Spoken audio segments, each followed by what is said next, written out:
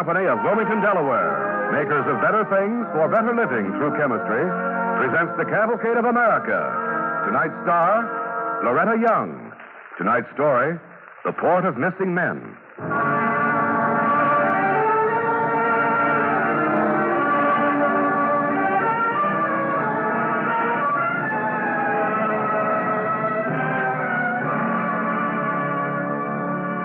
In 1943, the Maritime Commission named a Liberty ship in honor of a woman named Janet Lord Roper. But unless you're of the sea, the chances are you've never heard of her. What did she do? Who was she? Well, it all started a long time ago.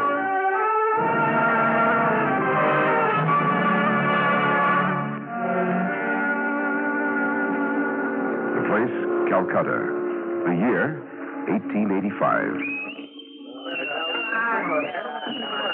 All right, come on, snap it up. Let's go. Line up on deck here. Higgins. Yes. Landowski. Yes. Mills. Mills, Robert A. He ain't aboard, sir. Jump ship? I seen him in the alley by that waterfront clip joint last night. 2 natives was working him over. Last I seen, they was dragging him off somewhere. Well, that's his tough luck. Sutton, go to the shipping office. Get a replacement right away. We're shoving off by noon. Next port, Boston.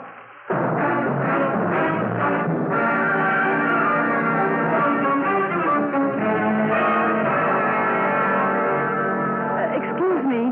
Are you the first mate of this ship? Hey, what are you doing hanging around here? Boston docks ain't no place for a girl like you. Well, I'm looking for Bobby Mills. He's a neighbor of mine, and his mother's worried to death. Mills? Yes. Oh, yeah, we left him in Calcutta. You left him? Look, honey, what's your name? Janet Lord. Look, Miss Lord, when it's time to shove off, we shove off. But maybe something happened. Maybe he was killed. Maybe. And if he wasn't, how can he get back to Boston? That's his problem. Don't you care? Look, sister, I got my own problems.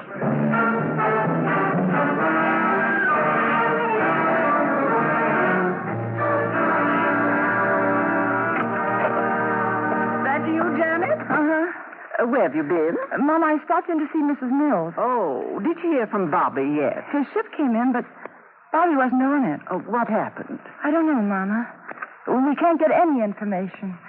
As far as they're concerned, he's just a name on a list. He could have deserted ship or fallen over the side or died. Mama, nobody cares. Well, darling, we mustn't let ourselves get too upset. Mama! Well, I mean, it isn't as though he were your sweetheart or a member of the family. Well, he's a member of somebody's family. And you should see Mrs. Mills. Oh, she doesn't know what to do, even. Oh, you're right, darling. I shouldn't have said that. I'm sorry.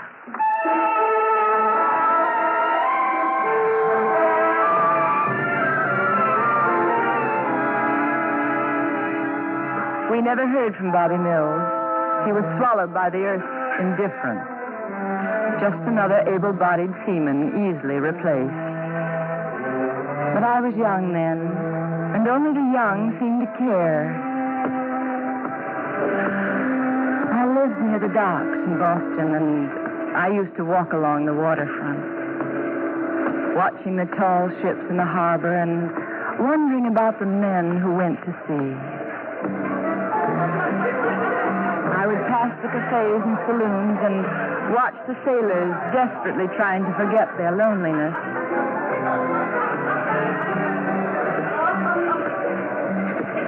And then, down at the end of the pier, I'd stop a while and listen to the singing that came from the Seamen's Friend Society. I'd watch the men through the open window. And I'd wonder what thoughts went through their minds.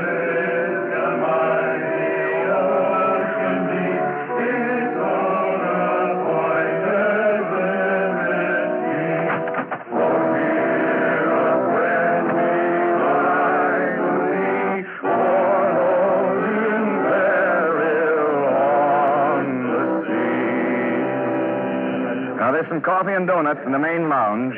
God bless you all.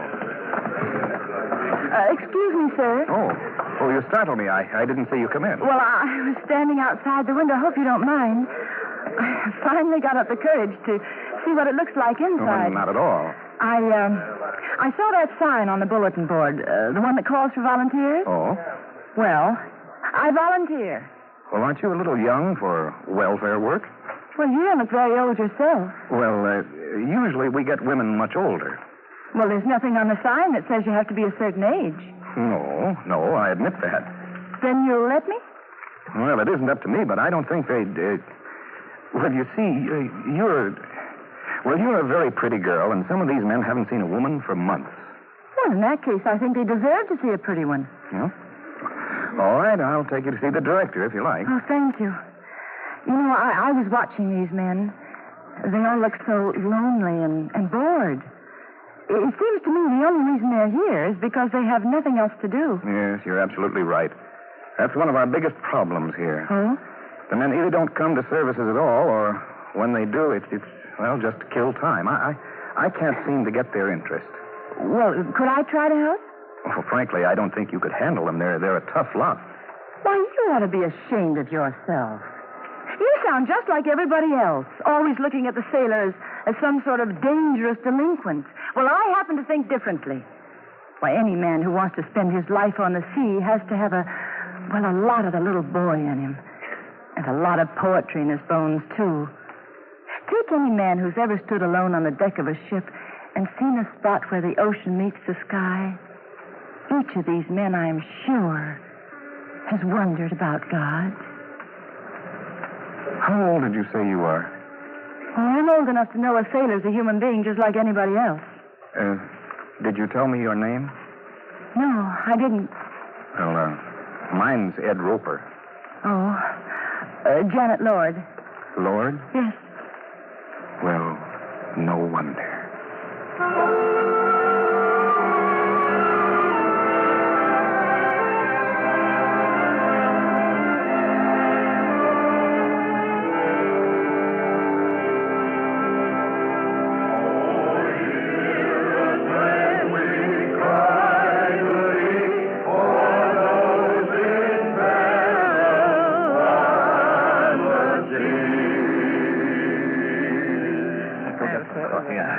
There's some coffee and donuts in the main lounge. And God bless you all. Thank you. Miss Lord, you coming up for coffee? Oh, yes, I'll be up. It sure was a wonderful class today. Thank you. Is that Bible stuff for real? Of course. Yeah, but that part where you said... Janet. Yes? Oh, hiya, Mr. Roper. Hello, Landauski. How was class today? Great. Only she'll never tell us how it turns out till next week. Come on, Miss Lord. I'm shipping out tomorrow. How does the story come out? If he wants to know, let him read it for himself. Well, how about it? If I give you the Bible, will you read it? Oh, I can't never get past the begots and the begat. Oh. All right. I'll try. We'll see you later. That's right. It looks like another packed house today. Uh-huh. Standing room only. Well, now, you don't have to rub it in. If I had long blonde hair like you have and a pretty little smile, I bet I could attract a crowd, too. Oh, sour grapes. Well, maybe I deserve it, but not every Sunday for a whole year. A year? Hmm? Has it been a year? 14 months, 3 weeks. That was a rhetorical question. I didn't know you were keeping score. Didn't you? Well, maybe a little. Let's go out and sit on the pier. Did you start to say our place? I wish I could say that without feeling like a schoolboy. It does seem like our place, though. Yes. Remember the first time we sat out there? After my first class? Oh, I was scared to death. You didn't act it. Yeah, but you knew it. Mm-hmm. I knew it. And I feel so good about working, I mean. About doing something and feeling useful. And that's all? I mean about you. Let's go out, Janet. I can talk to you so much better out there. Oh, yes, Ed. Let's go.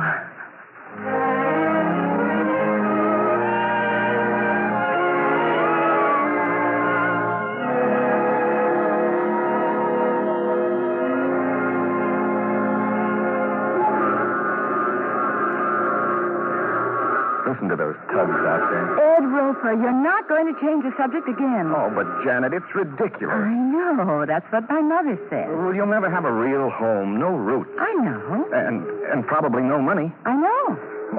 Well, it's impossible. Look, will you ask me or not? Well, Janet, you know I want to, but I can't. All right. Then I'll ask you. Ed Roper. I'm a silly little girl who happens to want more out of life than a well-stocked pantry. I don't believe a woman's place is under glass. I want you, Ed. And you want me. Now, come on. Stop being so noble. But, Janet... We're not going to have time to be martyrs. We've got a whole life ahead of us. And it's exciting. Isn't it, Ed? Kind of like the sailors. We're starting out on a trip, a long and wonderful voyage together. Oh, together, Ed. Together. Oh, my darling. But there'll be a lot of rough weather ahead, Janet. I know. God help us. Oh, God will. He helps all sorts of people. You can count on that. You can? Oh, sure. That's God's profession.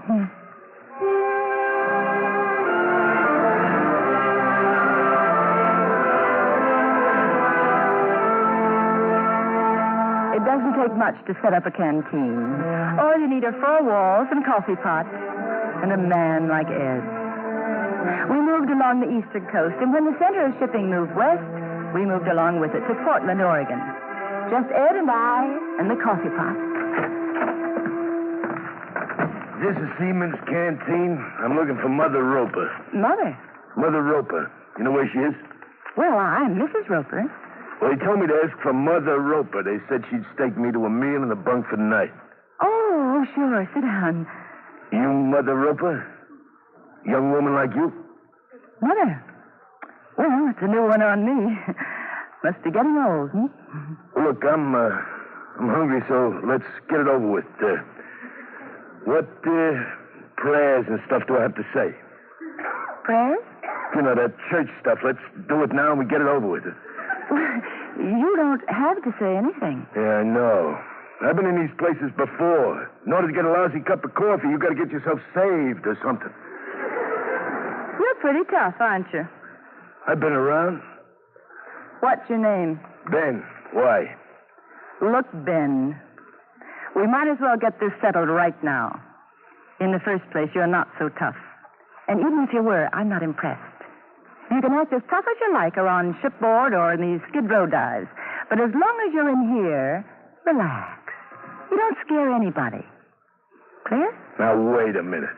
I ain't that broke. I got to take that kind of stuff from you or from nobody. You don't have to take anything if you don't want to, but neither do I. You can stay here just as long as you want. You're as welcome as anybody. No angles, no obligations. God doesn't have to bribe you with a meal. If he's going to bribe you, he'll use bigger bait.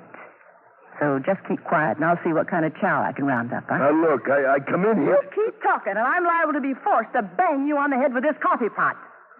Then it'll be too late to pray. Oh, hey, you know, you don't talk like no woman I ever seen. Especially no church woman. If you mean that for a compliment, you're sure going all the way around by China to give it to me. That's just my way of talking. Oh. I'm sure glad to meet you, ma'am.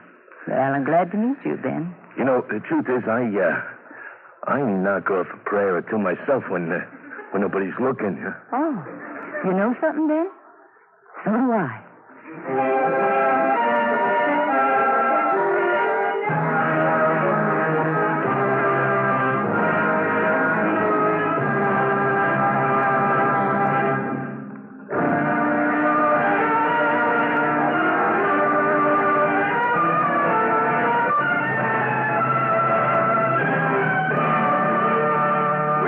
Our DuPont play starring Loretta Young as Janet Lord Roper. Janet Lord Roper was a girl, and then she was a woman.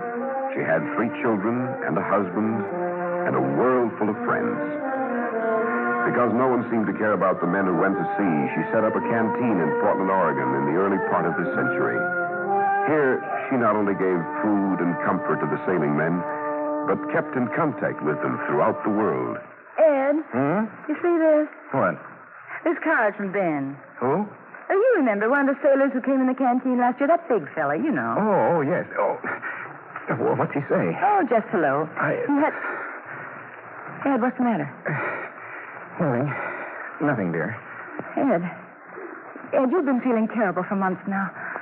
Will you go to a doctor, or do I have to drag you? That feels great. Now, please, stop making a noise like a woman.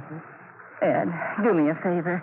Go to bed early tonight. I'll lock up. Huh? Got too much to do. Look, you won't be able to do anything if you don't start taking care of yourself. Now, just because all these sailors call you mother is no reason to start mothering me. I feel all right. Now, don't talk me into being sick. Oh, I wouldn't say for sure, but I think you're the most impossible man I've ever seen. You like impossible men? Well, this one I do.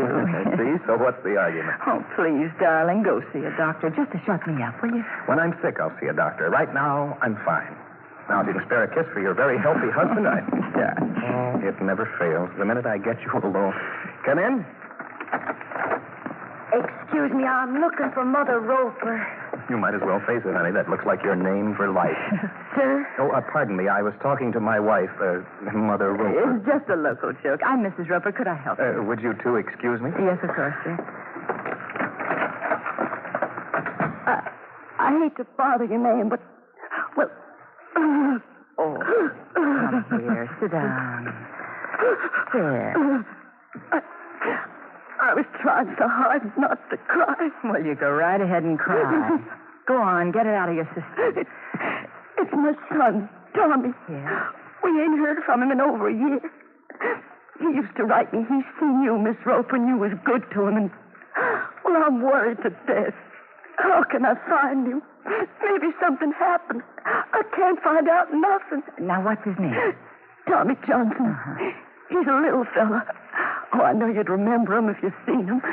He's got one of them freckled grins, you know. He's got red hair and... Tommy Johnson. I guess maybe you meet so many fellas. Texas. Yes, ma'am. Uh-huh. We're from Texas. Now, if you just told me that, I'd have remembered right away.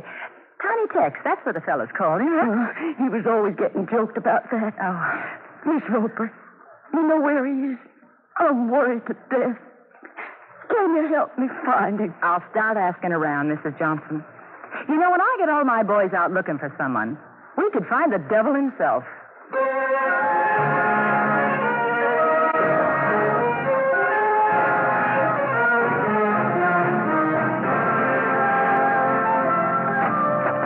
Clear the decks. I'm a hungry sailor and I'm coming aboard. Ben. Mother Roper, the love of my life.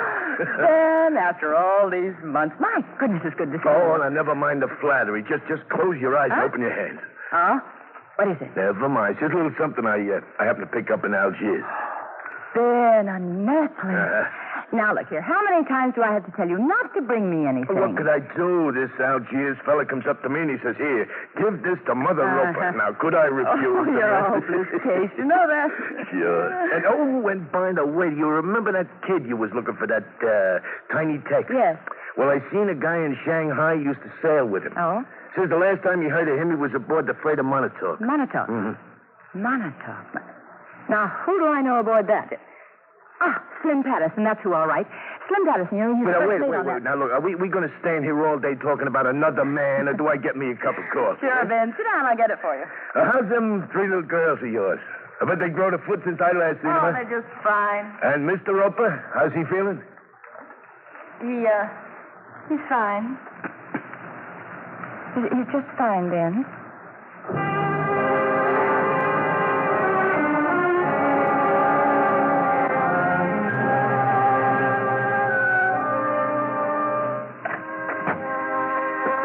Mrs. Roper. How is he, Doctor? You've got to keep him quiet. Yes, all right. Very quiet. Doctor, is it serious? How long? He may not get through the night. Mrs. Roper, I'm sorry.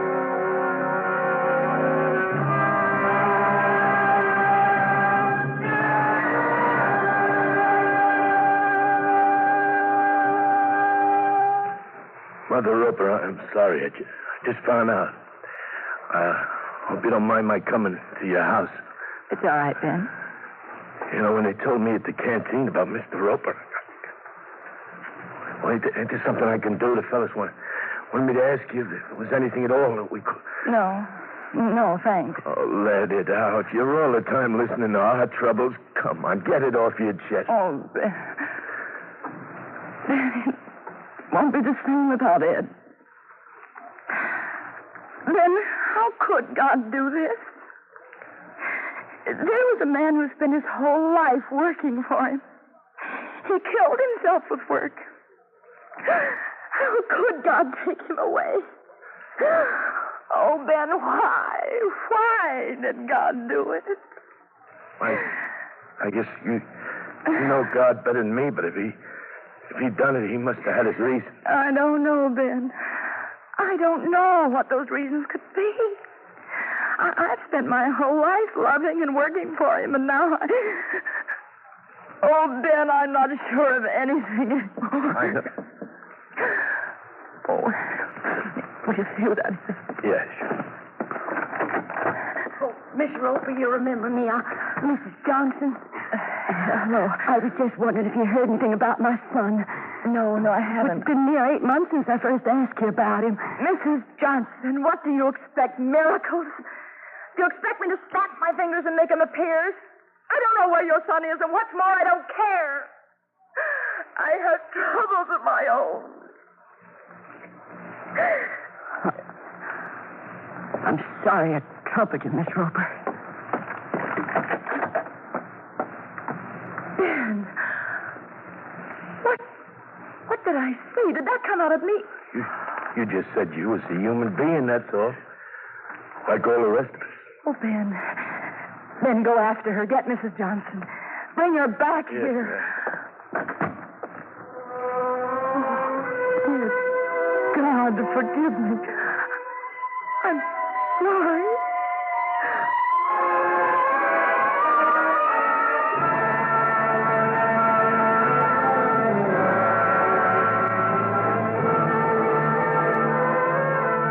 It's all right, Miss Roper. I didn't know. I can't apologize enough, Mrs. Johnson, or thank you enough. Thank me? Yes, I had to go through it, I guess. We all have to taste a certain amount of humility. Well, what I mean is, God used you as an instrument to show me that I'm a human being like everybody else. Just as many faults and as many good points, and no more. And I want to thank you for making me realize it. Well, I don't understand. Well, I was mixed up and I was hurt and I didn't know where to turn. And when I questioned God, He sent me an answer. That's you, Mrs. Johnson. Miss Roper? Yes. Yes, you. And we're going to find your son and lots of sons before I'm through. Oh, I've got to work twice as hard now. Because now I've got to work for Ed. For Ed, too.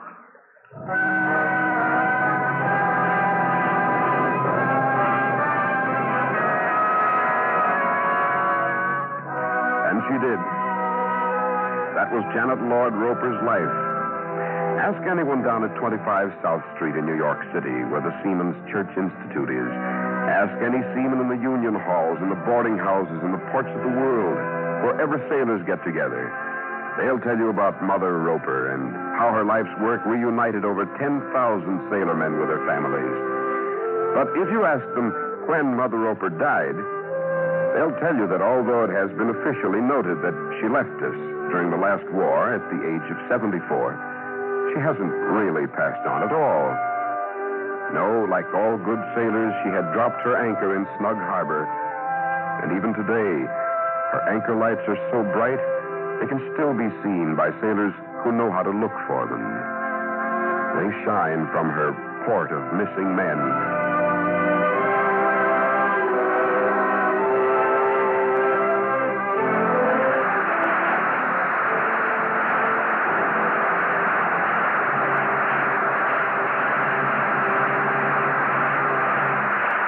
Thanks to Loretta Young and the Cavalcade players for tonight's story, The Port of Missing Men. Tonight's DuPont Cavalcade, The Port of Missing Men, was written by Arnold Schulman and adapted from an article, Mother of Missing Men, by the late Frank Laskier, published in Lookout magazine. Original music was composed by Arden Cornwell, conducted by Donald Voorhees. The program was directed by John Zoller. With Loretta Young as our star, you heard Vinton Hayworth as Ed Roper, Bill Zuckert as Ben, Harold Huber as First Mate, Danny Acco as Landowski, Ida Heineman as Mrs. Lord, and Ruth York as Mrs. Johnson. This is Cy Harris speaking.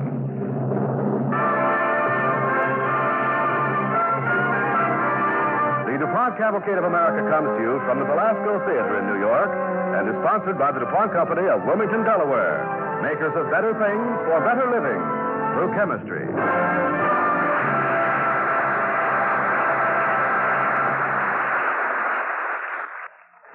Next, Hollywood theater stars William Holden on NBC.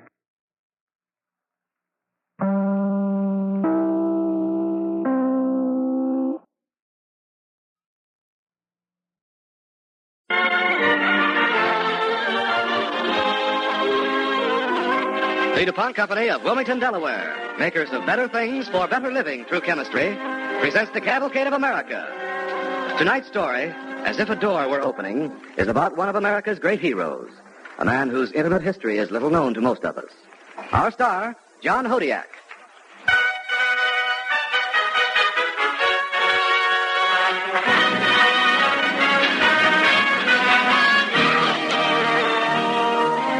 In the beginning, we are in a palace. The year is 1773. And the palace is the home, if home is a word that can be applied to such an imposing structure, the home of the ancient, powerful family of the Duke of Bayeux in Paris. Here, in this magnificent edifice, a great door opens.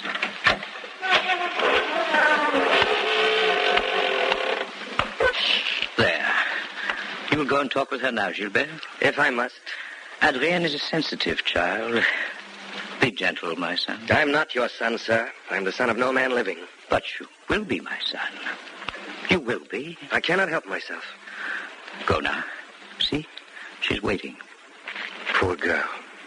So unlovely, too. So plain. Her name is Adrienne. Marie-Adrienne Françoise. She's a good girl, Gilbert. Her mother has taught her... Obedience. Yes. Obedience, I'm sure of that. Very well. Will you leave us alone?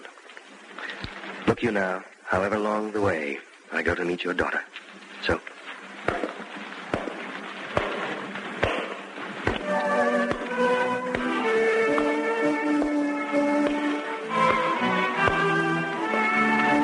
The young man is tall, awkward-seeming, with red hair, green eyes, large bones, and a sullen, rebellious expression.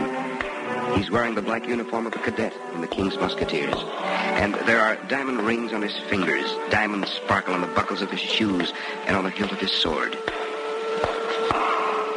He bows. My service, mademoiselle. It is a very great pleasure, Monsieur le Marquis. So I have been told to say to you. And I have been told to say that, well, that you are very beautiful, mademoiselle. We have been told, then, to tell lies to each other. Why, certainly. It would be good practice. We're to be married, are we not? Yes. It is ordered so. I have been instructed to say, mademoiselle, that this marriage is the dearest wish of my heart. And my aunt has told me to say that I shall do my utmost to be a good, wise, and dutiful wife, according to the precepts of the church. Oh, now. Oh, now, see here, girl, this will never do. We must go through with this thing. But why? Why must they do this to us? Because I am very wealthy and I have no father. The marriage has been arranged for the king's ward by the king and by your father.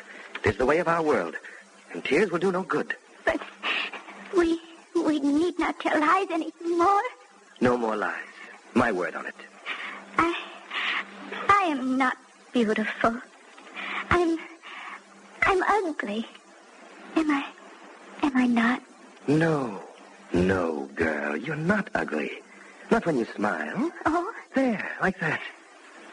After all, I'm not handsome myself. Oh, but you are. No lies, girl. No more lies.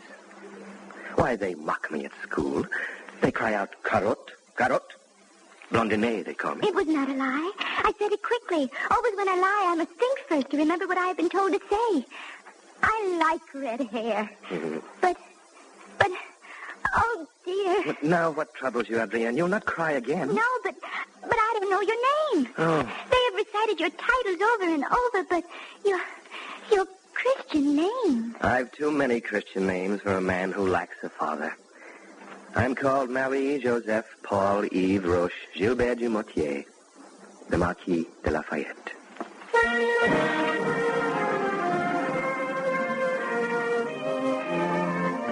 This, then, is a portrait in miniature of Gilbert du Motier, the Marquis de Lafayette.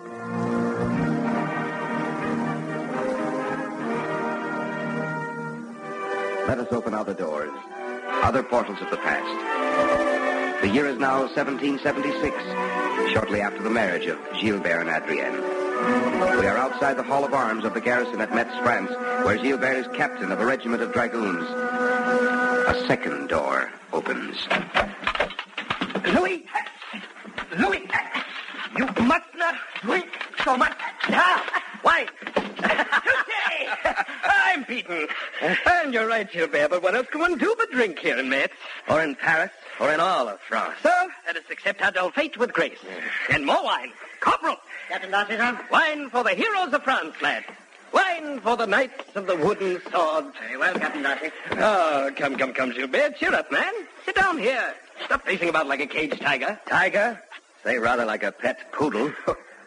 Louis, an ancestor of mine, served Joan of Arc at Orleans, and he died a Marshal of France. My own father died at Minden before I could know him. I know, and now the wars are over, eh?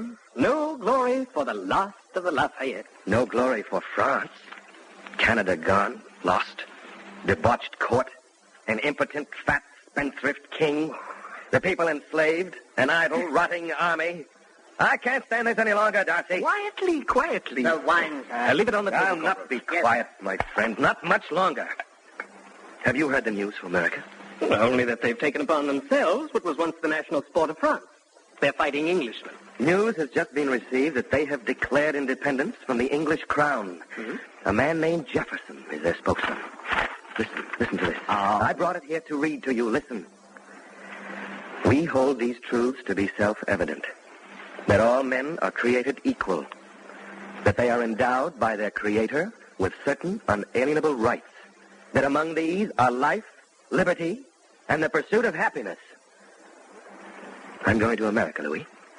I do not think so, my friend. You're too important. Nevertheless, let us drink to the prospect. To all our dismal prospects. To America.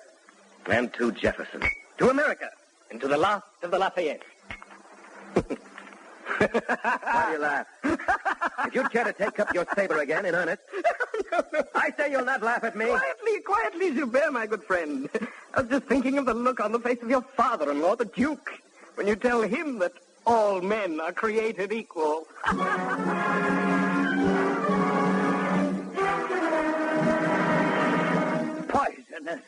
Poisonous nonsense. This man Jefferson will end on the gallows, along with that other fellow, the renegade Britisher. What's his name? General Washington. General Treason? Gilbert, you are dreaming. This madness must end. What can you have in common with this wilderness rebel? Chains, sir, chains. Nonsense. You have money to buy anything you want. Anything. What do you want? Liberty, sir, to be my own man. Gilbert, by the terms of your marriage contract, I am your guardian. I'd hoped I might not need to use more than persuasion. But you forced me to more active measures. I shall talk with the king himself. Nevertheless, sir, I am going to America. We will see, boy. We will see. When you are older, you will realize that these mad hopes, these bookish dreams... Gilbert, don't leave me. I am your father. You are not my father.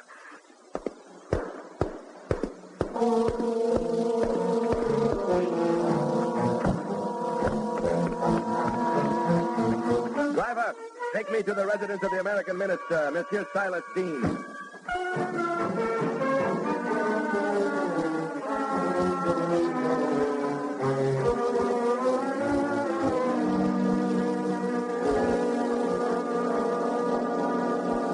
You will pardon my poor French, Marquis. Monsieur. I have received your letter. Do I understand all right? You wish no pay to serve in the American army? I've no need of payment, Monsieur Dean. Most unusual. Most unusual. But considering your age, the commission you request is also, unusual. 3 of my ancestors, sir, have been Marshals of France.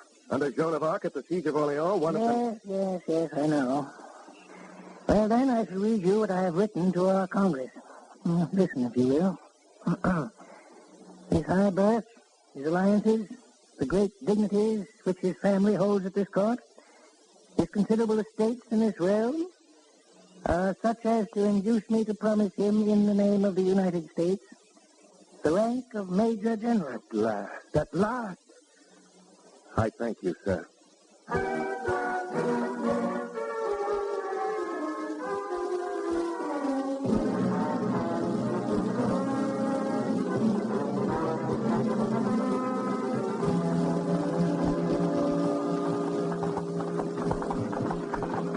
Driver, there's a horseman following us. Faster, faster. Yes, monsieur.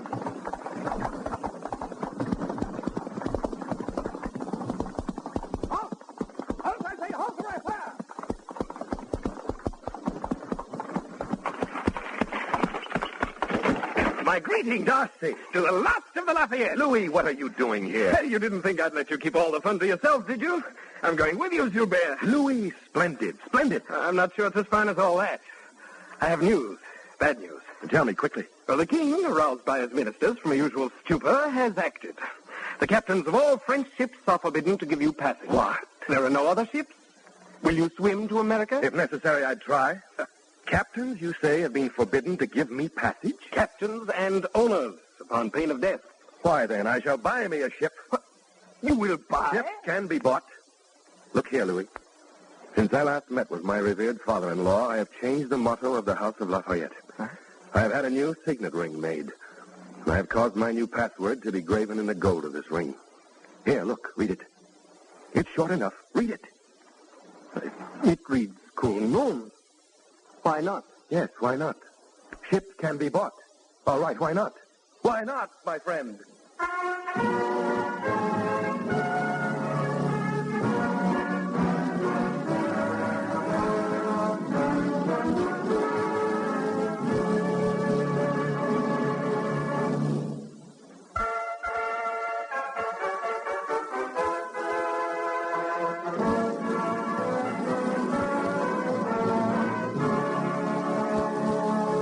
Tonight on Cavalcade of America, John Hodiak is starring as the Marquis de Lafayette.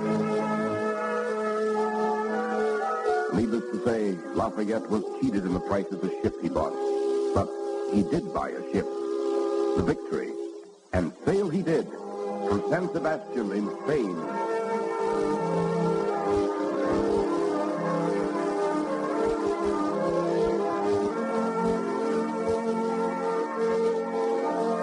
Night of stars, with the Victory heeled over in a brisk quartering wind, and Gilbert with his friend Louis Darcy up in the eyes of the Victory's bow.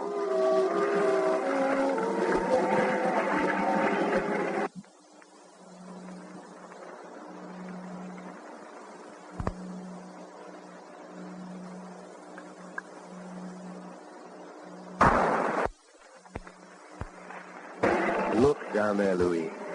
See how it glows and turns. Now white, now green, but always, always new. The sea. I think I shall always love the sea. Not I. Have you forgotten the seasickness? How we almost died? Nonsense. We were sick at the stomach, that was all. You cried out the louder. You, Major General. And now you love the sea. May I laugh a little? Yes. Good, I laugh silently. That's all I'd care to risk, or I might be sick again. Look down there, Louis, into the sea. Some say all life came from the sea. Oh, not mine, not my life. I was born on the top of a very dry rock in the province of Gascony, of noble but slightly starving folk. More than slightly stupid, too, like me. Quiet, Louis. Look down into the sea. 4 fathom 5, my father lies. Of his bones a coral made. Those are pearls that were his eyes.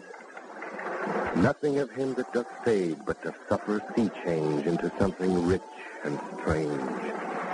Oh, by 10,000 devils, you are the mystery who wrote that fizzle.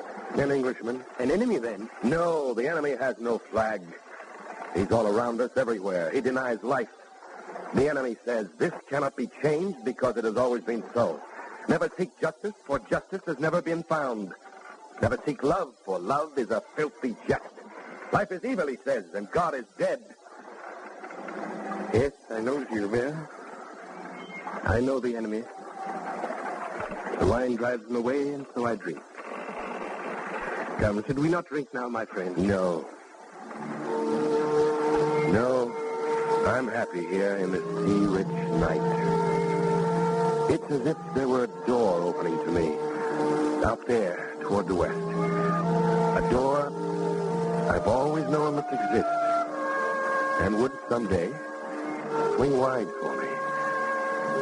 I've always wanted something. Something better than I've known.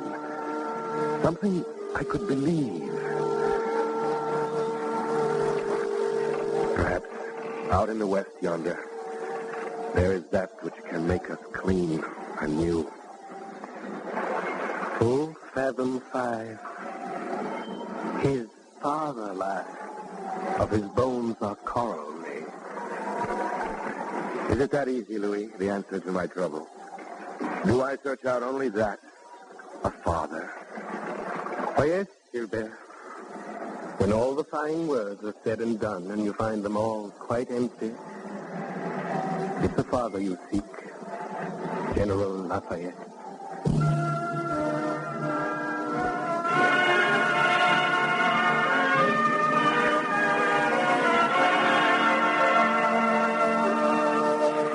And now, in the end, we are in not a palace, but a tavern. The City Tavern in Philadelphia. In a private dining room on a sweltering hot summer afternoon, Gilbert waits for another door to open. The commander-in-chief is passing through Philadelphia on his way to Chester, and he's curious about this aristocratic new recruit to the Republican cause, this golden boy. It's evening, and candles are lighted on the tavern table as Gilbert waits for a door to open. General Washington. You are the Marquis de Lafayette? I am, sir. Gilbert Dumortier, sir. My friend, you're very young. I'm 19, sir. And they have given you the rank of Major General. The men of my family, sir, have commanded armies during 400 years. At Orleans under Joan of Arc and Amsterdam. Yes. And you'll be able to teach us, no doubt, how to defeat General Howe. I'm here, sir, to learn, not to teach. What was that? I said, sir, I wish to learn. I cannot hope to teach. For that, I hope you'll pardon me. We have had many officers from abroad come to join us. Without exception, they've let it be known that they understand all the secrets of the art of war and that they will part with those secrets for a consideration. But I've asked for no pay. I've come here, sir, to place my fortune as well as my sword at the disposal of liberty's cause. That cause, lad, stands in need of treasure as well as valor if it's to live the winter out. All I possess, down to the last field, the last acre, the last copper piece, is yours to command. That is why I am here. But your father, lad, surely he must want... I have no father, General. And I have no son. I have no son. Lafayette, there's a thing I must say to you, a word that's hard to voice. For it makes me in a manner old and seeming less in my own eyes than I could wish, yet I'll say it still for you've a right to know. Lad, there's little glory here. But, General, your victories at Trenton, at Princeton, all of Europe rings with the news, even Frederick of Prussia. Europe is far away, another world lost in a dream of ancient battles, fought by the rule book on parade. War is different here. A thing of strike and run and get behind yon tree, you poor lost devil. Here on this continent between the wilderness and the sea, I command a few hard-bitten souls against the panoply and might of Earth's new ocean empire. Where the sea touches our shore, the redcoat rules. In the narrow corner between forest and sea, I twist and turn, hang on, and sometimes win. And then winning needs must fly again. You do not look to win in the end? Most surely I do look to win. In the end, I'll win or die. But no glorious banners mark the road I take. Less than a dingy third of this our people wish us well or sell us beef and grain. No, this is no romance. This is civil war. Perhaps you'd best go home. I'll stay on. I have no need of banners. Most young men do have such a need. At your age, lad, I burned with flame as bright and fed that flame upon a like illusion. Is freedom an illusion, then? Is that your word? No. This news is old in Europe, sir, and I've come a long journey to escape such death rattles. Do you, too, take the hopeless way? No, boy, no, you miss my meaning. Freedom's no dream. The illusion lies in this. To dream that freedom's boon is easy won. A garland gained in tournament, a trophy to be borne away in one wild, reckless charge, a sword to wave, a cup to drain, a girl to kiss. Well, it's none of these. What is it, then, this freedom?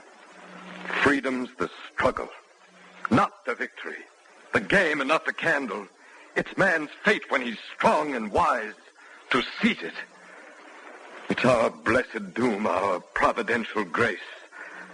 For me, it's the road I must take, with all who'll stay by me steadily in this my task. The path of suffering and hungry days, of cold monotony and vexatious waiting, and blood upon the snow. But at the end of the road, surely, sir, there's glory there for all. No?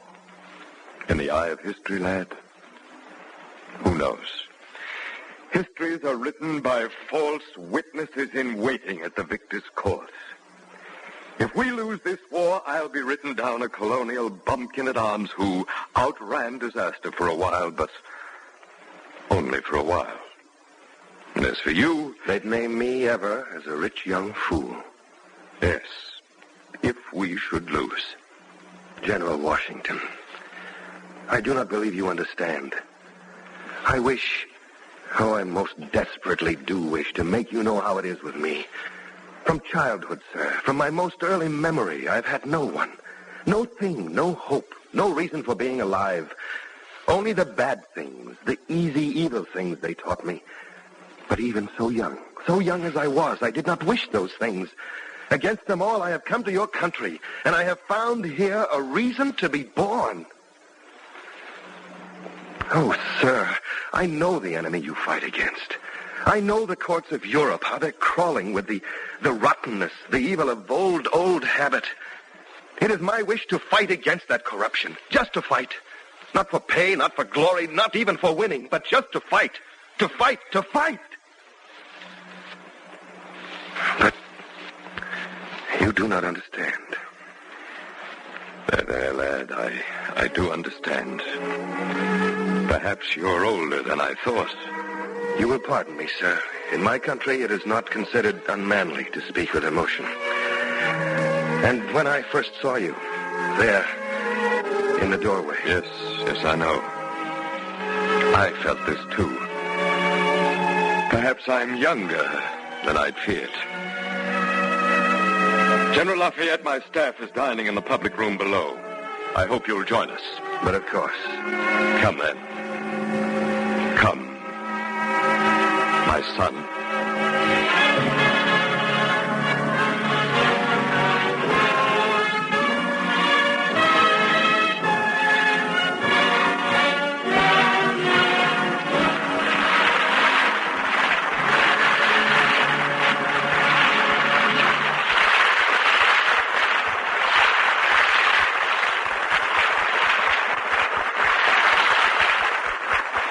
Thanks to John Hodiak and the Cavalcade players for tonight's story, As If a Door Were Opening.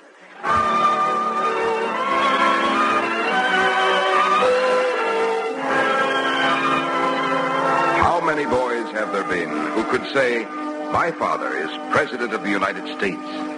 Well, next week you'll hear how one 13-year-old boy felt when he moved into the White House with his father. Our star is that fine young picture actor, Dean Stockwell. Our play, The Night There Was No President. Be sure to listen. Tonight's DuPont Cavalcade, As If a Door Were Opening, was written by George H. Faulkner and based on the book The People's General, The Personal Story of Lafayette by David Loth, published by Charles Scribner's and Sons. Original music was composed by Arden Cornwell, conducted by Donald Voorhees. The program was directed by John Zoller. John Hodiak, who starred as Lafayette, can currently be seen in MGM's People Against O'Hara, photographed on DuPont motion picture film by Paul Vogel, ASC. Tonight in our Cavalcade cast, Arnold Moss was featured as Washington, Ross Martin was Darcy, Susan Miller was Adrienne, Kermit Murdoch, the Duke, and Robert Dryden, Silas Dean. Your narrator, Cy Harris. Ladies and gentlemen, join the 1952 March of Dimes. Join the fight against infantile paralysis now. Your dimes and dollars will help science conquer this crippler of children. Send your dimes and dollars to your local March of Dimes headquarters today.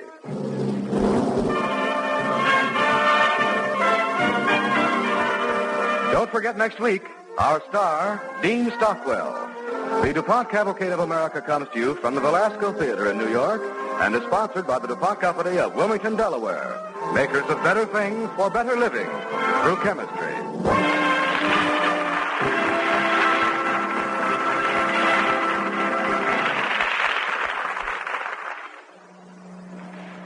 Next, Hollywood Theater stars Barry Sullivan on NBC.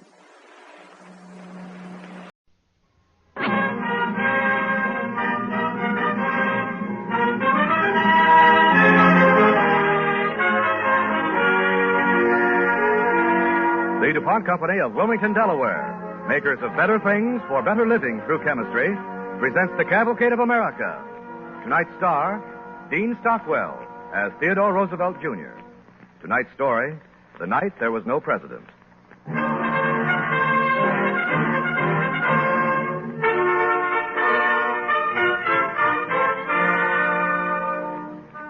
Theodore Roosevelt came to the White House at the age of 42 with a young wife still in her 30s and 6 children. This is the story of the Roosevelt family, where they were and what they were doing the night there was no president.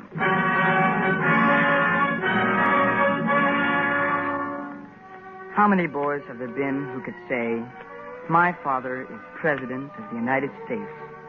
Not very many. But any boy, especially if he's 13 years old, would like to be able to. I know. You see, my name is Theodore Roosevelt, Jr. Now, according to my history book, a new president always begins in Washington, with people cheering and bands going by, and, well, that's not the way it happened to my father at all. That's mine. It is not. It's mine. It's mine. Archie! There's more than enough for each of you at this table. We started all this. Boys, you heard your father. Yes, ma'am. Sorry. Theodore, I'm so glad you were able to come up to the mountains with us.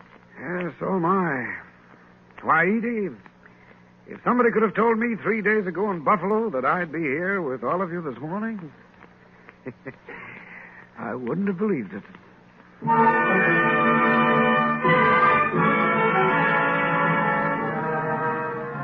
We didn't believe it either, that Father would be able to with us when we heard the terrible news. President McKinley had been shot. Father, who was vice president then, was in Buffalo for a whole week. But when it looked like Mr. McKinley would get better, Father joined us at the Tahawas Club in the Adirondacks. And that's how on Friday, the 13th of September, 1901, my family was all together having breakfast. Father? Oh, Quentin, aren't you hungry? I'm hungry, but... Don't you want to grow up to be a mountain climber? Yes, Father, Well, then finish your oatmeal. Edie, any more coffee there? Are you watching the time, Theodore? Oh, don't worry. I told young Robinson I'd meet him at 9 o'clock. Never been late for a mountain climb yet. in Switzerland they have mountains so high you have to climb them with ropes.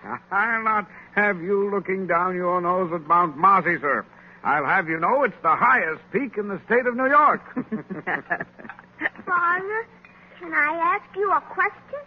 Why, of course, Quentin. You may ask me a question. What is it? Father, are we now the president? No, son. We are not now the president. Mr. McKinley is going to be all right. That was such good news when the telegram came. Isn't it wonderful, Theodore? Such a relief to think he's no longer in any danger. Yes, Edie, indeed it is. Father, was this person who shot Mr. McKinley, was he a young man? Yes, he was very young. Well, why did he shoot the president, of all people? Didn't he like Mr. McKinley? Father, weren't you afraid to go to Buffalo? What do you mean? Well, sir, what I meant was, weren't you afraid someone would shoot you? Well, sir, I won't tell you I didn't think of that, Ted, because I did. But there are times when you can't afford to be afraid, even if you really are. All the same, I'm happier to have you here with us. Here, at least, I know you're safe. Well, Edie, I hope the time never comes when an officer of this country will be afraid to meet his fellow citizens on the street. What was that? What dropped? Sorry, Mother. Salt just fell right out of my hand. Oh, well, pick it up. Put it back on the table. Quick, Kermit, throw some over your left shoulder. Of all days to spill salt, Friday the 13th. That's unlucky. Well, now, you mustn't be superstitious, son. You call a day like this unlucky? Why, look at it outside. It's beautiful. And we're all in good health, and the good news about the president? Why, we haven't a worry in the world. It is a nice day to climb a mountain, isn't it, Father? That it is. And, Ted, one of these days, you and I will climb Mount Marcy together. Well, you'll excuse me. Mustn't keep young Robinson waiting. Will you be back by dinner time? Of course. I'm having dinner with my family tonight. That is, if I'm invited. I invite you, Father. Me too, Father. I invite Sure, you, me Father. too. Well, it looks as if the invitation is unanimous, Theodore. Well, then, I unanimously accept with pleasure.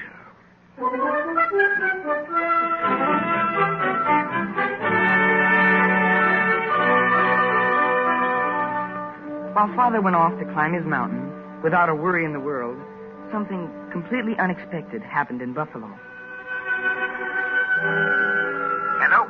Hello? This is Eddie, your route. President McKinley's condition has changed for the worse. The Vice President must be notified. Where's Mr. Roosevelt? How soon can he be reached?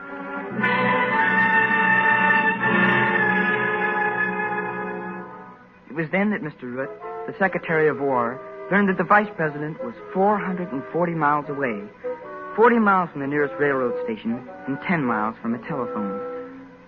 But what Mr. Root didn't know was that he was even farther away than that, hours from our cabin, high on a mountain. Let's stop here a minute, Bev. Suits me, sir. I pushed a steady pace since we left the summit 2 hours ago. And we've a brook and a view. Oh, this Brooks is where the Hudson begins. You don't say. Never underestimate modest beginnings. Huh? That's right, sir. Huh. Looks like rain. Yeah, so it does. Well, we'd better push along, Bev. Here, I'll carry the rifle for a while. I'm sorry you haven't seen any game, sir. But these mountains are full of it. Oh, I didn't plan on hunting, Bev. One of the things I learned out west was always carry a rifle, not so much for the game you don't see if you do, as the game you're sure to see if you don't. Well, I'll remember that the next time I go hunt. What was that? I didn't hear anything. Listen, there it is again. Oh, yes, I heard it now, Bev. Hello over there. Where can I get across without waiting? Oh, just above you, there's a log. It's Harrison Hall from the club.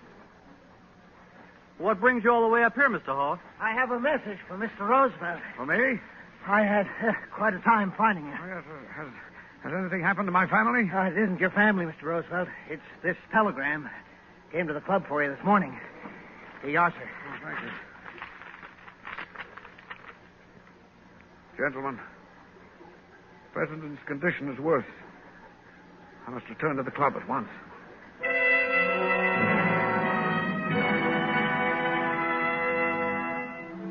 Meanwhile, back in the cottage at Tahawas, we were spending an afternoon with Mother.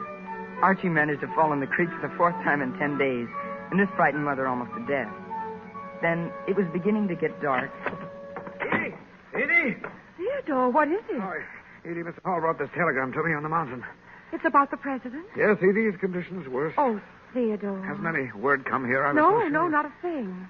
Oh, what a time to be miles from the telephone. Well, Mr. Hunter's driving down to the telephone to pick up any word there.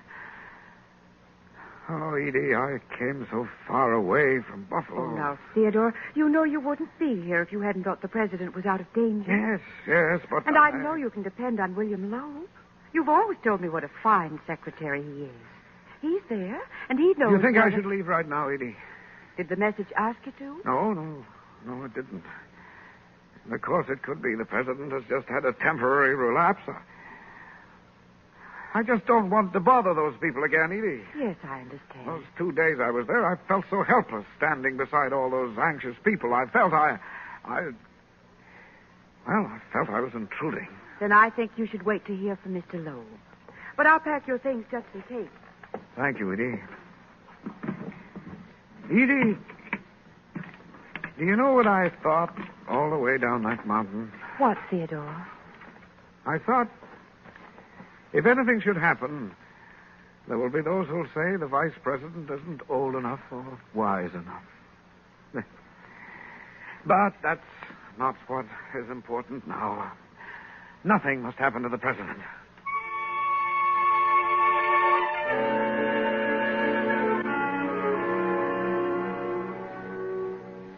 That night I couldn't sleep.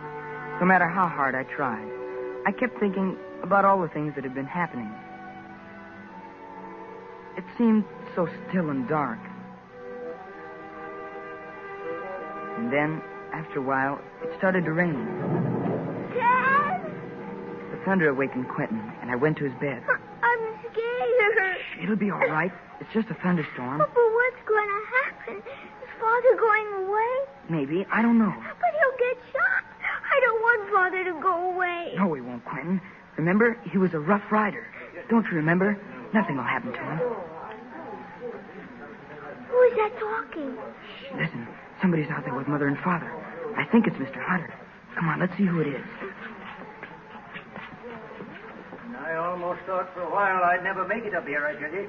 The rain was so bad I couldn't see a yard in front of me. But didn't they say anything else? No, ma'am. Just that the president is in a coma. Listen, did you hear that? But no official message for me? No telegram? No, sir, no. When I talked to your secretary, he said that you ought to leave for Buffalo at once. Go on, get ready. My father's going away to get shot, just like Mr. McKinley. Quentin, come back here. What on earth are you doing out there? I'm sorry, Mother. We heard voices. My father's going to get shot. There, dear. Well, your boy should be in bed. Oh, please, Mother. Can't we stay up until after Father leaves? Well, all right. Mr. Hunter, is the road very bad? Now, don't you worry, ma'am. My buckboard's in good condition, and that horse knows his way. Yes, but how is he going to get down the mountain? Well, the way we've planned it, it'll work like this. I'll take Mr. Roosevelt in the buckboard as far as the village. There, he'll change to a carriage that'll take him to Aiden's lair. Mike Cronin is standing by, ma'am, right now. And then? Then Mike will take over in his buckboard. Once they get to the North Creek station, everything will be all right. They got the train waiting. Yes, but the weather and the mountain road. Don't you worry, ma'am. We ain't going to let anything happen to the vice president. There's a lot of mud in some places where the going is tough, but we'll get him there. If only he gets there in time.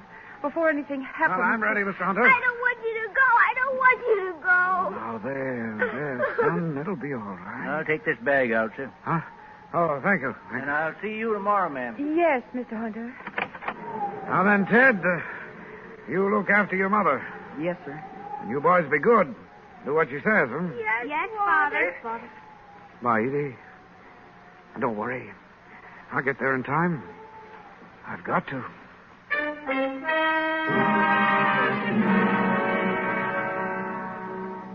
At breakfast next morning, even Quentin didn't make any noise.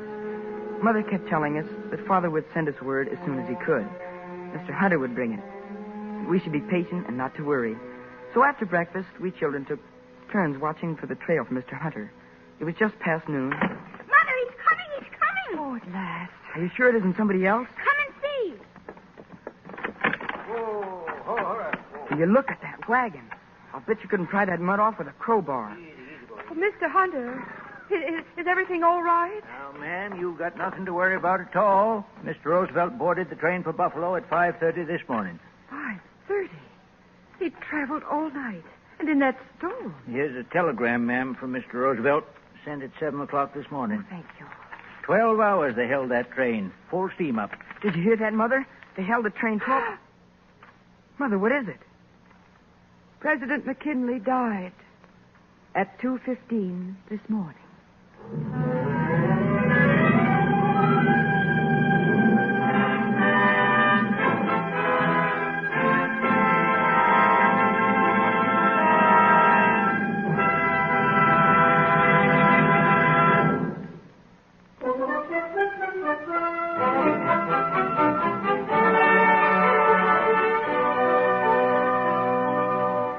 Tonight on Cavalcade of America, Dean Stockwell is starring as Theodore Roosevelt Jr. in The Night There Was No President.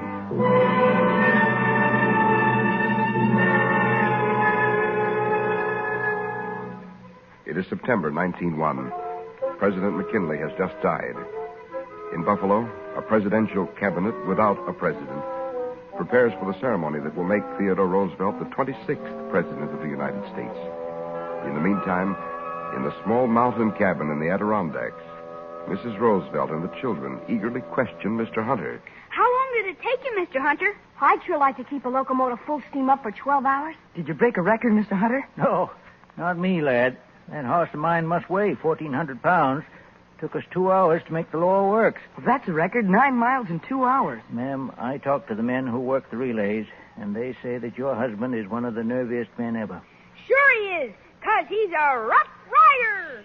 Archie. Why, seems there was this place in the road where a log was kind of across it. One side was a drop, about 75 feet. 75 feet? Cronin wanted to stop the horses, but you know, ma'am, Mr. Roosevelt wouldn't let him. He said, "I'm not afraid if you're not. Push ahead." He'll make a fine president, ma'am. President? My father is president. He's my father, too. He belongs to all of us. Well, Miss Roosevelt, I suppose you'll be leaving us here at the club and going to the White House. Yes, I suppose we will be leaving. Yeah. Well, whenever you and the children want to be taken down the mountain, why, the buckboard will be ready. Any time at all. Well, that's very kind of you, Mr. Hunter. We'll be going home to Oyster Bay first, as soon as we can get packed this afternoon. Mother, do you think Father's in Buffalo right now? Well, could he be there this early, Mr. Hunter? The train ought to get in by 2 o'clock. Well, it's 3 now. Oh, dear. I just realized. What do you suppose he'll wear to take the oath in? He certainly can't wear that suit he has on. It must be spattered with mud. Don't you worry about it, ma'am. He'll make out all right.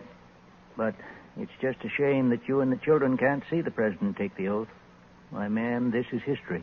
Yes, Mr. Hunter. It is a shame. I would like to have had the children see their father at a moment like this. Yeah. Well, I'd better get over to the club. But don't forget now, Miss Roosevelt. When you and the children are ready to leave, you let me know, huh? Thank you, Mr. Hunter. Goodbye, Goodbye, Mr. Mr. Hunter. Goodbye, boys. Goodbye. Mother, if Father had been elected president, could we have watched him take the oath? Why, yes, Ted, of course. Well, now, children, the first thing for us to do is pack. Do you know who administers the oath, Mother? The Chief Justice of the Supreme Court in a robe. How do you know so much? I read it in my history book. I'm glad you reminded me, Ted. You children be sure to collect all your school books. We don't want to leave any behind. Is the White House really white? Of course it is. Anybody knows that. Mother, aren't we going home ever again, ever? Of course we're going home, Quentin. And then we're all going to a new home. All of us? Even me? Of course, Quentin. We're going to be together just like we've always been. Aren't we, Mother? Yes, dear. We'll be together as we've always been. Only now we'll be together in the White House in Washington. I know lots of people who live in white houses. What's so great about living in the White House? Well, Archie, the White House is a symbol. While we live there, everything we do and everything we say will be an example to people who live in white houses and brown houses and gray houses all over the country. And that goes for people who live in apartment houses, too, doesn't it, Mother? Be quiet, Kermit. Mother's talking now. Well, children, we can discuss all this later. Right now, I want you boys to gather all your things together and stack them on your beds. Everything, Mother? Everything. Let's get started right away. Go on now. Well, Ted, you'll be sure that nothing is missing. Toys, games, and books. And then what'll I do? Oh, well, just keep the boys entertained and away from that brook. Mother. Yes, dear? Do you feel funny inside like I do? Just how do you feel funny, Ted? Well, I don't know exactly. Mostly it's in my stomach, I guess. I think I understand. This is a very special day, Ted. From this day on, all our lives will be different.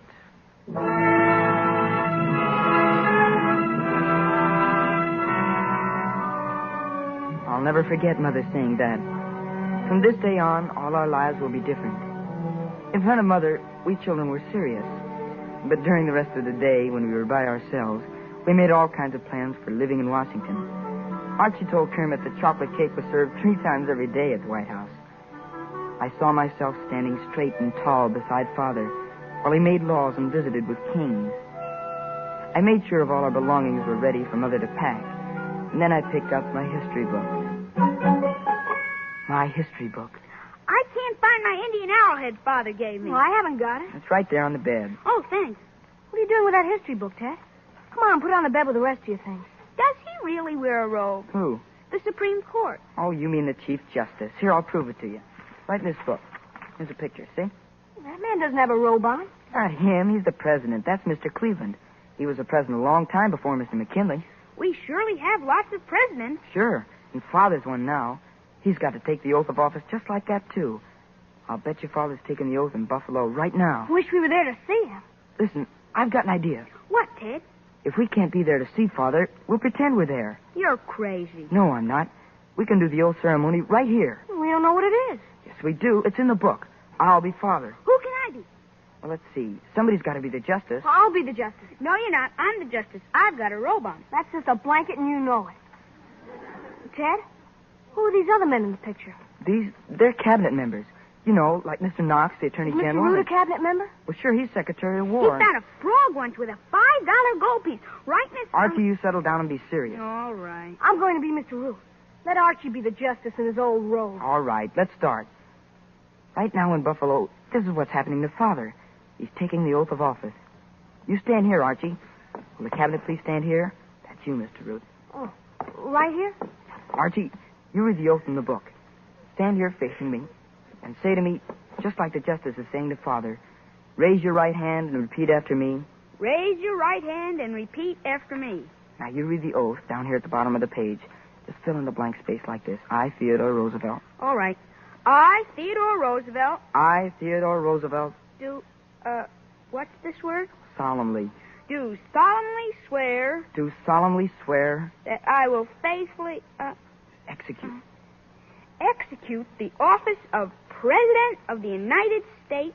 That I will faithfully execute the office of President of the United States. And will to the best of my ability, preserve, protect, and defend the Constitution of the United States. So help me God. Congratulations, Mr. President. Yes, congratulations. May I offer my felicitations, Mr. President? Thank you, gentlemen.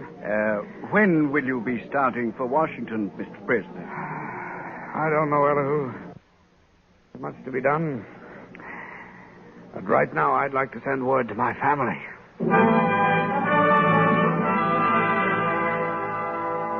And so we learned that Father became the 26th President of the United States in a borrowed frock coat. And then, later, we moved to our new home, the White House.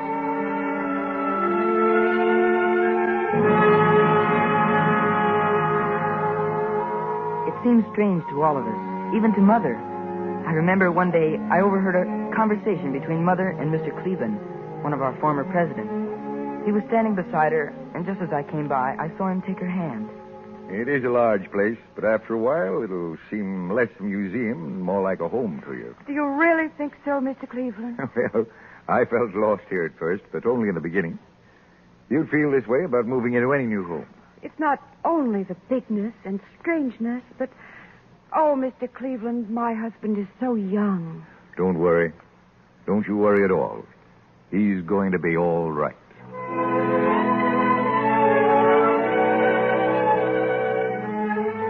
I'm sure if Mr. Cleveland said he was going to be all right, he would be.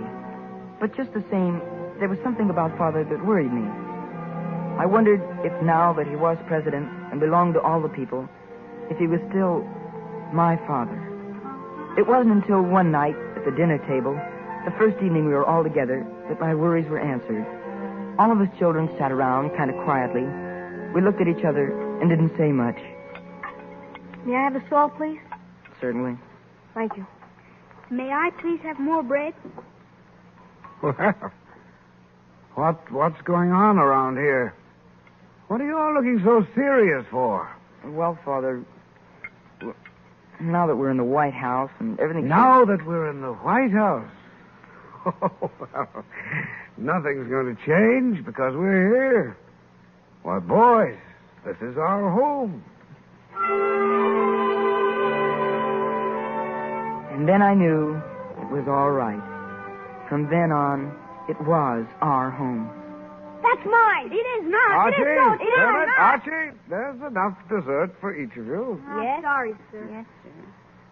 Father, can I ask you a question, sir? Yes, Quentin, you may ask your father one question. Father, are we now the president? Yes, sir. We are now the president.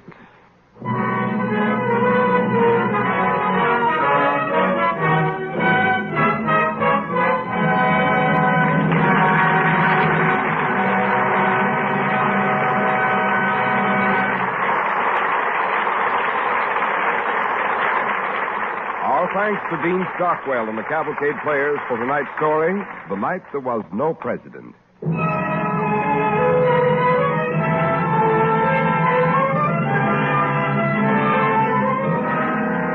Next week, the DuPont Cavalcade will present the exciting story of a woman whose faith in a man defied catastrophe and whose love led him to a place in America's Hall of Heroes.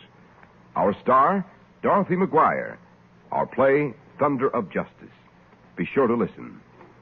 Tonight's DuPont Cavalcade, The Night There Was No President, was written by Evelyn Nolt and based on the articles Theodore Roosevelt's dramatic dash into the presidency, written by Herman Hagedorn, published and distributed by the North American Newspaper Alliance. Original music was composed by Arden Cornwell, conducted by Donald Voorhees. The program was directed by John Zoller.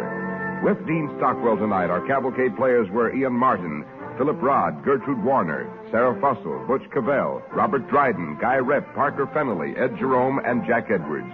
This is Cy Harris speaking.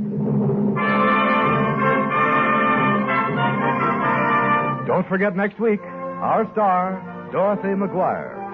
The DuPont Cavalcade of America comes to you from the Belasco Theater in New York and is sponsored by the DuPont Company of Wilmington, Delaware, makers of better things for better living through chemistry.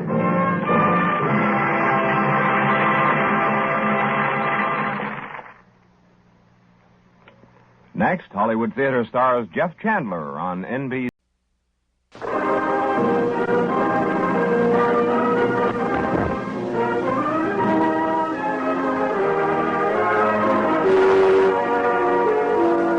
The DuPont Company of Wilmington, Delaware, makers of better things for better living through chemistry, presents the Cavalcade of America. Tonight's star, Dorothy McGuire. Tonight's story, Thunder of Justice.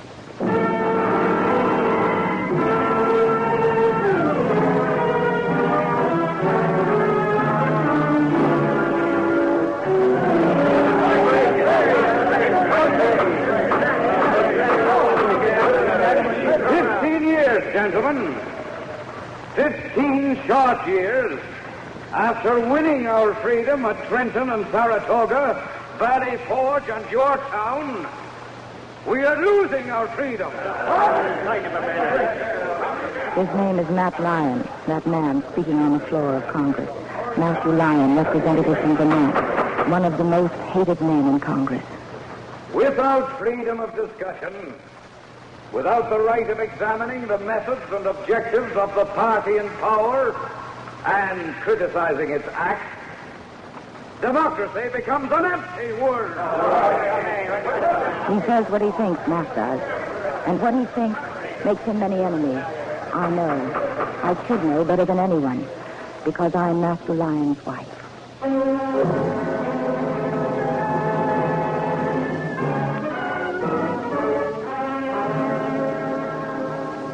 You heard his speech today. Yes, Father. But you did not hear or see what happened afterward. What did happen, Father? Beulah, sit down. Yes, dear. You must be very upset. When you stop calling me Binny, I know something's wrong. And kindly refrain from speaking to me in that humoring, tolerating manner. Oh, Father. I'm not doddering into senility yet. Papa, may I get you some tea? Thank you, no. No tea and no changing the subject, if you please. Oh, Papa. Don't let's talk about Matt. Well, Matthew himself has left us no choice. I hate it when you talk against him, behind his back. Criticize, try to vex me with him, try to turn me against him. Now, that will do. Oh. I disapproved when you, Chittenden, daughter of the governor of Vermont, married that wild Irish. He's quite civilized, really. I disapproved, I say. But I do not seek to turn you against him. It's too late for that. What I want to say to you is for his own good. What do you want to say, Papa? Binny, persuade Matthew Lyon to abandon politics. Because he opposes President Adams, the Federalists, and you. Because he courts disgrace and ruin for you both so long as he remains in Congress. Papa, you know Matt. Unfortunately. You know, if there's a fight, he'll be in it. And this is a fight.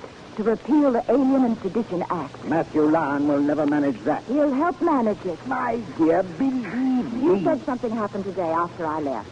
Yes. A gentleman from Connecticut took a cane to your husband. A cane? Matthew came back at him with a pair of fire tongs. Oh. They fought like two savages. It was monstrous, abominable. This happened on the floor of the House? In Congress? To his shame and disgrace, yes. Oh, I can't believe Matt would so far forget himself. A victim of his own temper. He must have had a great provocation. He himself spurred the attack. But when will you realize this man is a heedless, dangerous malcontent, a knave? He is not. You excuse his conduct today? I must try to understand. Oh, you try an old man's patience. Answer me one question. Will you or will you not persuade your husband to resign his office? No one could do that. I shan't even try. Very well. Know this then. Matt has been made enemies by opposing the Federalists. Those same enemies will expel him from Congress. He will fight his enemies, child. It is futile. There are too many. Fight them he may, but he'll lose his fight. You'll see. He'll lose his fight.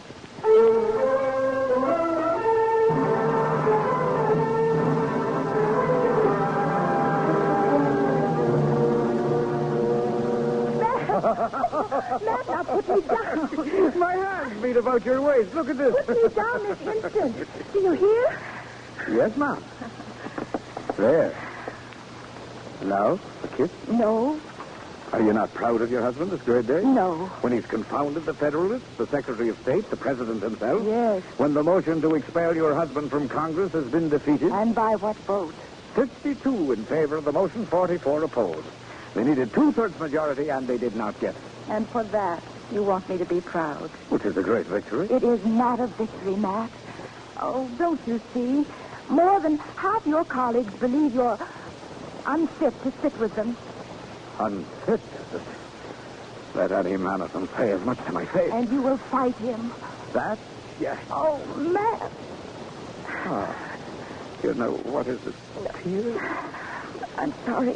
Oh, no, my darling. 'Tis I whom talk. Here, let me dry your eyes. Oh, I'm sorry. Thank you. No, will you tell me what I've done wrong? Oh, Matt, I am proud of you. Well, to be sure, I know that. But tell me what I've done wrong. Made enemies. And who has not? But unnecessary enemies. Many of those who voted against you might be your friends. I don't want them. You must want them. You need friends. Now, Matt, listen to me. If the Alien and Sedition Acts are truly a threat to freedom and liberty... There's no if. Those acts make it a crime to speak out against the administration. They mock the right of free speech, free press. Then they must be repealed. To be sure. Can you do that? Alone? Alone? Well, hardly, but... If you embarrass your party, set your friends against you, soon you will stand alone.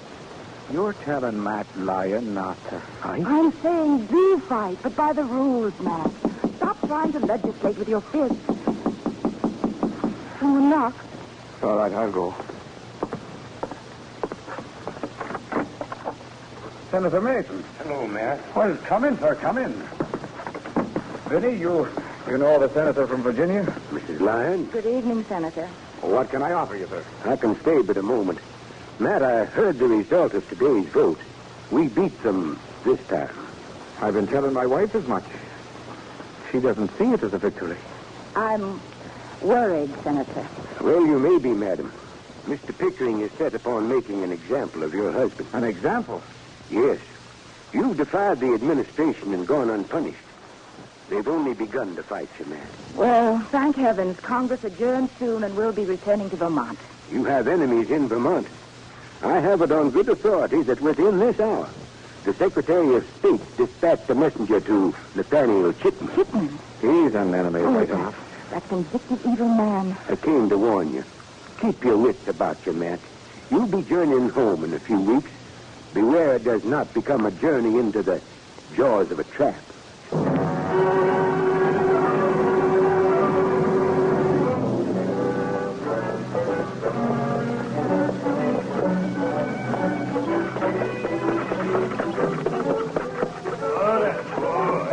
I don't know. The suspense, and we don't change horses to Brunswick.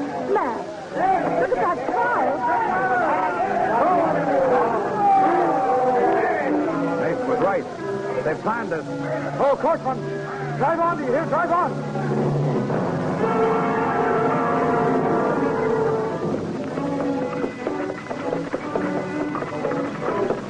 Well, here's Brunswick at last. Change of horses.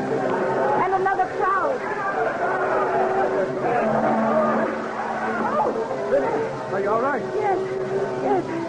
Don't miss me. Driver, hurry. Hurry, man.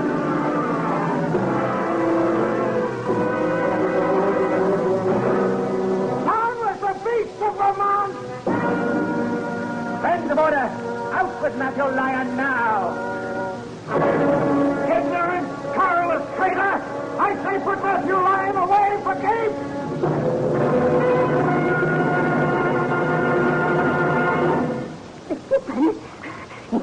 They bribed him down. Leave it to a housekeeper to know the news before anyone else. Who arrived, Sappy? Mrs. Ryan. Oh, I was to tell you the moment they arrived in Rutland. so he finally got here. Good. We'll see that this hot-headed Irishman gets a proper welcome. A welcome he doesn't expect. Hattie, I want you to take this message to Ace Ogden immediately. He'll know what to do.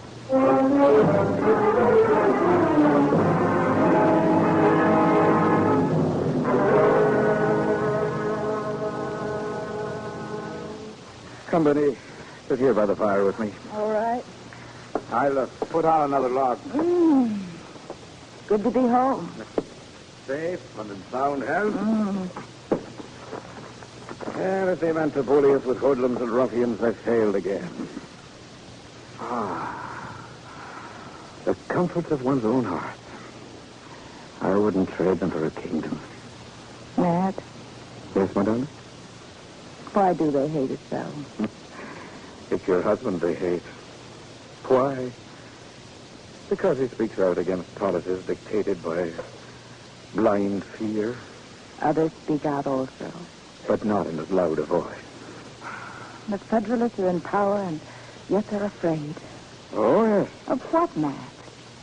Well, now, they'd have us believe we live in a reign of witches beset by French agents and Irish revolutionaries bent on overthrowing the United States. And that is why they passed the Alien and Sedition Act.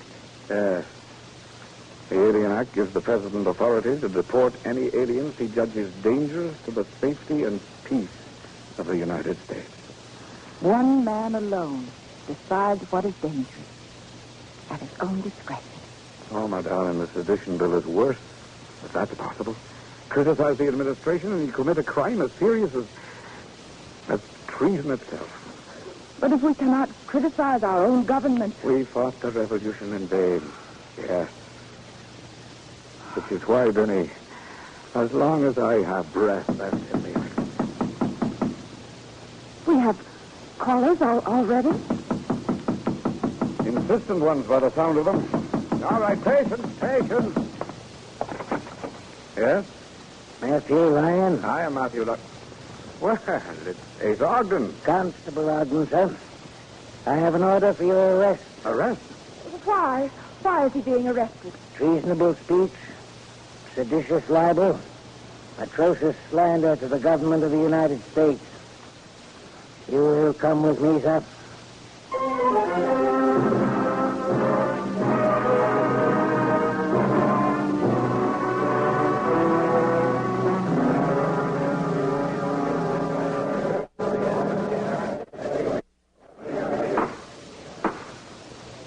The jury, having brought in a verdict of guilty as charged, it is the sentence of this court that the defendant pay a fine of $1,000. $1,000? And serve a term of 4 months' imprisonment. Prison? Oh, Matt. I'm a member of Congress, sir. I will not be treated as a common criminal.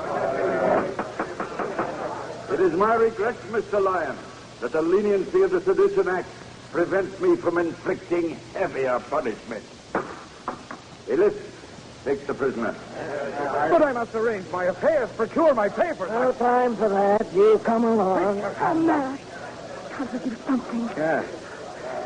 Yes, my darling, I can still fight them from prison or the grave itself. I swear they've not seen the end of Matt Lyon yet.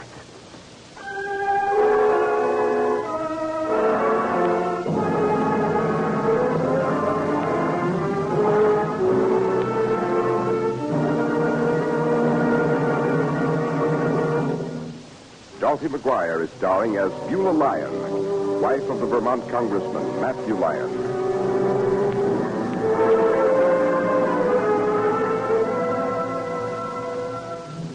They put my husband in prison for criticizing his government. This did not happen in George Serre's England or in Robespierre's France. It happened in the United States to an elected representative of the people in the enlightened year of 1798.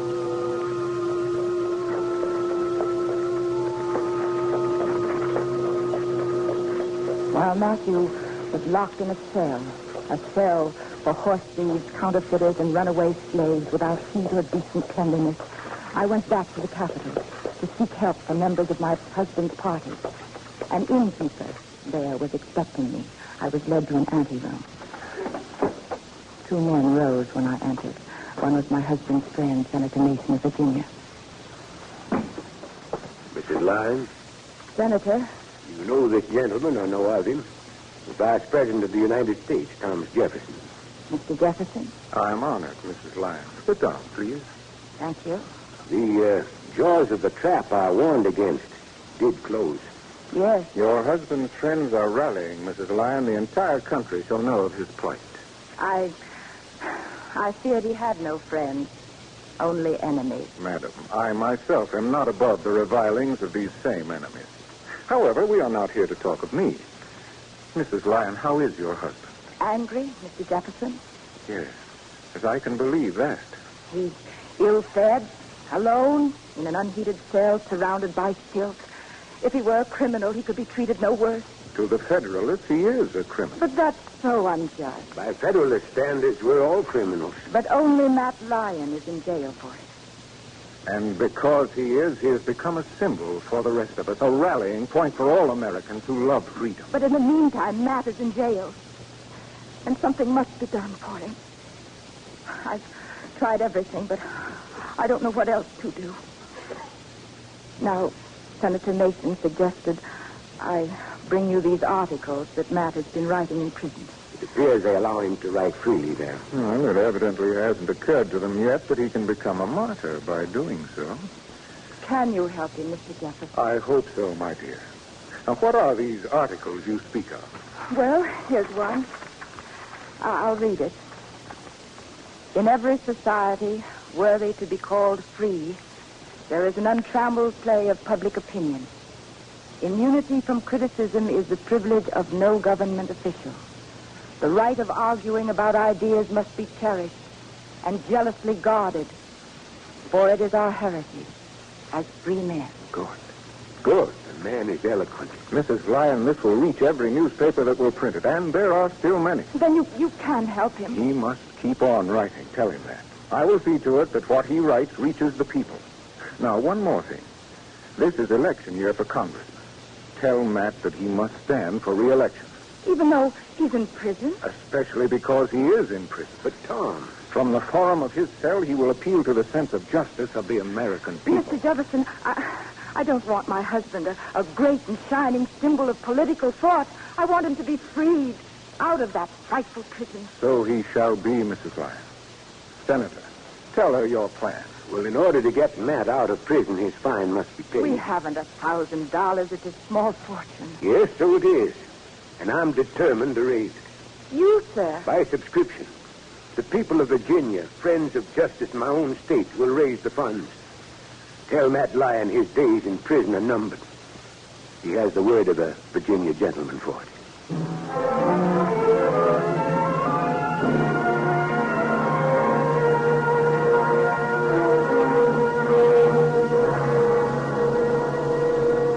That sounds like Mason.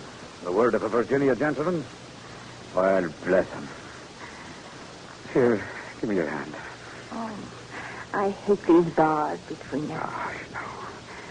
So Mr. Jefferson wishes me to stand for re-election. He urges you to. You will, won't you, Matt? Yes, of course I will. Benny. Yes, dear. Your hand is cold. Only my hand. Not my heart. Not when I'm with you. Is it still so? It will always be so. Oh, my darling. Well, Vermonters will make a race of it with Mason. A race of it? Raising money for my fine.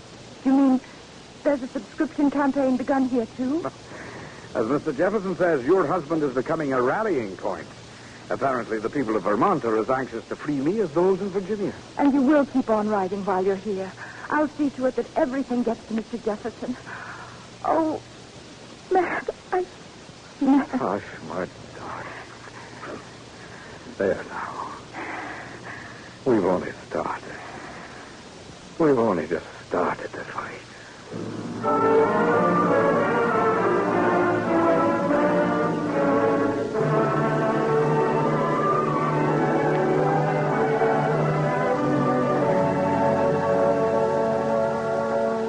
And he had only started. In the months that followed, words poured from Matt's pen. Angry words, stirring, exciting, honest. His friends saw that they were printed. From New England to South Carolina, the name Matthew Lyon became a symbol of oppressed freedom. And in Vermont, our home state, the people read his words and made up their own minds. And when the time came, they went to the polls to take action. Vinny, it's good to see you. Matt, I have news. Yes, what is it? Quickly. You're ahead in the voting. Oh, not by much. But the counting isn't complete. And, Matt, I was talking to Benjamin Marshall today. Yes. He's one of the committee here in Vermont raising your fine. It's almost subscribed, Matt. Good. But what about Senator Mason? Have you heard from him? Not since I saw him with Mr. Jefferson in Philadelphia. What's that? Well, whatever it is, it's bound here.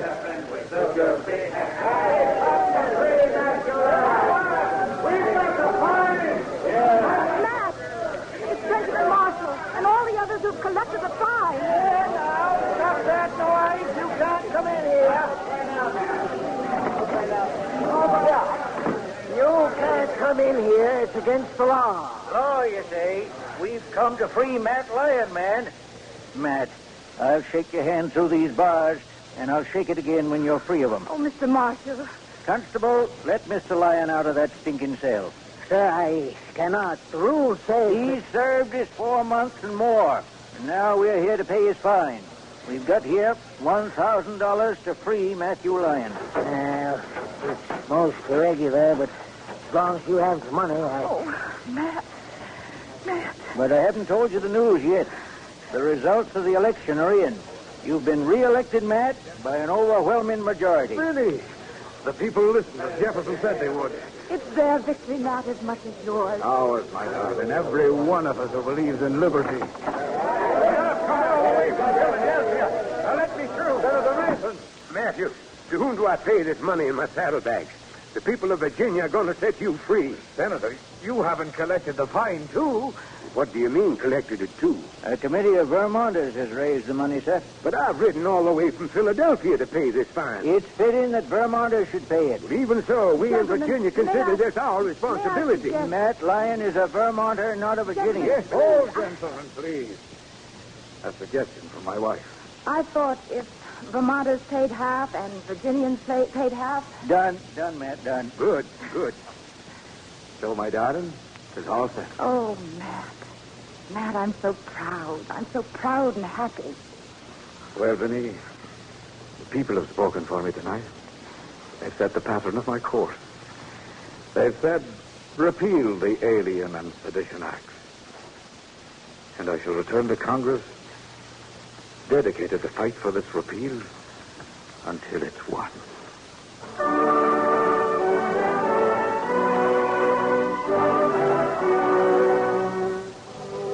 Matthew made good his vow. The stain of the Alien and Sedition Act upon the Constitution was erased. Their threat to liberty extinguished. Tyranny had its answer from freedom.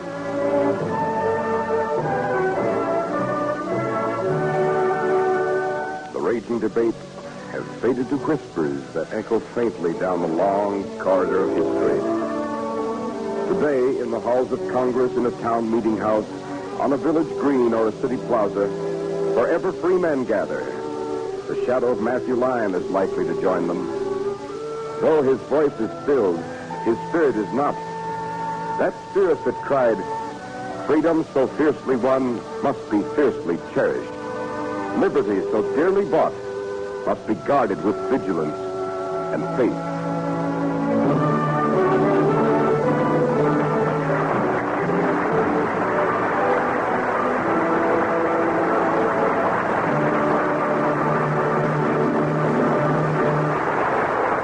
Thanks to Dorothy McGuire and the Cavalcade players for tonight's story, Thunder of Justice. Tonight's DuPont Cavalcade, Thunder of Justice, was written by William Kendall Clark and based on the book Crisis in Freedom, the Alien and Sedition Act by John C. Miller, published by Little Brown and Company. The program was directed by John Zoller. Original music was composed by Arden Cornwell, conducted by Donald Voorhees. In tonight's cast with Dorothy McGuire starring as Vinny, you heard Ian Martin as Matt, Frederick Warlock as the father, Cameron Prudhomme as Mason, and Wesley Addy as Jefferson. Dorothy McGuire is currently appearing in the Samuel Goldwyn production, I Want You, photographed on DuPont motion picture film by Harry Stradling, ASC. This is Cy Harris speaking. Tomorrow, more than 2,900,000 members of the Boy Scouts of America are celebrating their 42nd anniversary.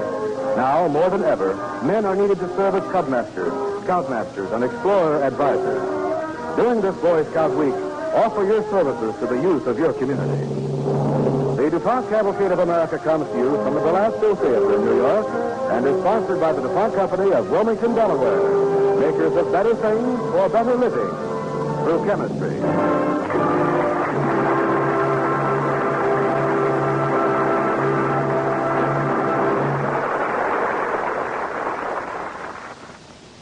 Next, it's Adventure on Hollywood Theater on NBC.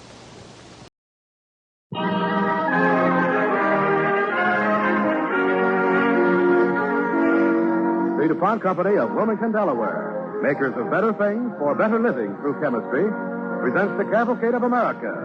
Tonight's star, Raymond Massey. Tonight's story, With Malice Toward None.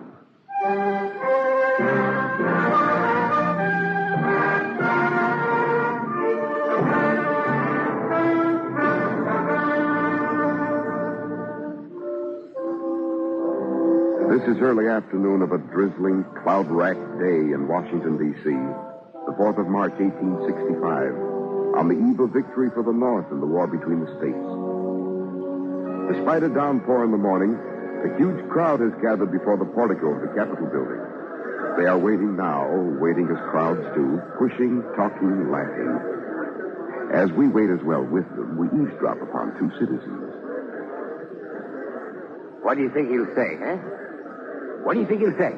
Oh, I'm sure I don't know. Since the war is almost over and almost won, I suppose General Grant will have him licked in a week. In a week. Then what? No mercy, that's what I say. No quarter to the rebels. Make them crawl. Starve them under the knees. Every man jack up. That's what I say. And that's what he better say, too.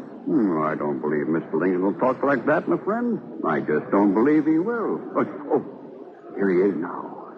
And look there, my friend. The sun is out. The clouds are broken. And the sun is out. There he is. Here's the president. Here's the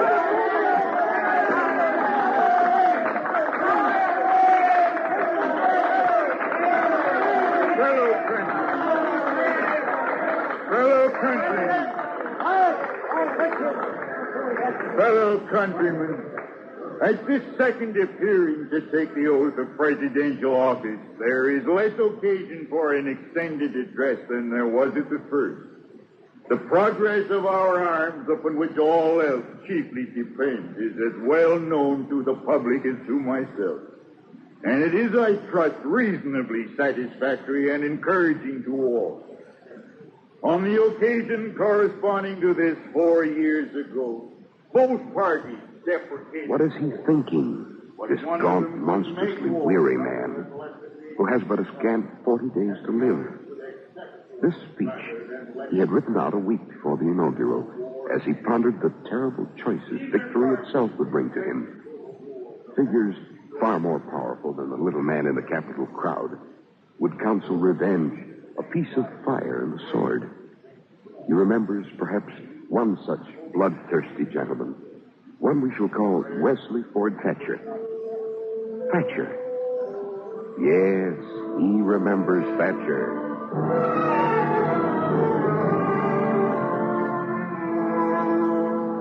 It was about a month before the inaugural, late in the evening, in Lincoln's office in the White House. Mr. President, I have come here to ask a most vital question. Sit down, Patriot. Sit down.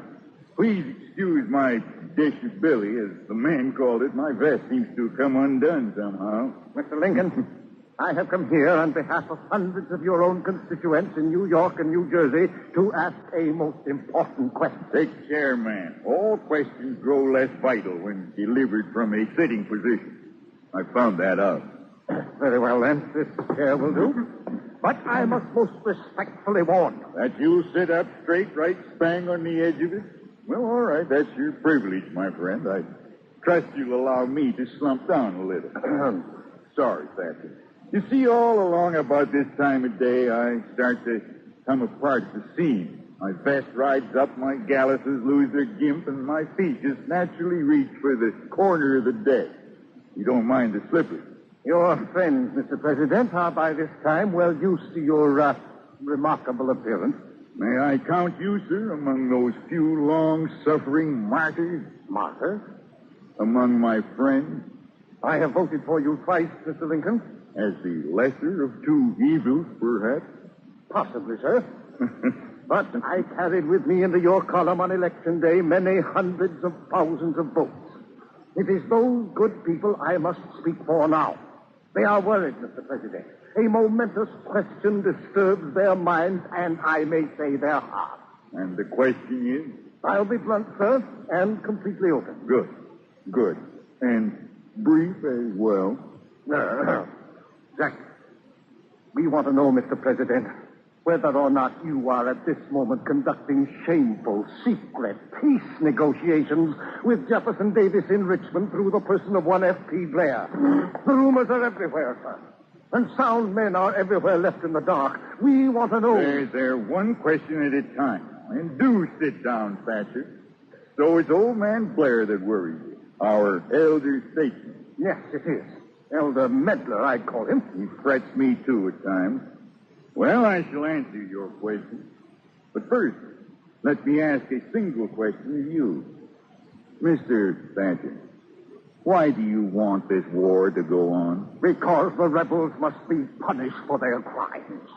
Their lands must be laid waste, their ships scuttled, their treasure forfeit.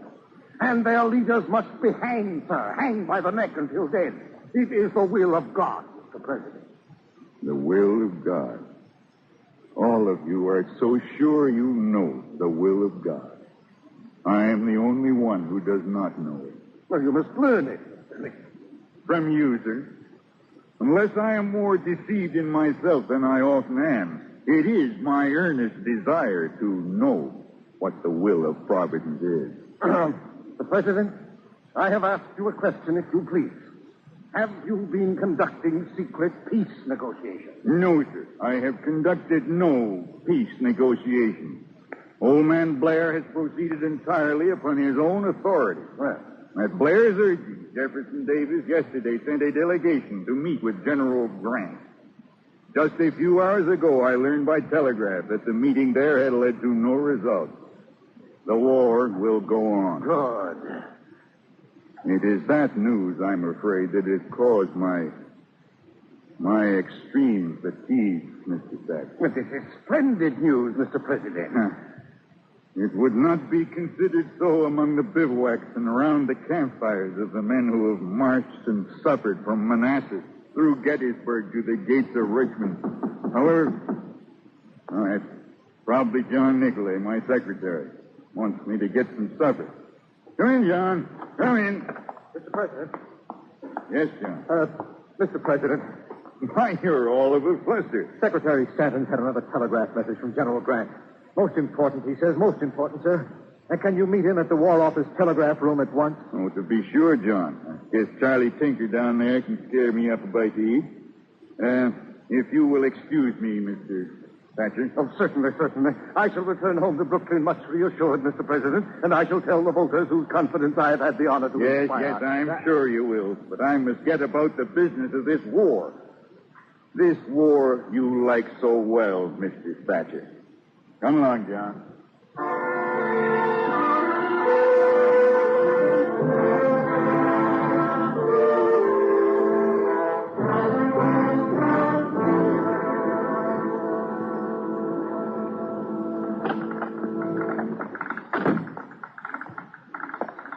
Evening, Charlie. Oh, good evening, Mr. President. Back again?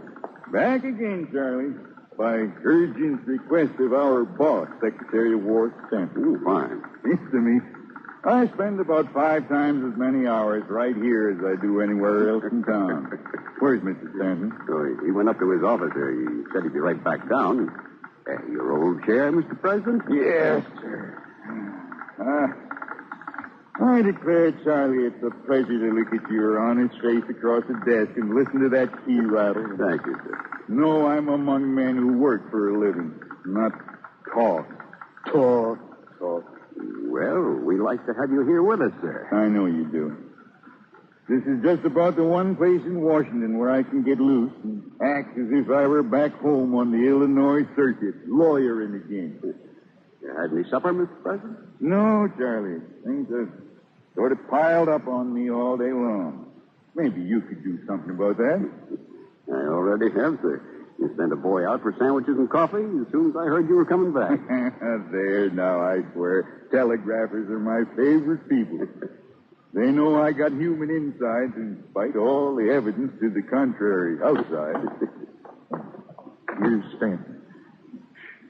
We'll catch it, Charlie. Good evening, Mr. President. Evening, Stanton. Good news? I'm afraid you'll think it's good news, Mr. Lincoln. I don't like it. Must be very good news indeed. From Grant? Yes. Well, he's changed his mind about the peace deals from Jefferson Davis. Saw the emissaries again just an hour ago. Tinker, was the last part of the message decoded? Yes, sir. Wilson did it. Read it for us, Charlie. Yes, sir. Here it is. To Edwin M. Stanton, Secretary of War, War Office, Washington. After talking again with Alexander Stephens, Vice President of the Confederate government, I am convinced his intentions are good and his desire sincere to restore peace and union. I am sorry Mr. Lincoln himself cannot have an interview with Stephens, if not with all 3 emissaries now within our lines. I'm Ulysses S. Grant, Commander, Army of the Potomac. Gosh, mighty. Steve, so little Alec is there. Mr. President, you won't do anything hasty. You simply must not do I know the man, Stanton. I know Alex Stevens well. We were in Congress together. He's a little pale-faced, consumptive man. Doesn't weigh more than 90 pounds, but he has the heart of a lion. I used to laugh at his littleness then, just as they laughed at my bigness. Mr. President, I must beg of you to do nothing without the consent of the Secretary of State, Seward. I beg of you, sir. Oh, I'll consult Seward. But Stanton, I'm going down there myself. What? I'm going to see little Alex Stevens, and I'm going to talk peace with him. And I'm leaving at once. Charlie? Yes, sir.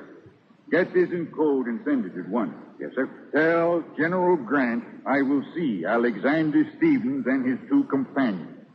I will meet them as soon as I can get down river. Yes, sir. Yes, sir. Keep us quiet, Stanton. Absolutely quiet. Of course. I'm leaving now. Oh, Charlie. Yes, Mr. President? I'm truly sorry to miss those sandwiches. That's the way it goes. Thank you, Charlie.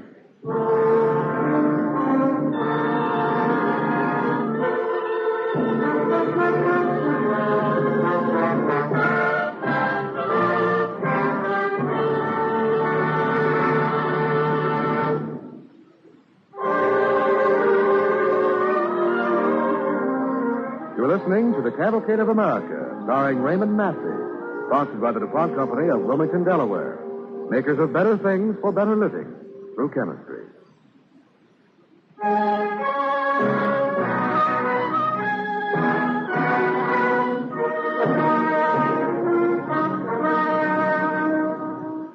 Tonight on Cavalcade of America, Raymond Massey is starring as President Lincoln in With Malice Toward None.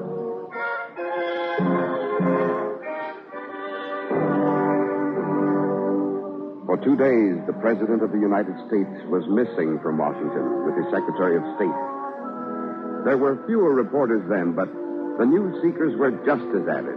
The news leaked.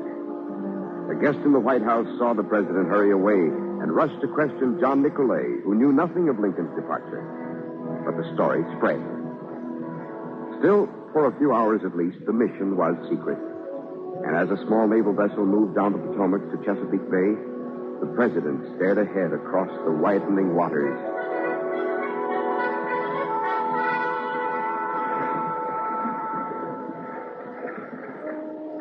It's so clear to everyone else. It's written down in plain black and white to them. But to me, it's gray. Those who believe in a hard and violent peace are men of my own party. Honest men, most of them. My friends in all but this. They are many, I fear. The others are few. The men who think as I do. That somewhere this ever-recurring round of hatred must have a stop, and that a measure of forgiveness is the way to end it. And then there are those thousands in blue. Oh, God, those almost countless poor lost thousands. Those who gave their lives in our cause. At my word, at my summoning, what is my duty to them? It is not a simple thing. Each way I turn, I am hemmed about by equal, opposite choice. What is thy will, O God? What is thy will?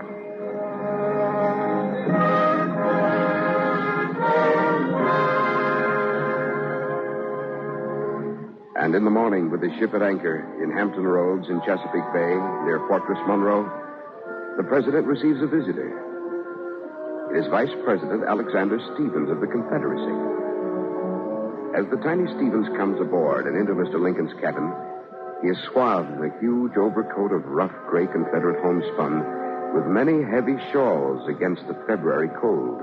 Hey, Alec, I'd never know you. What in the world are you wearing? Why, a great coat made for Hercules, Abe. Or for yourself and the 7 veils of Salome. Here, help me unwind, old friend. Here we are now. Just keep turning, Alec. Yes. There, that's the last veil. Oh. And now, sir, allow me to assist you with the coat. I declare, never have I seen so small a nubbin of corn come out of so huge a husk. One nonsense. I've lost only 2 pounds since I saw you last. I weigh all of 93. Let's see, Abe. 16 years ago.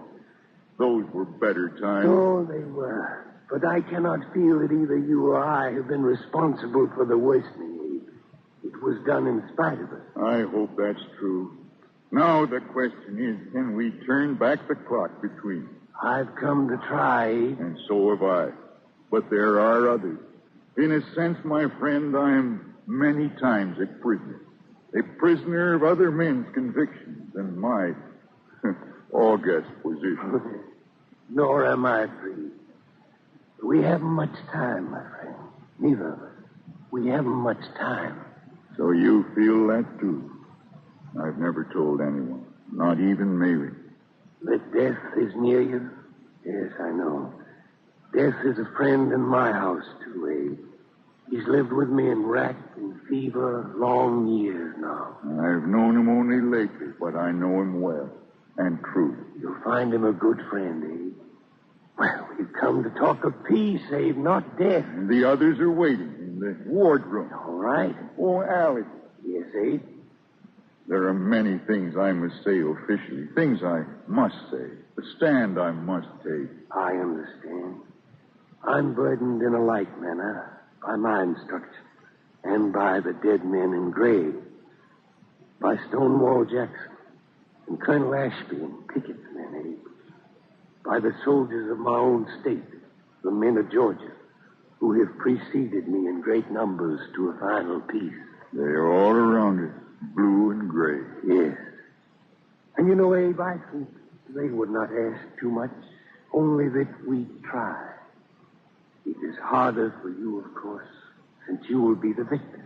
We'll try together. Come, let's join the others.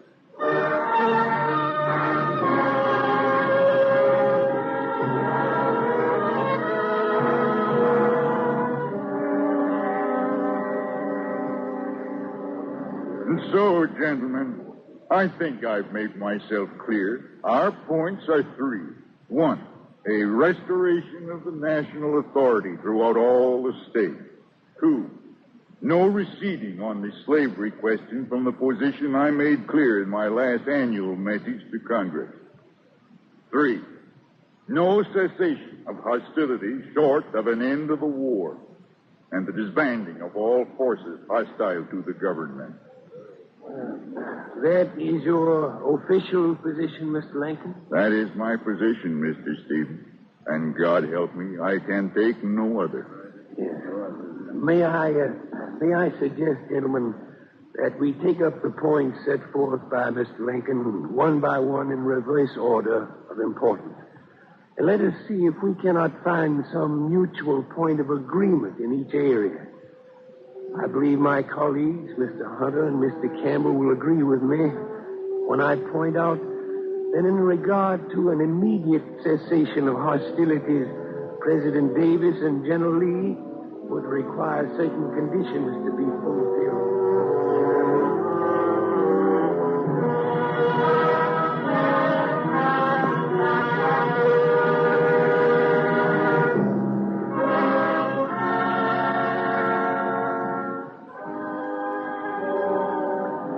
They talked for 4 hours there in the riverboat, moving gently the Chesapeake swell.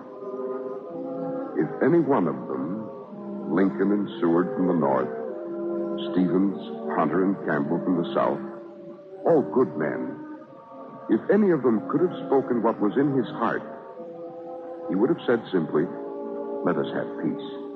Yet, in the end, it had to be said. My friend, I can see no purpose in talking further. There are ghosts between us. Burnside dead at Fredericksburg below the sunken road. And the host Lee left forever on Cemetery Ridge. We are watched, not by these men, but by the living they left behind them. In the sight of the living, we cannot either of us yield. Not yet. Not yet. So, shall we not go quietly now and leave the decision to the men-at-arms? I thank you, gentlemen, for your earnest effort to find agreement. Well, Mr. Stevens. Yes, Mr. Lincoln? I should like to talk with you for a while before you leave, if I may.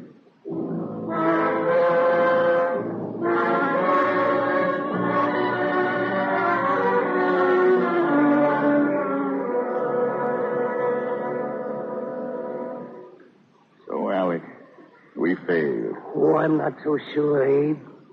You know, when I first saw you in Congress and heard your voice so long ago, I said to myself, there's a man who can, if he wills strongly enough and thinks clearly enough and loves deeply enough. There is a man who can move the whole world into the shape of his desire. I think I was not wrong, Minnie. In the end, you will move the world. In the end? But I came here today hoping against hope I might make peace today. Now. Oh, what is today? What is now? You and I belong to this now. But surely you know it. You said it yourself. now will very soon have no meaning for us. The pale midget will vanish and no one will remember him. But the grotesque giant will live forever. In his words, in his deeds, in his loving kindness. Soon, Abe, you'll be called upon to speak again. Speak with charity, my friend. I shall speak with charity, and few will heed. But many will remember. I wish I was sure of that. But I shall speak again, just once more.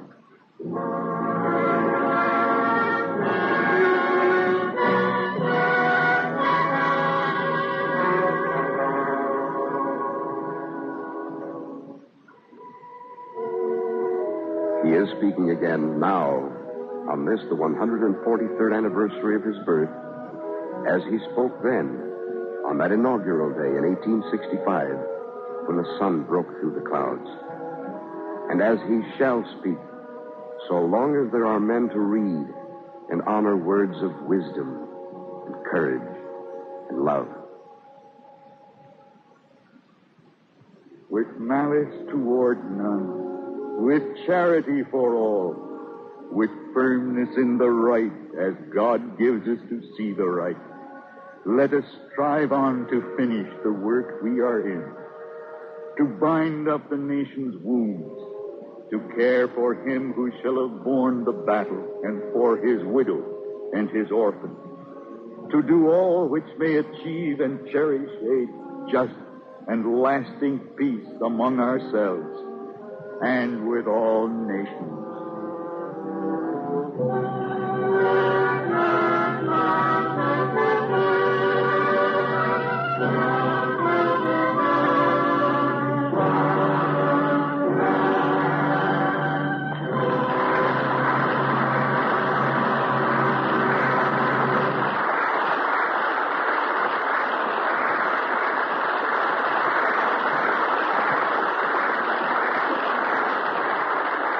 Thanks to Raymond Massey and the Cavalcade players for tonight's story, With Malice Toward None.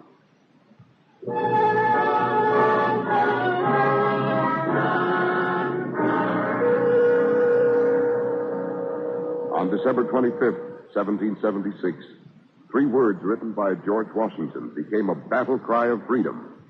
Next week, the DuPont Cavalcade will present the exciting story of that fateful night.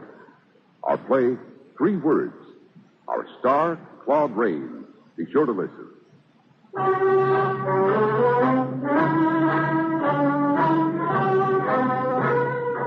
Tonight's DuPont Cavalcade, With Malice Toward None, was written by George H. Faulkner, based on the material from Abraham Lincoln, The War Years by Carl Sandburg. It is used by permission of Hartford Brace and Company. Original music was composed by Arden Cornwell, conducted by Donald Voorhees. The program was directed by John Zoller. In tonight's cast, Raymond Massey starred as Lincoln. John Briggs played Thatcher. Scott Tennyson was heard as Stevens. Your narrator, Cy Harris. Don't forget next week, our star, Claude Rains. The DuPont Cavalcade of America comes to you from the Belasco Theater in New York and is sponsored by the DuPont Company of Wilmington, Delaware, makers of better things for better living through chemistry.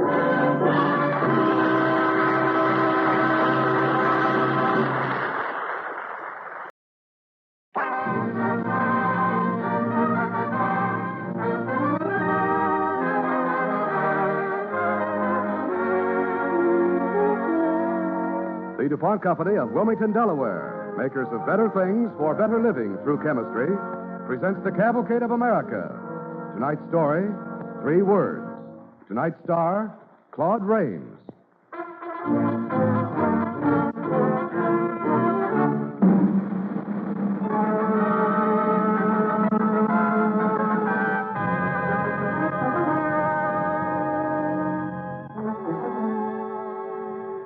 Many tongues and many pens have attempted to describe the character of the great American whose birthday we celebrate this week. In each generation, there's a new appraisal. But the burden of the story is always the same. As Thomas Jefferson wrote, his integrity was the most pure, his justice the most inflexible I have ever known. No motives of interest, of friendship or hatred, being able to bias his decision. He was indeed, in every sense of the word, a wise, a good, and a great man. Yet no American, save possibly Lincoln, was more hated in his time, nor more vilely slandered.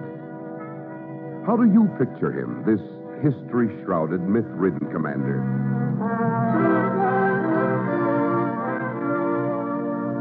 On a white charger, forever waving aloft a bright sword against a background of banners and cannon smoke? A truer portrait might show a tired, bone-tired, middle-aged Virginian gentleman, forever writing or dictating endless letters by candlelight in the heart of a sleeping camp. And in conclusion, my dear General Schuyler, may I suggest that we must make the best of mankind as they are, since we cannot have them as we wish. Do you have that set down, Captain Hamilton? I say Hamilton. Oh, I'm sorry, sir. I'm afraid I fell asleep. How old are you, Alexander? I'll be 20, sir, in January. 19. Unless I take care, the Tory Gazettes will charge me with cruelty to children. That's one libel they've neglected. I'm very sorry, sir. Shall we continue now? No. Go get some sleep.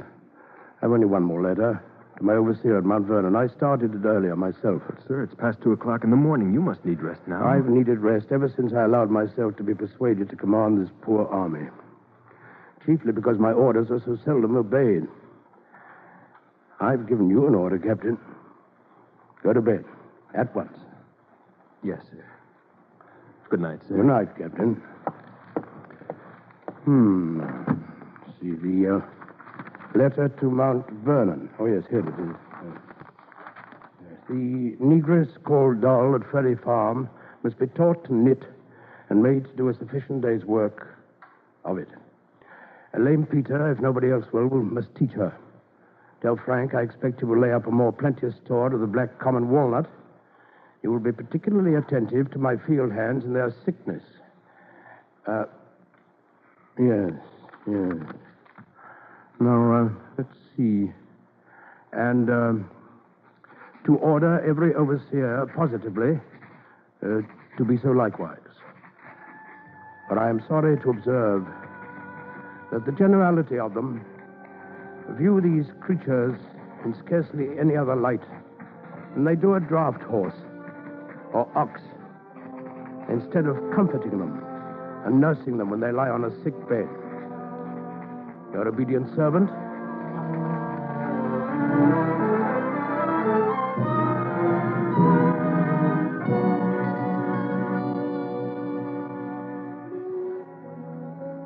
There are 37 published volumes of General Washington's letters, dispatches, and orders, each of them about 500 pages long. But there was once in existence a small square of paper containing just 3 words in Washington's hand, words that never found their way into the official volumes. The 3 words were written a few days before Christmas in the year 1776 at the General's headquarters near Bristol, just below the Delaware. Congress, fleeing Philadelphia at the threat of General Howe's approaching army, has sent an emissary to confer with Washington and Colonel Joseph Reed. Gentlemen, if you would please take chairs. Very well, sir. I have one more brief note to dispatch before I can dismiss my temporary aide. Yes, sir. Thank you. Now, Captain Hamilton. Yes, sir. One more letter, please, to the Pennsylvania Council of Safety. Yes, sir.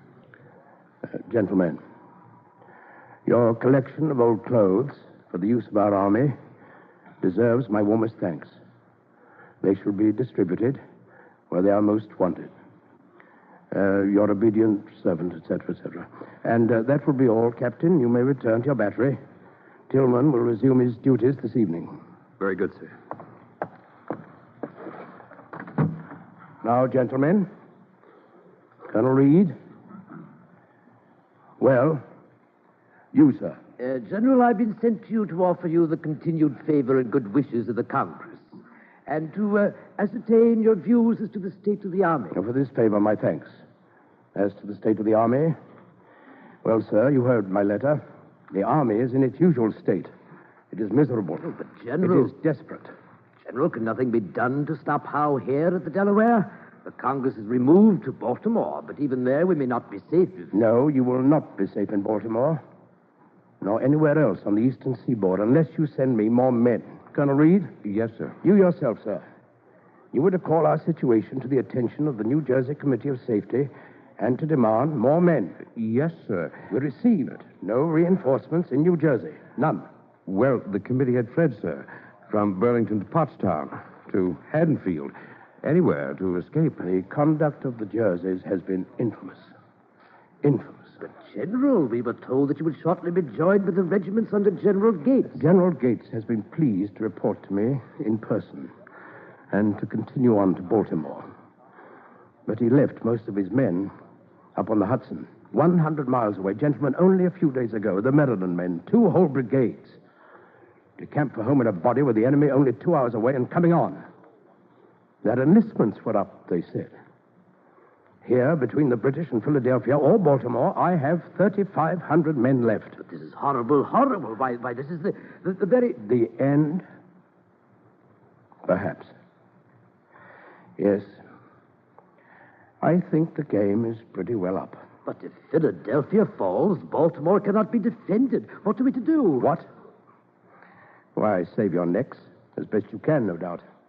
Or join the army. But you, sir, what is to become of you? My neck, Colonel Reed, does not feel as though it was made for a halter. General Washington, surely you do not propose to leave the Congress without armed protection? A few days ago, sir, I received 3 resolutions passed by the Congress before it fled from Philadelphia. The first resolves that officers in the field shall fast and reform their characters. The second resolves that excessive profanity is one of the defects of the Continental Army. And the third resolves that General Washington be now possessed of full power in all the operations of the war. My plans for future operations are now my own plans. Gentlemen, I have much to do, if you'll excuse me. Understand me, if you will. I hold our Congress in the highest esteem. I know its members, most of them, to be both honest and brave. If there have been mistakes and blunders and misunderstanding, they have been the result of inexperience in this difficult way of governing a people at war. The Congress, gentlemen, lies at the very heart of our cause, but the Congress has now given me full powers. I intend to exercise those powers. Thank you. And good day. Well, all the overbearing, discourteous treatment I've never before experienced. You must remember, sir, he carries a tremendous burden. But he intends to retreat without firing a shot. It's as plain as the nose on your face. He's given up. He means to save the army in his own skin and abandon us all to General Howe and the King's hangman. I'd not be sure of that, my friend. I served as his adjutant for many months. I've never known him to show fear of anything. But he was positively discourteous. Did you notice all the time we were talking he was scribbling on little bits of paper? Why, the man's distracted with fear. Did you notice? I noticed, yes. Dr. Rush noticed it yesterday. He is distraught, yes. But not, I think, with fear. He seemed to me, well, eager. But what could he have been writing? Oh, look, one of the squares of paper has fallen to the floor. Do you think we might... No, of course not. Get it, man. Get it and read it. This is no time for niceties. Very well. Here it is. What did he write? Only 3 words. Here, see for yourself. 3 words. Where's my spectacles? Oh, yes, here they are. Why, the man's mad. The man's stark raving mad. Yes, indeed. Or else you are quite mistaken in his mettle, sir.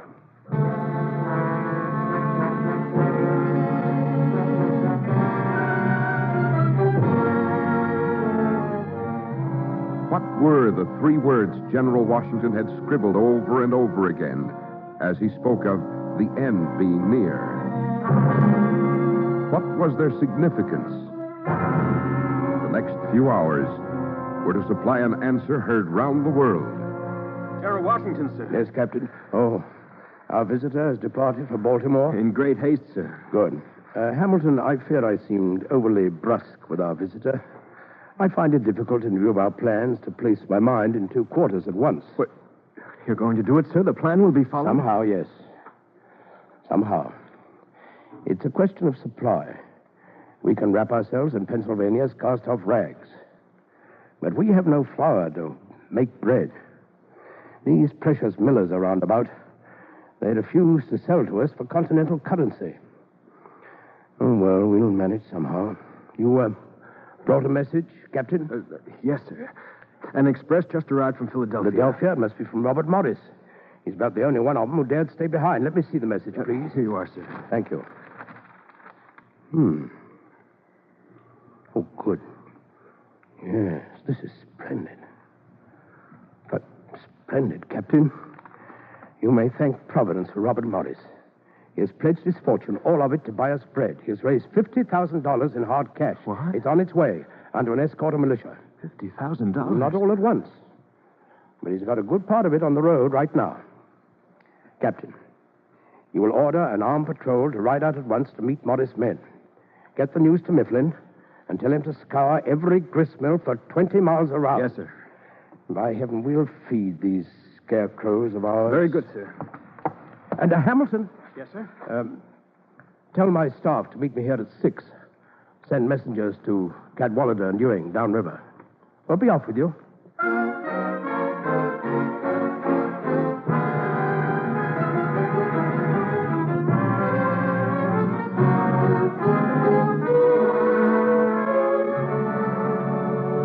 And so, gentlemen, it is at last possible to put into action the plan we had concerted at our last meeting on the 14th.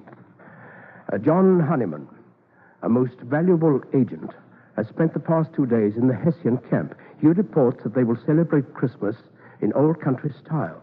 That means that every man jack of them will get himself dead drunk on Christmas Day. On Christmas night, we'll cross yonder river, and before dawn, we'll come upon them as they sleep, I hope. Sir, Yes, General Sullivan? What about provisions, sir? Well, thanks to the sacrifice of Robert Morris, I have been able to order and procure 3 days' rations ready cooked. General Washington, sir. General Green? I can answer for my own men, sir. They voted to hang on come hell or high water. But in most of the other regiments, enlistments are up on January 1st, in just a few days' time, sir. Can we hope to make a campaign now? I have had in mind the thing you fear, Nathaniel. When I received Morris' pledge, I at once arranged a like action of my own. Gentlemen, I have pledged all my worldly goods, my house and my plantation at Mount Vernon, my personal funds, my western lands, to raise cash money to keep this army together. Fellow officers, can we let our commander take upon himself alone such a burden? I, for one, shall choose to follow him here as in the field. I pledge my last shilling in his cause, in our cause. Shall we not all of us do the same? Yes, you can count on me. Me too. I'd stake my last shilling. Gentlemen, you make me very proud. Well, then, you are all familiar with the plan. Good. I have one last order. This, gentlemen, may be our final action together. If we fail now, all fails. And it may be that we shall be dispersed and hunted through the western hills as traitors to the crown. I have been at some pains to compose a password for the night attack, trying now this wording, now that, on scraps of paper at odd moments. The 3 words I have chosen may seem overly grammatical to some of you, but I assure you they spell out most closely my own deep and holy resolve. The password for the night of December the 25th, gentlemen, 3 words. Victory or death.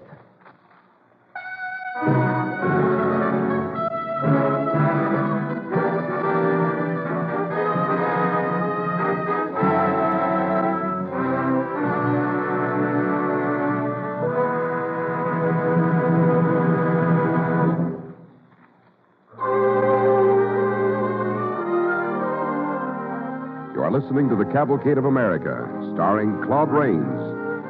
Sponsored by the DuPont Company of Wilmington, Delaware. Makers of better things for better living through chemistry.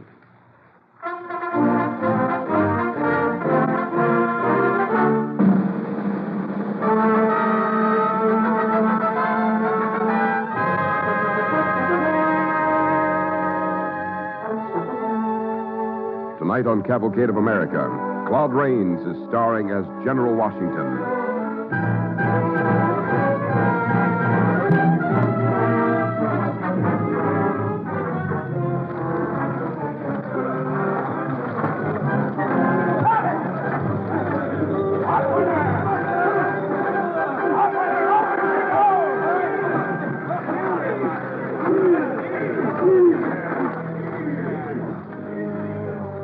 Sunset on Christmas night, 1776, on the south bank of the Delaware. The boats are manned by General Glover's fishermen from Marblehead in Massachusetts. Henry Knox, the fat, jovial artilleryman, is in charge of the movement from beach to boat. That's fine. Well, Hattie, how goes it? Well, fair enough, sir, in spite of this confounded floating ice, sir. Handsmen are over in Scott's and Lawson's. It's the cannon giving us trouble now. You handled the heavy work well, Colonel. Well, sir, I hauled and mauled those damnable great guns from Ticonderoga to Boston, then from Boston to New York, then across all Jersey, and I'm not going to lose them now, sir. Why, Captain Forrest! Yes, sir? Get those lines clear! The lines clear! Dump the tackle! Cut the ropes, man! Cut 'em! Cut 'em!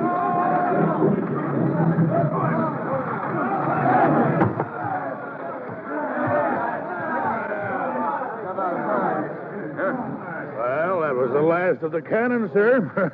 Almost lost her. You were not a soldier before the war, Hattie. No, sir, I wasn't. I owned a bookshop in Boston. Nice, quiet work, sir. Warm, too. How did you learn to move heavy metal about? Oh, that was easy. I read some of my own books. Had plenty of time, too. Nobody buys books nowadays, sir. Yeah, wait a moment. Who's that coming? Probably young Hamilton, coming back from Bristol. He was to see them started across. Fine boy, Colonel. I'm thinking of stealing him away from you permanently. Oh? General, sir. Messages from Cadwalader at Bristol and General Ewing at the Trenton Ferry. Both of them are completely stopped, sir. They can't get over. Too much ice in the river, they say. They've given up, sir. Just too much ice. Too much ice? 10,000. Too much ice? But the ice hasn't stopped Hattie Knox here. It's the same ice 3 miles downriver. The same ice. They haven't tried. I swear they haven't tried. I was with General Cadwalader, sir. He did his best. The ice piles up below us. General Ewing refused to attempt a crossing at the ferry. Colonel Knox? Yes, sir. How many men have we across the river now? Some 2,000, sir, and my 18 guns are in the boats. We've about 500 foot soldiers left back in the roads on this side. Well, we'll make do with what we have. We cannot turn back now. Very well, sir. And the longboat on the beach there, I'm holding it back for my own use, sir. Would you do me the honor of accompanying me across, sir, when the rest of the infantry are over? It will be a pleasure, Colonel. Thank you, sir. What troops are those, Captain Hamilton, coming down the road yonder? The 3rd Virginia Regiment, sir. Captain William Washington and Lieutenant James Monroe. Neighbors of mine. Poor devils, they're not used to this weather.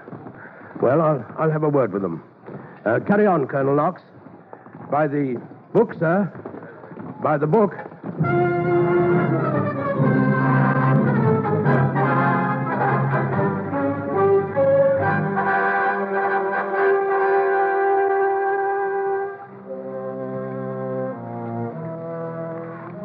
The crossing consumed 10 icy hours. And now comes a dark and silent 9-mile march in snow and sleet. 2 private soldiers will freeze to death on that white Christmas march. General Sullivan's division takes the shore road. General Greene, with Washington at his side, takes an inland route. And then they converge on the center of Trenton Town, where the Hessian regiments are sleeping.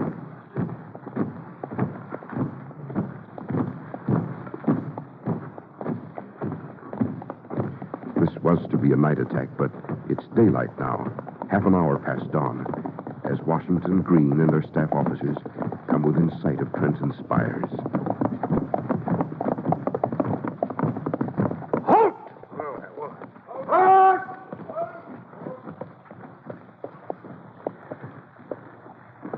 Gentlemen, we must wait here until General Sullivan opens the attack beyond the town. We're late, sir. And so is Sullivan. But apparently no alarm has reached our Hessian friends. Town's quiet. Surely they must have posted pickets on the shore Well, road. it's as Honeyman predicted. They've celebrated over thoroughly. And our march is silent. My congratulations, sir, on the discipline of your men. I'm proud of them, General. My Rhode Islanders, especially. Unless I'm mistaken, you marched in the ranks yourself when the war began. That's right, sir. They don't have me for an officer at first, sir, because I have this crippled leg. They've changed their minds. Many minds have changed in the last year. We'll change a good many more before this day is out.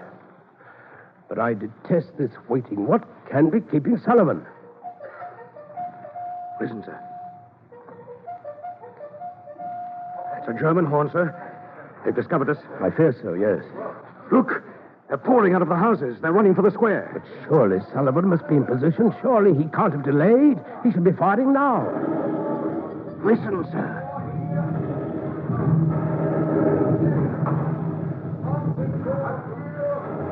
Thank God. Oh, thank God. It's Sullivan's artillery. Colonel Hand? Yes, sir. You will advance with Scott and Lawson through the fields to the left. You're to take possession of the Princeton Road. And hold it, sir. Don't let them through. We'll hold it, General. Your guns are in readiness, Captain Forrest. They're ready, sir. You will advance to the town square and sweep the streets on either side with your fire. Forward! Forward! Forward!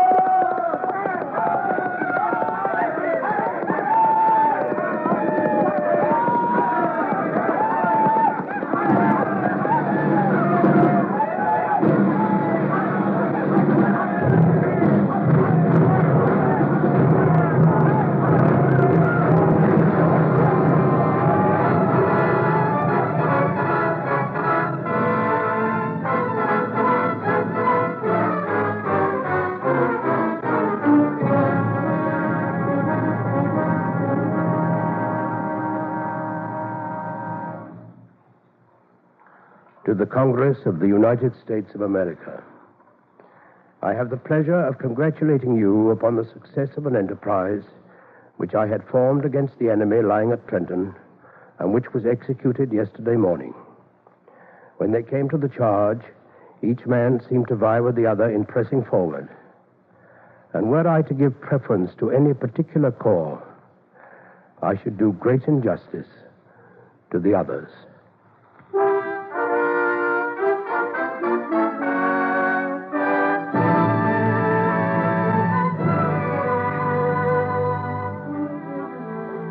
Short hours before, the American cause had seemed lost even to its leaders.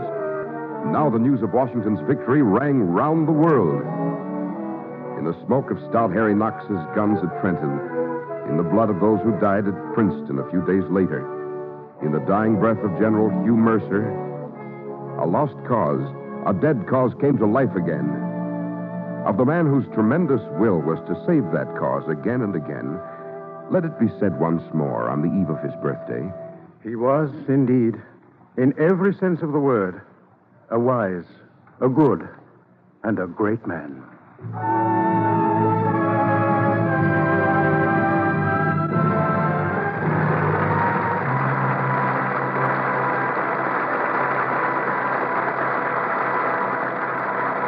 Our thanks to Claude Rains and the Cavalcade players for tonight's story, 3 Words.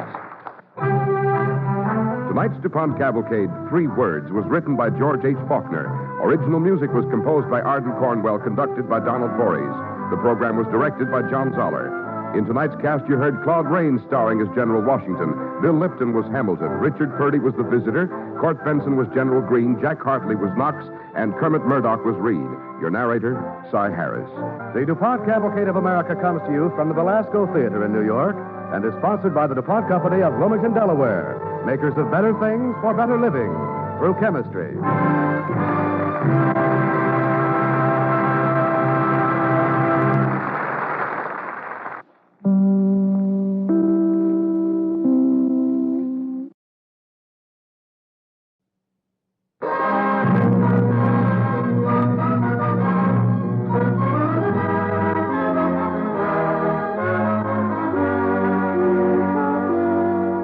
DuPont Company of Wilmington, Delaware, makers of better things for better living through chemistry, presents the Cavalcade of America.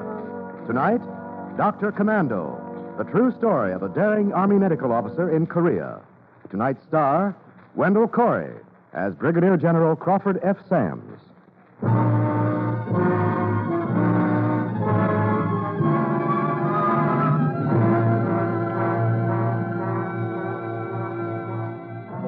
March 1951, General MacArthur's headquarters in Tokyo. One of his staff is outlining plans for military operation. Colonel, you will move with your forces along this line here. How far, General? To this point here. From there? Yes, what is it?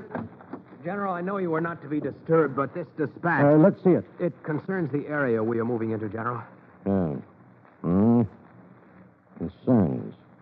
Send General Sams to me at once. Yes, sir, right away. What is it, General?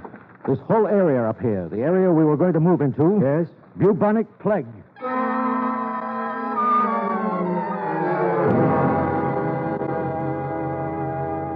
That was the beginning of the whole affair. The beginning that brought me Brigadier General Crawford F. Sams into the picture. I was chief of the Public Health and Welfare Section of the United Nations Command in the Far East. And anything like plague was my baby. What do you make of it, Sams? Well, General, this dispatch doesn't say that it is the plague. What is this thing they call it, this Huxa Pyung? Oh, that means Black Death. It's a vague term. All right, then. Look at the symptoms. Swelling, victims turn black at death. There's been no bubonic plague in Korea since 1911. Well, there's probably one now. There's nothing conclusive in this. Look, Sams. Look at this map. The United Nations forces are moving up. Moving up in 2 weeks. Right through here. Where this so-called plague is thickest. Right. Now, what I want to know is, what are we going to do about it?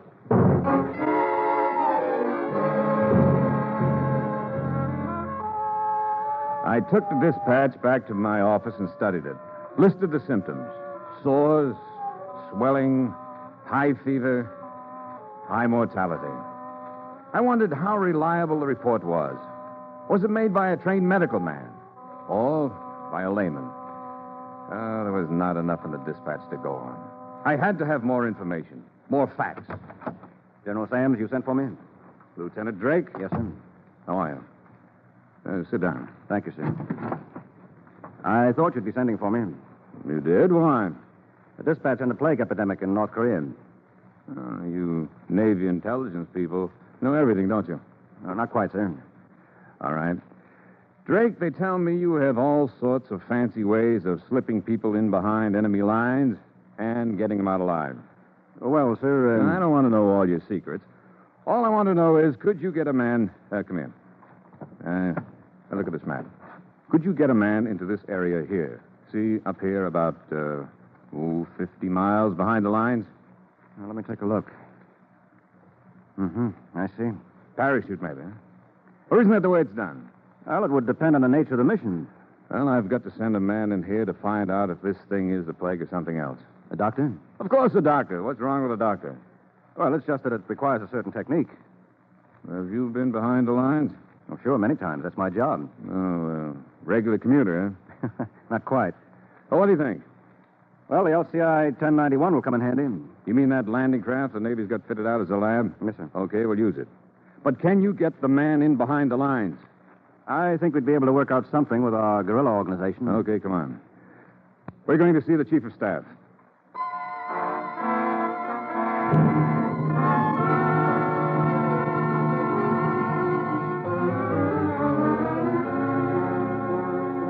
Time, Sams, time. We've got to keep remembering time. I appreciate that, General. This whole thing is geared to start moving up in 2 weeks. Yes, General, I know. All right. Now, you want to put a man ashore behind the enemy lines up in this area here? Right. Plague vaccine is not only expensive, but giving it to all our forces would be a tremendous time-consuming job. If this is plague, you mean we might not be able to move on schedule? Right, but it may not be plague. Well, but does Drake here think he can take care of your man? We can work it, General, with the usual risks, of course. Usual risks. All right, Sams. You got a good man to send? Yes, I think he's a pretty good man. Pretty good's not good enough. Well, then I think he's an excellent man. Who is he? Myself. You? Yes. I won't hear of it. Well, I'm the logical one. You're too important here. Look, General, I think I'm more important on this job. There isn't one doctor in thousands who's ever seen the plague. I've had experience with it. But the whole medical program here in Japan depends on you. And the safety of all the United Nations forces depends on the correct diagnosis of this epidemic. Yeah. Well, Drake, do you still think you can get your man behind the lines with the usual risks? I still think we can do it, General. Of course, the risk is increased. You'll make a fine prize, Sams, if you fall into the hands of the communists. Oh, we'll try to keep anyone from knowing he's a general, sir. We'll call him Mr. Yi. Then who'll take him behind the lines? I'll take him, sir. Good. You sure you want to do this, Sams? I'm sure. All right, then. I deliver you into the hands of the Navy. Thank you, General. Thank you, Mr. Yi.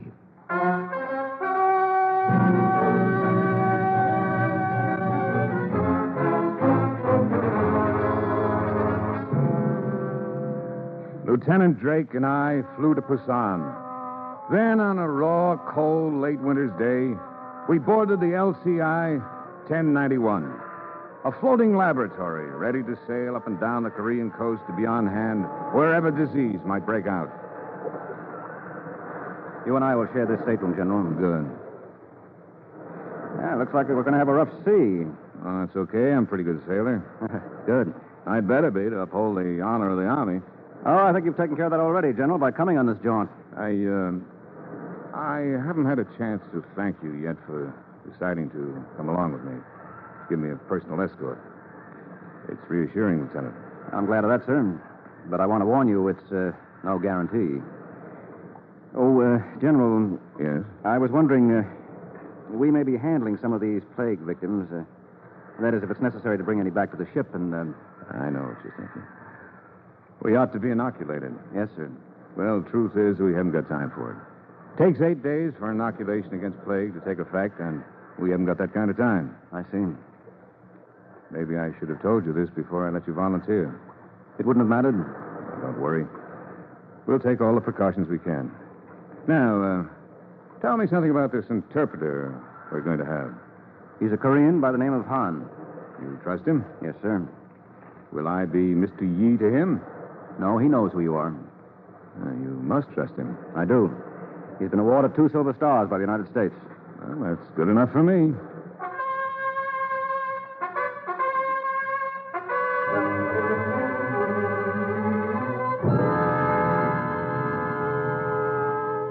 We headed north. Twice we had to turn back because of rough weather, but finally it quieted down enough so that we could keep on our course.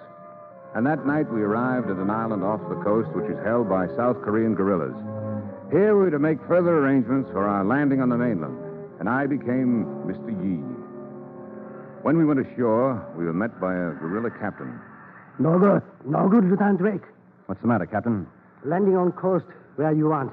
It's impossible. Why's that? I received your orders, Lieutenant Drake. Find out what I could about landing Mr. Yi. Where it would be best. Yes, well, what did you find out? I sent 16 men 2 days ago. All trained guerrillas, no mainland. They not come back. Well, the sea's been rough. Maybe they've been... No. Villagers say somebody talk. They're captured by communists. But did they know anything about our plans? They had to know a little of your plans, Lieutenant. What does this add up to, Drake? I'm not sure yet. Lieutenant, I have carried on guerrilla fighting this coast sometime now. Other day, Chinese moving fresh troops. What? Oh, that's just fine. Fresh troops and our own men captured by the commies. Drake, just over here a minute. Can't we make a landing someplace else?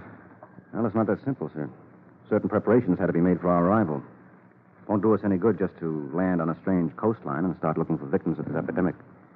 We have to have information where they are. Lieutenant. Yes? Still one more chance. Then I send off the first group, maybe heard from. You say we can't land without some help from shore? It'd be a pointless risk. We'll just have to wait. But we can't wait. The whole... You know it depends on our finding out this thing. Well, look, if the delay gets too long, I'll take Han. He and I will go over to the mainland and make a preliminary reconnaissance. We haven't got time for that. Well, I won't risk your capture on such a mission. It's up to me if I want to risk it. Yes, sir. We'll wait for word from the mainland, but not for long.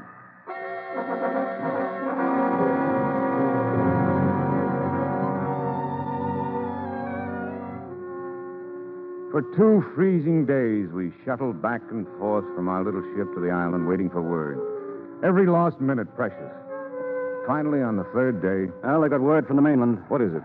Somebody tipped the Chinese off there was going to be a landing, and they've mined the beach areas and laid a trap. Can't we risk it anyhow? We can't wait any longer. Well, they're making arrangements in another area further south. Good, let's get going. But, the beach is mined down there, too. And it's possibly another sellout? Well, that's the chance we take. All right, then. We take it. The time set is March 13th, sometime after 10 at night. 13th. You superstitious? Not very. I was married on Friday the 13th. You? I was born on April 1st.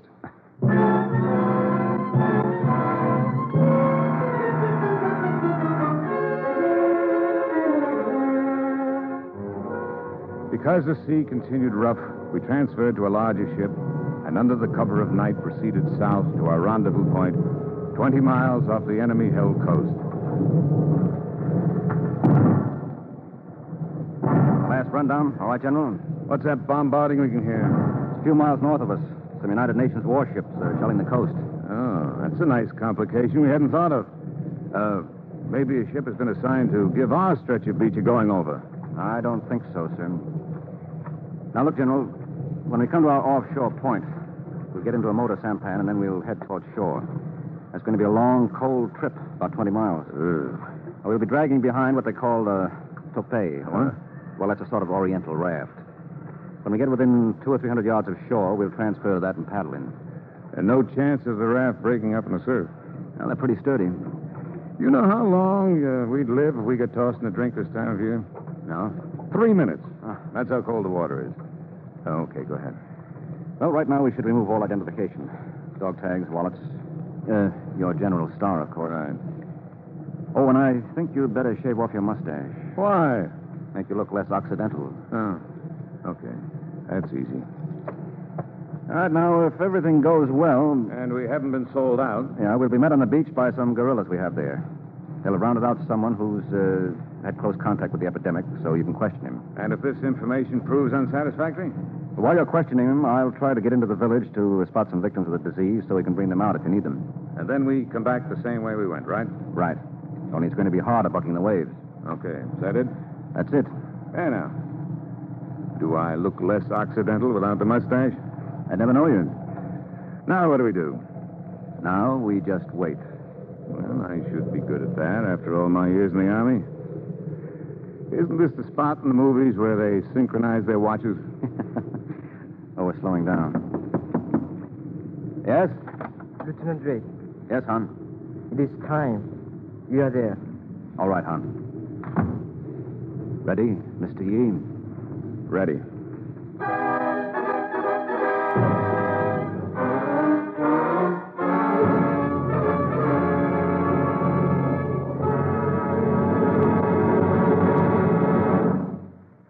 Tonight on Cavalcade of America, Wendell Corey is starring as the heroic Army medical officer, Brigadier General Crawford F. Sams. He now continues the story of his daring attempt to get behind enemy lines in Korea.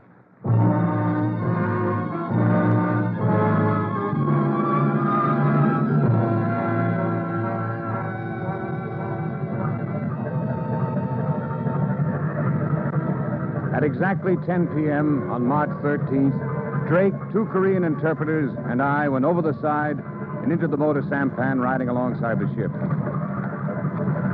Just as we shoved away, Drake called back to the captain. Wait for us until just before dawn. Then leave and don't return. If we're not back by then, we'll try to make it through the lines.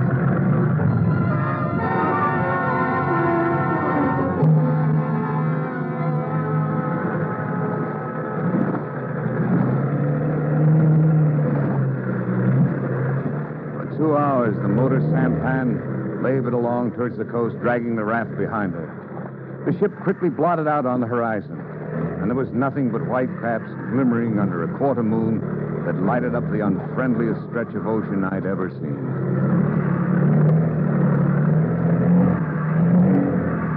Do you see the shore? Where? There. Just off the starboard bow. Yeah. Can't our motor be heard? No. Anyway, we'll transfer to the raft soon. I know it sounds loud right here, but in this weather, And with that sea pounding, they... What's the matter? Take a look. On shore there. Lights? Yeah. Right where we're going to land, isn't it? Just about. And there's more. The convoy of trucks. Convoy trucks riding along with their headlights on full blast. Yeah. Think it's a welcoming committee? Well, they seem to disappear down there. Probably on their way up to the front. Do we keep going or do we wait? We keep going.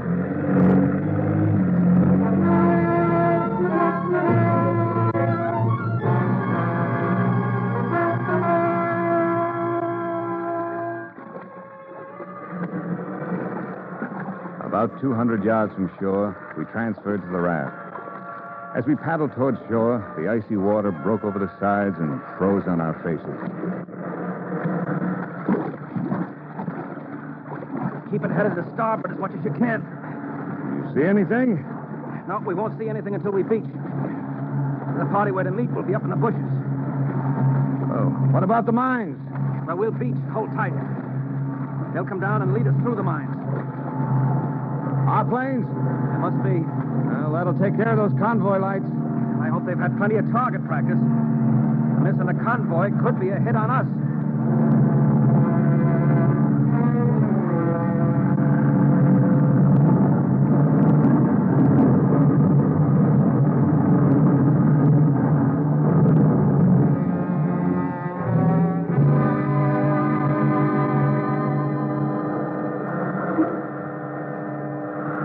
After the planes had gone, the pounding surf threw our raft onto the beach.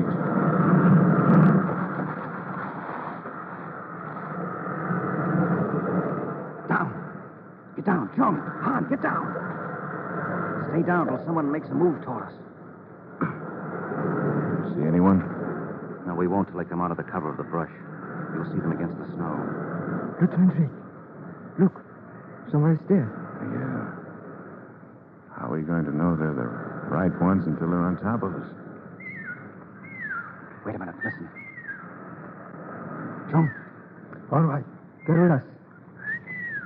Okay. Okay. But wait for them to come down. You don't want to step on any mines. Then we better pull the boat up into the brush. No, we leave it here for a getaway. A getaway through that surf? 여보, 이지랭이요?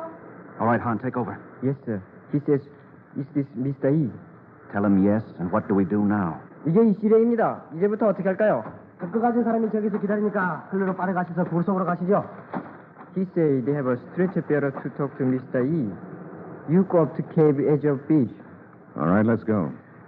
No, Mr. Yee, this is where I leave you. I'll take a couple of the men and go into the village. Right. Now, while you're questioning the stretcher bearer, I can line up a couple of commies who are down with the plague. Then if we need to bring them out and take them to the ship for examination, I'll have worked out a plan for getting them out of the village. All right, go ahead. Oh, one more thing. If I'm not back in a reasonable time, and you found out what you want, and if it begins to look dangerous to hang around here any longer, start out for the boat. It's more important for you to get back. How will you make it back? I'll make out all right.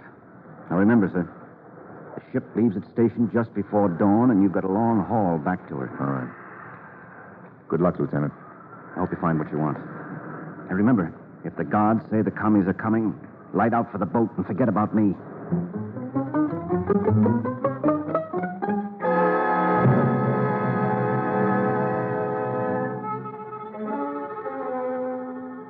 We went up the beach about 100 yards. Han and I and some of the guerrillas. Then up a ravine until we came to a pile of brush that concealed a cave. I had one last awful twinge of doubt. Then I went in and found myself in a sort of underground cavern about 30 feet deep. One of the Koreans lighted an oil lamp, and I set about questioning the stretcher bearer through Han. 이 씨가 뭐 물어볼 거 있다고 그러시는데. No, Han. Ask him how many cases there are in the village. Yes, sir. 이 동네에 병자가 얼마나 있어? 한 1,500명쯤 됩니다. He says 1,500. 1,500. Of typhoid or of 흑사파용? 장질부사요? 그렇지 않으면 흑사병입니까? 대개가 다 흑사병이에요. He says mostly 흑사병. Ask him to describe this 흑사파용 in detail. Exactly what it looks like. What do the doctors think it is, and so on. Yes, sir. 이 흑사병에 대해서 좀 자세히 얘기해 주십시오. 어떻게 생겼는지, 또 의사들은 어떻게...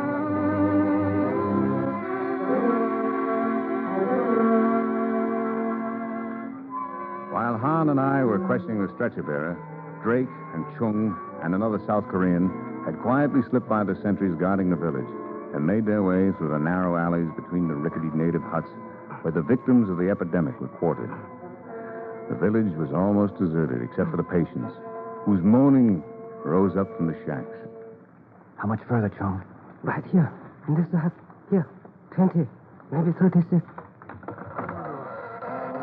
Turn your flash on them. All right, turn it off. Close it. Now, how near is this hut to the edge of the village? Almost at the edge. And the sentries between here and the beach? 3 sentries out there, between here and beach. So if we had to come back to pick up a few of these fellas, we'd have to go through those sentries with them, huh? Sentry. All right. Don't run. Tell them we're doctors, looking after the sick. 여보. 이사요, 병자가 죽고 있어요. 그럼 가시오. All right? Yes. Okay, come on now, let's get out of here. And take care of those sentries, but quietly, understand?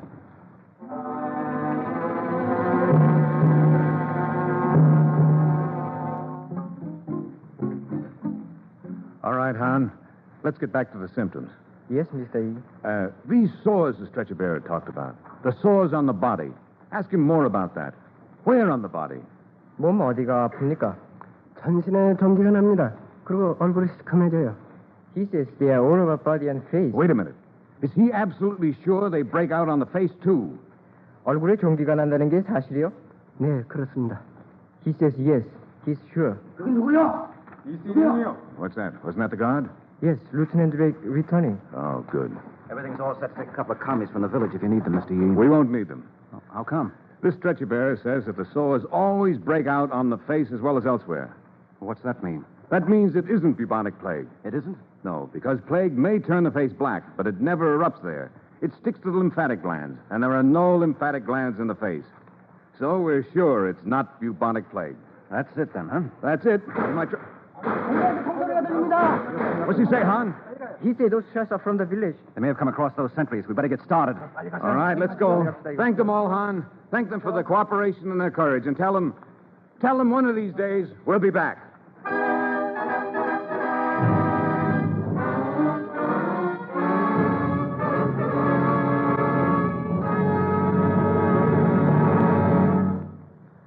On his return to Tokyo, General Sams was awarded the Distinguished Service Cross with the following citation.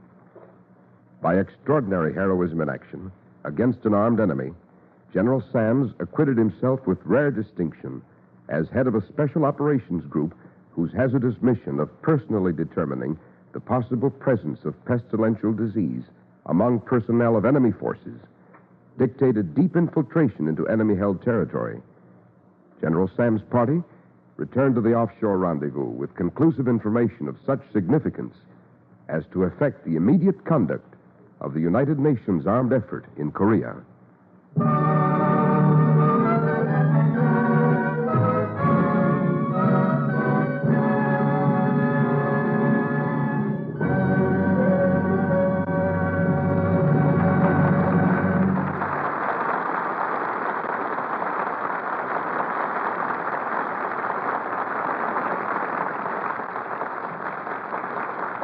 Our thanks to Wendell Corey and the Cavalcade players for tonight's story, Dr. Commando. And now Bill Hamilton speaking for the DuPont Company. For the third year in a row, the DuPont Cavalcade of America has been honored by Freedom's Foundation for its contributions in bringing about a better understanding of the American way of life. A special Distinguished Service Award for this 3-time achievement was given to Cavalcade. The annual award ceremony was held last Friday at historic Valley Forge. More than 650 awards have been announced. Awards were made to cartoonists, public speakers, students, teachers, business firms, local chambers of commerce, and many others. Freedom's Foundation, which made these awards, is a non-profit, non-political, non-sectarian organization. Its only purpose is to recognize, through awards, those who are making outstanding contributions to freedom. In the 3 years it's been established, it has done much to encourage Americans to speak up for our way of life. The DuPont Cavalcade is immensely proud of achieving this award for 3 years in a row. The award recognizes one of Cavalcade's guiding principles, to hold up the traditions of America's past as a guide to America's present and future. The story of America is a great and exciting one, an inspiration to all the people of the world. It is a story we can and must tell and retell with pride, for it is a testament of faith of a free people, a faith that is shared by the 85,000 men and women who bring you the DuPont Company's Better Things for Better Living through chemistry.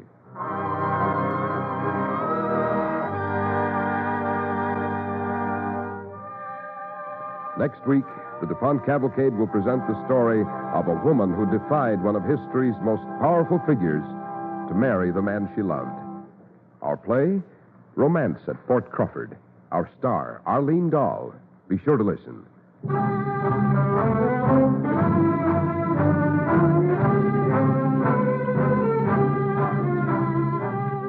Tonight's DuPont Cavalcade was written by Robert Anderson and was based on Peter Kalischer's article, Dr. Commando, the true account of Brigadier General Sam's daring mission behind enemy lines in Korea.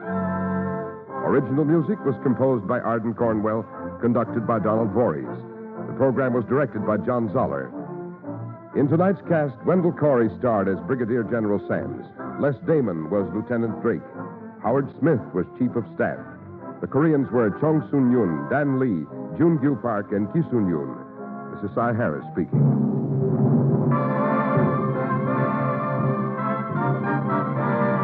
Don't forget next week, our star, Arlene Dahl. The DuPont Cavalcade of America comes to you from the Belasco Theater in New York and is sponsored by the DuPont Company of Wilmington, Delaware, makers of better things for better living through chemistry.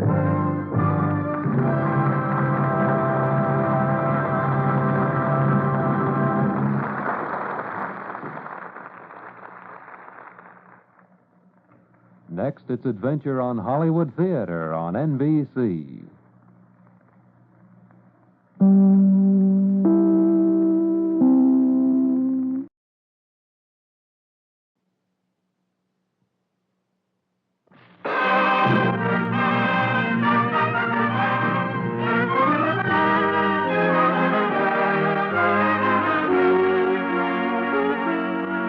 The DuPont Company of Wilmington, Delaware, makers of better things for better living through chemistry, presents the Cavalcade of America.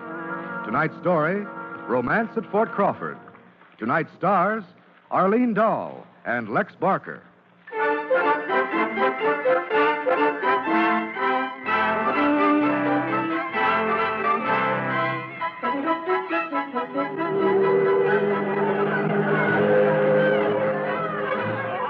Look, Father, here she comes. Here comes the riverboat.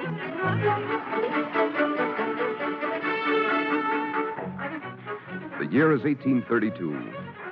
In the little frontier outpost of Fort Crawford, high on the Mississippi River at Prairie du Chien, Wisconsin, the arrival of a riverboat from the south is an event not to miss.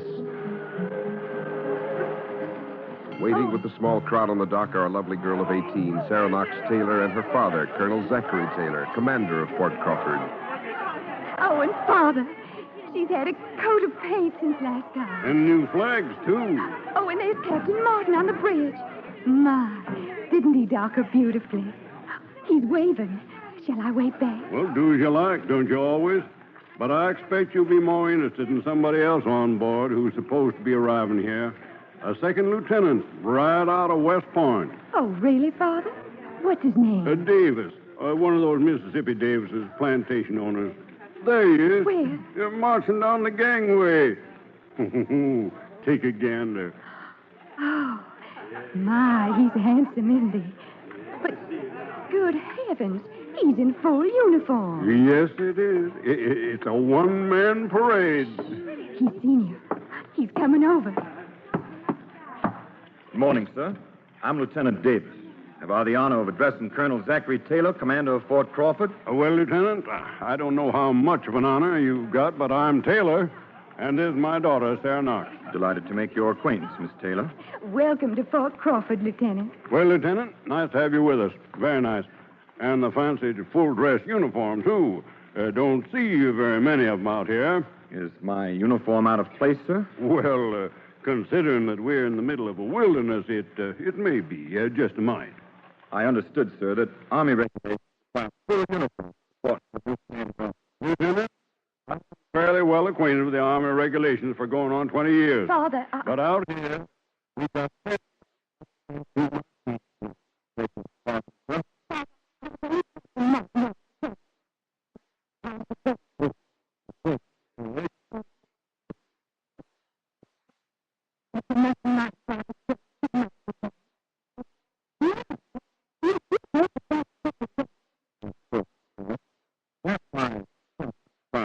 I've developed in my sense of humor. Well, your uniform is most becoming, regulations or not.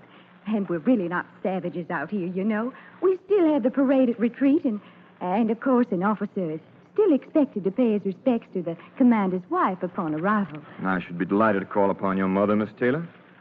Will she be at home this evening? Why, yes, yes, she'll be at home. Shall I tell her to expect you? About 8? Very well. Oh, I don't even know your Christian name. Jefferson. Jefferson Davis. Jefferson Davis. A very pleasant-sounding name, Lieutenant. Most pleasant-sounding.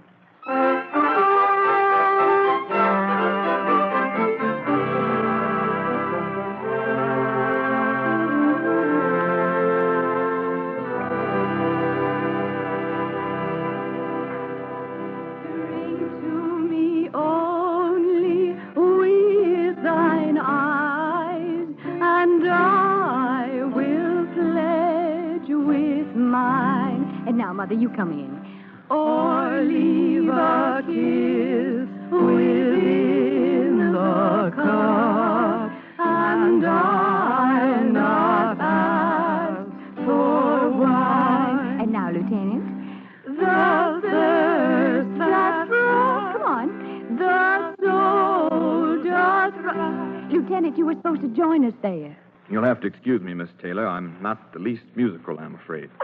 But neither are we. Come along now. No, if you don't mind, I'd rather not. Oh, nonsense. If you can put up with our voices, we can put up with yours. Come, I insist. I'm sorry, Miss Taylor, but I'd really prefer not to. Well, I'm afraid we wouldn't have time in any case.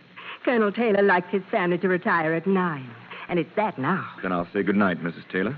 And thank you for a most enjoyable evening. Nice to meet you, Lieutenant, and you're welcome to call again at any time. I'd be delighted to, ma'am. Good night, Miss Taylor. Good night, Lieutenant. Well, of all the stubborn, impossible. Mother, something's got to be done about that young man. And something's going to be. Before I finish with him, that Mississippian is going to be singing like a bird, even if it is only a crow.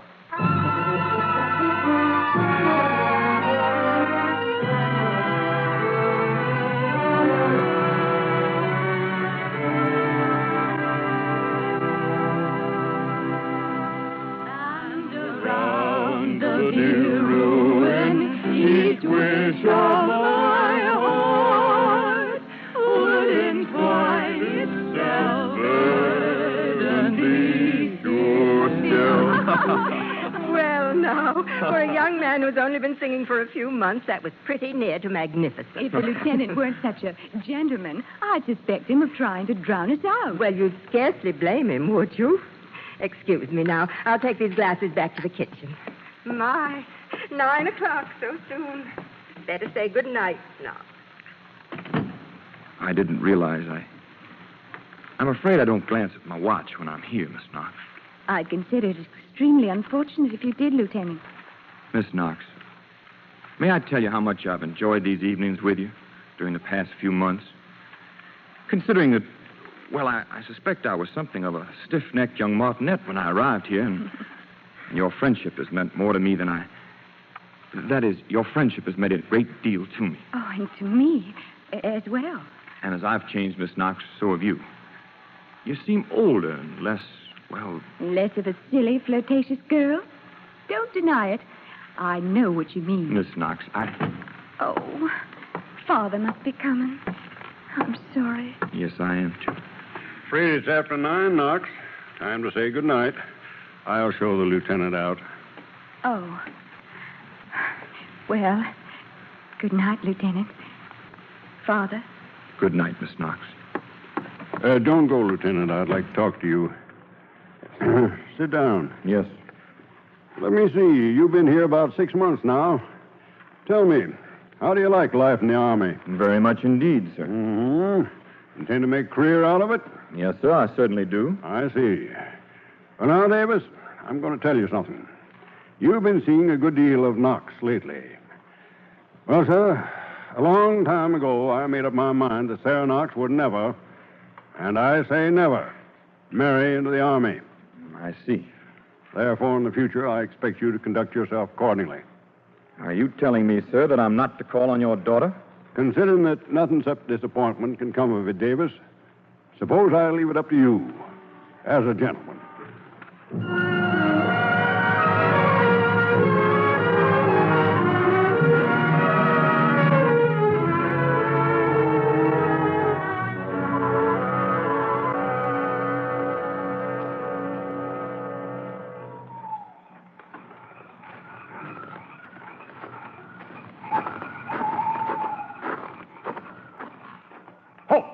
Who's there by the tree? Come forward. Good evening, Lieutenant. Miss Knox. My, you're a formidable officer of the guard, Lieutenant. In the future, I'll feel quite safe when you're on duty. Well, it's after 10, Miss Knox. Shouldn't you be at home? Oh, it's such a warm night. I thought a walk might help me sleep. Tell me, are you still cultivating your singing voice? No, I've been busy with my law books every evening for the past few weeks, Miss Knox. No time for singing. Oh. Mother and I have missed our musical evenings. Why, too, Miss Knox. Since you haven't called, we thought perhaps we might have offended you in some way. Oh, no, not at all, I assure you. Or perhaps my father had said something which... Why, no, Miss Knox. That is, It was Father, wasn't it? Please tell me the truth. Or shall I ask him myself? Well, Miss Knox, he did venture the remark that under no circumstances would he allow you to become the wife of an Army officer. Oh. And I felt that as a gentleman, I had no right to continue my attentions to you. As a gentleman? A gentleman, Lieutenant Davis, tells a lady the truth. A gentleman isn't a coward or a thoughtless, conceited... Anyway, he doesn't suddenly stop calling on a lady without a single word of explanation and allow her to sit and wait and wonder and worry. That is, she were a fool, which I certainly am not, I assure you. And it's no concern of mine, Lieutenant, whether I ever set eyes on you again. No, please, Sarah. Sarah, wait. Sarah, listen. What did you call me? I never did like the name of Knox, and I want to call you Sarah. But I don't understand. You don't understand? I love you, Sarah. Before I wasn't certain, but now suddenly I know. I want you to be my wife. That is, if you... Oh, Jeff. Oh, Jeff, I love you, too. I've loved you for months. I've been so miserable. Oh, my darling. Hold me close. Sarah, darling. Good evening, Lieutenant. Oh. It's your father. Good evening, Colonel. Father. Oh, it's my fault, Father. Colonel Taylor, your daughter and I love each other deeply.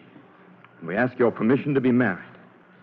I intend to resign from the Army, sir, and become a cotton planter. Lieutenant, you could be a planter or a banker or a minister or the governor of Mississippi.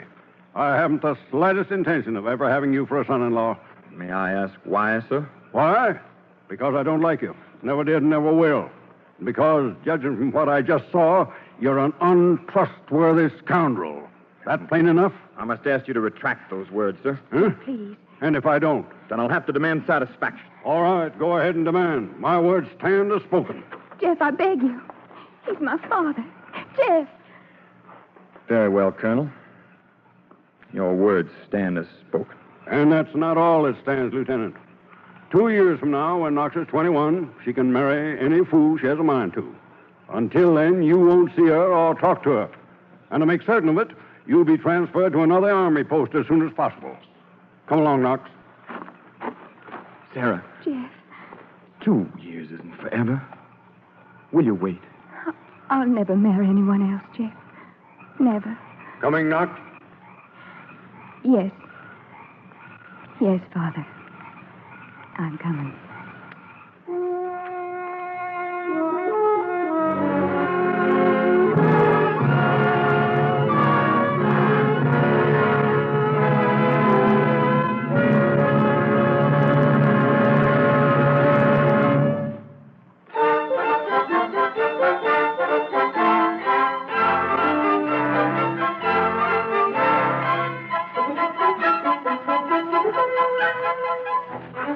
Tonight on Cavalcade of America, Arlene Dahl is starring as Sarah Knox Taylor and Lex Barker as Jefferson Davis in Romance at Fort Crawford.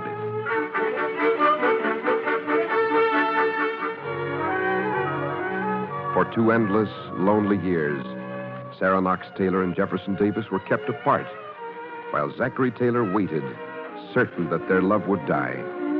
And then finally came a birthday, a 21st birthday. Oh, thank you, Father. They're lovely presents. But there's something else I want. Your blessing on my marriage to Jeff Davis. Knox, you know how I feel about it. Not your permission, Father. I don't need that now. But please, give us your blessing. I'm leaving tomorrow to meet Jeff in Louisville. He's out of the Army now. He resigned as he said he would. I don't care what he said or what he did. Oh, He's not... I'm sorry, Father. Please excuse me. I have to pack.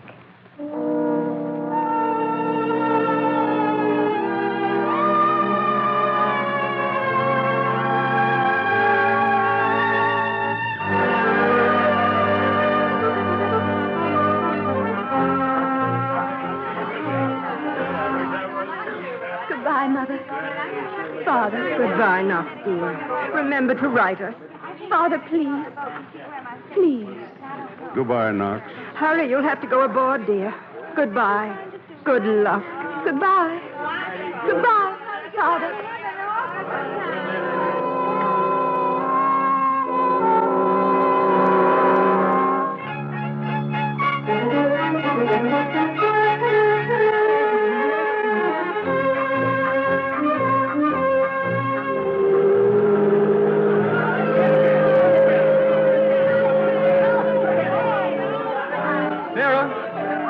I'm here. Over here. Oh, Jeff! Oh, Jeff. Oh, my darling. Sarah, you're here. Oh, my Jeff. Jeff, you mustn't cry, too. Not in public. It isn't seemly for a man.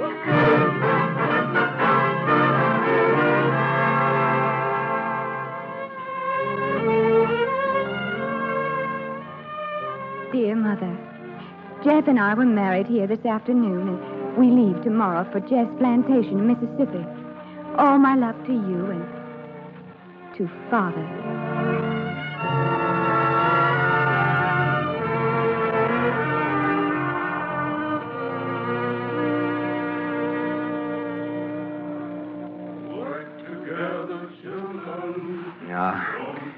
Best water I ever tasted. Thank you, Sarah. I thought you'd like some.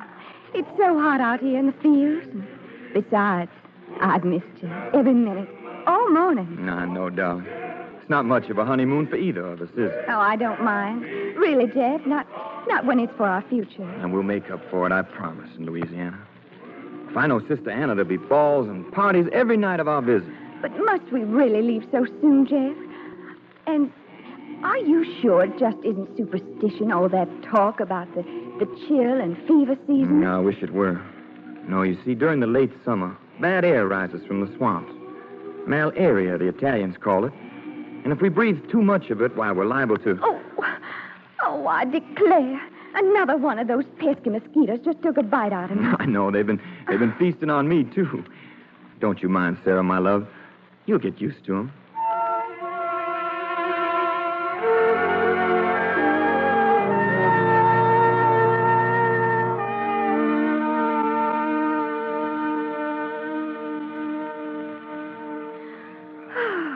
My, it's lovely out here on the porch. Oh, and look at the new moon, Jeff. Just a sliver.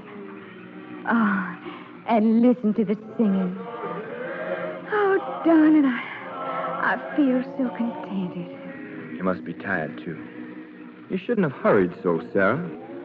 We have a whole lifetime, remember? I know, but... Well, I want to make up for those 2 years, Jeff. Those 2 years wasted and lost because we weren't together. Wasted? Not altogether, Sarah.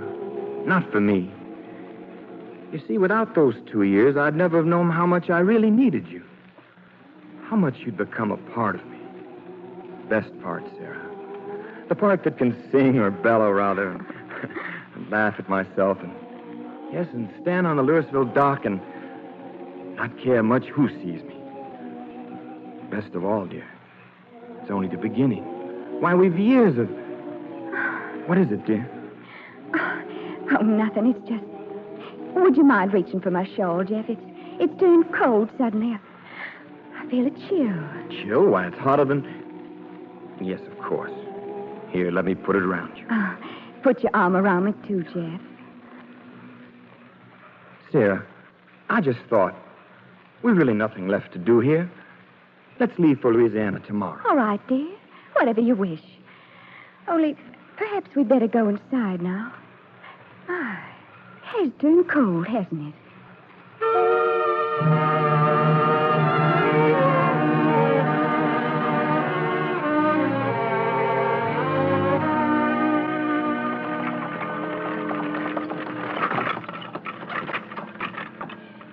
Welcome.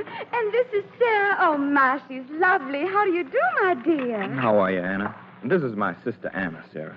How do you do, Anna? Anna, my wife isn't well. She has a fever. She must go to bed at once. Oh, what a shame.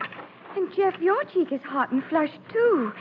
Well, now, both of you go right on inside, and I'll be right there. Johnson, take the carriage to Dr. Harper's. Yes, ma'am. Tell him that my brother and his wife are both very ill. It appears to be malarial fever. And tell him to come at once, Johnson, at once. Yes, ma'am.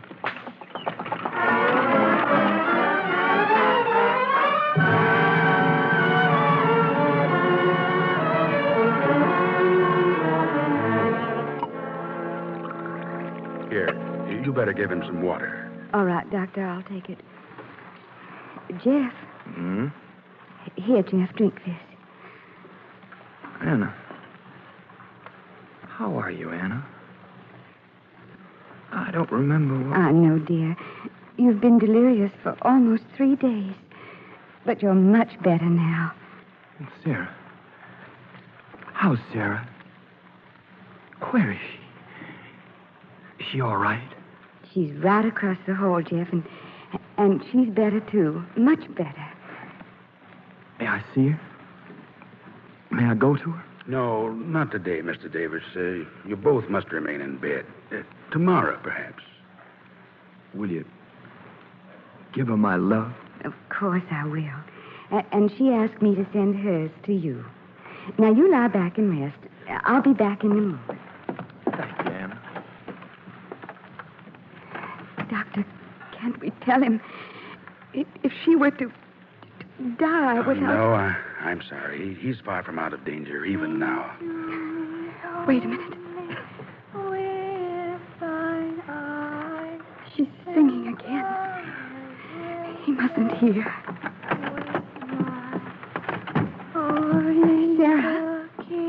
Sarah, dear, you must be quiet. Please, dear.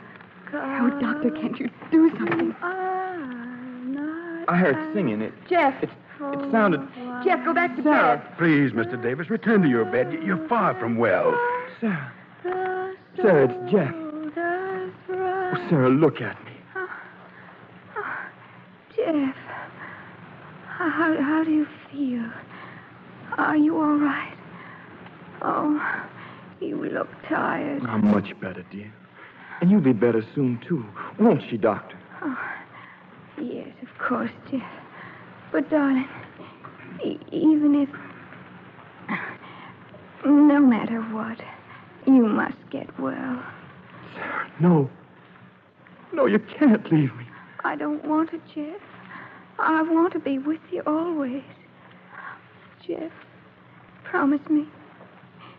Please. Don't ever let your pride guide you, but your heart. Your heart as it did with me. Sarah, you're my heart. Without you, I'd be... Sarah! Oh, Sarah.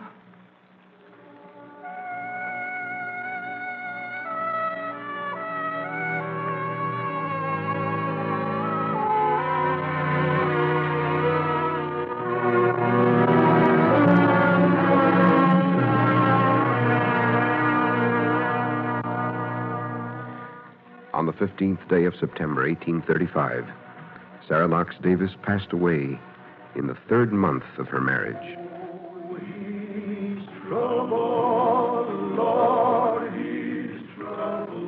Alone, Jefferson Davis returned to Briarfield, and the gates of his plantation swung shut against the world. Inside them for the next 8 years, he lived in bitter loneliness. In the years that passed, the two men who had most influenced Sarah Knox Davis's life rose to great heights. Her father to become the 12th President of the United States, and her husband to begin a career which led to the United States Senate, and finally to the presidency of the Confederate States of America.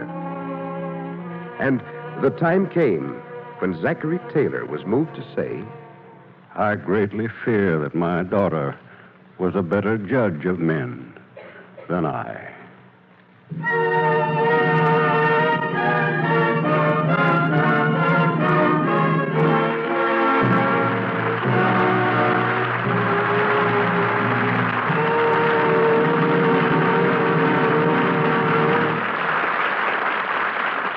Our thanks to Arlene Dahl, Lex Barker, and the Cavalcade players for tonight's story, Romance at Fort Crawford.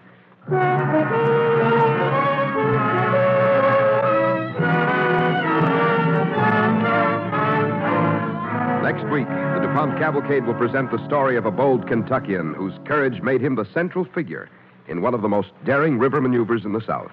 Our story, Adventure on the Kentucky. Our star, Richard Widmark. Be sure to listen.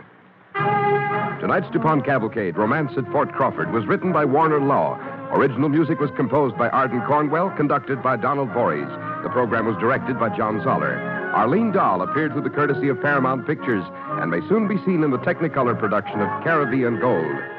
In tonight's cast, with Miss Dahl and Mr. Barker, Bill Adams played Zachary Taylor, Vera Allen was Mrs. Taylor, Ginger Jones played Anna, and Henry Calvin was Dr. Harper. This is Cy Harris speaking.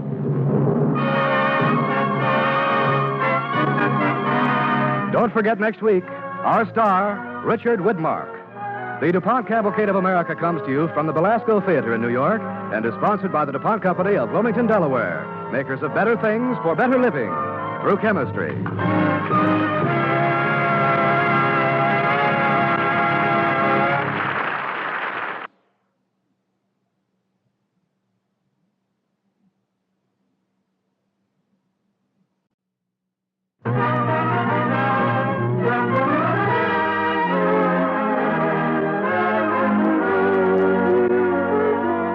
The DuPont Company of Wilmington, Delaware, makers of better things for better living through chemistry, presents the Cavalcade of America.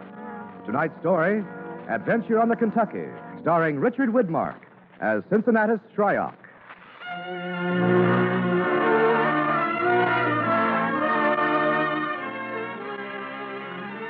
WAMU-FM, Washington, D.C.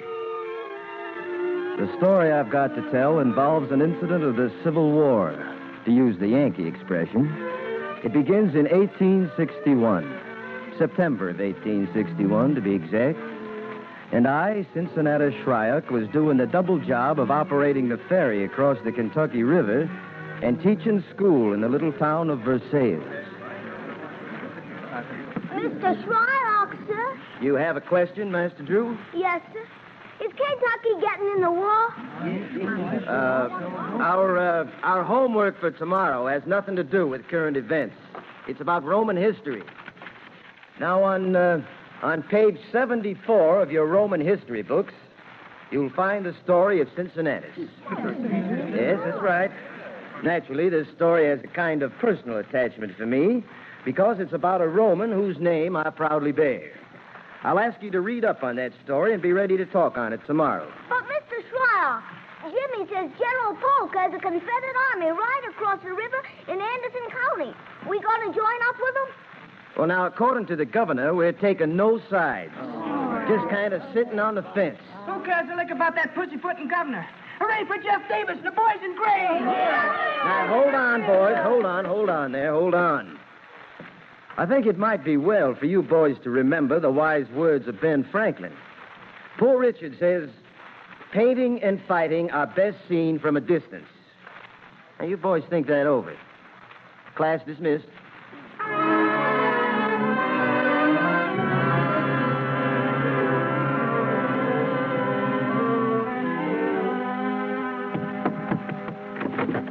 Olive, I'm home. Mr. Cobbs is here to see you. Oh? We're in the living room. Well, afternoon, James. Afternoon, Cincinnati. Howdy, Father. Hello, son. I was just talking with Olive about Johnny here. He's sprouting like summer corn. He could eat pie off your head right now. Yeah, he's a good boy. What brings you over this side of the river, James? I don't remember ferrying you across. I forded over up near Tyrone. Been over to Lexington. Oh, business? In a way. You know, General Leonidas Polk has a Confederate regiment at Lawrenceburg. Yes, I heard. Acting on his commission, I've come over this side of the river to recruit a company of volunteers. I want to go, too. Will you take me, Mr. Cobbs? Well, we aren't turning down any healthy prospects, especially if they own their own mounts. I've got the fastest colt in the country. Is that a fact? You're a little young for soldiering, son. I'm not. War is a grim business, Johnny. It's not the fine adventure that you think it is. Maybe not, Cincinnati, but war has come, and that makes it our business. That's why I'm here. I'm counting on you for our company of Kentucky volunteers. Counting on me? That's what I said. You're with us, aren't you? Well, I'm with my people, yes. Then I can put your name on my list. No, I don't think so. Not just now. You turning me down? No, I'm saying that I don't think I'll join up. Not just now. I don't think I'd be doing right joining up. Let me tell you something, James. War is a complicated business. It's not just soldiering. What is it, then? It's every man doing the job he's best fitted to do. Now, I'm an architect, and a school teacher, and a ferrying man. None of which professions has made me especially fit for soldiering. Little training will take care of that. Might be. Might make a fair to middling soldier of me at that. But fair to middling efforts don't make for winning wars, James. It's every man doing what he knows best to do, and doing that twice as good as he ever believed possible. That's shilly-shallying language. Is it? It's the kind of language that can cause a lot of trouble. Well, I'm not looking for trouble, James. No? Good day to you. Won't you stay for a bite to eat, Mr. Cobbs? Don't think so, Olive. Well, I don't think I'll be accepting hospitality from a man who I label a coward. James. Good day, Olive. Father, he called you a coward. Do you believe that, Johnny? Well, what else can I believe? He'll spread the story all over Anderson County. Maybe he will, Olive. But I'm doing what I think is best. I'm joining up. You're doing no such thing, Johnny. I am. Now, maybe you can eat pie off the top of my head, young fellow, but that still doesn't mean I can't bend you in half and give you a lacing if you deserve one. Now, you'll do no joining up, and that's final. You're too young. But I don't... That's enough, Johnny. I see who's at the door. Hello, Johnny. Remember me? Oh, Captain Morgan. Dad, Mother, Captain Morgan. Oh, come in, please, sir.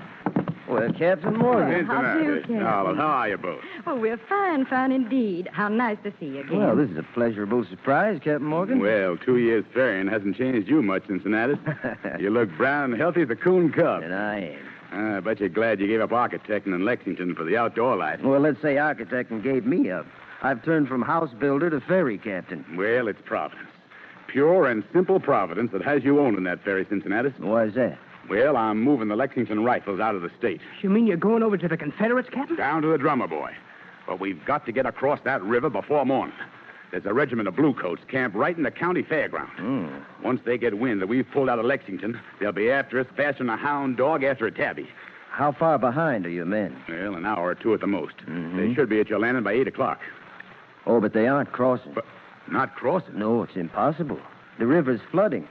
My ferry couldn't handle any normal traffic right now, and your loaded wagons would swamp us for sure. But we've got to get across, Cincinnatus. The Yankees will be on our tails by midnight. Well, I'm just telling you plain facts. Facts be hanged. We've got to get across. Oh, that'd be mighty risky.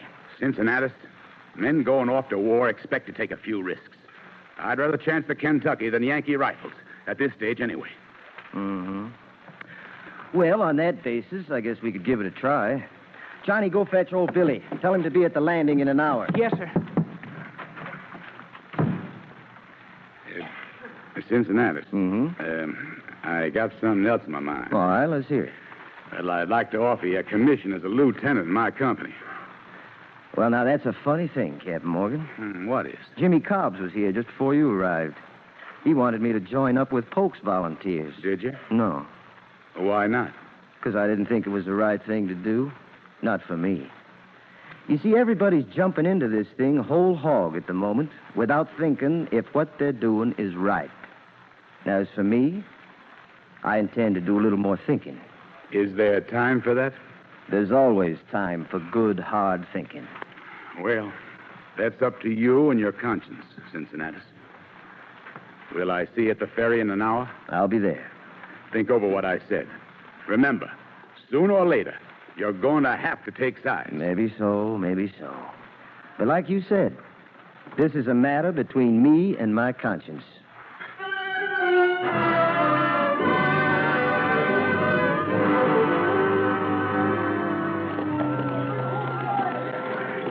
Billy, you all set? Yeah, all set. Good. Here come the troops and wagons. We'll have to take them aboard at once. Can we do it? I reckon so. Yes, we all set. All right.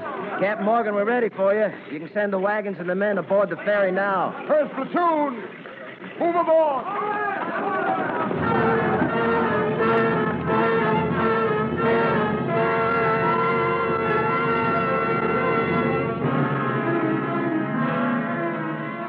As we loaded the first troops and wagons into the boat and started crossing to the opposite shore, I couldn't help worrying about my wife, Olive. She's a strong-minded woman, but I still worried anyway. Had I known what was going on back home, I'd have worried even more. Open up in the name of the United States Army.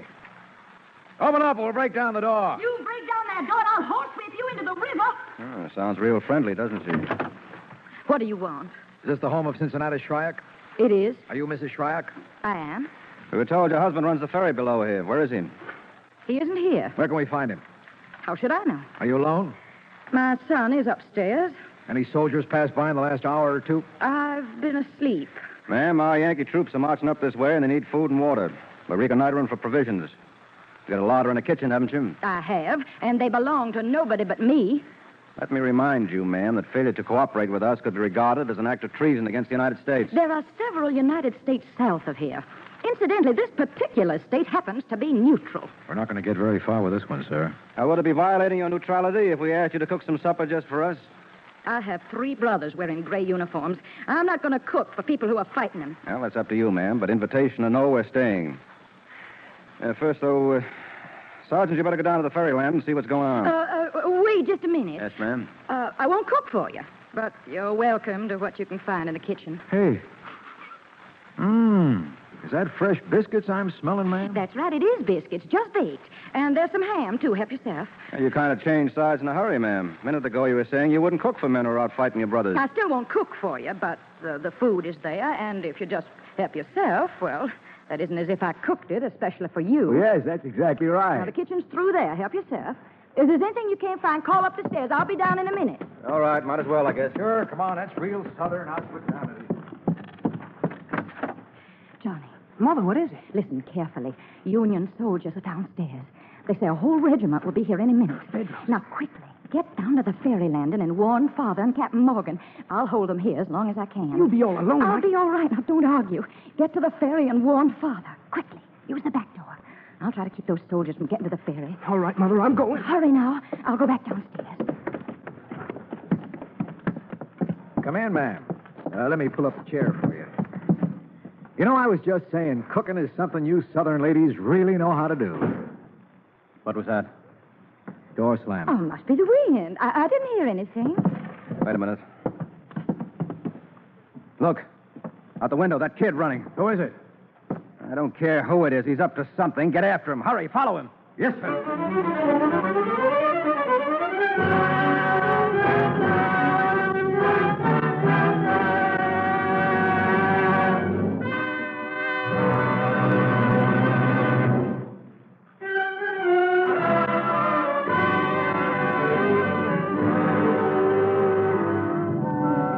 Tonight on Cavalcade of America, Richard Widmark is starring as Cincinnatus Shryock in Adventure on the Kentucky.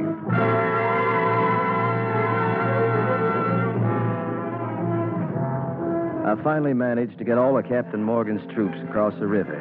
Horses, wagons, and supplies. The Kentucky, southern lady that she is, proved real hospitable to Captain Morgan and his men. She held her temper in, and except for an occasional impish toss of her head, she showed her good manners and high breeding. Then my good mate Billy and I and our crew returned to the landing on our side of the river. Father! Johnny, what are you doing down here? The Yankees up at the house. What? They told Mother the whole regiment's marching up. They'll be at the house any minute. How many are there? Well, just 2 when I left. Stuffing themselves full of ham and biscuits. Well, that's one way of holding an army off. Is Captain Morgan safe across the river? He's across, but it'll take hours for him to move his heavy wagons up over the bluff. We gotta stop the Yankees and keep them from crossing the river. What, hold back a whole regiment? That'll take a powerful lot of biscuits, son. Come along, we better get back to the house.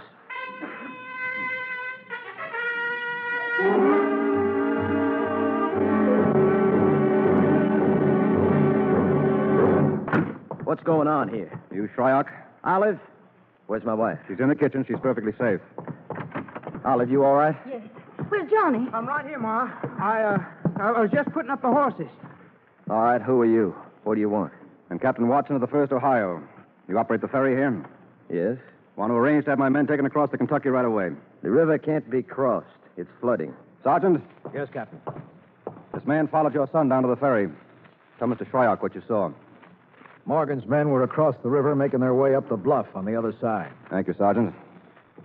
So, you managed to get Captain Morgan and his men across. Well, didn't you? You heard your man. Morgan's across. If you get Morgan across, you can get us across. I'm going to make a bargain with you. A bargain? Yes. You took Morgan over on your ferry. Now you're going to take us. My orders are to catch up and either capture or destroy Morgan before he can join up with the Confederate Army. And I mean to carry out those orders. I could put you under military arrest for giving aid and comfort to the enemy. I could do that. But I'll agree to forget the whole matter if you do for us what you did for Morgan. You mean use the ferry? That's right. Well, I don't know any reason why I shouldn't do that, Captain. Cincinnati. Father. I'm loyal to the state of Kentucky, and our state is neutral in this war. So, I'm at your service, Captain. You're gonna do it. I just can't believe you, Father. Someday you'll understand. No, I'll never understand it. I hope you sink in the river. Johnny, come back. Listen. Olive, please, If I've you'd got been forced at the point of a gun, I might understand it. But to make a cheap bargain with an enemy. Olive, Captain Watson, you might as well make yourself comfortable while we discuss this. I don't want to discuss it. I'm really sorry, ma'am, to have to cause you this unpleasantness. I'm in no need of your apologies. Man's got to admire the high spirit of your southern women, Shryock. Olive's folks are all Georgia people. I understand. Now, how bad is this river flooding? Well, you ever seen the Kentucky River, Captain? No. It's a cantankerous old mud stream. Never can make up its mind if it wants to be a crick or a mill wash. More moods than a widow woman. Yes, well, And twisty and vexing as she can be, too. Smooth and silky as china cloth one minute, back up like an angry cat the other. Mm-hmm. Why, you know that river You're wasting time. When do we get started? Well, Captain Watson, I'm afraid I can't guarantee my crew. They're all rebel-minded, and they're pretty exhausted besides. Well, that's no problem. My men can help take over the oars. What we need is a navigator. You can do it? Yes. One last word, Shryock. Mm-hmm. Heaven help anyone who tries to stop us. Neutral state or not, I have ways of seeing that they'll rot in a northern jail until the war is over.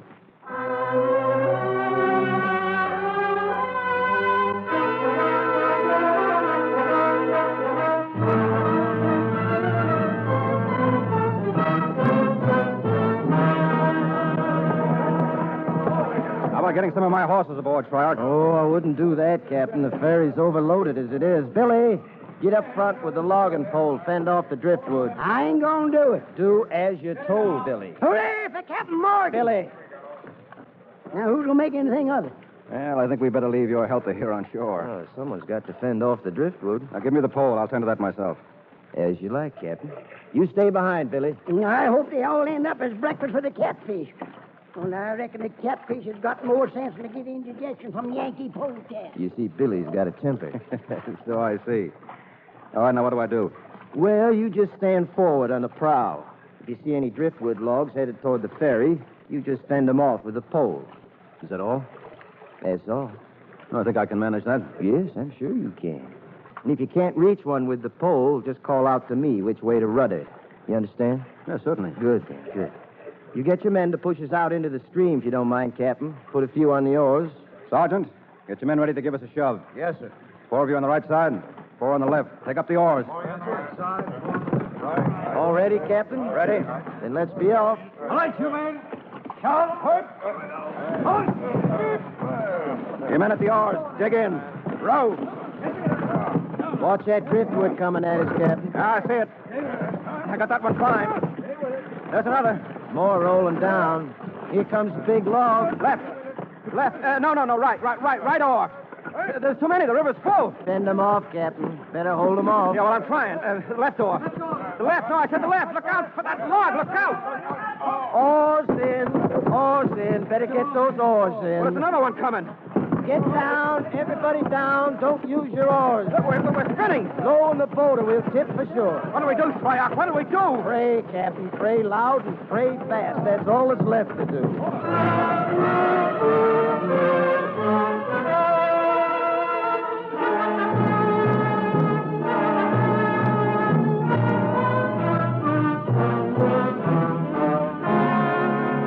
There was no holding back the river, not then. She took the ferry in her teeth and sent us spinning downriver, tearing along like a barn roof in a twisty.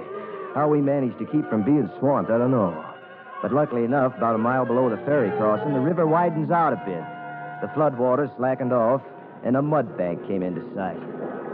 Hold tight. I'm going to try and beat you on that mud bank. Here she goes. All right, you can get up now. We're stuck in solid. Yeah, we're in a fine fix, Shryock.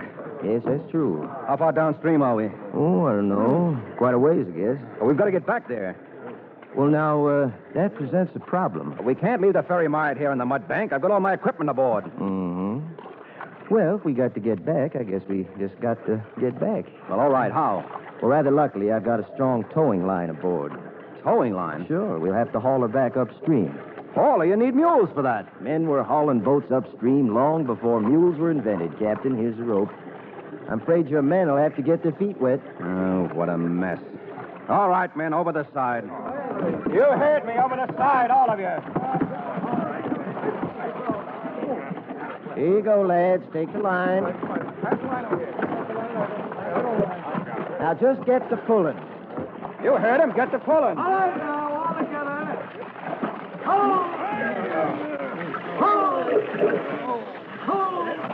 Good, strong lads. How long will it take us to get back to the ferry landing at this rate, Shryock? Well, at this rate, maybe 3 hours, maybe 4.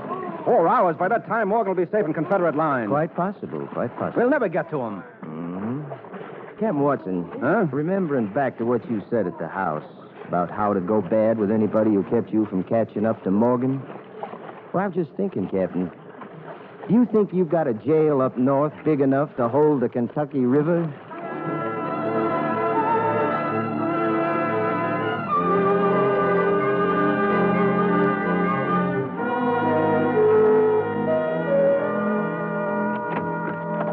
Cincinnati? Oh, you should be in bed, Ollie. I stayed up to speak with you.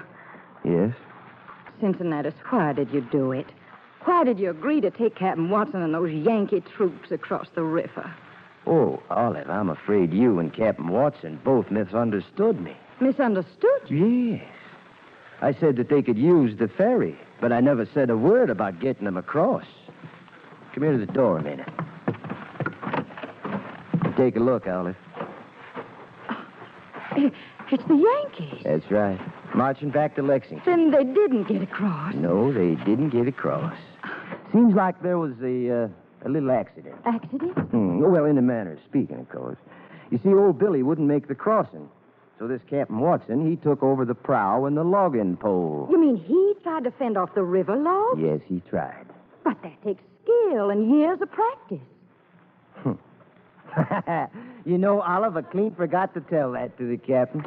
Well, doggone it, Shyrock, you done it. You done it. Done what? You held back the Yankees, that's what you done. And that's something the South ain't never going to forget. Why, I bet you they'll make you a general. Oh, me? No, I'm just a school teacher, that's all. Uh-oh, listen. The school bell. It's past 8 o'clock. Now, what's it going to look like, teacher being late for school?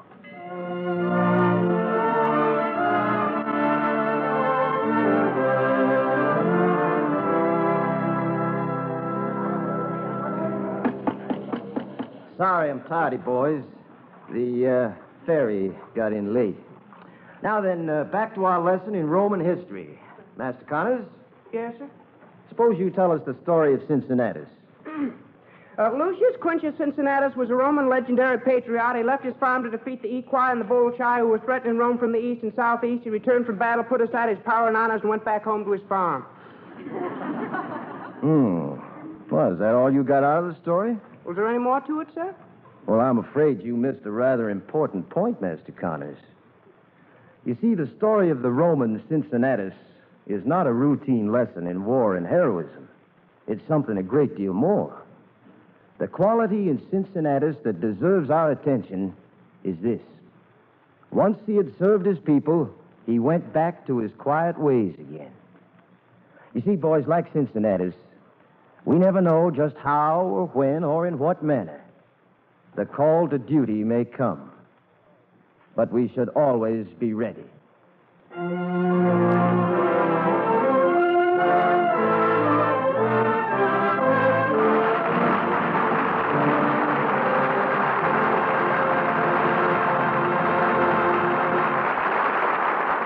Our thanks to Richard Widmark and the Cavalcade players for tonight's story, Adventure on the Kentucky.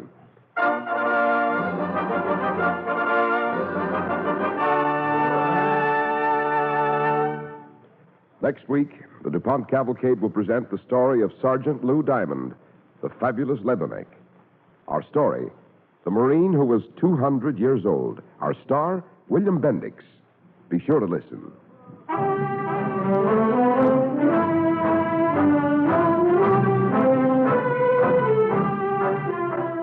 Tonight's DuPont Cavalcade, Adventure on the Kentucky, was written by Robert Tallman and Herb Tunick and based on material from the book The Kentucky by Thomas D. Clark, a volume in the Rivers of America series published by Reinhardt and Company.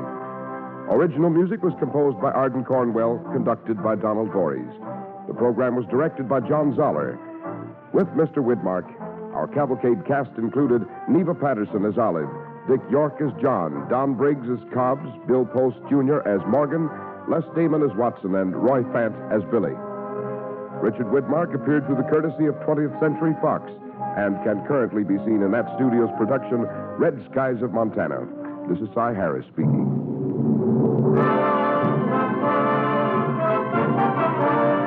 Don't forget next week, our star, William Bendix. The DuPont Cavalcade of America comes to you from the Belasco Theater in New York and is sponsored by the DuPont Company of Wilmington, Delaware, makers of better things for better living through chemistry.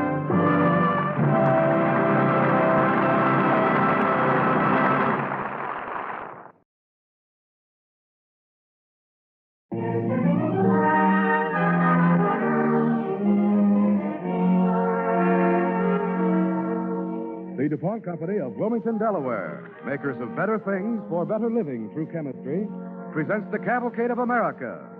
Tonight's star, William Bendix. Tonight's story, the Marine who was 200 years old.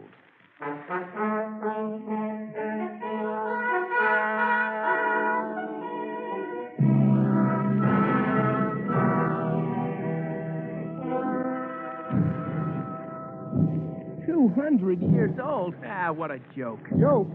He joined the Marines in the Revolutionary War. And what do you think of that? back in 1775? Yeah, and he ain't stopped fighting since. Brother, that's a Marine.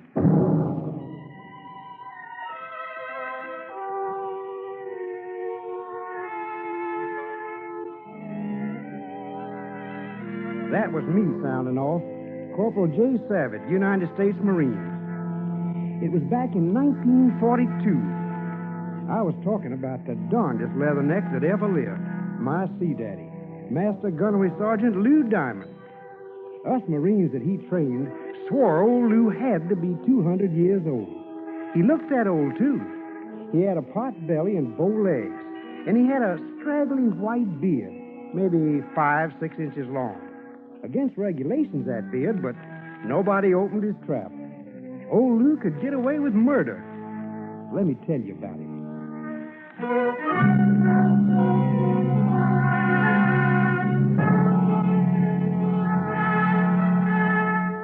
It was a blazing hot summer back in 1942.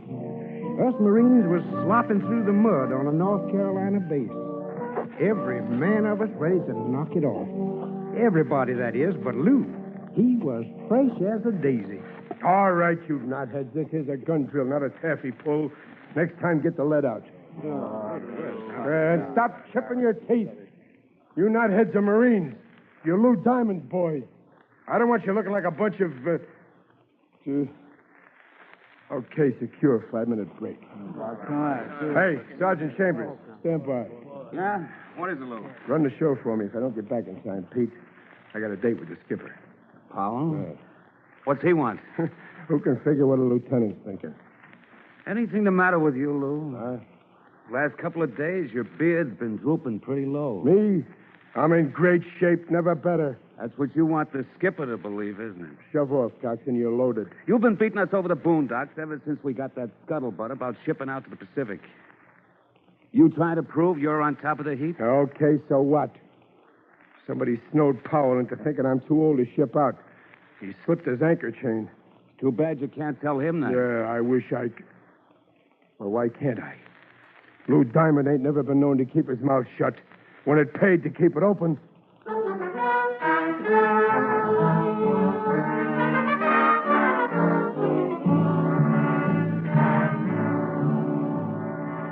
Lieutenant Powell, you can't do this to me. You can't do it. Look, Lou, there's nothing personal in this. Tell me, how old are you? Well, I'm only... Mm-hmm. What's my age got to do with it? Well, the records say you're 52, but you've never told anybody how old you really are, have you? You've seen me out there every day, Lieutenant, on the double. Everything on the double. Yes, I couldn't miss that. I can fight rings around any Marine in the Corps. You've been at it for 26 years. That's a long time. So what? I know that you're the best mortar man in the Marines, but... What is it, then? Lou, this is a young man's scrap. Lord knows it's never soft in the Marines, but combat in the Pacific is liable to be the roughest assignment the Corps ever had. Well, so who's worrying, Lieutenant? I'm worrying. You have to be able to take it, physically. I got a lot of fight left in me. You don't have to worry. Look, Lieutenant, those knotheads of mine, they can't get along without me. Don't have to draw me pictures, Lou. I know what your men think of Yeah, you. but it's more than that, Lieutenant. I can't get along without them. Look, Lou... Yeah, I don't go around shooting my mouth off about it. I wouldn't want them kids to know, but... Lieutenant, we belong together. They're all I got. Well, You gotta let me ship out with my boys. Okay, Lou, you win. At least I don't have to worry about your spirit. I know that'll hold up. I just hope the rest of you does as well.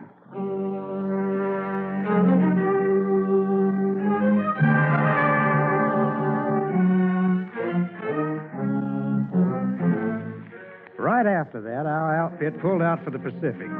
It was August 7th, 1942, when we hit the beach at Guadalcanal. And it was tough going. Guadalcanal was no picnic. But for old Lou Diamond, there were two battles. One against the Banzais, the other to keep that old frame of his from falling apart. For instance, Lou got 2 broken ribs from an exploding mine and a fat case of malaria. The docs knew all about that. But one thing they didn't know. They didn't know Lou was just about crippled with rheumatism. He could hardly move, but he stayed in there to fight. And he never let on to nobody, not even to us guys around him. Hey, Savage. Front and center. You pipe me, Sarge?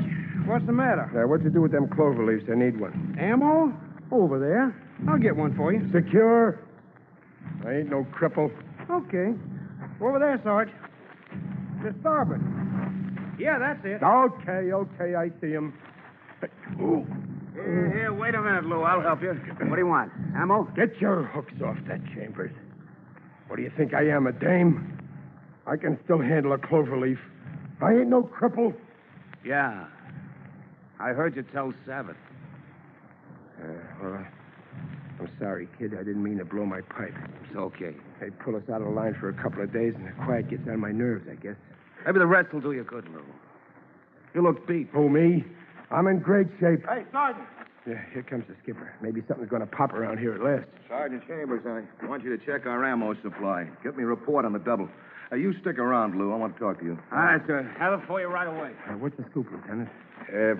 I got some scuttlebutt a few minutes ago. Yeah, we're heading back in. Is that it, Skipper? Yeah, maybe tomorrow or the next day. Good. They're swinging us over to reinforce the right flank. Holy smokestack, it's about time. I thought maybe we was the lost battalion or something. Pretty anxious to get back in there, aren't you, Sergeant? Well, I'm a leatherneck, Lieutenant. I didn't ship 10,000 miles just to rest my oars. Then you're squared away? Top notch. Couldn't be better. Thought maybe you might be worried about something. Worried? Well, combat plus Guadalcanal, that's a tough combination to take. Oh, well, yeah. Yeah, Skipper, I have been kind of worried. Yeah, what is it, Lou? Well, it's them 3 cases of beer you owe me. That's what's worrying me. What? Yeah, Lieutenant. You're a good CEO, but you're sure one lousy pinochle player.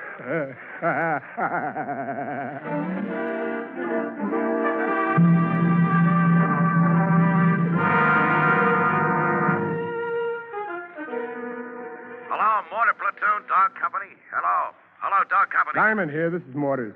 Hey, is that you, Powell? Yeah, he's on the way. This is Sergeant Diamond. Lou, you won't budge it. This is Hank Oliver. Ollie, how are you? What kind of brass you wearing topside? Gold leaves, Lou. Major, huh? Oh, that's great, Ollie. That's Ding How. Stick around, Chambers. I may want Here's the skipper now, Major. Here you are, Lieutenant. Major Oliver up at Regiment. Oh, thank you. Lieutenant Powell here, sir. Major Oliver. Well, how's about that? You know him? Oh, know him. We were sergeants in China. That's so. Lou, they say you've been offered a commission maybe a dozen times. How come you always turned it down? It'd take more than Congress to make a gentleman out of me. Boy, Sergeant Diamond. Looks like we've got a detail. What's cooking, sir? Colonel Edson's raiders. They're in trouble. What kind of trouble? Well, they're over on Matanicow Ridge, and they're surrounded. Edson's men can't get through. Well, then let's get through to them. Oh, no, not a chance. They're going to be wiped out unless we can lay down a pinpoint barrage, and that's tough to do. Well, why stand by, Lieutenant? Let's go. Headquarters says that you're the man for the job. Well, sure. Who else? Let's go. There's only one hitch. Hitch? Well, from here to Matanicow Ridge, that's a bone-breaking march. It's cross-country all the way. So? So you could never make it, Lou. Let's not kid ourselves any longer, Sergeant. Wait a minute. I'll make it. I didn't want Major Oliver to know about you. I should have told him anyway. Yeah, well, stand by, Lieutenant. Here, look at this map. Is there any way for me to get there by truck? What? Well, wait. Let's see here. Yeah, there's a way we might make it. Okay, then. Hoist me on a truck. Give him Lou Diamond on wheels. Come on, we got some shooting to do.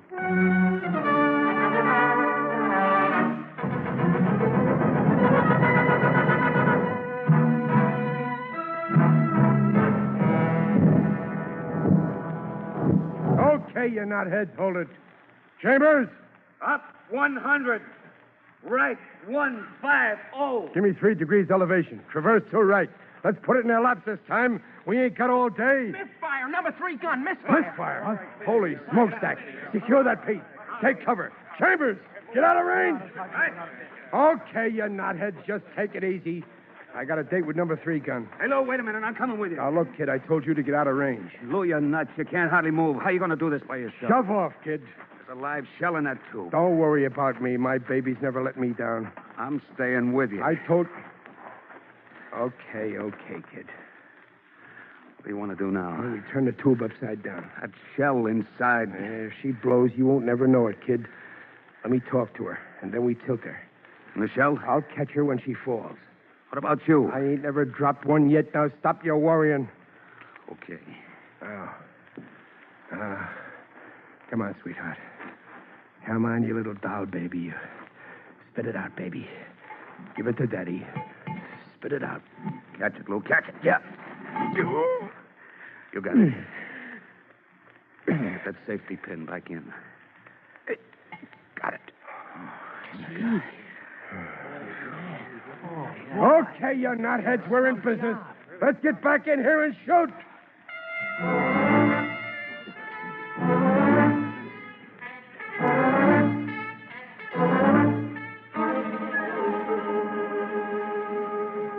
Sergeant Chambers? Yes, sir, Lieutenant. How's Diamond this morning? You just coming out? I've just been talking to him, sir. He's all right, I guess, but he still can't get up. Can't even move. Lying there helpless in that sack, Lieutenant, it breaks my heart to look at him. Yeah, I know. Well, I'm going inside to see him now, Sergeant. If anybody wants me, you know where to find me. Aye, sir. I'll pass the word along. Lou? Who's that? It's Lieutenant Powell. Oh, so confounded dark in this tent you wouldn't know your own cousin. How are you, Skipper? I'm all right, Lou. Question is, how are you? Me? I'm in great shape. Never better. That's not what the doc says. Hey, what does he know? I just got shook up coming back from a tonic car, that's all. I'll be squared away tomorrow morning. We just received a personal commendation for you, Lou, from the General. Huh? Colonel Edson's men got out all right, thanks to that beautiful barrage your boys sent up. Want me to read it to you? No, don't strain your eyes, Lieutenant. I'll read it myself in the morning. I'm afraid not. Huh? Tomorrow morning, this time, you'll be in a hospital in New Zealand. Hospital? Me? Well, you're joking, Lieutenant. I wish I was. The doc says you're through, Lou. No more combat.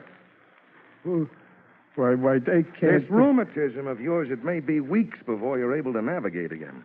No, Lou, this time it's final. Lieutenant, they can't do this to me. This is where I came in, Lou. Remember back in Carolina? I wasn't worried about your courage. It was the rest of you. And I guess I was right after all. Loosen your leggings, Lou, and do what they tell you. No, you're still wrong, Lieutenant. You're rocking the boat. Am I? How? Because I'll be back. No matter where they ship me. Just tell them knotheads of mine, Lou Diamond will be back.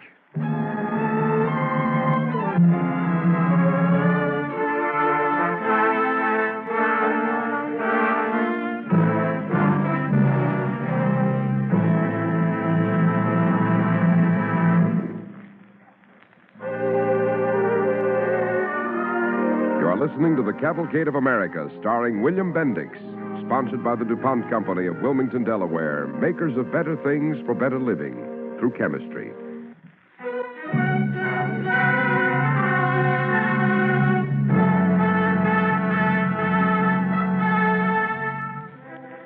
Tonight on Cavalcade of America, William Bendix is starring as Sergeant Lou Diamond in The Marine Who Was 200 Years Old. This is his story, as told by one of his buddies.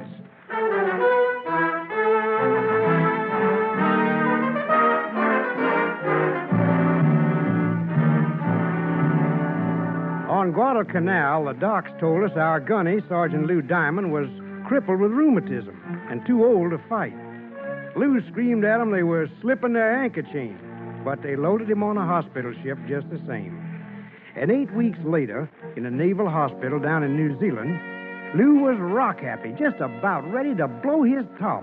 Take it away. I don't want no orange juice. I want out of this joint. That's all I want. Now, Sergeant, be nice, won't you? Orange juice. Now, this is pretty special. Bring me a case of beer. Sergeant. Okay, you and me will split the case, huh? We do not serve beer in this hospital. Well, that's what's wrong with the joint.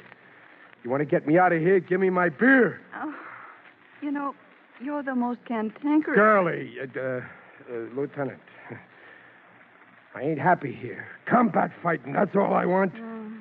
It's not going to be easy, is it? What ain't? Why, going back to... Oh, Commander Haynes did tell you, didn't he? Haynes? What's the CO of this trap got to do with me? Why, nothing at all. You want to get paddled, Lieutenant? Open up. Come on, what gives? All right. You're not going back to your outfit, Sergeant. In about a week, they're shipping you back to the States for good. What? Oh, now take it easy. What do you mean, take it easy? Commander Haynes says you can't go back to combat, and that's it, Sergeant. What can you do? What can I do? I'll get you. Yeah, I guess you're right, girlie. What can I do? No use trying to argue with them. No, of course not. What good would it be? Oh, sure, what good? Are you all right, Sergeant? Yeah, sure, Lieutenant. I'm in great shape. Never better.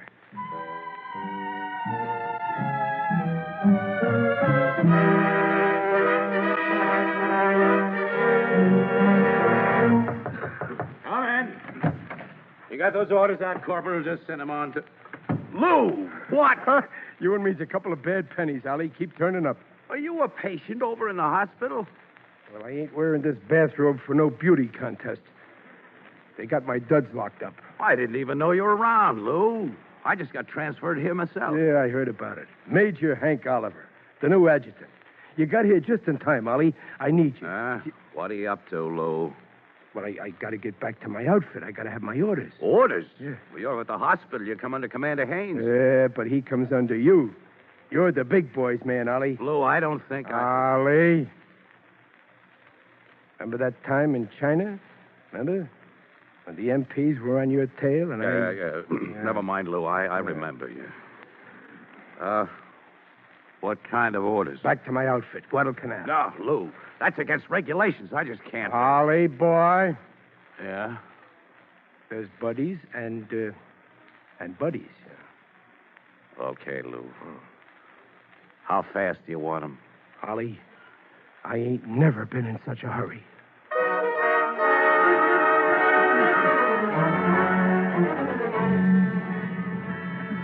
Once he got orders, old Lou really moved. Nothing was going to stop him now. He was going to get back to us guys in his whole outfit. From New Zealand, he argued his way aboard a Dutch freighter bound for Guadalcanal. The day they put into the harbor, Lou shoved his way ashore. Hey, Mac. Hey, you, Mac. You call me? Yeah, well, what's going on here? This place is loaded down with dog faces. All right. What you talking about, Grandpa? Hey, where'd you come from? You Rip Van Winkle?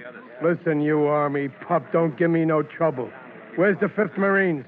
Marines? Yeah, Marines. Fighting men, boy. Hey, let go. What's the matter with you? Where's the 5th? Well, they moved out. Shoved off. Where to? Oh, how should I know? What's the matter with you anyway? Out of my way. I gotta find him. I gotta find him.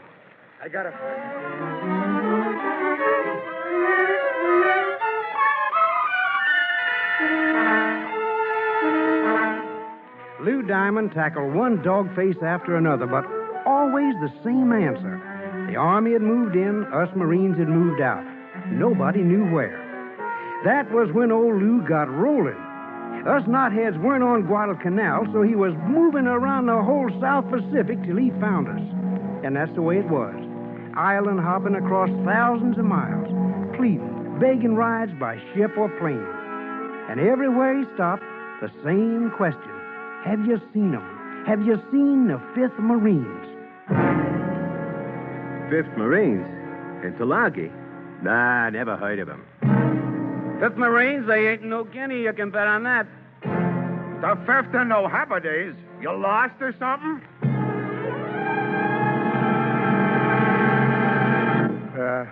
So now I'm in New Caledonia and still no luck. Nothing but Army.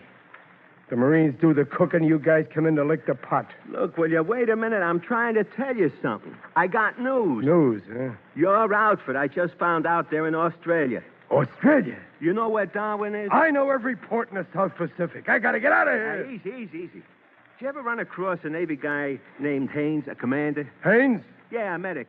I just saw him down at headquarters. He heard you was around here somewhere, so he was sore as a boil.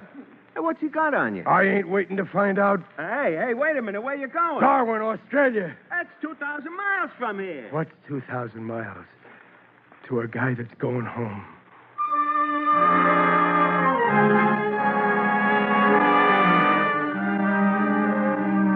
"2,000 miles. That's a lot of steaming. But it didn't matter peanuts to Lou Diamond. It was in a side street bar in Darwin, Australia, that Lou found the payoff, the end of the long, weary road. United States Marines? At the fix? Yeah.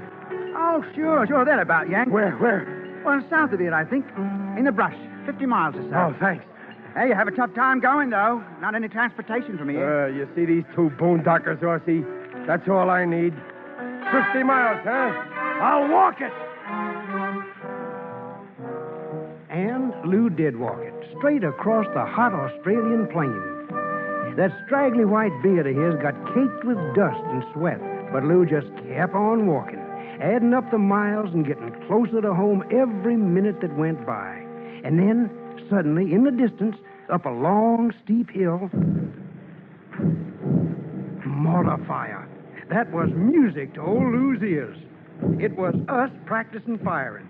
And in between rounds on top of that hill, Anderson and me was arguing the same old thing. 200 years old. You're rock happy. Look, Anderson, nobody can prove it, you dope, but I tell you, old Lou must have been there when the Marines got started. Well, it looks like he ain't going to be around for the finish of this little party. We sure could use him. Funny going back into action without old Lou.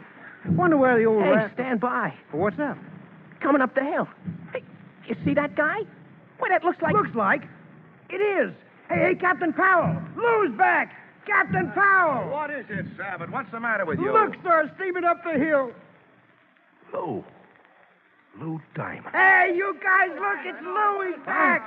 Whoa, you know. Hey, keep your pack down. Lou Diamond. This hill ain't no picnic. What do you want? Full speed ahead? You old son of a gun. Boy, go see it. Okay, give me some air. Lou, what the deuce? Lieutenant,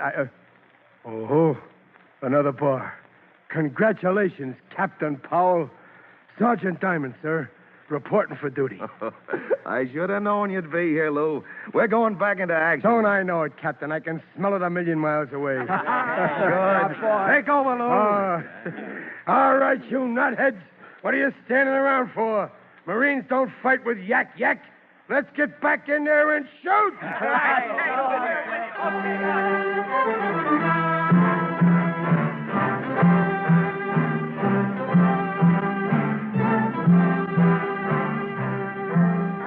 And that's the story.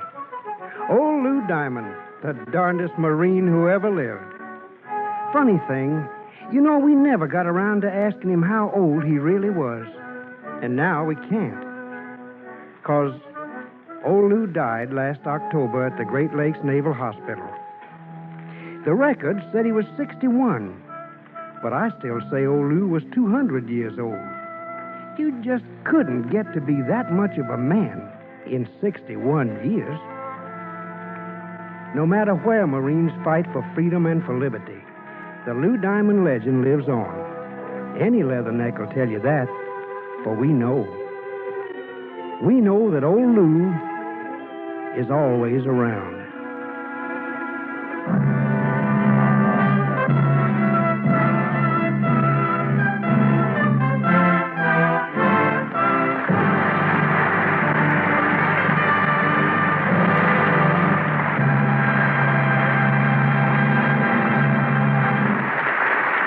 Thanks to William Bendix and the Cavalcade Players for tonight's story, The Marine Who Was 200 Years Old.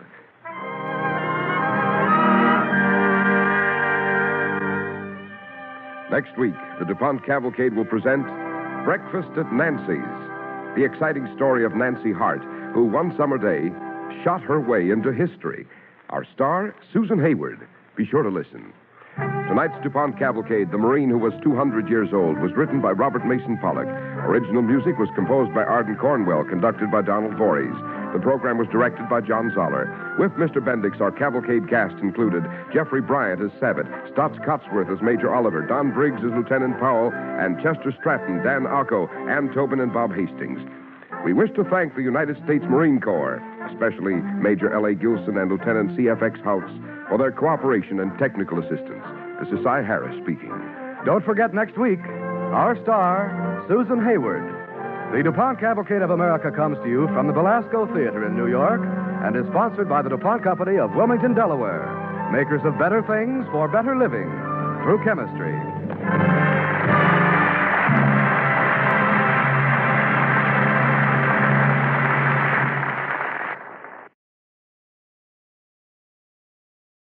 Makers of better things for better living through chemistry presents the Cavalcade of America. Tonight's star, Susan Hayward. Tonight's story, Breakfast at Nancy's.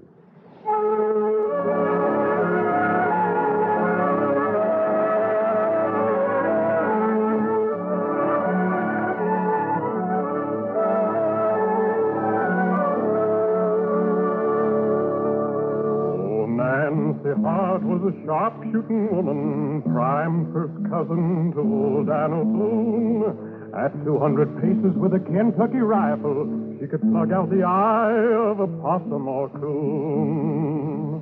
Oh, breakfast at Nancy's, breakfast at Nancy's. Watch out for that there hoe cake, it's plumb full of lead. Look out, Mr. Tory, or you'll wind up dead.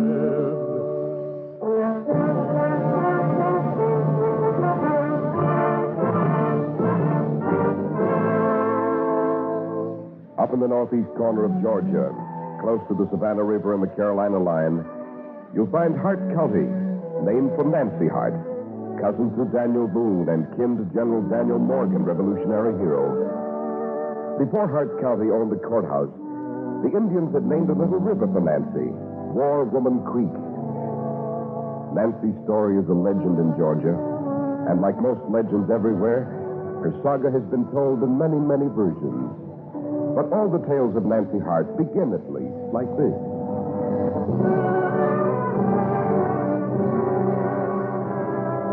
It's a summer evening about the year 1778, the third year of the Revolution. Nancy Hart, Mrs. Benjamin Hart, that is, Nancy is alone in her husband's farm cabin on the Broad River. Supper's almost ready. Suki. Oh, Suki. Morgan? You, Morgan. Children, it's supper time. Out for a bite, Mrs. Hart. Hey, Mrs. Hart. Who's there? Don't come any closer out there. I've got a gun. It's me, Mrs. Hart. Royston Tolliver. Sorry, old man Tolliver. Oh, come in. Come in. I declare, ma'am. You don't have to bar your door shut in an old friend's face. Don't I, though? Well, yes, I reckon you do at that. Can't be too careful. I'm sorry, Royston. I couldn't see you down the hill. And with things the way they are. Yes, with things the way they are. That's what I come to see you about. I've been sent to see you. Sort of a committee of one from your old neighbors. I'm not going to leave this farm, Roy. I'm not going to leave my home. But why? Everybody's safe up country but you. All your neighbors, all that ain't tourist scoundrels, that is. And how about you? Oh, sure. I'm too old for them scallywags to bother with. I don't know nothing they can steal. Now, look here, Nancy, girl. Your friends have sent me to plead with you. No, I'm staying here. Right here. But your husband... Benjamin was Colonel Clark's militia where he belongs. And this is where I belong. But why? It ain't fair to Suki and Morgan. I need them with me. Mr. Tolliver. Yes, ma'am? Can I trust you, Roy? Why? Folks around here been doing just that for nigh on to 70 years. I'm no barn-burning Tory traitor, if that's what you mean. I guess I'll be getting along. Wait a minute. Mr. Tolliver, I'm staying on here for a purpose. I'm not just stubborn. So? Colonel Clark up north has to keep in touch somehow with the other troops down to the south of here. He has to send couriers and they have to rest somewhere. But this is all Tory country now. There's nobody but Tories left. Oh, I see. I see. You hide him out, Clark's messenger. Uh-huh. You're a brave woman, Nancy. No. I just plumb hate old Tories. Like Wilkie Bowman? Like Wilkie Bowman specially. Most specially. He's the head man around here now that all the decent folks are gone, and he swears he'll make you his wife yet. He ain't never give up. Well, he's a good many years and 2 children too late. Hey, it's those children. Did you see them? They were playing down by the old well with that conch shell I gave you, the Florida shell. They weren't blowing on it. I told Morgan never to... Shucks, they was just pretending. Oh, here they come now. Suki, Morgan, didn't you hear me calling you? Oh, we came running, Ma. Don't you believe him, Mother? He wouldn't put the conch shell back. He made me chase him all over the woodlot. Morgan Boone, I don't want you to touch that shell again. You hear? But you taught me to blow it. Morgan. Yes, Ma. Now say howdy to Mr. Tolliver here. Howdy, Mr. Tolliver. Evening, children. Well, ma'am, Mum's the word with Royston Tolliver, and do be careful. Well, I'll be moving along. Nonsense. You're going to stay to supper. Can't I persuade you? Persuade me? Why, ma'am, anybody in North Georgia who'd refuse an invite to eat Nancy Hart's cooking, why, he'd be as crazy as King George III. Crazy. Well, set then. And you, Morgan Boone Hart. Yes, Ma. You go wash your hands. They're filthy black. Get now. Get.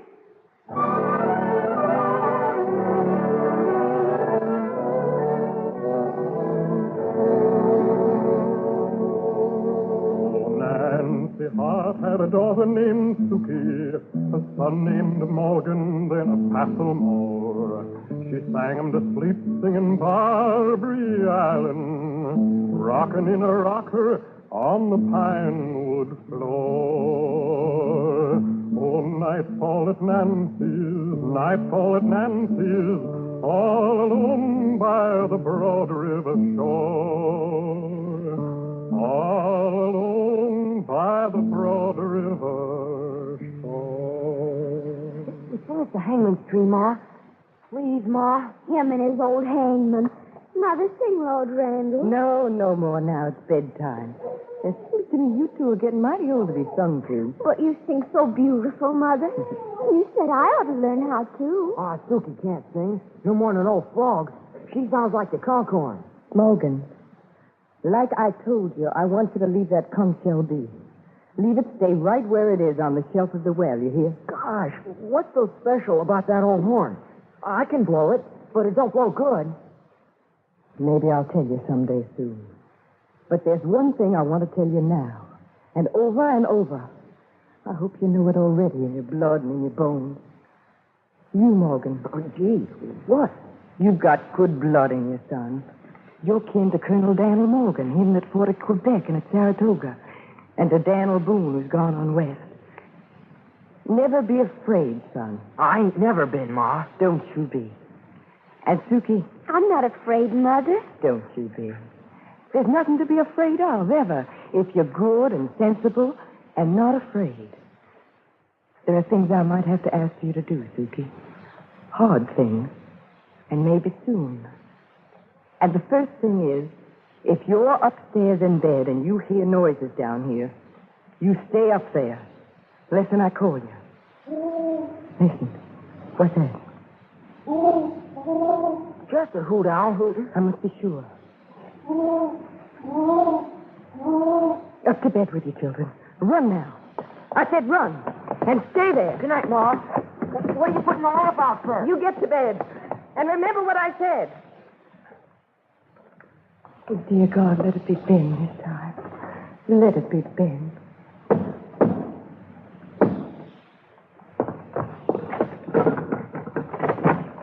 Quick, ma'am. Let me inside. Who are you? Cliff Elders. Sergeant Cliff Elders. Georgia Militia. Courier for Colonel Clark with dispatches. They're after me, ma'am. Have you seen my husband? Is he still alive? Alive and kicking not 3 hours ago. But, ma'am, there's no time for questions. Ben said you had a place to hide me here. Yes, I do. Ben fixed it up before he left. There's a false bottom to the wood bin by the fireplace there. And a little room below, hollowed out in the dirt. Ben dug it about 4 feet down. Good. Now, look, I'll have to talk fast. Colonel Clark has sent a scouting party south, sort of a feeler. Your husband's in command. I rode ahead of him to look for any Tory bands. Well, I found one. 3 armed riders up by the fort near Dewey Rose. Uh-huh. I outrode them. I doubled back here. I tethered my mare in a barn up the road, and I hoped she's well hid. Then I started hooting like an owl, as Ben said to do. Great jumping, Jehoshaphat. I thought I'd have to hoot all night before the lamp went out. You say there's a scouting party here? Yes, ma'am. And then? Your husband planned to camp real close, just above the fork. He wanted to see you, and I can't blame him, but for heaven's sake, ma'am, hide me. Over here. In with you. Under the floor. You'll have to sit up. It's not big enough to lay down in, but there's air enough. I see a double bottom to it. Thank you, ma'am. Sergeant Elbers, can you hear me down there? Just barely, ma'am. There's horsemen coming up the hill.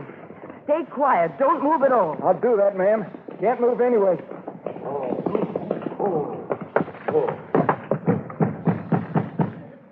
Who's there? Never mind who's here. Open up.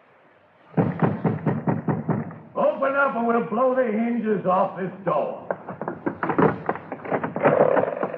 Wilkie Bowman. And if it isn't my old sweetheart, Miss Nancy Morgan. My name is Nancy Hart. Has been for 12 years. What do you want here? Why, just a little talk, Nancy, darling, for old time's sake. About two things. Number one, your late husband, Benjamin Hart, traitor to the crown. Late husband? I had the pleasure of shooting him through the head just an hour ago. I don't believe you. Get out. Get out of here. We haven't begun our little talk, Nancy. Subject number two. A rebel trooper you're concealing in this house. Where is he? We want him. I said we want him. Come in, men. How many slinking snakes does it take to handle one lone woman? Why, Nan, there are only three of us. Ruth Benton. Curtsy to the lady, Ruth. Ruth Benton. Convicted horse thief and jailbird, wanted in Carolina across the river. A pleasure, ma'am. My, Wilkie, she's got a tongue, this one. I found that out long years ago. Always liked it in her. Who's your other bootlicker, Bowman? Oh, him. He's a stranger in these parts, my dear. Name of Sam Saddle. Sad Sam, we call him. Make a leg, Samuel. Yeah. Well trained, isn't he? Like an ape. Sheriff after you too, Sam? How did she know that? Her eyes as sharp as her tongue. Now, Nan, darling, the trooper. We know he's here. Where is he? All right. We have plenty of time. How's about a little drink for visiting gentlemen?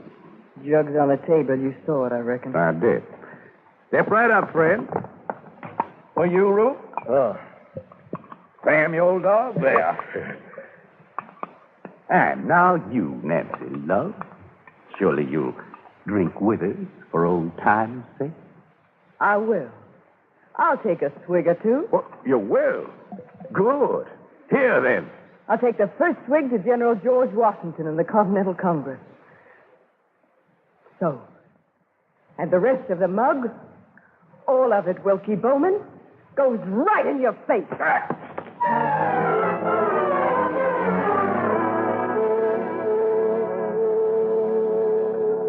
Nancy Hart was a true-hearted woman. General Dan Morgan was a kissing king. She hated Tories, she hated redcoats, she hated Wilkie Bowman like she hated sin. Oh, nighttime at Nancy's, moon up at Nancy's, the trooper he's a-hiding neath the old wood bin. The trooper he is hidden, but the Tory band is biding. Watch out there, Nancy, they won't give in.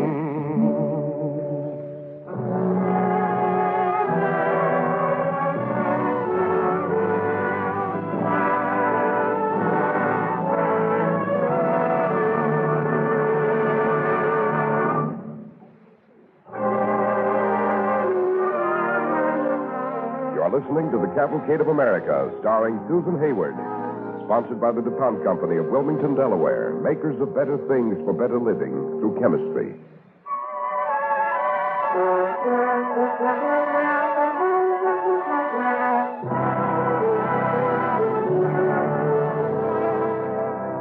We continue the DuPont Cavalcade of America, starring Susan Hayward as Nancy Hart in Breakfast at Nancy's. Nancy Hart was a home-loving woman. She stayed in her cabin by the broad river shore. When other folks ran from the barn-burning Tory, she stuck by her guns, of which she had 4. Oh, midnight at Nancy's, moon up at Nancy's, and Wilkie Bowman's prowling through the cabins every door, looking for the soldier through the cabins every door. Well, you three lobster lovers. Well, you've looked everywhere. You've routed my children out of their beds and you've set them to crying. You've turned my house upside down and there's no trooper here. What now? We saw him ride in here, almost to your door. He's here. Sooner or later, he'll pop out of somewhere. We'll stay the night, dear Nancy, for old time's sake. Once you came a-courting, and now you come a-killing. I don't want you either way. You haven't lost your looks, Nan, nor your vile temper. Nevertheless, we'll accept the hospitality of the Widow Hart for the night. Look here, Mr. Bowman. I got an idea. You, Sam? What is it? The wood bin there. We ain't never looked in the wood box. Too obvious. Obvious? Better try it, Bowman. Very well. I'll look. I thought so. Nothing. Not even any wood. I'm sorry, Mr. Bowman. Nancy here's smarter than a whip. I found that out long ago. You'll find it out again. And now I'm going up to my children, and I'm going to stay with them. I got a good, strong billet of wood up there, Wilkie Bowman, and the stairway's narrow. And if I hear one footstep creak on that stair, whoever that foot belongs to, he's going to get himself a busted head. My dear Nancy, you may be sure I shall respect your matronly sensibilities. And so shall these gentlemen. You and your gentlemen can sleep on the floor like the pigs you are. I'll have to clean up tomorrow anyway. Good night. Oh, there's another jug in the cupboard. Drink up.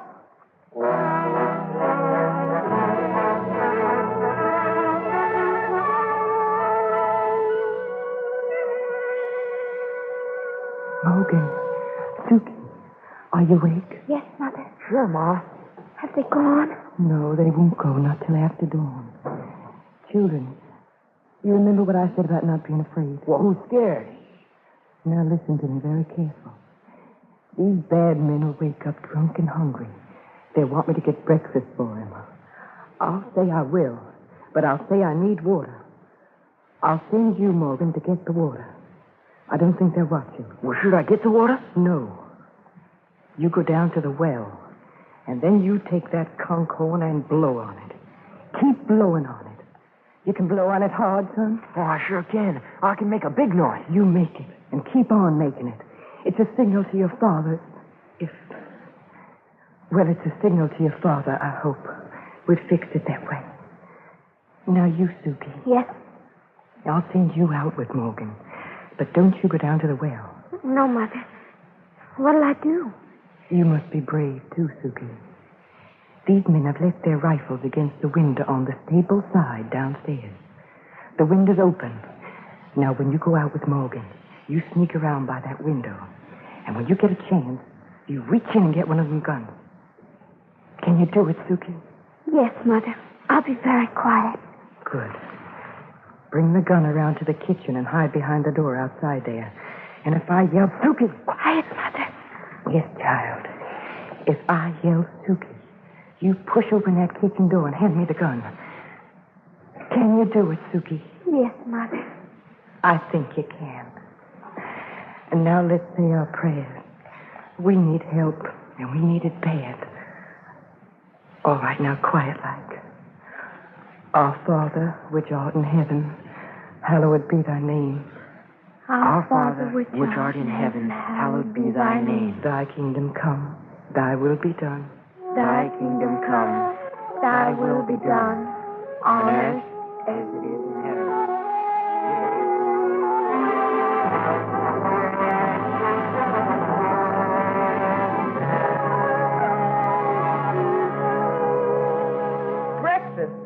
Breakfast? You expect me to get you food to eat? Why, yes, my love of old.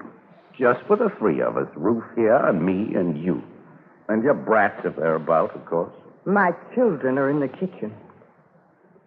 What happened to that ugly monster? Oh, Sam Saddle?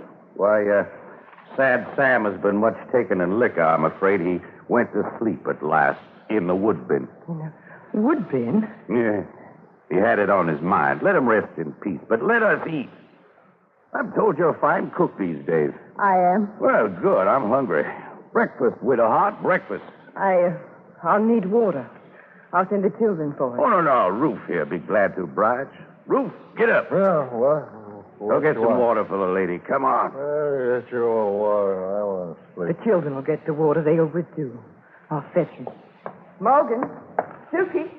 You, Benton, get up. Hey, what you doing? Quit kicking. Get up. We got work to do. That messenger from the rebel general is somewhere in this house. Now, we'll eat first, then we'll set fire to the place. Fire! Fire! Quiet, Joe. The children have gone for the water. We'll have breakfast shortly.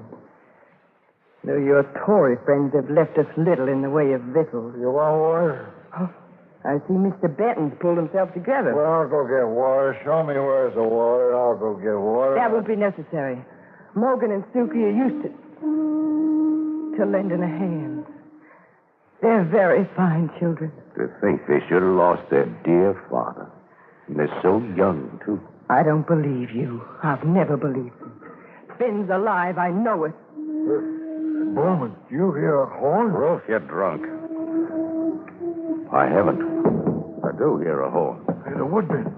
Listen, there's somebody in the wood bin. Sam Saddle's in there. He's sure raising a fuss. Suki! Suki, child, now's the time. Please don't be afraid, Mother. Here it is. What's this? Wilkie, she's got a gun. Stand back, Wilkie Bowman. Get back there, Benton. Don't you go near that fireplace. Stay away from that wood box. She's got one of our rifles. The brat just step for her through the window. Sergeant Elvis, if you can hear me, stay still. Stay right where you are. So that's where he was. Under the wood box. Clever, clever Nancy. Nancy with my rifle. Nancy pointing my rifle at my heart. You can't pull the trigger, Nancy. Stand back, Wilkie. I don't want to kill you. Of course you don't. You love me, Nancy Morgan. Stand back. You've always loved me. When both of us were young, you loved me. Give me that gun. I drove you back then. I'd have none of you. None of you. I clawed your face. I bear the mark still. Look at it. On my face. In my heart. But you love me. And you'll not pull that trigger. I'll move so quietly. You can't pull the trigger, Nancy.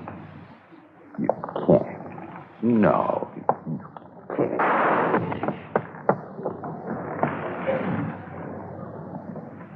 He killed my husband. No, ma'am. No. He was just boasting. Your husband's still alive. Don't let him be hard on me. Don't let him be... They're coming now. They're coming. They heard the signal. They heard the horn. Speak up for me, ma'am. Speak up for me. I've done you no harm. All right. Do this for me, then.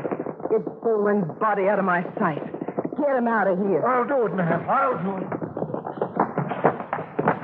Nancy! Are you here, Nancy? Ben.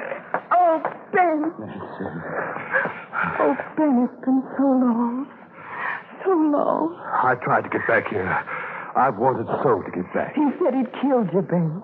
But I never believed it. Never. Me killed? Why, do I look it?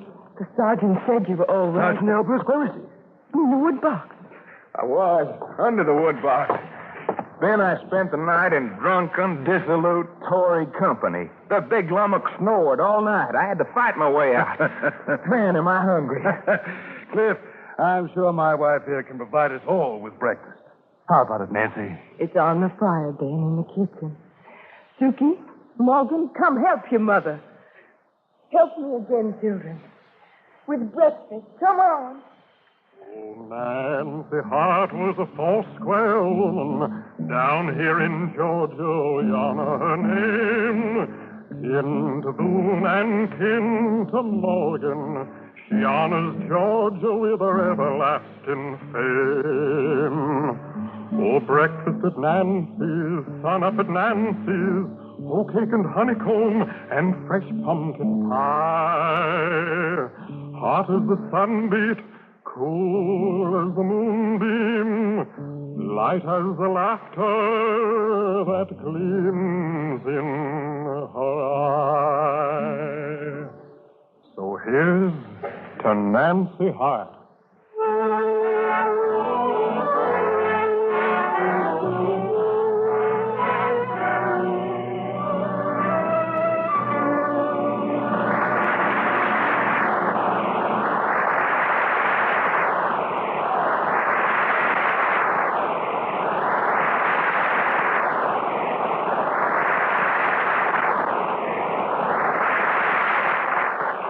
Thanks to Susan Hayward and the Cavalcade players for tonight's story, Breakfast at Nancy's.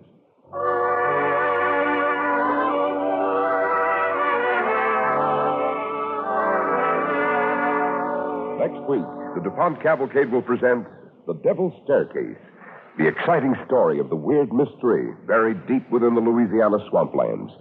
Our star, Ray Milland. Be sure to listen.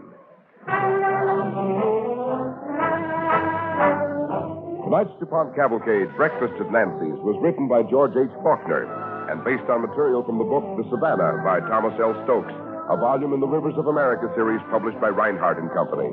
The music for Cavalcade was composed by Arden Cornwell, conducted by Donald Voorhees. The program was directed by John Zoller. Featured in the cast with Susan Hayward as Nancy, you heard Stotts Cotsworth as Bowman and Gordon Dilworth as the folk singer. Miss Hayward is currently starring in the 20th Century Fox production With a Song in My Heart. This is Cy Harris speaking. Ladies and gentlemen, at a time when disaster strikes the country, as it so recently did in the southern states, the Red Cross works day and night to help those in need. Do your part by giving to the Red Cross Fund.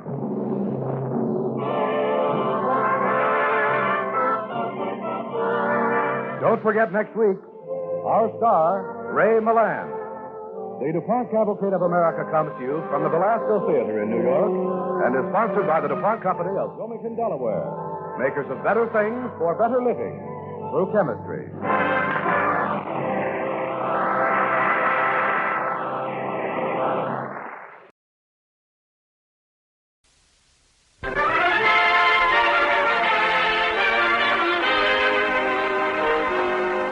The DuPont Company of Wilmington, Delaware, makers of better things for better living through chemistry, presents the Cavalcade of America.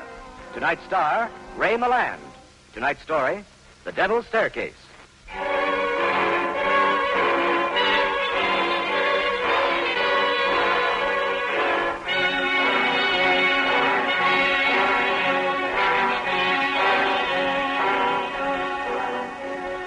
The Devil's Staircase, starring Ray Milland as Herman Flash.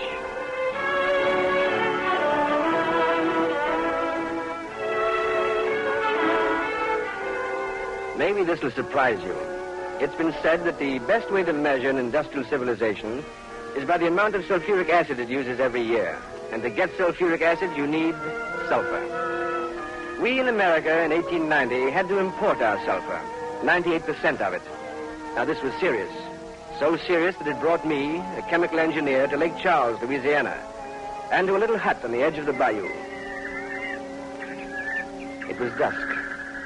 I had the eerie feeling that I was in a lost world. It was like something from the prehistoric swamps, cypress groves, Spanish moss. I expected to see a dinosaur rumbling through the marsh at any moment. I was afraid to break the silence. Yet, I had come here for a purpose. Hello? Hello, anyone at home? Hello?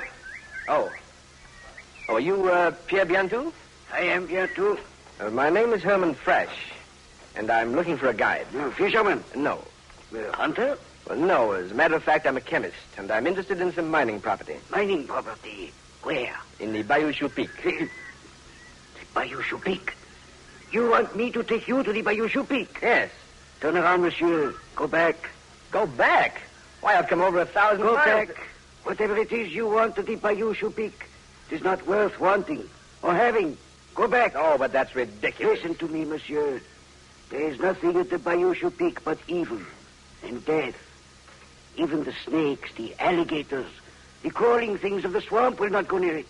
Will you take me there? No. I'll pay you well. Not for money or gold. Not for anything will I take you to the Bayou Choupique.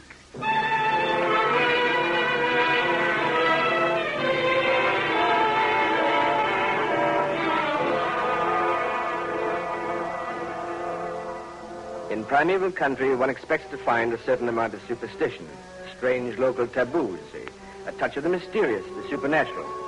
But what I found in Lake Charles was more than I bargained for. Pierre Bientou's attitude, his obvious fear at the mere mention of the Bayou Peak. I found again and again in every guide I approached, none of them, not one, would take me to the spot. It was the last day of our stay. My wife and I were in the dining room of our hotel when Etienne Morceau, the owner, came to our table. You will pardon me, Monsieur Fresh. I normally do not intrude in the business of my guests. But I know that you have been unsuccessful in your attempt to find a guide to take you to the Bayou Peak. It's the darndest thing I've ever seen. You think I'm asking these people to take me to the end of the world? To these people, it is the end of the world. The end of this world and the beginning of the next. Oh, I'm sick of that kind of talk. But have you ever heard of the Devil's Staircase, Monsieur Fresh? The Devil's Staircase? No, that's a new one. It is in the Bayou Peak. What is this Devil's Staircase, Mr. Morceau? What is it? How does one explain these things? It is a name. Oh, now, look here. I'm not interested in any of these old maids' fables. I'm a chemist. I'm interested in sulfur. Sulfur? Yes, sulfur. Now, about 10 years ago, a group of mining engineers prospecting for petroleum discovered a bed of brimstone, almost pure sulfur, 500 feet below the Bayou Peak. They tried to get to it because our country needs it, but they couldn't. Now, I've worked out a process that I think will get that sulfur out. Others have tried, and you know what happened to them? What did happen? Oh, an accident. One might call it an accident. That's all it was. They tried to sink a series of metal rings down to the sulfur deposit, Elizabeth, and they hit quicksand, and the whole bottom of the digging filled with hydrogen sulfide gas. 4 men died. 4 men. The whole idea was wrong. And when they died, so the story goes, a strange sound was heard coming from the pit. Laughter, as though the devil himself was laughing. Oh, poppycock. The men who heard it, they were transfixed. It was the devil, laughing from his halls of brimstone. It was just the gas escaping. Monsieur, you are scientists, so you believe that? Our people are not scientists. They believe what they hear. Excuse me, please. The waiter with a special dessert. With my compliments. Put it down, Henri. Yes, monsieur. A specialty of the house, Madame Fresh. We call it a Louisiana frappé. Oh, yes, I've heard of it. Now, just let me pour a little crème de menthe over the ice, like so. Let it seep down through the sherbet. There. And now you take this little straw and sip it up slowly. Delicious. What do you think, Monsieur Fresh? I think it's a remarkable coincidence. Coincidence? Yes, precisely the way I'm going to get that sulfur in the Bayou Peak. I don't understand. Look, it's a very simple idea. A sulfur frappé. I'm going to pipe superheated steam down to the sulfur deposits, melt them underground, and then pipe the liquid sulfur up to the surface. Well, that does not sound possible. But it is possible, just like your frappé. The melted sulfur will seep down through the porous limestone, just as that creme de menthe seeps through the sherbet. Now, we sink a pipe, just as I do with a straw, and siphon the sulfur out, like this. Delicious. It is a strange idea. But a very good idea, and I'm going to prove it works. And if nobody here will take me to the Bayou Peak, I'll find someone somewhere who will.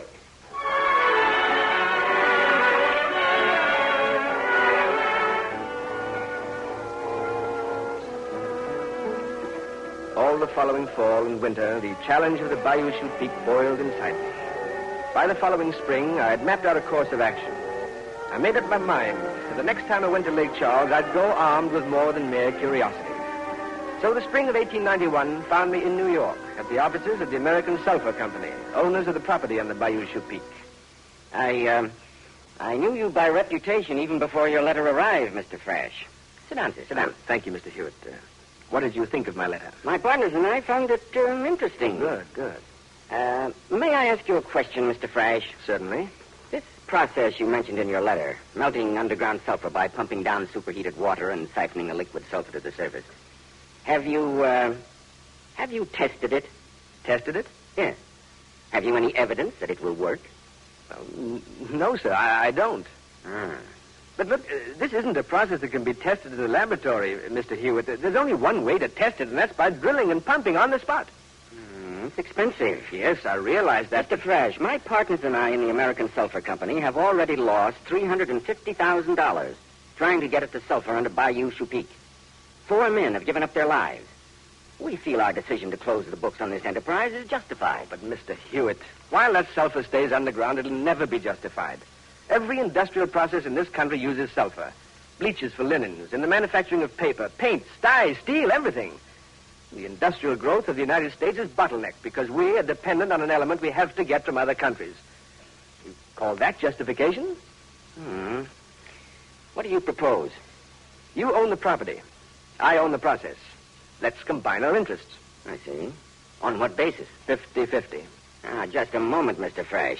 Our sulfur property is known to exist. Your process is entirely unproven. Don't you think it might be fairer to put it this way? You have a locked door. I have the key. That puts us on even terms. You're very persuasive. Well, I've lined up the best drilling team in the country, and I've got the finest equipment ordered. You were pretty sure I would agree, weren't you? Well, I knew you were as keenly aware as I was of the need to get that sulfur. That made me sure. All right. Then it's a deal. Yes. I'm sure I can get my partners to consent. Fine. I'll leave for Louisiana at once. Oh, by the way, you mentioned in your letter that you had some difficulty finding a man to guide you to our property. That's right. I can understand that. However, look up a trapper down there named Jacques Toniette. Jacques Toniette? Yes. Tell him that you're a friend of Abram Hewitt. This time you'll be sure to get to the Bayou Chaput.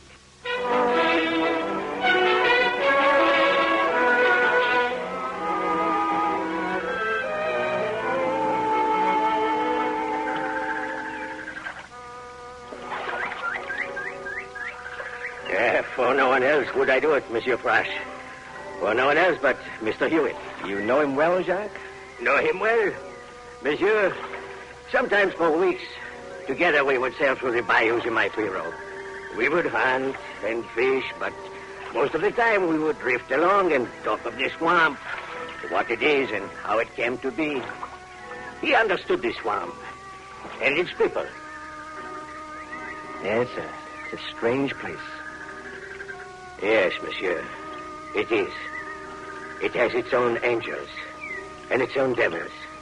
It has a black heart and a way of whispering into a man's ear until he is bewitched. There. There's the place, just ahead. That little knoll? Oui. It's funny. It's so quiet suddenly. It is a dead place. Even the birds will not go near it. They know. How long has it been since anyone's been here? It has been 4 years since the man died. 4 years. Listen. I hear.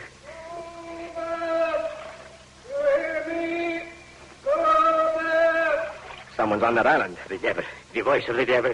Don't turn around. What he warns us. We're not going back. We're coming into land. We're not going back. You hear me? We're not going back. It is the voice of the devil. Devil be hanged. Since when does the devil use a shotgun? Keep on that paddle. We're going right into the landing.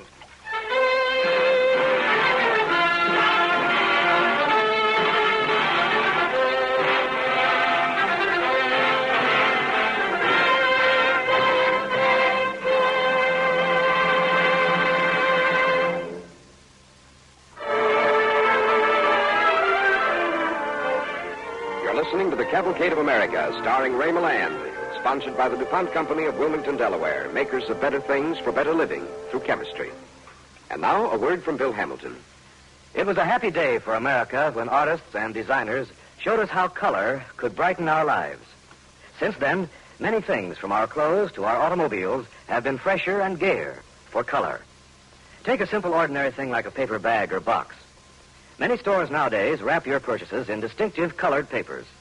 They have found that gay, attractive wrappings do much to please old customers and attract new ones. To give these fresh, bright colors to wrapping papers, bags, and paperboard boxes, the DuPont Company has developed hundreds of special dyes that are DuPont better things for better living through chemistry.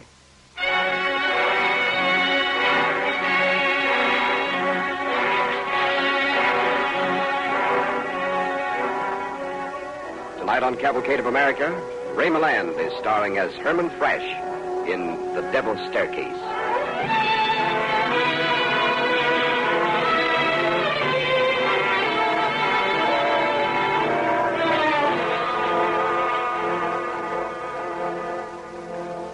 500 feet below the marshland of the Bayou Chou Peak, in the Cajun country of Louisiana, lay a tremendous deposit of brimstone, almost 100% pure sulfur. I made up my mind to get to it, to test my idea of melting the stuff underground and then pumping it to the surface. Now, with Jacques Tognette as my guide, we neared the mysterious island called the Devil's Staircase. Get back!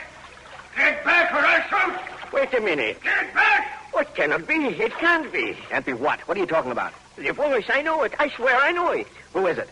Michel Leclerc. 5 years ago, he disappeared into the bayou. We all say he is dead. Well, call to him. Oh, he will kill us. Stand back! Does he know you? Well, we are cousins. Stand up. Let him see you.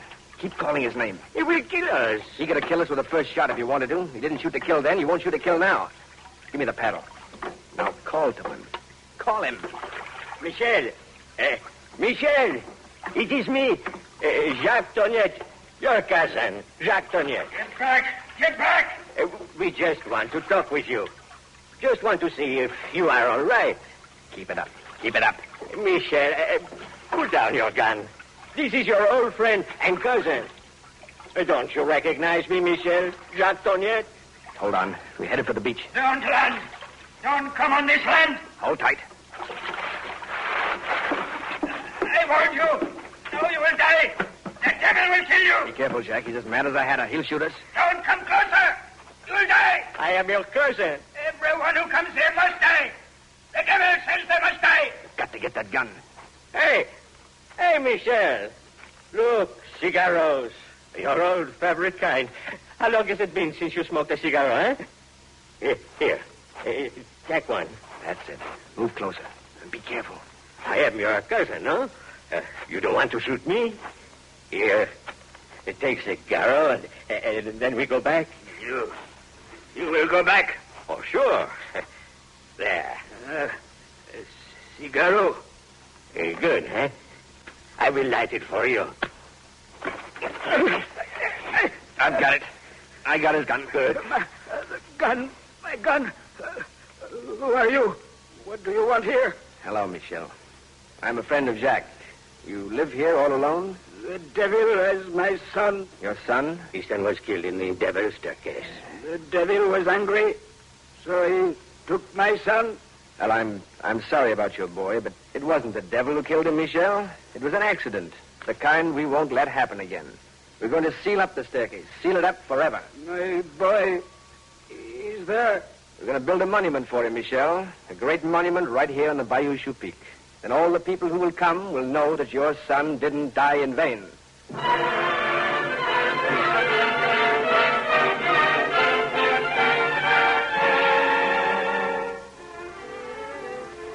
I examined the place thoroughly and was satisfied. So we went to work. Within a month, the drilling crew had a camp set up on the island. I had sent for Jake Hoffman, the best driller I knew. And soon the sound of our rotary drill broke the deadly silence of the Bayou Chou Peak.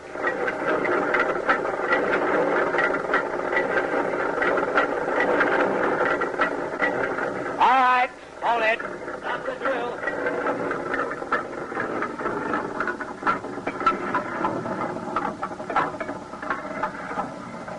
Run down the 8-inch. How do things look, Jake? Well, we reached the cap rock over the sulfur bed with a 10-inch pipe last night. It's sealed in tight. And I'm running down the 8-inch pipe now, but I'm worried, Mr. French. What about? The well? No, the men. They haven't much appetite for working on this island. It's all that Tognette can do to keep them on the job. And every night, one or two just fade off into the swamp. Even when they're working, they keep looking back over their shoulders all the time as if they expect old man Satan to creep up on them unawares. They'll get over that. We're at the bottom, Mr. Hoffman. All right. Start the drill. Start turning.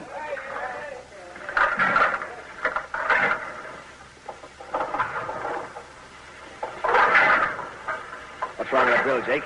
Doesn't sound like it's biting down at all. I don't know. Listen to that. There's something wrong with it. Cut off the drill. Cut it off. Cut off the drill.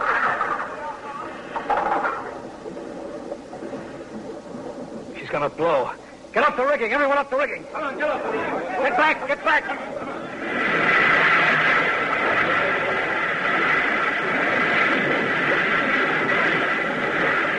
Water. Proper water and gas. You've got the cabin. We can't get to the cutoff valve, not with that gas. Give me some rags. Some rags. Right over there. Come on. I'll pour some water. Quickly. Don't do it, Mr. Fresh. That gas is deadly. I'll be all right. I'll make it. Tonya, the fire over here. Soak some of these rags. Hurry, we've got to get him out of there. These empty valves turning. Come on. Mr. Flash, let's get out of here. Valve. Tighten it. Tighten it. We. Come on now. You all right, Mr. Flash? My eyes. I can't see. The devil's smoke. It killed my son. Come on, we've got to get you back to Lake Charles. Jake, listen. Yeah? Put in a T-jar to the end of the drive pipe. That'll carry up the sulfur water and the gas. All right. And raise the drilling platform higher. Much higher. Now, don't worry about that. Jock, get your pirogue ready. You'll have to get Mr. Flash back to Lake Charles right away. Right away. All right, can't leave. You've got to get back to Lake Charles to a doctor. Keep things going, Jake. Don't stop. No, I won't. I promise. The devil is standing on his staircase. And if you listen, you can hear him laugh.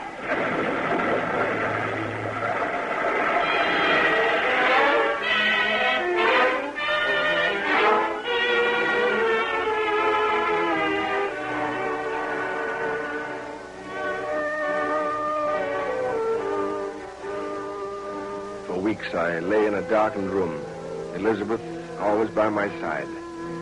For a time, it seemed that both my eyes were doomed. But slowly, there was improvement. And little by little, my sight came back. At least the devil hadn't gotten my eyes. Sleeping, dear? No. Please, Elizabeth, open the blinds a little. It's so dark and dreary in here. The doctor says we've got to keep the blinds drawn. Your eyes are still too weak for sunlight. I said that last week and the week before. And don't get impatient. But I am impatient. Everything I've planned and worked for is out in the Bayou Chute Peak, and look at me in bed, miles away. Well, there's one little consolation. Is there? Of course. Tonight's Christmas Eve, and we'll be able to spend it together. Christmas Eve. Hard to believe, isn't it? No snow, no carol singers in the streets. Who's that? Come in. Jake. Jake! Hello, Mr. Fresh. Merry Christmas. Merry Christmas. Only it's not going to be so merry for us. Why? What's happened? The men are quitting. Quitting? Yes. They've been on edge ever since your accident. And once they leave, nothing will ever get them back to the Bayou Chute Peak. Nothing. How far down are you? That's the pity of it. We're practically set to start shooting down water. The 8-inch pipe is in solid, the 6-inch bore is in, and the 3-inch pipe was set in place this morning. Jake, get back there. Get back? Start the boilers going. Get up a full head of steam. What's the good? Have all the men left? Not all, but the place will be as empty as a graveyard by tonight. No, it won't. You'll be there, and so will I. You? I'm going back, Jake, and don't try to stop me. I'm going back, and I'm going to corner that devil right in his staircase.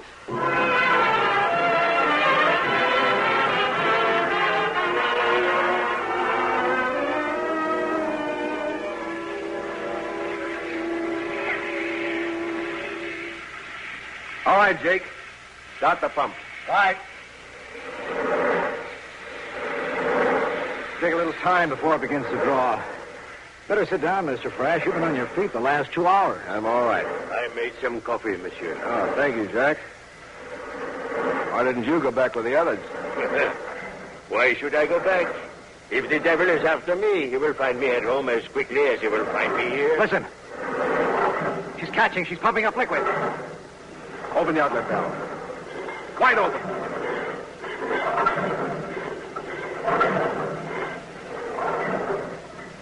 Helen's coming out. Give it time. Just give it a little more time. She's open full.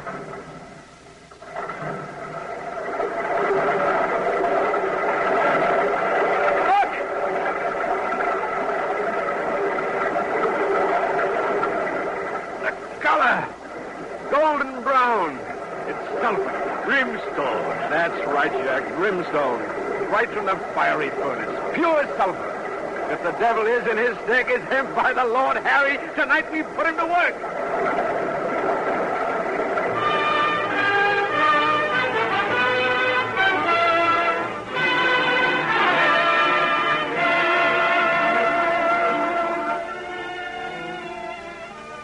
That was the beginning. And today, 60 years later, the great sulfur wells of the American sulfur industry, using the improved process developed by Herman Thrash, is producing hundreds of thousands of tons of this precious element every year. Today, sulfur is one of the cheapest chemicals available, and its uses are ever on the increase. America's underground storehouses of brimstone are yielding a record supply of the yellow mineral for today's miracles of science and industry, and for the even greater miracles that lie ahead.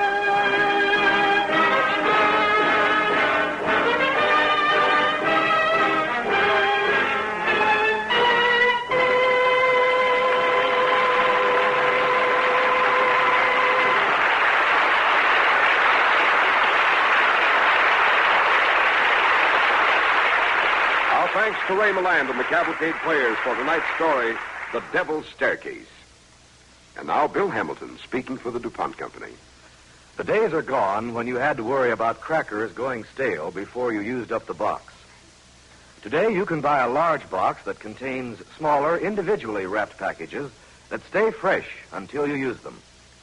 Other perishable foods, like marshmallows, are packaged in this same convenient way. The way foods are packaged can be as important to you as the foods themselves.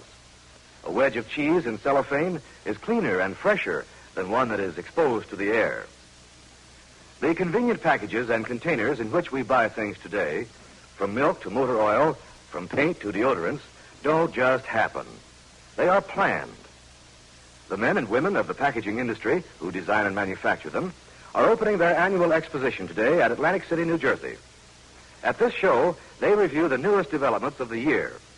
This year, for instance, there are little paper bags coated with allothon which hold just enough dried milk to make 1 quart of liquid. There are individual packets of detergent for hotels so that a woman guest can wash out her lingerie and stockings. Hundreds of other interesting new ideas are on display. The best of these, after thorough testing, will reach you in the months to come, making your daily life just a little easier, just a little more convenient. The DuPont products at the packaging show are good friends of yours. Cellophane, for instance, which keeps your tobacco, your bakery goods, your pre-cut meats at their peak of perfection. Contributing to greater efficiency, attractiveness, and economy in packaging are other DuPont products. Polythene film, printing inks, adhesives, dyes, neoprene chemical rubber, cellulose bands, and paper bleaching chemicals. All of them, DuPont, better things for better living through chemistry.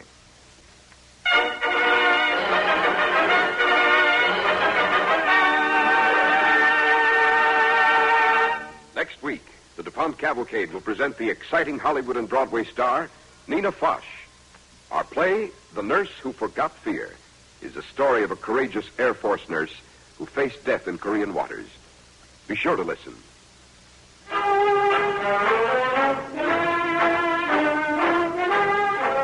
Tonight's DuPont Cavalcade, The Devil's Staircase, was written by Irv Tunick. Original music was composed by Arden Cornwell, conducted by Donald Voorhees. The program was directed by John Zoller. We wish to thank the Freeport Sulphur Company for its cooperation and technical assistance in preparing tonight's story. With Ray Milland, our Cavalcade cast included Grace Matthews as Elizabeth, Dan Acco as Toniette, George Petrie as Hoffman, Louis Van Ruten as Bientou, Guy Sorel as Leclerc, Joseph Bellis Hewitt and Maurice Ellis as the engineer. Ray Milland is currently starring with Joan Fontaine in the Paramount picture Something to Live For. This is Cy Harris speaking.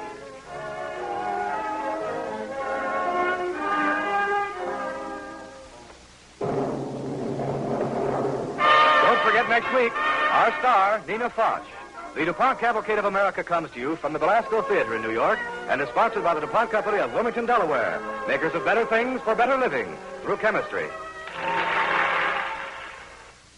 This program is transcribed. Next, it's the Bob Hope Show. Stay tuned on NBC.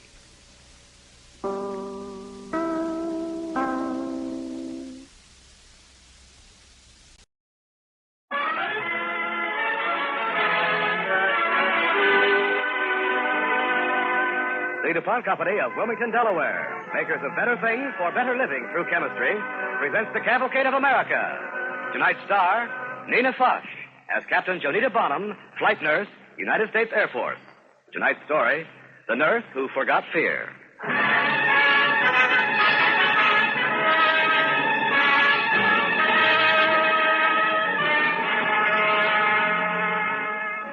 You wake up one morning and you look around. The sun is where it always was. The world still turns in the same old way. You don't feel any different. But they say you're a hero. You're just a girl in Montgomery, Alabama. But that's your picture in that magazine. And when the phone rings, it's for you. Hello? Is this Jonita Bonham? Yes?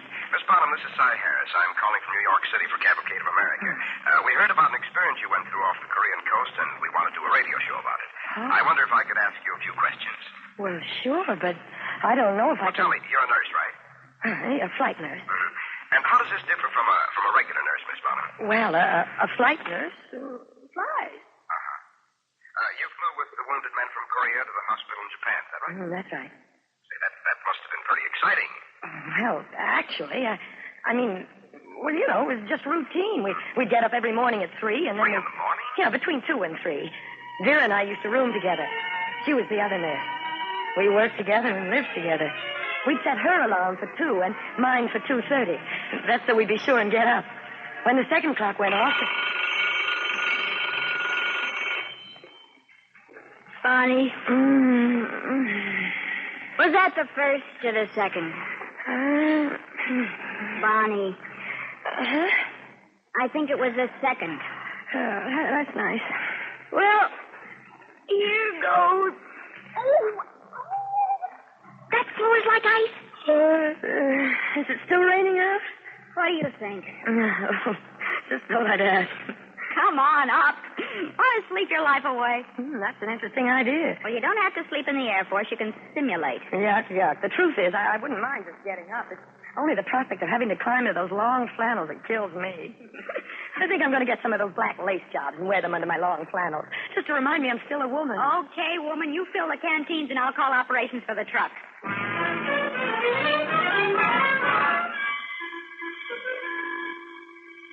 Then you went into action, eh? Well, first we had about 3 cups of black coffee. Then a cargo plane took us to Korea. In Korea, things were almost the same. We just didn't wait. And then there was the rain and the mud and the rain and the mud. I get the blues when it rains. You're in a good voice today. Thank you. The blues I can't lose when it rains. Bonnie, look, I finished another sock.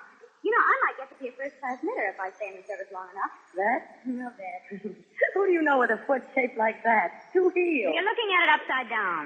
It looks more like a sweater to me. Well, that's an idea. I'll cut 2 holes in it and make... I'll get it. Hello? Dog Patch 47. Go ahead. Dog Patch 47. This is Marine Holding Station Tiger 91. Can you hear me? Yeah. Got some patients for you. What? We have some patients for you. Okay, Tiger 91. We'll wait. Doubleheader again today, huh? Yeah, we'll be lucky if we hit the sack by midnight. I get the blues. Hey, what happened to your voice all of a sudden? You, hungry? Not much. I'll trade you my candy bar for that can of beans. It's a deal. I sure do pity those people back in the States. Imagine having to sit down to a hot meal. Horrible thought. Oh, well. How do you say la guerre in French?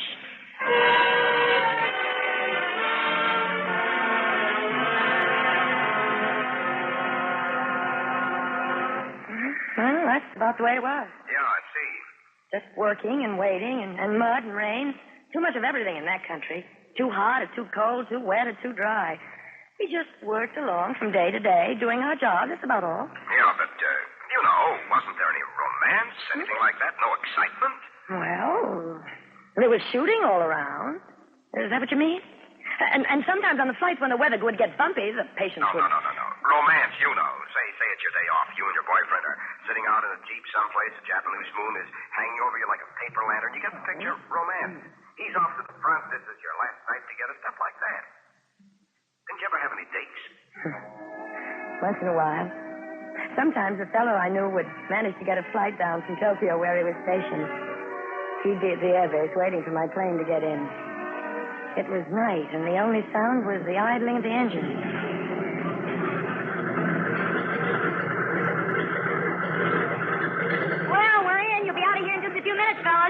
Oh, boy, we landed.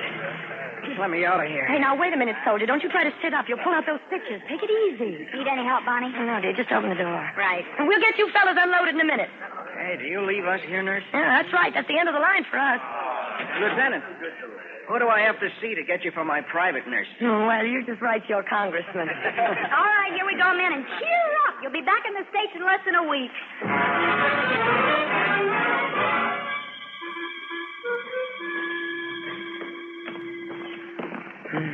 That was a nice bunch of kids. Yeah, they'll be a crush on you. Oh.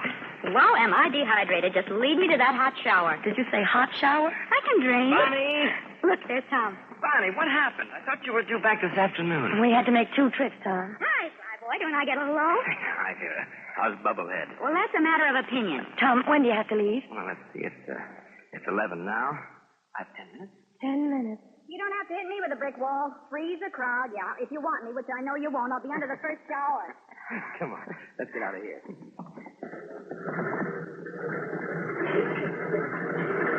Hey, Tom. Oh, don't look now, but somebody's calling you. ready? Oh. Good now, get aboard. What's that? Well, it was good seeing you, Bonnie. Yeah, Tom. Listen, you look really beat. Just hope I can stay awake long enough to make it to my sack. Yeah. Well, get some rest, Bonnie. Sure, Tom. You too.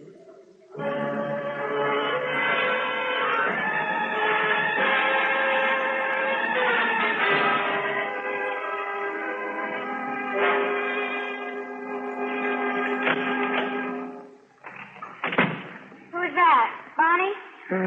Not in spirit. Well, that certainly was the shortest date on record. Too bad. Ruined his whole day off. Just sitting around waiting. I'll get him a special note from the chaplain. Oh. Any hot water? Ice cold. Very wet, though. Serves the purpose. I don't think I'll ever get this mud out of my pores. But what I do is rub it in, so it doesn't show. Vera, you ever wonder what it's for? What it means? Everything? Us. Here. Korea, the fighting. Yeah, everything. Who's got the strength to wonder? Those guys. Haven't seen a woman in months. I just seem to want to look at her. Makes you feel kind of special. Sort of clean, really. That kid today. He was so bashful. I thought he'd never get around to asking if he could take our picture. I didn't think it was possible in this day and age for men to blush. Does this sack feel good? We could be home right now, sleeping in a real bed instead of a miserable cot. I know. I was all set to go home when the fighting started. 30 months in this mud hole. When I was discharged in 46, I figured I'd never want to see another plane. How come you re-enlisted? I don't know. Everything was so dull. I missed all this, I guess. I'm a warped character. What can you do? I know, so am I. Vera? Now, the plane went down today. On the takeoff. I know, I've been thinking about it. Bonnie, I've got a feeling. It's crazy, and it's the kind of feeling I know I shouldn't let myself get, but I don't think I'll ever get home, Bonnie. Oh, everybody gets those feelings. No, I mean it. I'm just so sure of it. It's going to happen. And it's going to happen quick. And it's going to happen here. Thank you, Sophia Rose. Hey, you know what I got big eyes for? A chocolate malt. Oh, boy, I can almost taste it. They used to make them great back home in my hometown. Old Doc Griffin, he used to fill it up full of ice cream right to the top. Bonnie. If I get knocked off, I want you to get a chocolate mold. Good. I don't care when you get it. You just get it. And I want it to be filled with ice cream, thick. Thick so you almost have to eat it with a spoon. And I want you to drink a toast to me. You know what I think? You've been reading too many war novels. You know what I think? What? You're right.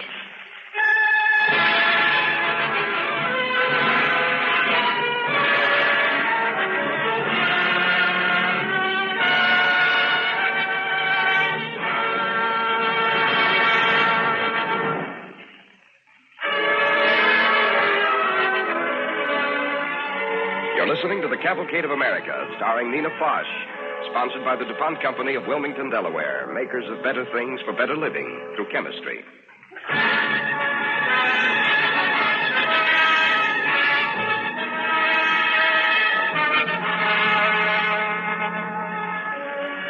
Tonight on Cavalcade of America, Nina Foch is starring as Air Force Flight Nurse Captain Jonita Bonham.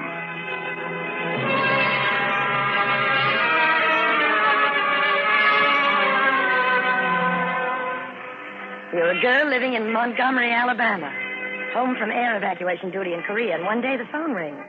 It's Cy Harris of the radio program Cavalcade of America in New York. They want to do your story. They need something exciting. I told Mr. Harris about the mud. But, Miss Bonham, how can an actress play mud? Yeah, that's right. I see. Well, Miss Bonham, let's go back a few years. You went to school in Oklahoma City, is that right? I went to high school there. Well, anything special happened to you there? Let's see. I made the commencement speech on a football field. Oh, you were first in your class. No. I just happened to have the only voice could be heard the length of the field. I think you're just being modest, Miss Bonham. Modest. I wish I had something to tell him. All I did was my job. You train for all the emergencies, and then if one comes up, they make a big production out of it. Do you call a fireman a hero because he puts out a fire? That's his job. I remember the day it all happened. It was raining, as usual. And Vera and I were at base operations trying to get a plane out to Korea. Yeah, I got a plane leaving in about 10 minutes. You're going to K2, right? Isn't that what they said, Vera? K2, the biggest mud hole in Korea. So who's the pilot? Lieutenant Ward. Oh, good. Think he'll have room for us? He's standing right over there by the door. Why didn't you ask him? Now, there's the kind of an answer I like. It's practical. Come on. Let's tear ourselves away from Happy Jack here. So long, Florence Nightingale. Hey, Bill. Bill, you're going to have company. Good deal. Hi, Bonnie. You going to, Vera? Sure, why not? I like the ride. What's the cargo? Men. Replacements again? 52 of them. Great. We're off on the Sardine Express.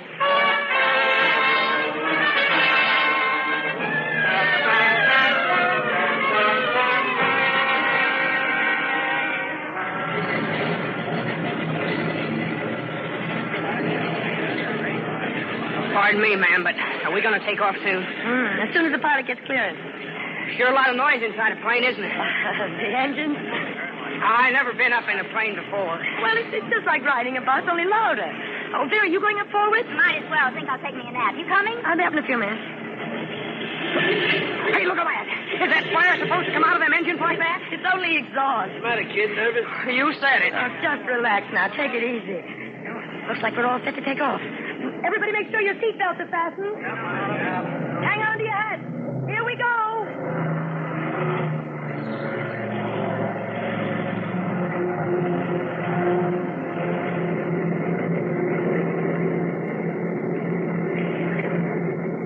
The engines roared, and I felt the familiar pull of speed as the big plane raced down the runway. And within a matter of seconds, we were airborne. Then I went forward. Still pretty dark, Bill. I guess we might be out over the bay by now. That's right. You must know this run like the back of your hand by now, Bonnie. Yeah. How long have you been on it? 3 months.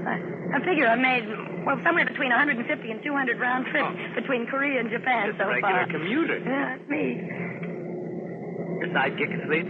Out like a light. She needs it. We've been averaging about 3 hours a night. Yeah, that's really rugged.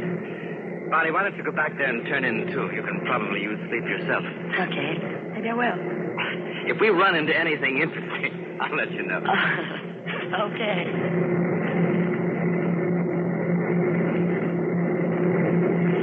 And then it happened.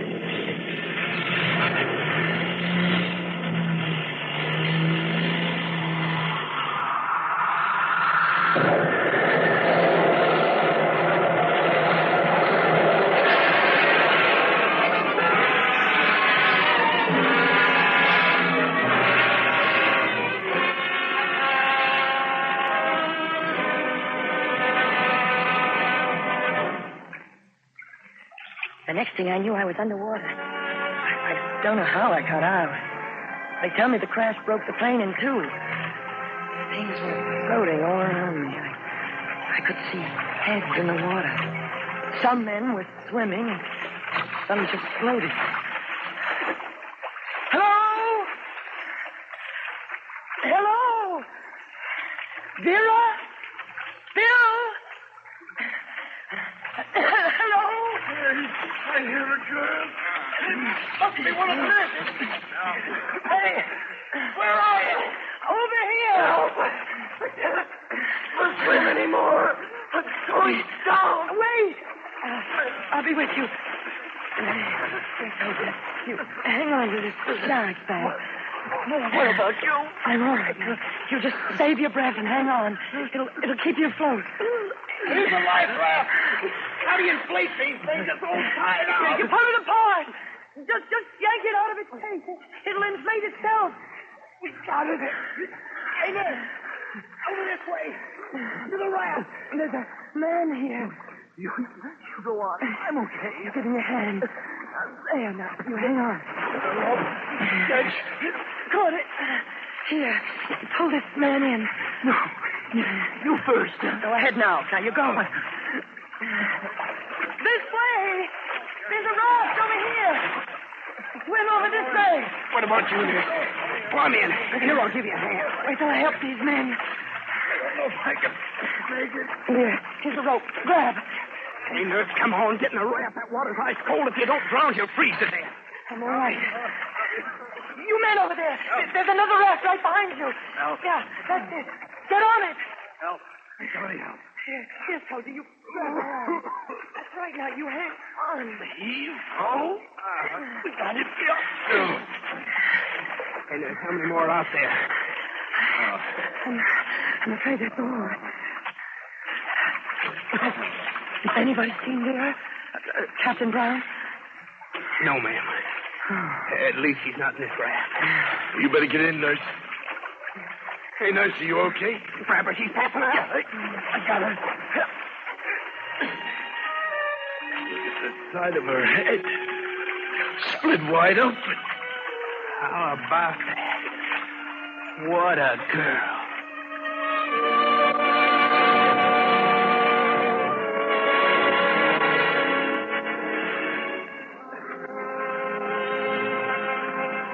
I guess I fainted. It didn't last long. Anyway, as the night wore on, I began to fear our little party would just never end. I'd been so sure someone on shore would learn what had happened. But they didn't come. Water poured into our raft with every splashing wave that made trying to give first aid tougher than ever. A minute passed. An hour.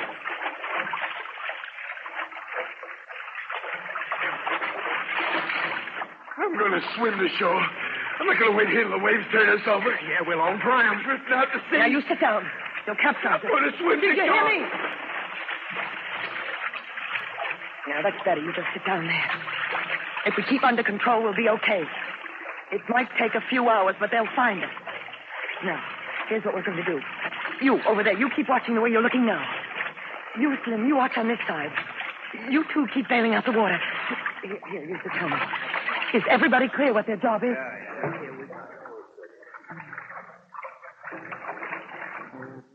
I get the blues when it rains. The blues I can use when it rains. These little drops that fall on my window pane.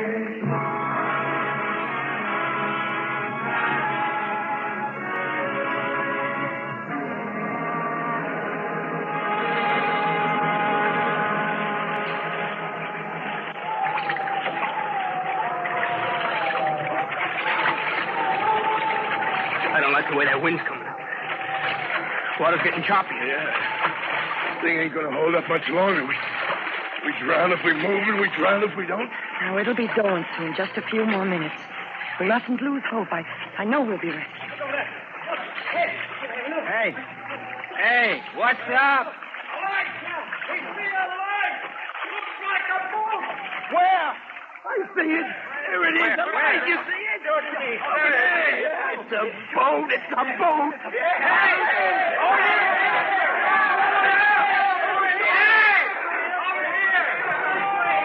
He's got a searchlight on as he sees us. Here it comes. Hey there! Can you give us a tow? That's Japanese. Must be a fishing boat. He's coming along to throw us a line. We made it.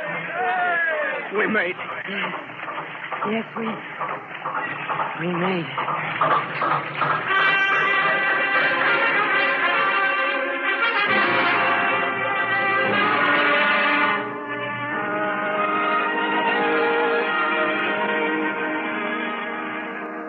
Bonnie. Are you awake? Hi, Doctor. How do you feel? Okay, fine. Know what's wrong with you? Well, I think my wrist is broken. I think so, too. In about 10 places. You've also got a fractured skull, a split cheekbone, a broken shoulder, and 6 broken ribs.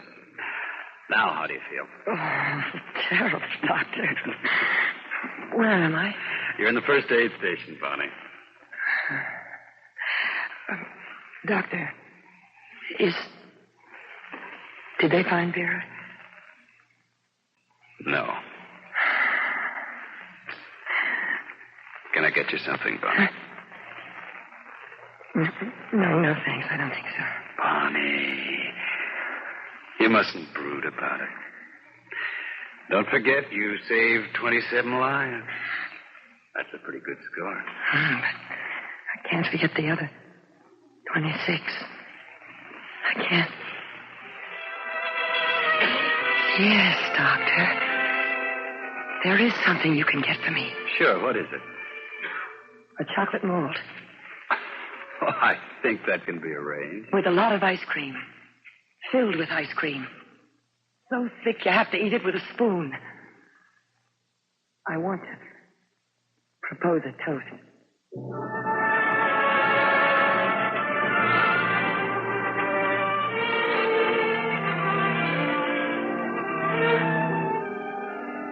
Well, Mr. Harris, that's about all. That's the story. But how did you do all that? I mean, with all those broken bones, did you think of something special? What made you do it, Miss Bonham? Well, I don't know. I just did it. There was nothing else I could do.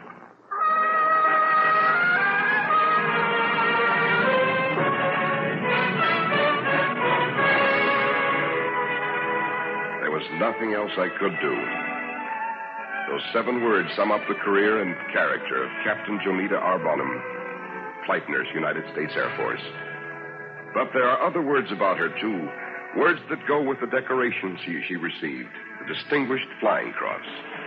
Citation reads, "For meritorious service in medical air evacuation flights and for carrying out her missions willingly and without complaint, Lieutenant Bonham's unselfish devotion to duty has reflected great credit upon herself, her profession, and the United States Air Force."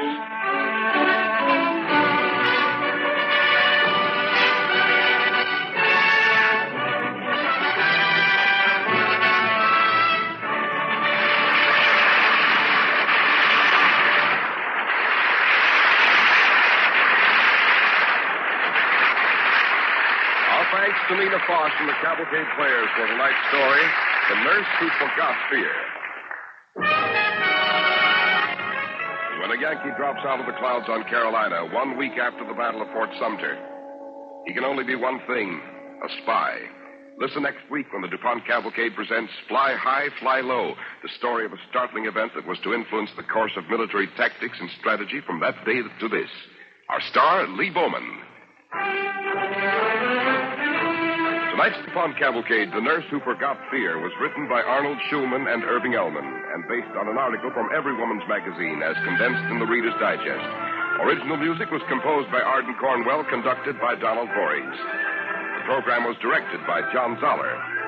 Nina Foch may soon be seen co-starring with Glenn Ford in the MGM picture Young Man with Ideas. With Nina Foch tonight, our Cavalcade cast featured Judith Parrish as Vera, John Newland as Bill. We wish to thank Captain Raymond Hausman of the United States Air Force for his technical assistance in tonight's Cavalcade. This is Cy Harris speaking.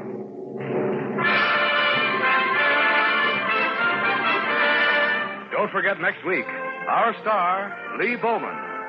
The DuPont Cavalcade of America comes to you from the Belasco Theater in New York and is sponsored by the DuPont Company of Wilmington, Delaware, makers of better things for better living through chemistry.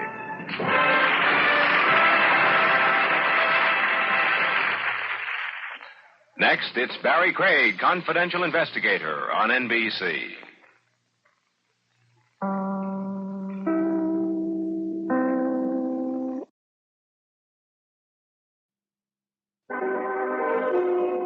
The DuPont Company of Wilmington, Delaware, makers of better things for better living through chemistry, presents the Cavalcade of America. Tonight's story, Fly High, Fly Low. Tonight's star, Lee Bowman as Thaddeus Lowe.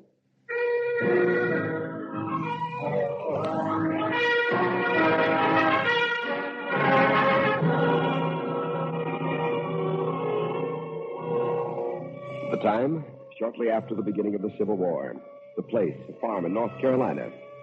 In the sky above, there floats a mysterious round object, glistening in the morning sun. Pop! Hey, Pop! Look up there. Ain't that one of them balloon things, Pop? What do you know? Yep, must be, Jim. Look, there's a feller in it. See, in that basket. Yeah, he's coming down. He's gonna land over our tobacco field. Oh, you think maybe he's a Yankee? Maybe he's a Yankee spy, Paul. Run, Jim, and fetch my rifle. Make sure it's loaded.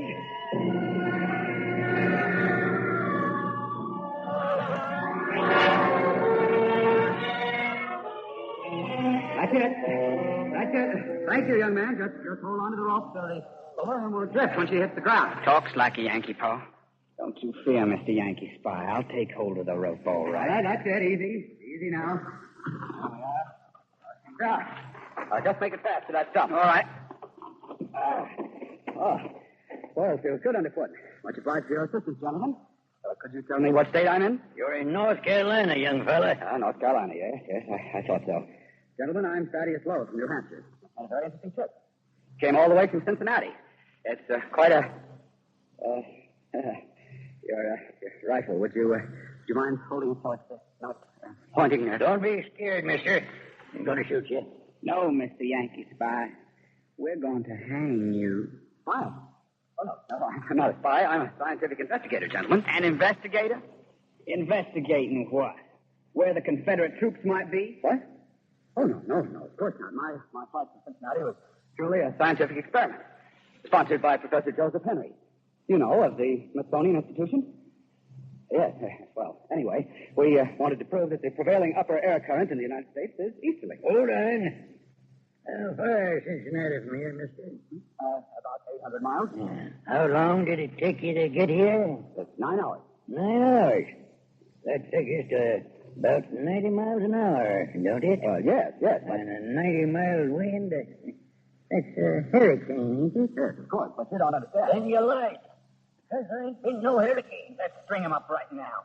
Very well, gentlemen. If your minds aren't open to scientific reasoning, all I can do is disarm you. Look out, Paul! He's got the gun. He's trying to get away. Stop him, Jim. He's heading for the balloon. No, you don't miss this. Get out of that basket before I leave you so soon, my friend. But here, take this sandbag as a keepsake. Goodbye, gentlemen. You all right, Jim? He hit me with this bag of sand. There he goes. Right up into the sky. Goodbye, gentlemen.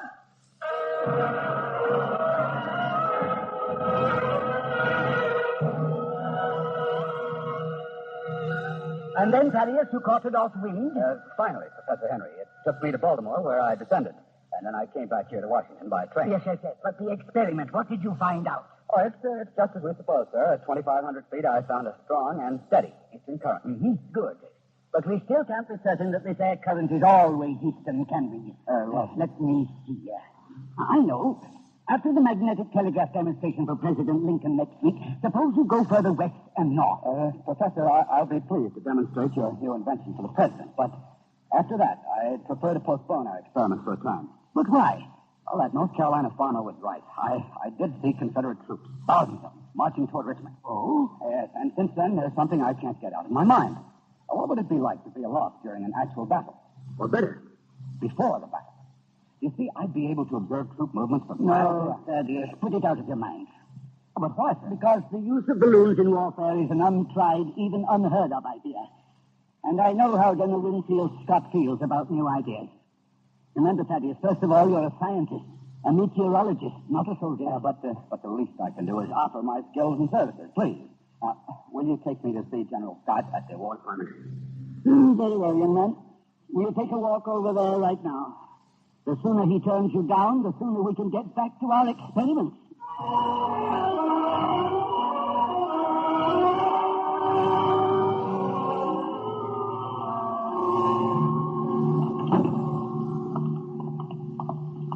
Well, Thaddeus, was I wrong about the general? I don't understand it. He wouldn't even listen. He thinks balloons are toys. I'll bet he's never even been aloft. No, Thaddeus, don't be unhappy. Our experiments are much more important. Why don't you plan another one right after the demonstration for the president? Oh, very well. That's fine. Now, there's nothing difficult about the demonstration. I've engaged the telegraph operator. Fogarty's his name. You'll take him along with you and make a captive ascension near the White House. Then you send a message to Mr. Lincoln and descend. That's all. Yes, I see. And what message do I send him? Oh, you know, first message in history from air to ground, great honor to demonstrate new invention to President. You know what to say. Yes. Yes, Professor. I think I do know what to say.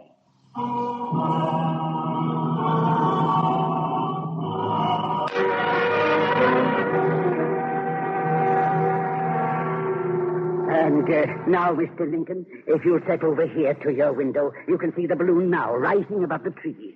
There it is, just beyond that clump of trees to the right. Yes, I see, Professor.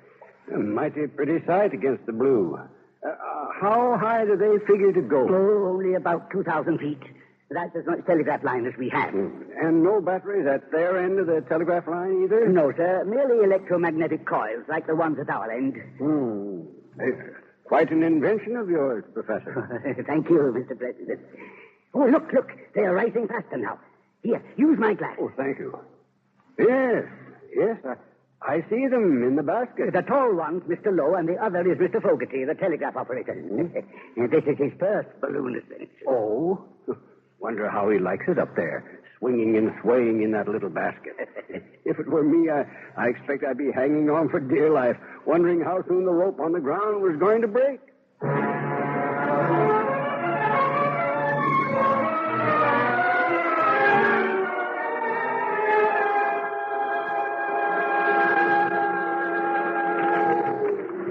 And over there is the War Department, Mr. Fogarty. Spectacular view, isn't it? I was wondering, Mr. Lowe, does the rope ever break? Now and then. Nothing serious. We'd merely deflate the balloon and descend. Oh, yes, to be sure. My, what a sight. See there? The White House is only a tiny dot now in that little patch of green. Mr. Fogarty, are you all right? Yes, I'm fine. Time to send the message now, Mr. Lowe. Yes, I believe we're high enough. Well, if you'll dictate it, I'll take it down and then send it. Very well. President Abraham Lincoln.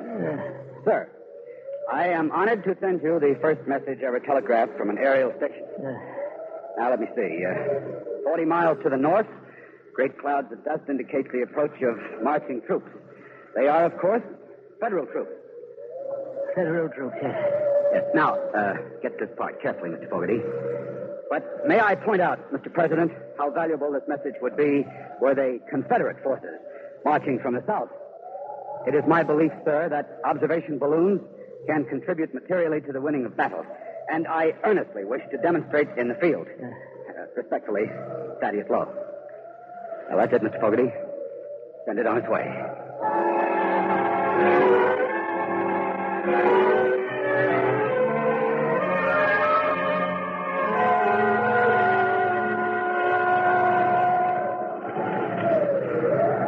Well, Mr. Fogarty, it doesn't look like we're going to get an answer, does it? No, I guess not. They've had time enough, I'd say. Mighty pretty view. I should have known better than to try something like this. Well, I guess we might as well signal the men below to pull us down. Just another minute, Mr. Lowe. You know, once you get used to it, it's really quite pleasant up here. Yes, it gives one a sense of power, so to speak. And I was thinking, if Mr. Lincoln sends you to war, you'll be needing a good telegraph operator, won't you? Well, not if the president listens to Professor Henry, I won't. I'm afraid he'll say no. Oh, but perhaps Mr. Lincoln will know better. And if so, I'd be pleased to go with you, if I might. I'm a good many years too old for regular service, but I do want to do something for my country. And I'm getting quite partial to ballooning. Huh? Quite partial, yes. Well, I'd be pleased to have you with me, but I'm very much afraid. Wait, a message. I'm getting it, Mr. Lowe. Yes, it's from the president. It is? Oh, what does he say? Wait a minute. He says, Professor Henry agrees with me. Oh, I was afraid of that. Agrees with me that you should have an opportunity to demonstrate your belief. What? Demonstrate my... Mr. Fogarty. You will report to General McClellan with the Army of the Potomac immediately. A. Lincoln. Well, now, may I shake your hand, Mr. Lowe? You certainly may, Mr. Fogarty. Well, here's to the team of Lowe, Fogarty, and McClellan. And if you ask me, McClellan's lucky to be in it.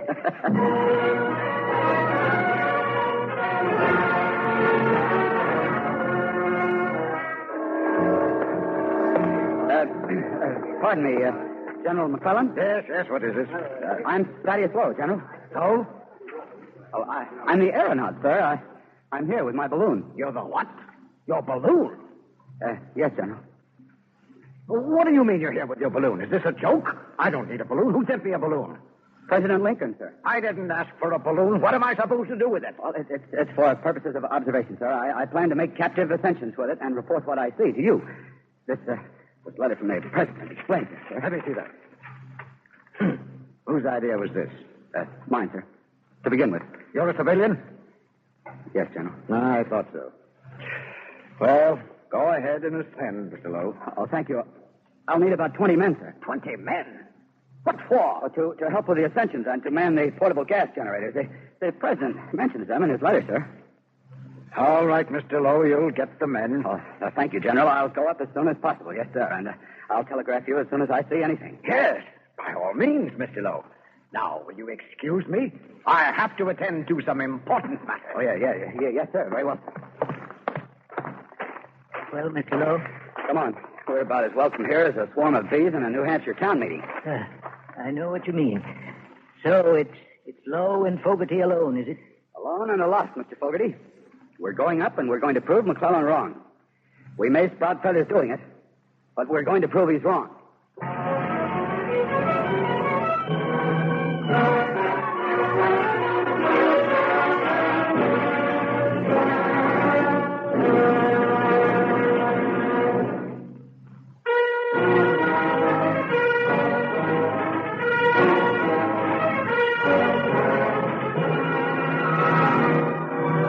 Tonight on the Cavalcade of America, Lee Bowman is starring as Thaddeus Lowe, the young American aeronaut, and Parker Fennelly is featured as Mr. Fogarty, his telegrapher.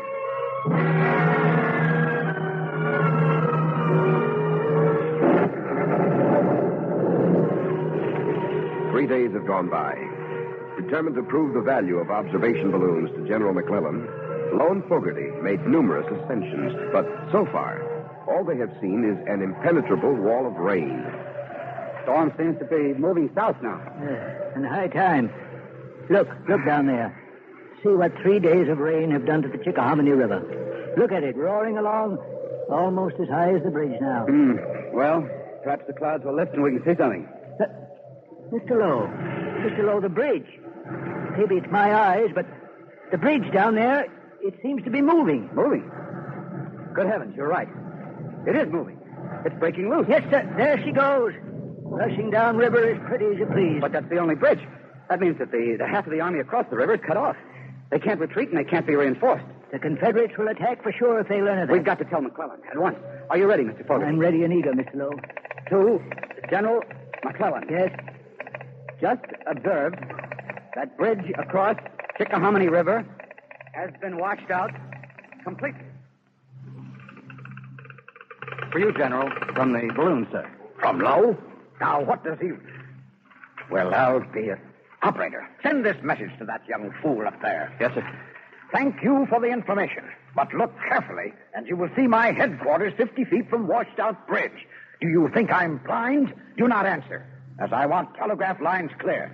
Also, get that infernal gas bag out of the sky and stop revealing our position. Also, prepare to return to Washington immediately. McClellan, you got it? Yes, sir. Send it.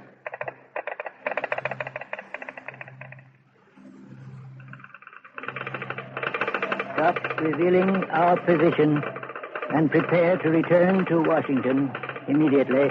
McClellan. Well, Mr. Lowe, we seem to have fallen into temporary disfavor, you might say. Wait a minute. Look down there, Mr. Fogarty. What? The trees. The way they're bending with the wind toward the north. But up here at this level, the wind is southerly. That's unusual, is it? No, fairly common. But, Mr. Fogarty, how would you like to take a little trip? What do you mean? Listen carefully. If we drop our rope and telegraph wires, the wind will take us south, over the Confederate line. What? Now, wait a minute. And then, when we've seen everything the enemy's up to, we can merely drop down to a lower level and catch the northerly wind. That'll bring us back here somewhere, and we can tap the telegraph line and report what we've seen. You're not serious, Mr. Lowe. Well, it's not a difficult maneuver. I've done it 100 times. Over enemy territory? We've no uniforms, you know. If they caught us, they'd shoot us as spies, and I can't say I'd like that. Yeah, I don't blame you, Mr. Fogarty. I shouldn't have asked you. I'll take you down and let you off. You're going alone, you mean? It's my last chance, Mr. Fogarty. It's the only way left to prove that observation balloons can be of value. Otherwise, I'll be sent back to Washington a fool, and our experiment with balloons a failure. But it's my responsibility, not yours. Not mine. Are we a team or are we not? Cast off the rope, Mr. Lowe. I'll disconnect the telegraph line. Very well. Cast off, Mr. Lowe. Very well, Mr. Fogarty. Hold on. Here we go.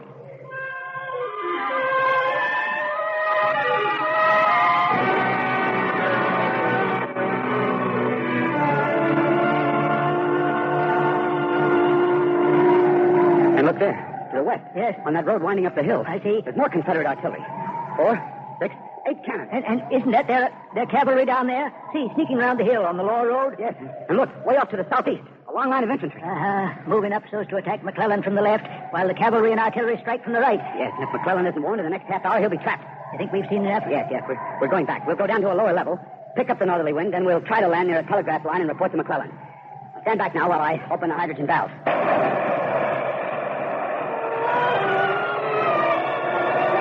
Down we go. McClellan, here we come.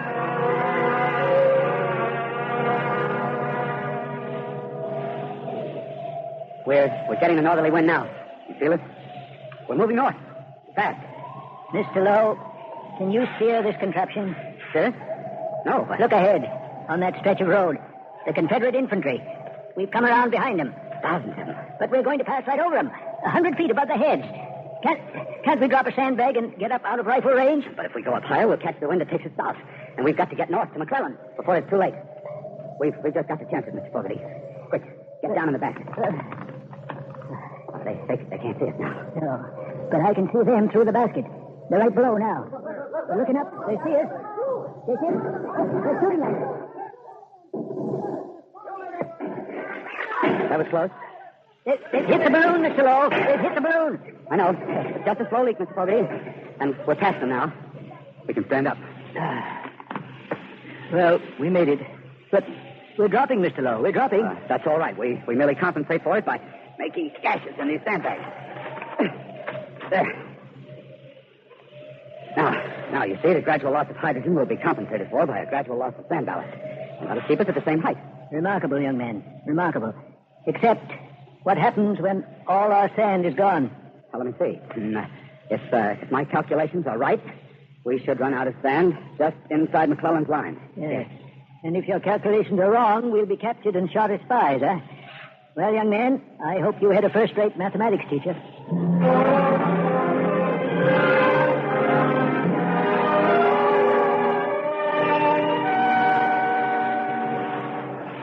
Sand's almost gone, Mr. Lowe.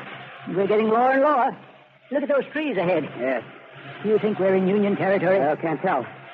Wait. In those bushes. Some soldiers. But are they ours or rebels? Look out. Oh, my gracious, the trees. We're going into the trees. Oh. You all right, young man? Your head. Looks like a cut. It's bleeding there. Yeah, I'm all right. If I just get loose from these branches. All right, you. Come down from there. Keep your hands up. Soldiers. Well, nice to have known you, Mr. Lowe. Mr. Fogarty, look. They're in blues. They're Union troops. We're safe. Oh, good enough. Come on, Mr. Fogarty. We've got work to do. We've got to find a telegraph line and fast.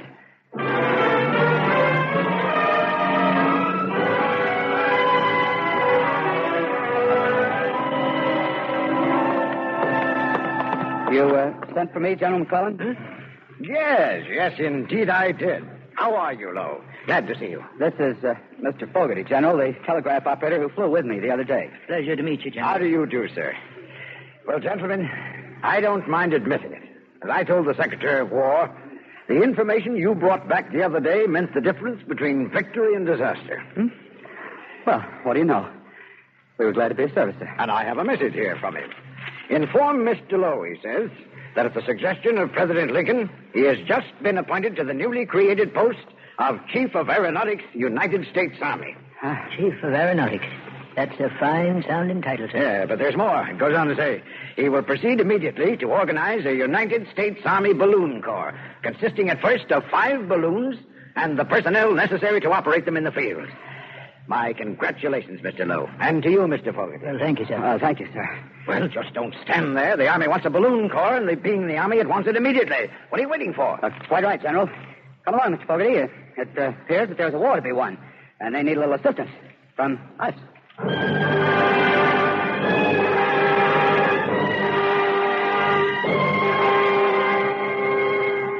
Thaddeus Lowe, an almost forgotten pioneer of the air, whose thousands of balloon ascensions, many of them under heavy enemy fire, were to prove of tremendous value to the Northern Army.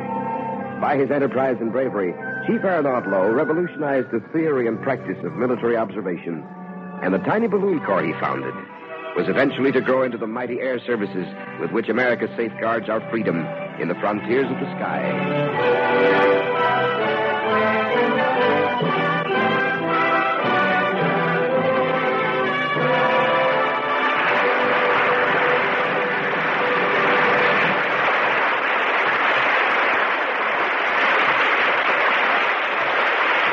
Our thanks to Lee Bowman and the Cavalcade players for tonight's story. Fly high, fly low. And now Bill Hamilton speaking for the DuPont Company. In pioneer days, it took 9 people working on a farm to produce enough food for themselves and 1 person in a city. As late as the year 1830, 3.5 hours of back-breaking hand labor were necessary to harvest a bushel of grain. Then the reaper was invented, and other farm machines followed. They were crude by present-day standards, but even so, by 1896, the labor necessary to harvest a bushel of grain was reduced from 3.5 hours to 10 minutes. 100 years ago, in the textile mills of New England, men, women, and children worked 14 hours a day. Then, one improved machine after another followed. The spinning jenny, the cotton gin, and the power loom. The working day dropped to 12, to 10, to 8 hours. And not only that, but the work became easier. Today in America, hard manual labor plays a smaller role than it did only a short time ago. Diesels dig our ditches. Electric hoists lift our loads. This is what invention and industry have done for us in a century and a half. Just the length of time the DuPont Company has been in business. For 1952 is DuPont's 150th anniversary. Now, we Americans are proud of our technical progress, and we are proud of our social progress, of the laws which mark our social gains, the laws which help us to live better. And that raises an interesting question. Which came first, the laws or the machines? The machines came first. They had to. It is worth remembering that all the legislation, all the government in the world cannot bring about a single reform until the technical knowledge and progress make it possible. Helping to make many social gains possible is the continuing progress of the American business system, which brings you, among other things, the DuPont Company's Better Things for Better Living through chemistry.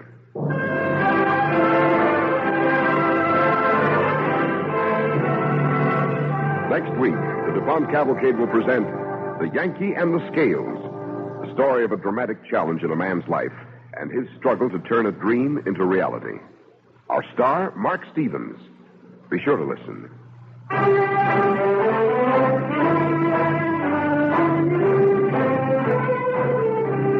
Tonight's DuPont Cavalcade, Fly High, Fly Low, was written by Warner Law and based on material from the book Lost Men of American History by Stuart H. Holbrook.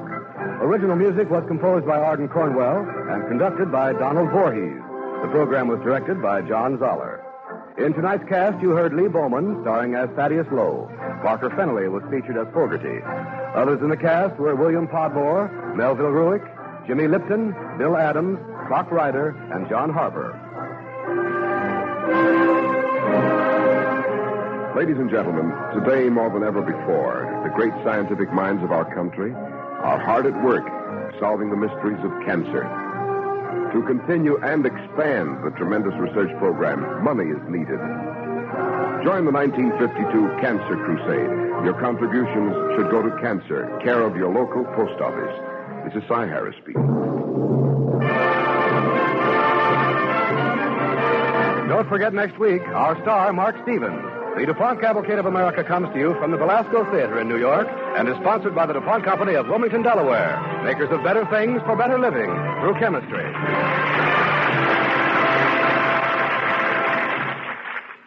Next, it's Barry Craig, confidential investigator on NBC.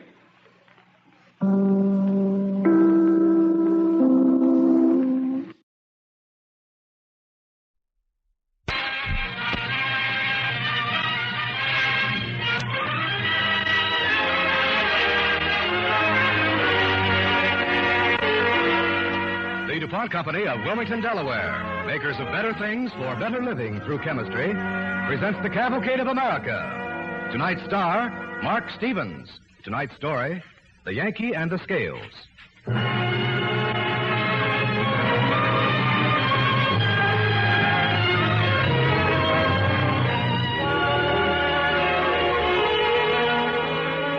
Set in a little knob of hills between the green and white mountains of New England is the little town of St. Johnsbury, Vermont.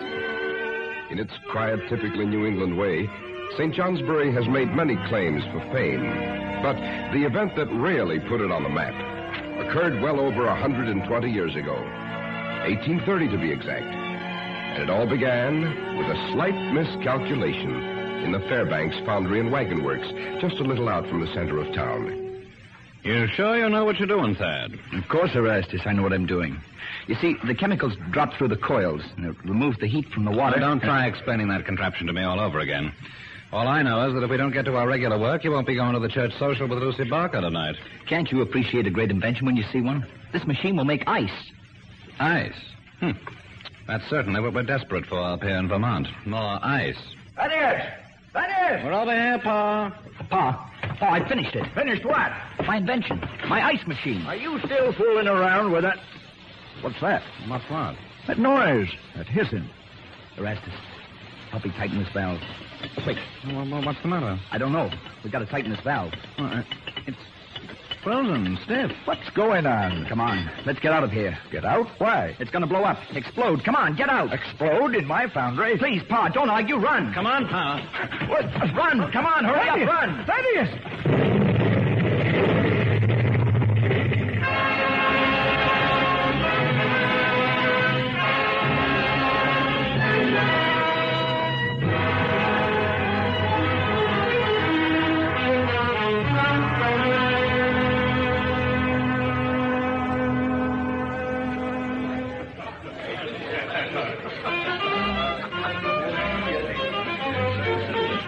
Look, here comes Dad Fairbanks and Lucy. Good evening, Mr. Inventor. Good evening, Nancy. Hey, Thad, how's your ice machine? What are you going to blow up next, Dad? Hard Scrapple Mountain? You just stop it, Nancy Brown. You're not being funny, none of you. You're just being stupid and thoughtless. Lucy, please. And the whole lot of you together haven't got half the brains that Thad Fairbanks has. Lucy, there's no Someday you'll all be telling your children that once you knew Thad Fairbanks. Now, you mind that I told you that? Now, Thad, take me home. All right, Lucy, come on. Lucy Barker. Yes. You've really got a temper. Well, what about my temper? Like everything else about you. Beautiful. Come on, let's go home.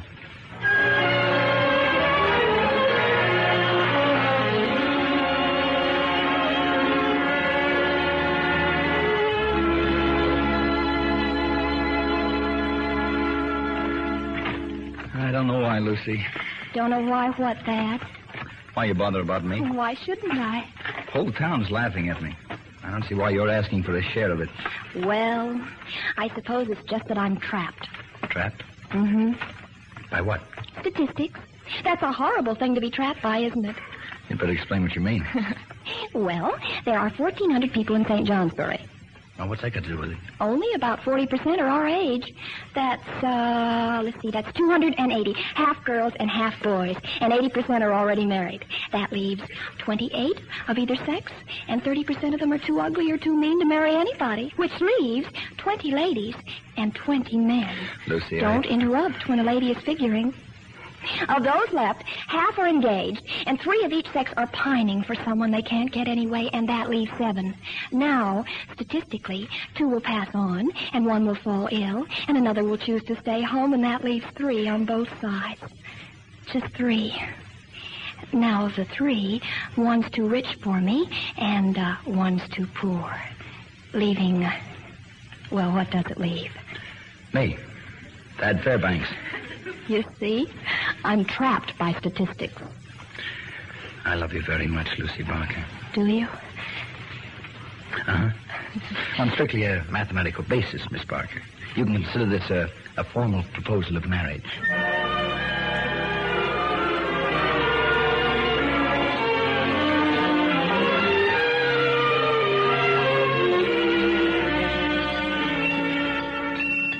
Well, you're set on getting married, Thad. That's that. Of course, you understand that you'll have to make some change in the way you do things. What do you mean by that, Pa? Well, up to now, you've kind of gone the way you pleased. Just put everything else aside and went hog wild inventing. The wife and family, you'll have to stick to one job. But, Pa, what's so wrong with wanting to do something different, to build something new? Nothing, except it takes time and money. When you're married, son, you've got a wife to use up your time and a family to use up your money. Well, so much for fatherly advice. Now, let's get on with weighing out this hemp. That's all right, Pa. I'll do it. We'll do it together. It's a backbreaking job, but it's got to be done. I'll pile on the hemp bundles. You take care of lifting down the counterweights on the other side of the beam. You shouldn't do it, Pa. Got to be done. Well, come on. Seems to me that someday someone ought to get around to in a better scale. How many counterweights you got on, Thad? I just put 50 pounds on, Pa. That makes 150 pounds on this side. Well, this shipment will be 400. Keep piling on the weights. Yes, sir. Talking to a fellow from Boston about scales the other day. He says there hasn't been a change in scales since the time of the Egyptians. Romans did make some improvements, but... Thad! What's the matter? Thad! My chest. You'd better rest. Here, let me help you in the office. Get me home, son. Quick. Get me home.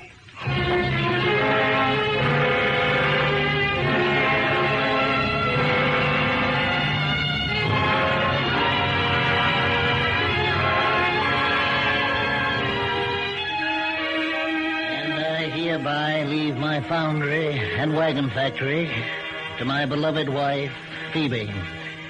I hereby nominate, constitute, and appoint my sons Erastus, Thaddeus, and Joseph to be the executors of this, my last will and testament.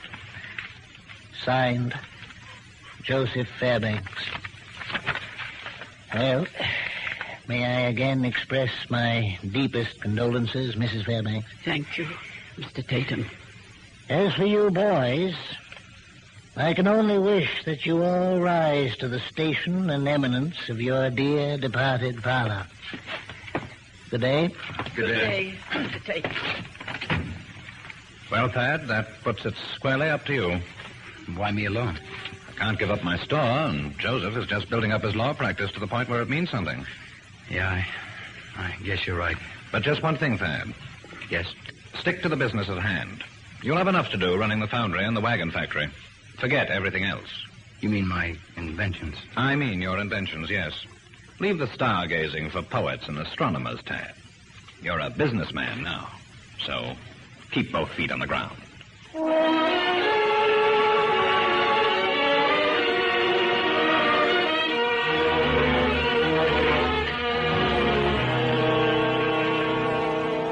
Now, Billy, you understand exactly how I want this lever cast. Yeah, I think so, Mr. Fairbanks. You see, my idea is to balance the weighing platform on 2 bearings in the center of the lever and the lever with the ground. This will be held in place by the 4 chains attached to the posts opposite there, the 4 corners of the platform. Oh, my, that sounds complicated. Lucy. Your favorite statistic, unless I've been horribly misled. Get to work on this, Billy, will you, right away? Yes, sir. What was all that mumbo-jumbo about chains and levers? Oh, it's something I've been working on. Can't you tell me what it is? Or don't you want to? Of course I want to, Lucy. Well, then, what is it? Well, it's funny the way it started. It was just an offhand remark by Pa just before he had that heart attack. He complained about the scales we had to use to weigh our hemp, and how backbreaking it was to lift the bales and the counterweights. Well, it stuck with me somehow, and, well, I'm inventing again. This time a scale. You want to tell me more about it, don't you, Thad? Are you interested? Fascinated. Well, now the whole problem is to transmit the weight from the 4 corners of the platform to the beam. Now, you see, I've designed an A-shaped lever... Mr. Fairbanks? Yes, Bill? Your brother Erastus is here. He's waiting in the office. Oh, all right, thanks. Yes, sir. Come on along, Lucy. It must be something important to take him out of the store in the middle of the day. Why, Lucy. Hello. Hello, Erastus. Is there anything wrong, Erastus? Well, Thad, we can talk about it some other time. I'll go. No, I don't want you to go, Lucy. What is it, Erastus? Well, then I'll get to the point. I was speaking with Squire Tatum. He tells me that he's just gone over the books, and the foundry and wagon works are doing very badly. I know, but business is poor all over the country. Yes, that's true, Thad, but I don't think that's responsible for all the loss. What do you mean? I don't like to say this, especially in front of Lucy, but I honestly feel, Thad, that we're losing money here because you're not giving the business all your attention. I hate to say this to you, Thad, but I don't think you're living up to your trust. I had to throw you right out the door for saying that. Dad, please. Oh, it's all right, Lucy. I'm not going to. Matter of fact, all I'm going to do is ask Erastus for one favor. Yes? Look, I've been working for months on this scale. That's true. But we'll have our first working model ready for trial in 2 weeks.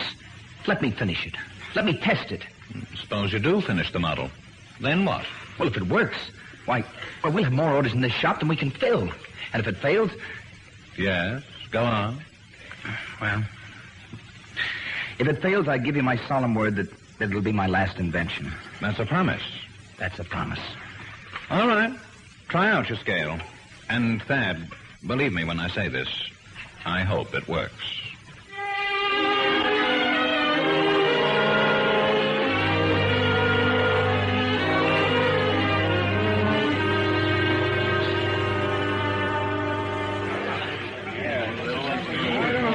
The whole town has come out, Thad, to see your scale. Well, we'll give them something to remember. Are you ready, Billy? In a minute, Mr. Fairbanks. Mr. Trimble? Now, Mr. Trimble, you understand what you're to do? Yes. You drive the wagon onto the weighing platform. Yes. Now, make sure the wagon is resting squarely on the platform. Do you understand? Yes. All right. All ready, Mr. Fairbanks. Okay. Let it go, Mr. Trimble. Up. Get up. A little more to the left. More to the left. Now, in the middle of the platform. The middle. Jump! The platform's giving away!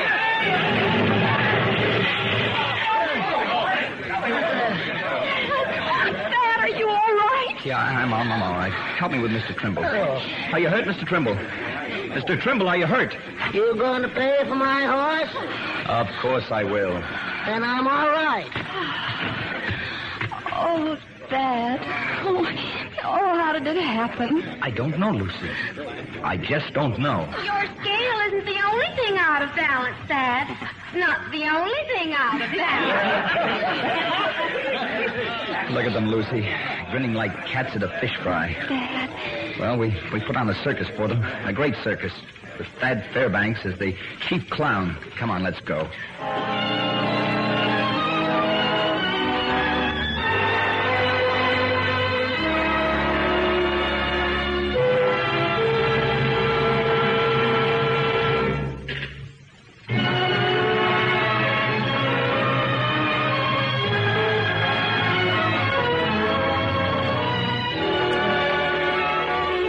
on the Cavalcade of America, Mark Stevens is starring as Thaddeus Fairbanks, a young Yankee inventor in The Yankee and the Scales.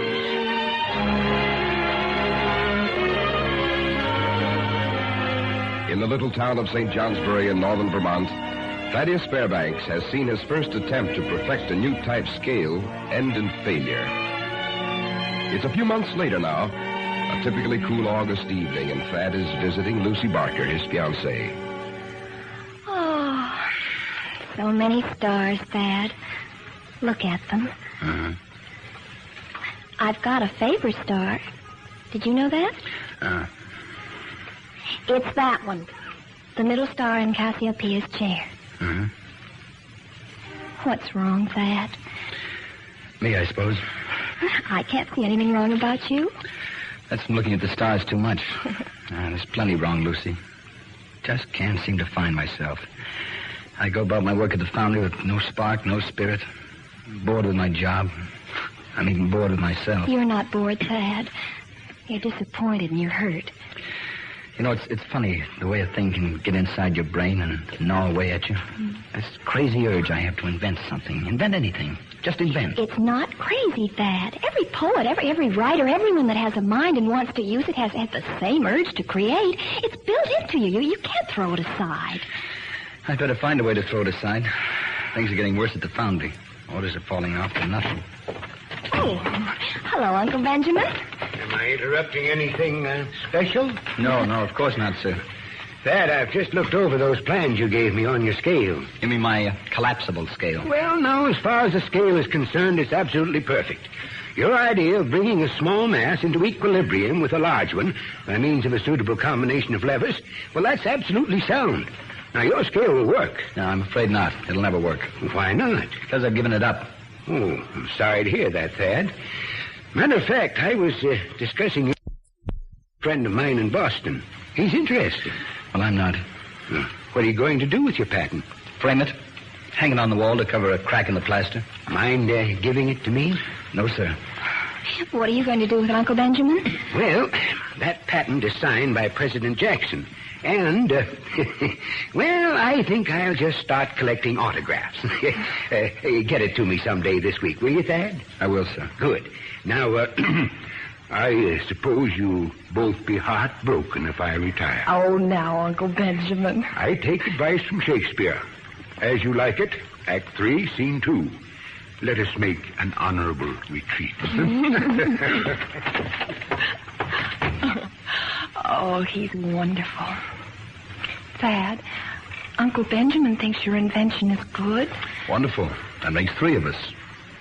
Lucy, you, me, Uncle Ben. 3 against everybody else in the world. I'm afraid the scale is out of balance.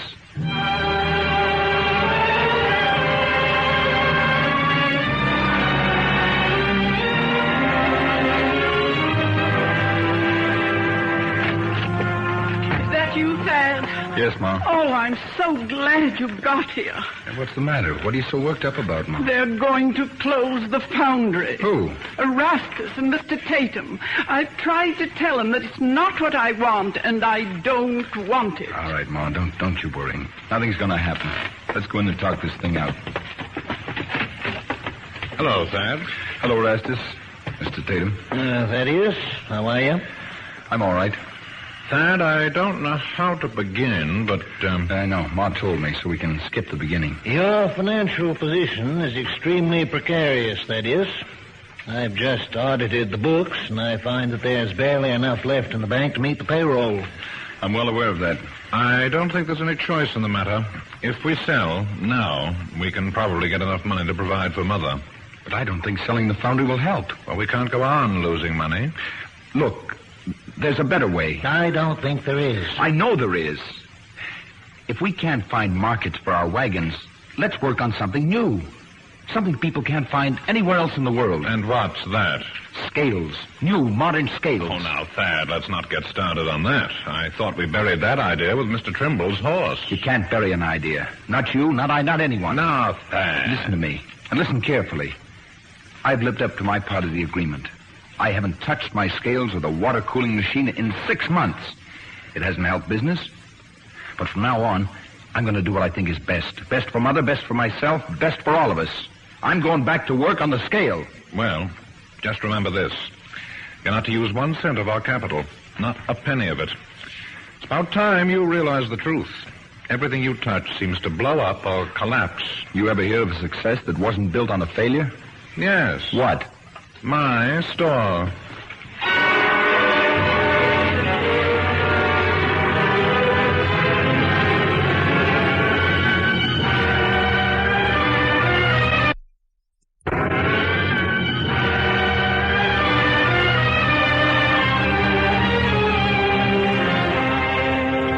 I've used up every penny, Lucy. Everything I've saved for over the past year for the two of us. It's all gone into the new model of my scale. We're not even half finished with it. Can't you get Erastus to change his mind?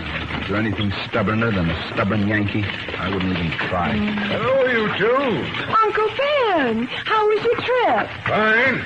Boston never changes. How are you, Thad? I'm fine, sir. Can I help you with your bags? Yeah, thank you, Thad. By golly, I'm stiffer than a frozen cod. Thad, I've got some news for you. Remember I told you about my friend in Boston, the one who was interested in your ice-making machine? Yes, I remember. Well, doggone it if he didn't buy your patent. He bought it? That he did. Yep, I've got the bank draft in my pocket. Here it is.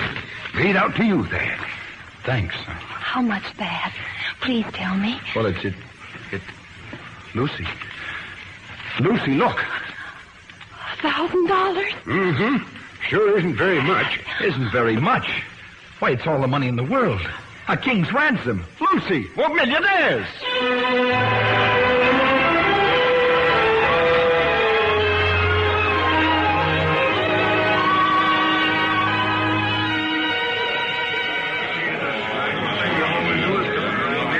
Now get back there.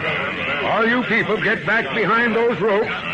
We'll not start the demonstration of this new scale until everyone is behind the ropes. Dad, I'm praying. Praying. We'll need every little prayer, Lucy. Every one.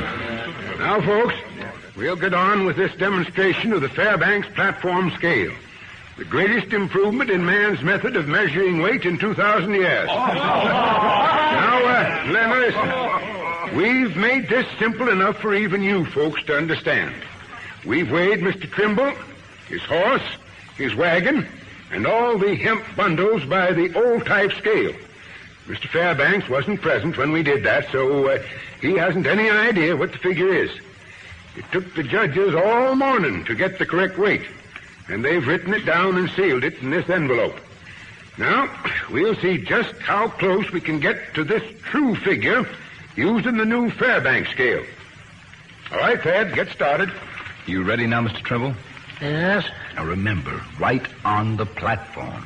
Yes. All right. Start up. If anything happens, you paying for the horse? Yep. Get up, Daffodil. Get up. Hey. Right, that's it. Right on the platform. Hold it. Whoa. There. All right, Billy. Get those weights on the balance, quickly. Another one. Another.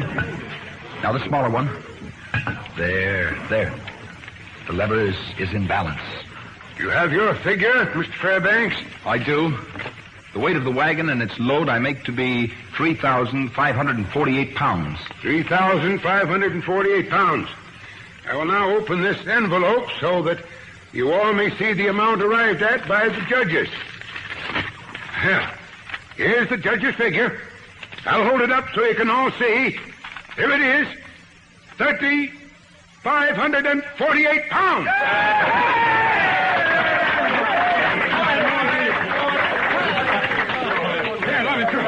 Stand back. Mr. Fairbanks. Yes. I'm Frank Thompson from Portland. Just saw the demonstration of your scale. Wonderful. Great. I'm in the fish salting business. I'll buy 6 scales. When can I get delivery? Oh, it'll take about 3 months. Well, what's the price? I don't know, sir. I haven't even had time to figure it out. No, well, never mind. I'll take 6. No, man, make it 8. It's wonderful. Great. Finest scale in the world. Oh, Thad, you proved it to everyone. I'm so proud of you. It's just the beginning, Lucy. The beginning for both of us.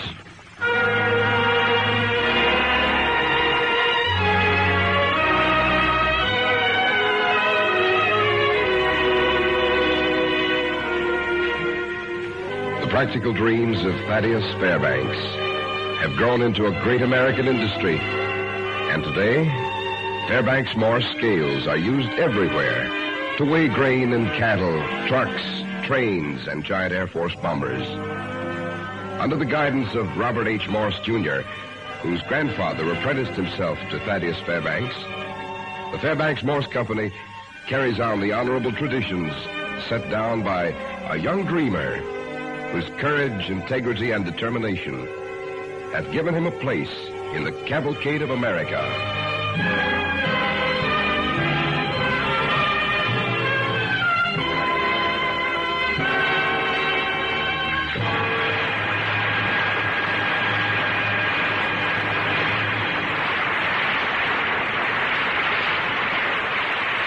Our thanks to Mark Stevens and the Cavalcade players for tonight's story, The Yankee and the Scales.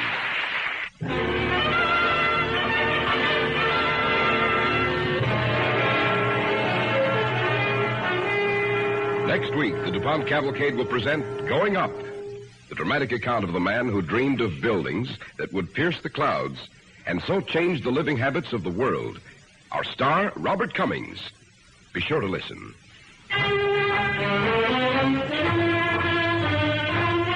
Tonight's DuPont Cavalcade, The Yankee and the Scales, was written by Elwood Hoffman and Irv Tunick. Original music was composed by Arden Cornwell, conducted by Donald Voorhees. The program was directed by John Zoller. Mark Stevens, whose latest motion picture is the United Artists release, Mutiny, was starred tonight as Thaddeus Fairbanks. Cynthia Stone was featured as Lucy. Alan Hewitt was Erastus. Ida Heineman was the mother. Harold McGee was the father, and Cameron Prudhomme the uncle. Others were Sandra Spicer, Robert Dryden, Bill Darrad, and Fred Raines. This is Cy Harris speaking. Ladies and gentlemen, within the past weeks, the floods in the Midwest have created misery and suffering for untold thousands.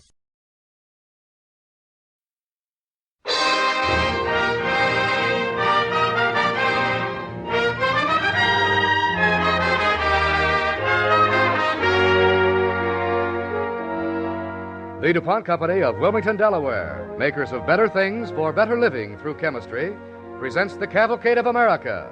Tonight's star, Robert Cummings. Tonight's story, Going Up.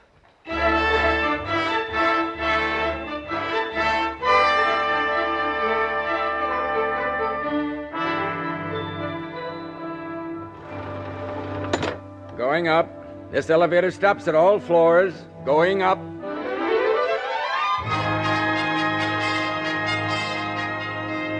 Tonight, we'd like to bring you the story of the man who made the words, Going Up, a part of America.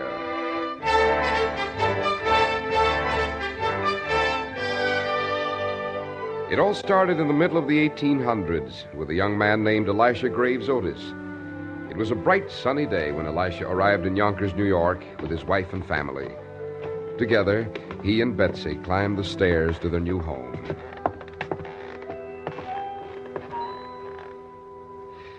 Maybe you'd better rest a moment, dear. No, Elisha. I wish you wouldn't treat me like an old lady. I'm only 27. Now, Betsy, you All right, know I'm you... 28. Well, there's still one more flight. Oh, Betsy, it's got a wonderful living room. Why, you can see the river Oh, and beyond... darling, I do wish you'd stop worrying until I see it. I know it's going to be just wonderful. All right. Well, here we are. We'll open the door. Now pick me up. What? Pick me up. Oh, now, Betsy, we've got children. What'll people think if I carry you across the threshold like a bride? I always want to be your bride, Elisha. Come on, pick me up. Oh, all right, then. My, Mrs. Otis, you're putting on weight, aren't you? That's a fine thing to say to your bride. Now carry me in. That's it. Betsy, you do like it, don't you? It's quite the most comfortable place I've ever been in. This is the living room, and I was here's talking about your arms. You can put me down now, darling. Oh, now, Betsy, be serious. All right, where's the kitchen? Well, I'm afraid it isn't very big. It'll do just fine. Betsy, this time things will be different. All my life I've been looking for a position like the one I've got now. We can put the couch near the window. Oh, and there's a great future in the bedstead-making business, dear. Hi, boy. Betsy, you're not listening to me. Would you please listen? I'm listening. I'm listening, darling. Yes, but you don't believe me, do you? Elisha, I just don't want you to be disappointed again. But this time it's going to be different. Honey, why, these 2 rooms, we'll laugh at them in a couple of years. I can see myself now becoming Mr. Mays' indispensable man. I can see him coming to me and saying, Elisha, without you, this business would never have grown. And Betsy, I'll grow with it. No more wandering, no more drifting, no more temporary homes. Have I ever objected? Oh, Betsy, I don't know why you've put up with me so long. I'm very grateful, but I just don't know why you have. I do. Why? Because I love you so.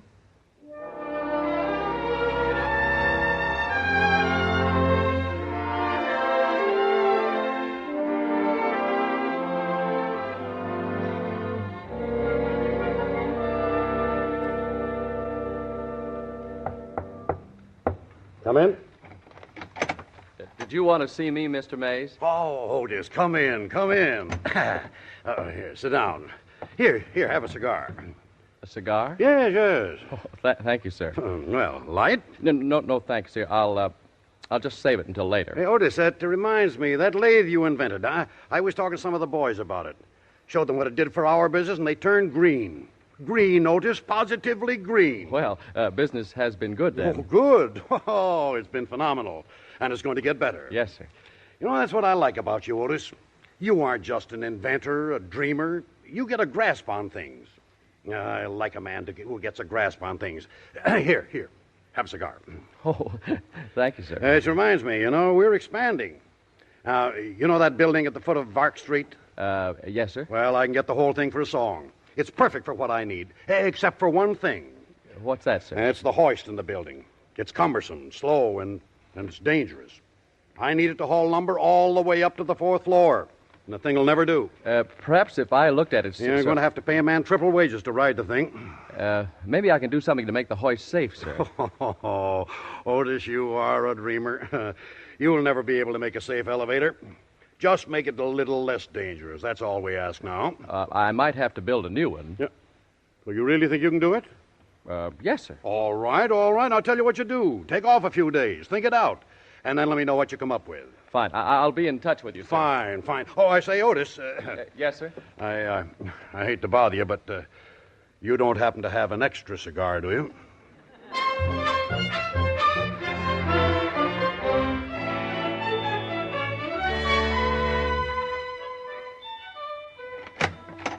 Anybody home? Elisha? What a beautiful day. Most beautiful day I've ever seen. It rained all afternoon. I did? Now, supposing you wipe that Cheshire grin off your face and tell me what's on your mind. My mind? There's nothing on my mind. Why? Something's happened. I know it has. Come on, tell me. Well, Mrs. Otis, I had a long conversation with Mr. Mays this afternoon. You did? Mm-hmm. Elisha, he said to me, Elisha, have a cigar. You didn't take it? Of course I took it. Well, you don't smoke. I know that. Oh, Elisha, don't keep me in suspense. Well, we talked about the lathe I invented. And what did he say? Well, because of that lathe your husband invented, Mrs. Otis, our company is being forced to move to a much larger factory. Oh, darling, that's wonderful. Of course, there's one small little problem he wants me to solve. You see, there's a hoist in the building, but it's not safe. So I told Mr. Mays I'd invent a safe elevator for him right away. You what? Sure. It's quite simple, I think. And just when are you going to invent this hoist? Huh? Oh, why, as soon as I can think the thing out. A lot of problems, Betsy, a lot of problems. That's good. What do you mean that's good? Well, for a minute, I thought you were going to invent it before dinner.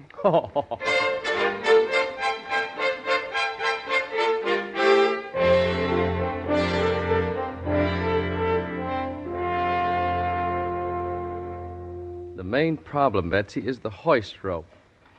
Gosh, it just won't stand the strain. Elisha, you've done nothing but eat and sleep hoist for 3 weeks. Yes, and I've read books. Betsy, don't forget, I've read almost 100 books, and there isn't even an inkling as to the answer. It's past 10 o'clock. Don't you think you could put out the candles so we could get some sleep? Oh, I'm sorry. Sure. There. I can think in the dark. I do wish you'd try to get some sleep. I'll try. Good night, Betsy. No kiss?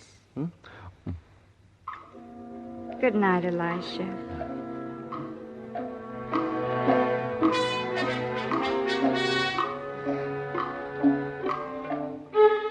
Betsy, Betsy, wake up! What's wrong, Elisha? Betsy, I've solved it. I've solved it. I've been working on the wrong angle. Now, supposing the cable wasn't the answer at all. Supposing I put a wagon spring in the side of the car to work the ratchets automatically when the cable snapped. Well, I just am afraid I don't understand what a ratchet is, dear. Oh, darling, it's very simple. I'll explain it to you. You see, a ratchet is when you take it, well, it's what I'm going to use to make the elevator safe.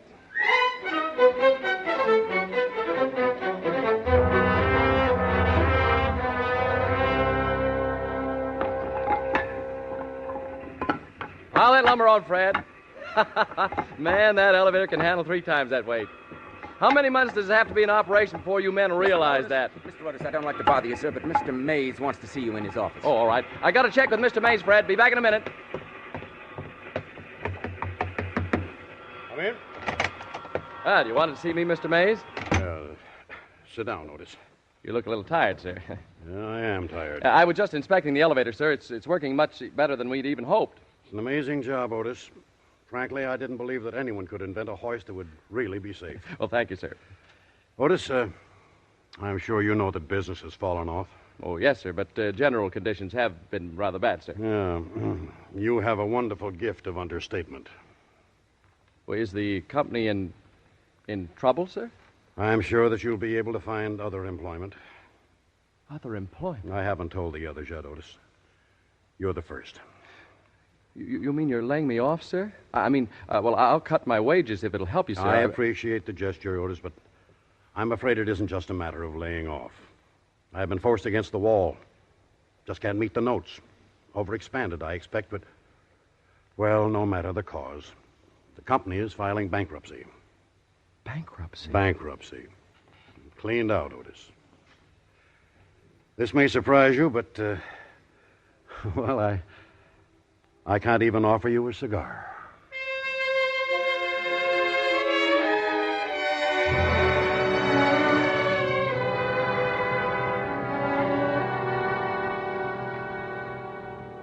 Happy birthday to you! No, don't shout it. Sing it.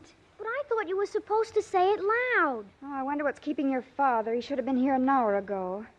All right, now, let's try it again, Happy birthday to you. Happy birthday to you. That's it. Happy birthday, Oh, that's a little high. dear Papa. Happy birthday to you. Oh, what a voice. Mama, tell him to stop teasing me. Oh, shh, wait a minute. It's your father. Oh, here, hold the cake, Norton. And remember, just as soon as he opens the door, we all sing together. Now. Happy birthday to you. Happy birthday to you.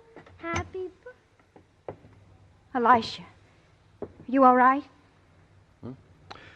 Oh, I'm sorry I'm late, dear. I was Run off to walking bed, around. children. But I'm hungry. No, you get ready for bed, and I'll bring you your dinner. Help your brother, Charles. Come along, Norton. Elisha, Yes, dear. I kept the boys up till now. It's your birthday. Darling, I've been... My birthday? Mm, Oh, I'm so sorry, Betsy. I forgot. that's all right. Where have you been? It was so nice out. I just walked around. I forgot all about the time. Come on, call the boys out. We'll have the party. Elisha, I'm your wife. You can't fool me. I was afraid to come home, Betsy. You were afraid to come home to me? I was ashamed. Sit down, dear. Tell me. It's funny, isn't it? We were right here in this same part of the room when I made my grand speech. All the things I was going to do for you and the children. How proud I was going to make you of your husband. I am proud of you, Elisha. You won't be. Tell me. Well, Mr. Mays called me in to see him. But it wasn't to talk about the lathe or the elevator or anything like that. It was to tell me that the company is going bankrupt. Bankrupt? Oh, Elisha, I'm so sorry. Sorry. Oh, Betsy, do you realize what this means? I'm out of a job. We have no money. We have no future, no place to go. Betsy, accept my apologies for being such a poor provider. For being such a failure. You're tired, Elisha. Yes, I'm so tired. Oh, Betsy, what are we going to do? We have nothing. We have each other. Dear Betsy. Dear unselfish Betsy. You give so much, and I give so little.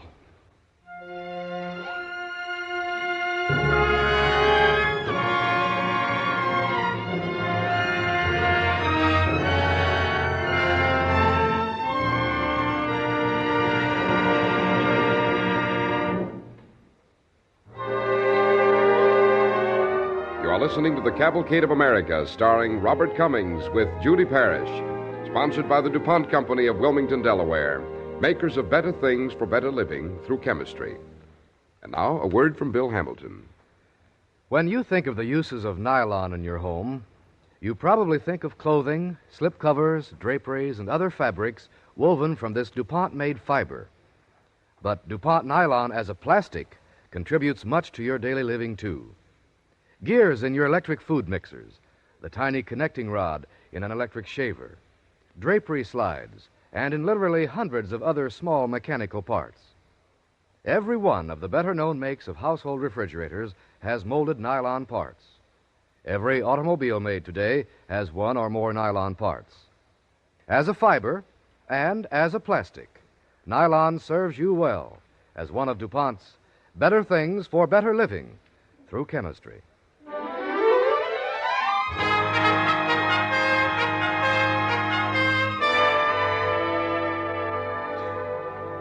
Tonight on the Cavalcade of America, Robert Cummings is starring as Elisha Graves Otis with Judith Parrish as Betsy.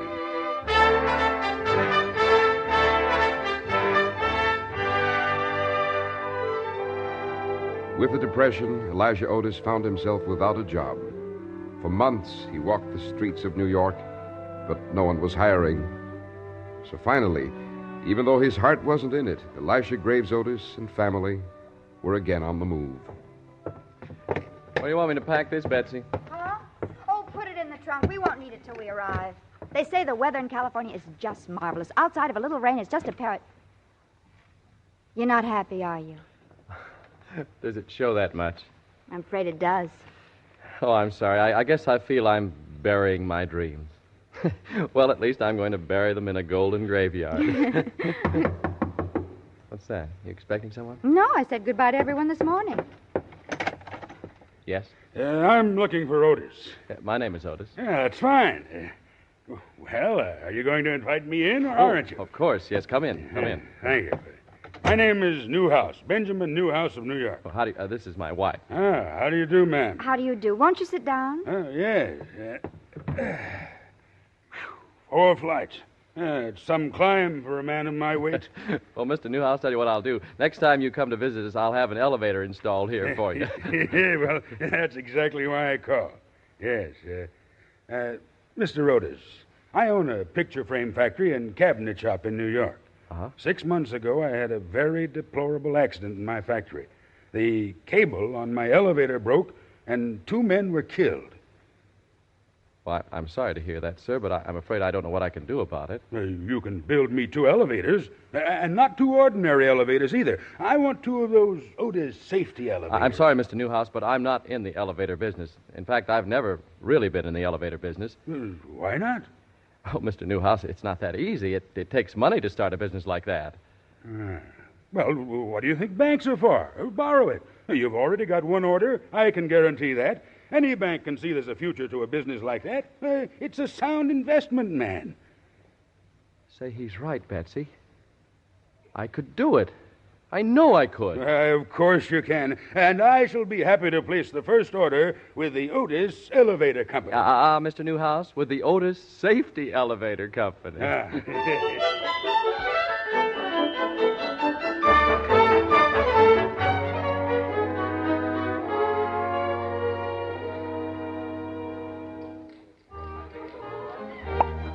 Elisha, champagne. Oh, don't you think you're being a little extravagant? Well, Mrs. Otis, it isn't often that I have the extreme pleasure of dining alone with my wife in New York's most famous restaurant. But the prices are so high. Oh, who cares about the prices? This is an occasion, Betsy. This afternoon, we finished the new house job. Well, I think I'd feel a lot happier if you had some more orders. Oh, they'll come, Betsy. They'll come faster than I can handle them. Just you wait and see. Why, within a year, we'll probably have to move to a bigger building. I hope so. Now, come on, drink up your champagne. Let's dance, Dance? Why not? Because you don't know how to dance. No, well, I don't know how to smoke cigars either, but I never turn them down.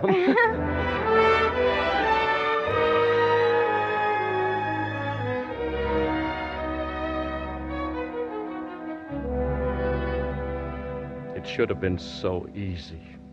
So very, very easy. Were you saying something, dear? What? Oh, no, I was just talking to myself. Children in bed? Finally. Darling, you look worried. I am. Oh, Betsy, I'm tired of swimming against the tide. Nobody wants elevators. Nobody's interested in elevators, no matter how safe they are. All these months and not one single order. I don't understand it. You build the only safe elevator in the country. In the world. But outside of my family, it seems to be a well-kept secret. Elisha, if I thought that you'd lost faith... Faith? Betsy, I wish I could tell you about the things I dream. Big cities, buildings 15 stories high with towers that pierce the clouds. 15, did I say? Betsy, I picture buildings 20 stories high. A whole new world. But I just can't get anyone else to see it. Then it's up to you to make them see it. It isn't that simple. Well, I didn't say it was going to be simple. I just said it's up to you to open their eyes. Think of something different. Well, I don't know what, but something. Something different? Well, you say people don't want elevators. Well, how can they, Elisha? Maybe they don't know about them. You know about them. Mr. Newhouse knows, but... Something different. Something so spectacular that the eyes of the world can be opened. I wish I could help you. But you have, darling, you have. Where's the evening paper? I think you're sitting on it. Oh, so I am. Now, where did I see that article? No, Now, it's not on page 3. What are you muttering Let's see about? here it is. Now, listen to this, Betsy. This summer at the Crystal Palace, New York City is going to be honored with the annual American Institute Fair. All the latest improvements in modern living and so forth and so on. I'm afraid I don't understand. Darling, there are Elisha. going to be thousands and thousands of people there. Thousands upon thousands. And I'm going to do something to entertain them. Well, what? That's something different you suggested. I'm going to build an elevator 40 feet high right at the entrance of the fair. Yes. It should be quite a sight. Oh, it'll be the most amazing thing at the fair. People will come from all over the country, and when they leave the fair, they're going back with the name of Elisha Graves Otis on their lips. And do you know why? Because you built the elevator? Because I built the elevator. And because I'm going to ride that elevator to the top. And when I get to the top, I'll make them open their eyes.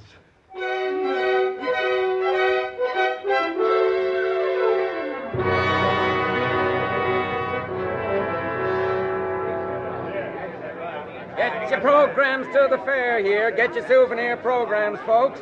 Know the locations of all the wonderful eye-opening exhibitions found on the Midway. Yes. You can't afford to be without one. Only 10 cents. You're not going to do it, Elisha. You can't. I must, Betsy. We've had this out 1,000 times. How else can I prove the elevator is safe? But to ride all the way up and then cut the cable. But it's safe. It's an Otis safety elevator. Betsy, you yourself said I had to do something different. Something that would make them sit up and take notice. Well, I didn't mean you should kill yourself. Well, it's 2 o'clock, Betsy. They're all waiting. I've got to do it. Please, Elisha, for my sake and the boys, please. Believe me, Betsy, I'm doing this for you and the boys. Maybe you'd better go over and sit on the bench there, Well, I won't be able to look. I won't. Oh, have faith, Betsy, please. In what? In me. Just have faith in me. Now, I've got to get over there. Have faith in me. Elisha! All right, folks, step right over this way. Step over this way for the most spectacular feat of the fair. Mr. Otis and his elevator. Step over this way, folks. Over this way. There he is. That's Otis getting on the elevator. The program says he's going up 4 floors and then cut the roof. I bet he doesn't ride it. It's a fake elevator. Nobody but a fool would go up 4 stories and take a drop. Ladies and gentlemen, please, may I have your attention?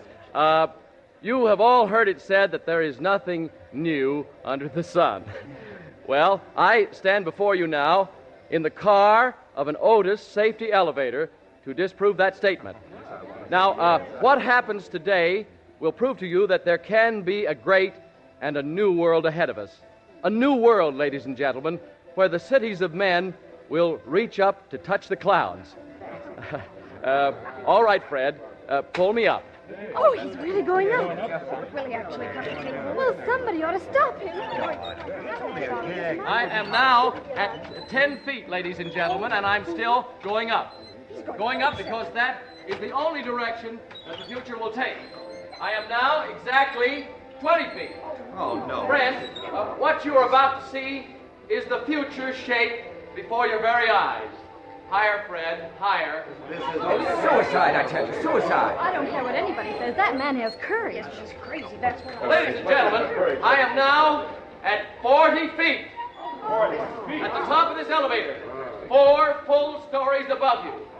I am now about to try an experiment that will once and for all times prove what I've been telling you here today. Now, this is not just an ordinary elevator. It is a safe elevator. Remember that. And now, in exactly 5 seconds, I shall cut the cable. There are women and children down here, Otis! They don't want to see a man kill himself. 1, 2, 3, 4, 5, and I cut the cable.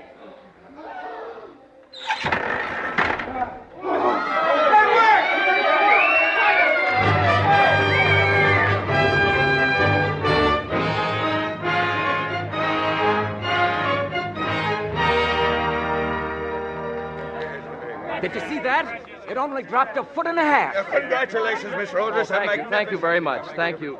Let me through to my wife, will you please? Always knew you could do it, Mr. Otis. Congratulations. Thank you. Betsy. Elisha, you're safe. Oh, let me look at you. You're a brave man, Mr. Otis. Oh, a very brave no man. more dangers than crossing the street or taking a bath. Elisha. Oh, darling, I'm sorry. Let me through here, please.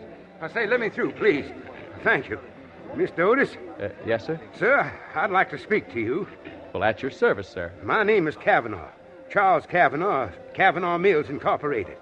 I'm mighty interested in your elevator. Well, I thank you for your interest, Mr. Kavanaugh. Really safe, you say? Well, you saw it with your own eyes, sir. So I did. And I might say that, well, I'm more than just interested. I was wondering if I could call at your office, say tomorrow morning around 9. Well, I'll certainly be there. I've got 5 mills in Virginia, and I'd like 1 elevator installed in every mill. 5? That's right, 5. Well, I'll see you at 9 in the morning. Oh, Elisha, your idea's a success already. An order for 5 elevators. Think of that. Elijah. Oh, people are looking at us. I know. Well, you're kissing me. Mm-hmm. And it's much more fun than riding an elevator.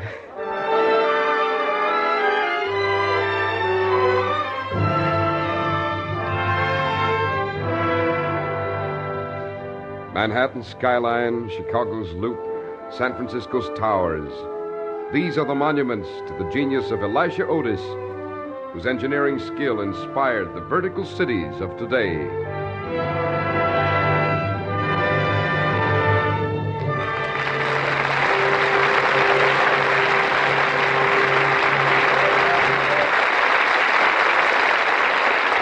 Robert Cummings and the Cavalcade Players for tonight's story, Going Up. And now, Bill Hamilton speaking for the DuPont Company. What happens when a large industry builds a plant in or near a small community? Is it good for everyone concerned? Well, in the case of Towanda, Pennsylvania, we have one answer to that question. Towanda used to be a farming town. Today, it has a DuPont plant making X-ray screens and television phosphors, and another plant owned by Sylvania Electric Products. Local citizens will tell you what effect these plants have had on their town. Wesley Perry, automobile dealer, says, I started out in 1937 with 6 employees and a rented garage. Now I have 19 employees and a place of my own. My customers are both farmers and industrial workers. Leo Rockwell, who's built 16 houses in 2 years and plans to build more, says, industry is purely the reason for it. My development is within walking distance of both the DuPont and the Sylvania plants. And then there's Bernard C. Wolf, president of the First National Bank. He adds, industry has raised the wage level all over town. I believe in the long run, almost everyone will have a higher living standard as a result. Well, now, the DuPont plant in Towanda is not large. It normally employs about 100 people. Even so, its payroll last year amounted to about $400,000.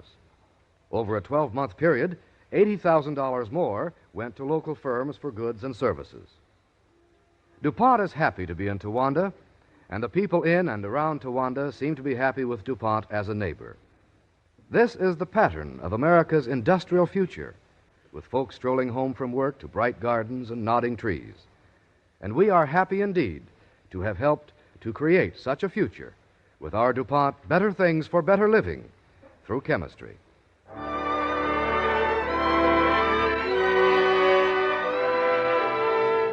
Next week, the DuPont Cavalcade will present John Lund and Walter Hamden in An American from France.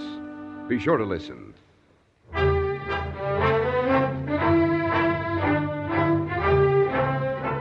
Tonight's DuPont Cavalcade was written by David Harmon. Original music was composed by Arden Cornwell, conducted by Donald Voorhees. The program was directed by John Zoller. In tonight's cast, you heard Robert Cummings starring as Elisha Otis. Judith Parrish was featured as Betsy. Fred Irving Lewis was Mays, and Henry Calvin was Newhouse. Ladies and gentlemen, April has been designated as Cancer Control Month. Wholehearted public support is needed if more lives are to be saved. Send your contributions to the Cancer Fund. This is Cy Harris speaking. Don't forget next week our stars, John Lund and Walter Hamden. The Cavalcade of America comes to you from the Belasco Theater in New York and is sponsored by the DuPont Company of Wilmington, Delaware, makers of better things for better living through chemistry. Next, it's Barry Craig, confidential investigator on NBC.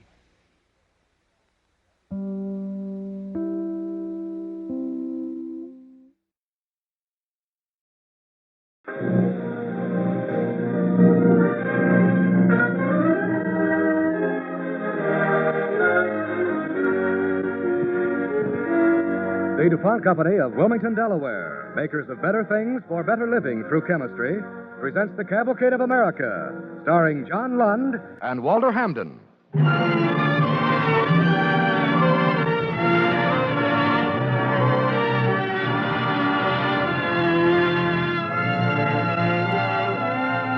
Ladies and gentlemen, 150 years ago, a young man laid the cornerstone that was to become the DuPont Company of today. And so on this 150th anniversary, we take great pleasure in presenting the story of Eleuthère Irénée DuPont.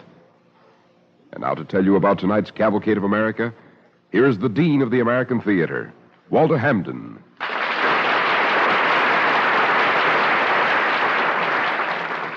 Good evening. In the early youth of our country, many men came from foreign lands, attracted by the lamp of freedom and the promise of opportunity. The magnetism of a new, meaningful word, liberty, brought the freedom hungry to our shores. Some poor, some rich, some talented, some with only strong hearts and willing hands. So to our story, An American from France, with John Lund as Eleuthère Irénée DuPont. My role is that of his father.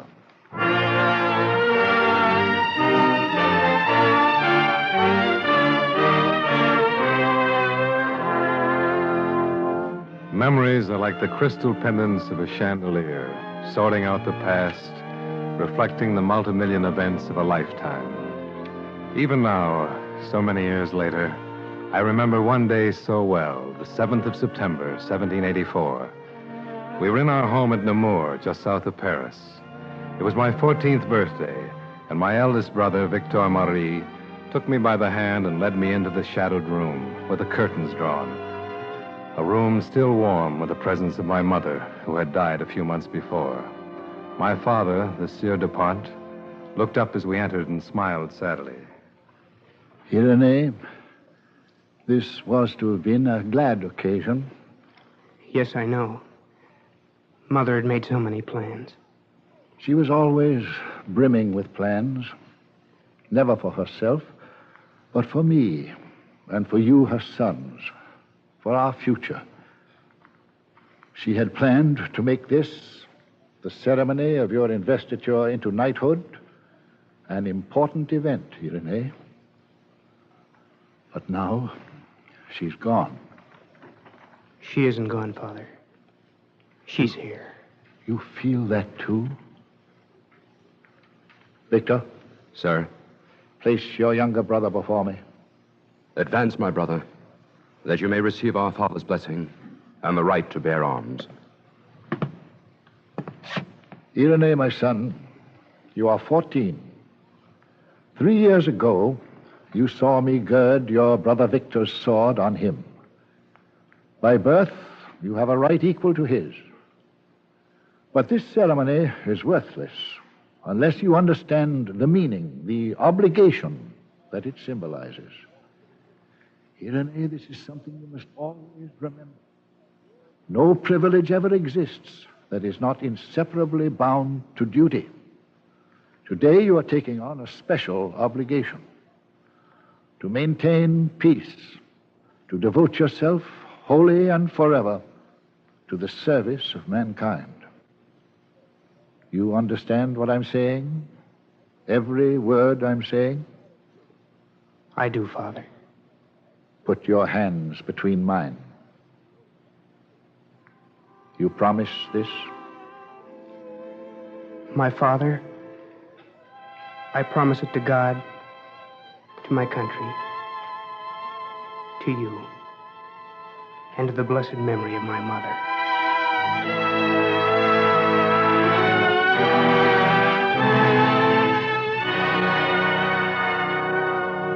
1784, 1785, 1786.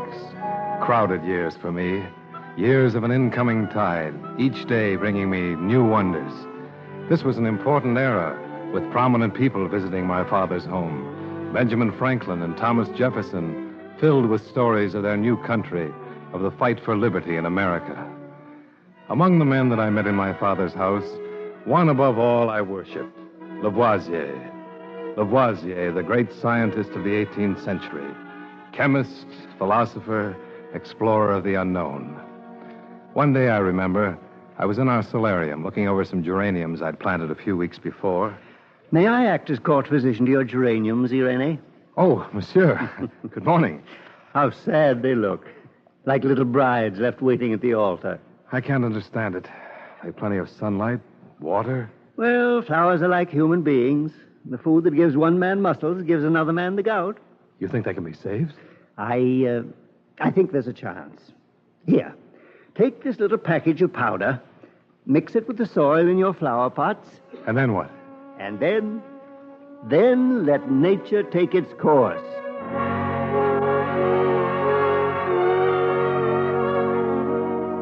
Within a week, my geraniums were healthy and blooming. A miracle. I knew then that this was for me, this new wonder of the world, chemistry. Lavoisier took me to visit his laboratory, a fabulous jungle of boiling pots and steaming retorts and weird and wonderful smells. You see this, Irene? Here is a barrel full of the powder I gave you for your geraniums. What is it? It's niter. And, Irene, it's a substance of considerable talent. In the soil, it enriches the land, makes plants grow high and strong. But mix it with charcoal and sulfur, just the right amount, and poof, it becomes gunpowder. Is there a place here for me, Monsieur Lavoisier? What? Can I work here with you? Will you teach me chemistry? Chemistry? But I thought your father intended that you should study government and economics. But this is what I want, here with you. Let me study under you. Oh, it is grimy work and dangerous. That's what I want to do. All right. If your father agrees, I shall agree also. Yes, chemistry needs young men like you, Irene. Young blood. You know, people think that the future of the world will be decided only in parliaments and on battlefields. Let me tell you this. Out of boiling pots and mixing vats, out of chemicals, will come the shape of the things of tomorrow.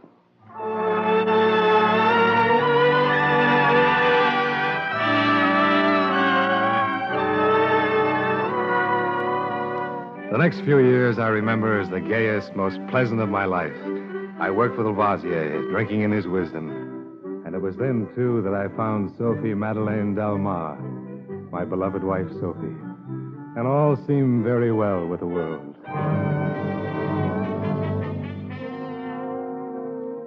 But all this was shattered in 1793, the year of the terror in France. Robespierre roared out his infamous edict. The Republic has no need of scientists.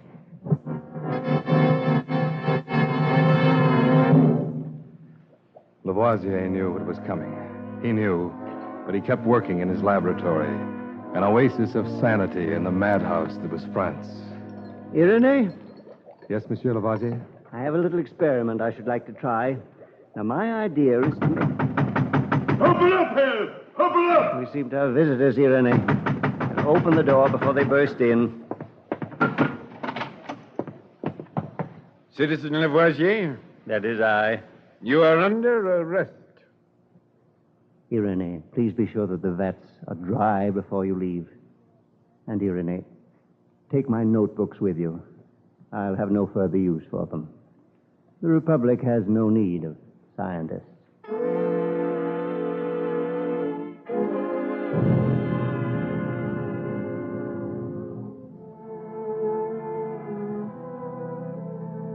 Lavoisier was guillotined. In the midst of our mourning for that great gentleman, that great scientist, tragedy struck again. My father was imprisoned. Father in the hands of the terror. We moved to Paris to be near him. I earned a little money by managing a print press in the Capuchin monastery in Paris. And there, one night... Who is it? Who's there? Irene, hurry.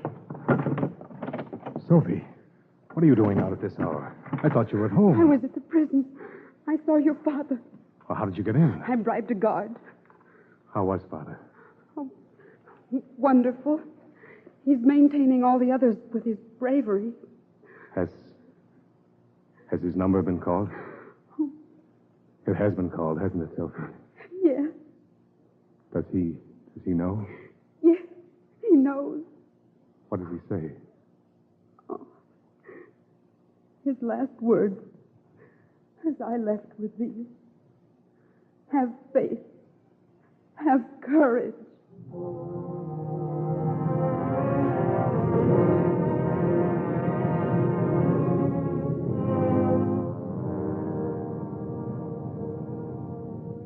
The next morning, in Father's prison cell, he gathered the condemned about him, and he laid his plans. Come here, all of you. Listen. Get closer round me, closer. Etienne, watch the guard. Yes. Warn us when he comes close to the cell. Right. What is it? What do you want with us? Now, do we go like sheep to the slaughter when they come for us? Or do we fight? Which shall it be? Let me hear. Which shall it be? We fight. Let's fight. Sure, I'm willing. I have a dagger. And so do I. Good.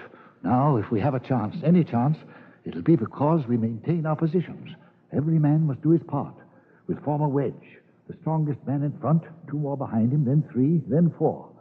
That'll leave us 2 men to guard our flanks and to help when reinforcements are necessary at any stage. Understood? Yes, good. In case we have to give way, we'll use the beds here for a barricade. But there'll be no retreat. The guards are coming. To your positions, quickly.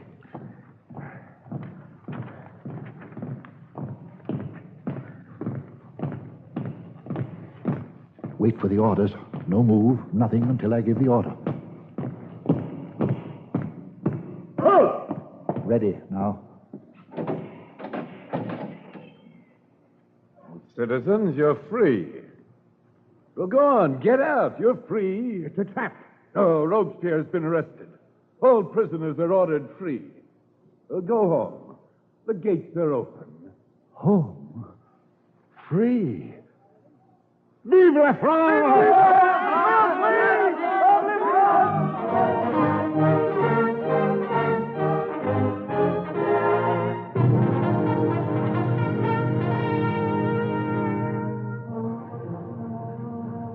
We returned to our home at Nemours, Father, Sophie, and I.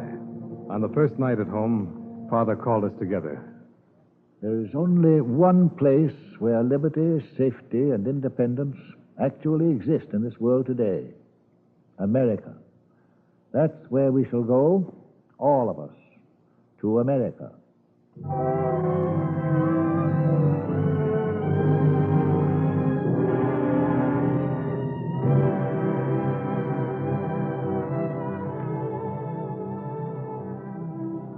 On New Year's Day, the year 1800, after an agonizing trip of 91 days at sea, an overloaded, leaking, battered little ship called the American Eagle struggled into the harbor of Newport, Rhode Island. we were in America.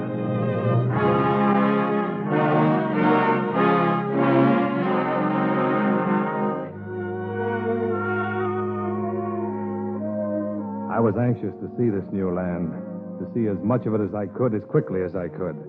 And so, when an old friend of the family, Colonel Toussard, invited me for a hunting trip in Delaware, I was quick to accept.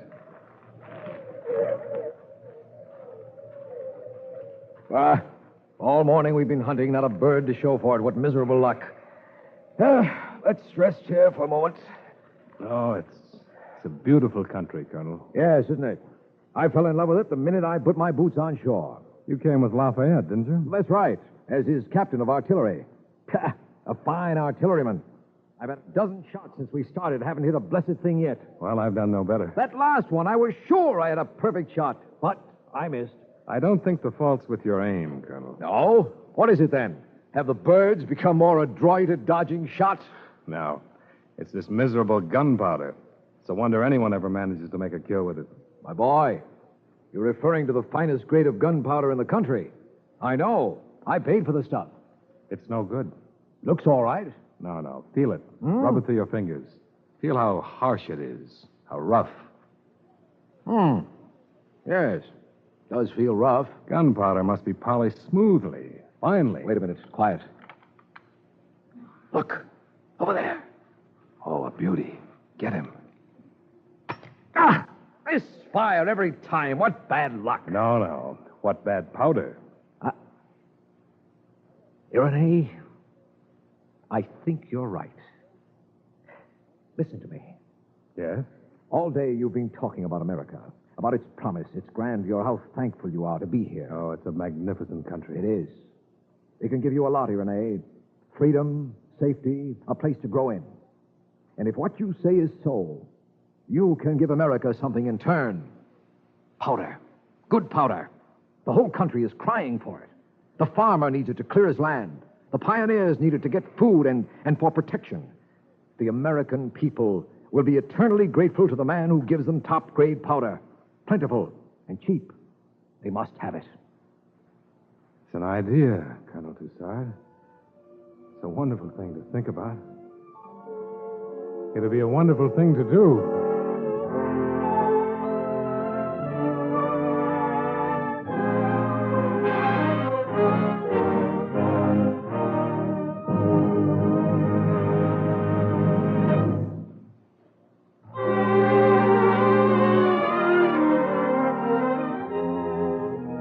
You are listening to the DuPont Cavalcade of America, starring John Lund and Walter Hampden in An American from France, sponsored by the DuPont Company, makers of better things for better living through chemistry. And now, as part of the 150th anniversary of the DuPont Company, we continue our play, An American from France.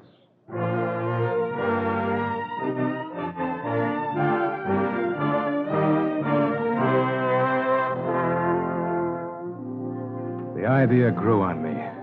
The idea Colonel Toussard gave me to set up a powder factory of my own. It was more than an idea. It was an obsession. But my father was doubtful. I don't know, Irenee. It doesn't sound promising. But I know enough not to argue with you. If you've your mind set on building a powder mill, you'll do it, whatever I think of the project. But please, do me one favor. Oh, of course. Now, before you start, consult with someone who's better able to guide you than I. Someone who knows the situation here, is close to it. Who? Well, go to an old friend of ours. Go to President Jefferson. Ask him.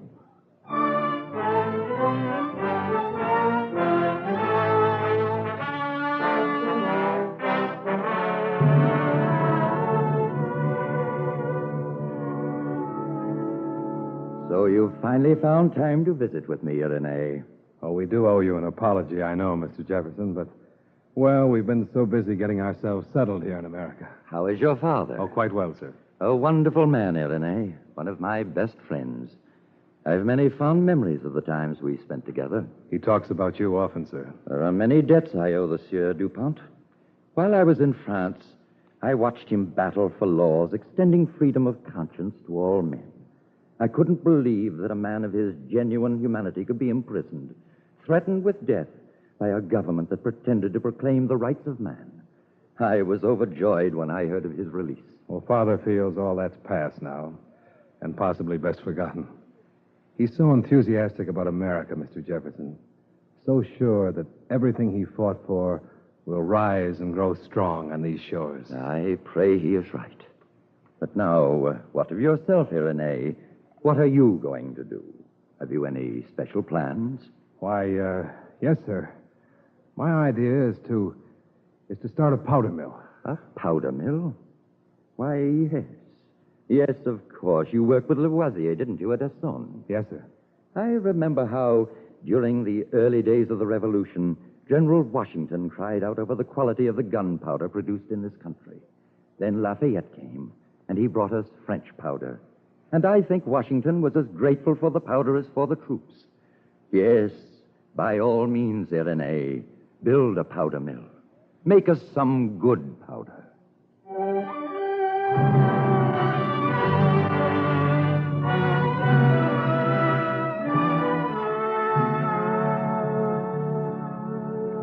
After months of searching for the best site for my mill, I settled on a spot just 4 miles west of the town of Wilmington, in Delaware.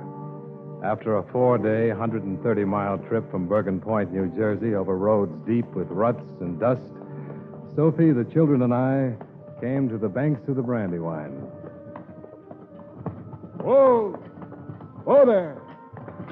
Oh, well, is this it? This is it. It isn't much, Sophie. Well, starting points are rarely very much, Irene. It will do. I think so, too. It will do.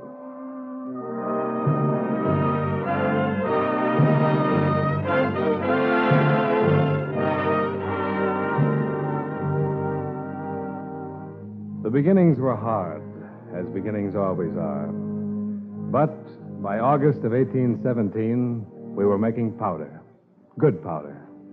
The mill on the Brandywine was in full operation. I'm amazed at what you've accomplished here, Irene. Amazed and gratified. Well, we've had good luck. Good luck? Don't believe in luck. Luck's what a man makes for himself. Ah, this mill is a masterpiece. I wish my old friend Lavoisier could be here to see all this. Father, listen. The alarm. What is it? Fire.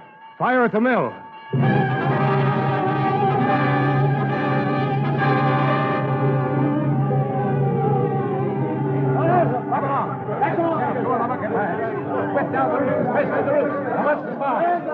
Come down to the creek and hurry. Now, don't stand there watching the fire. Down to the creek. Father was in the midst of it all, forgetting his 77 years, directing the battle, setting up our fire lines. That night, I had cause to be thankful for the precautions I'd taken. The charcoal house was a complete ruin, but the rest of the plant escaped. The next day, Father came down with a chill, and 4 days later, he died. He was a fighter all his life, even to the end.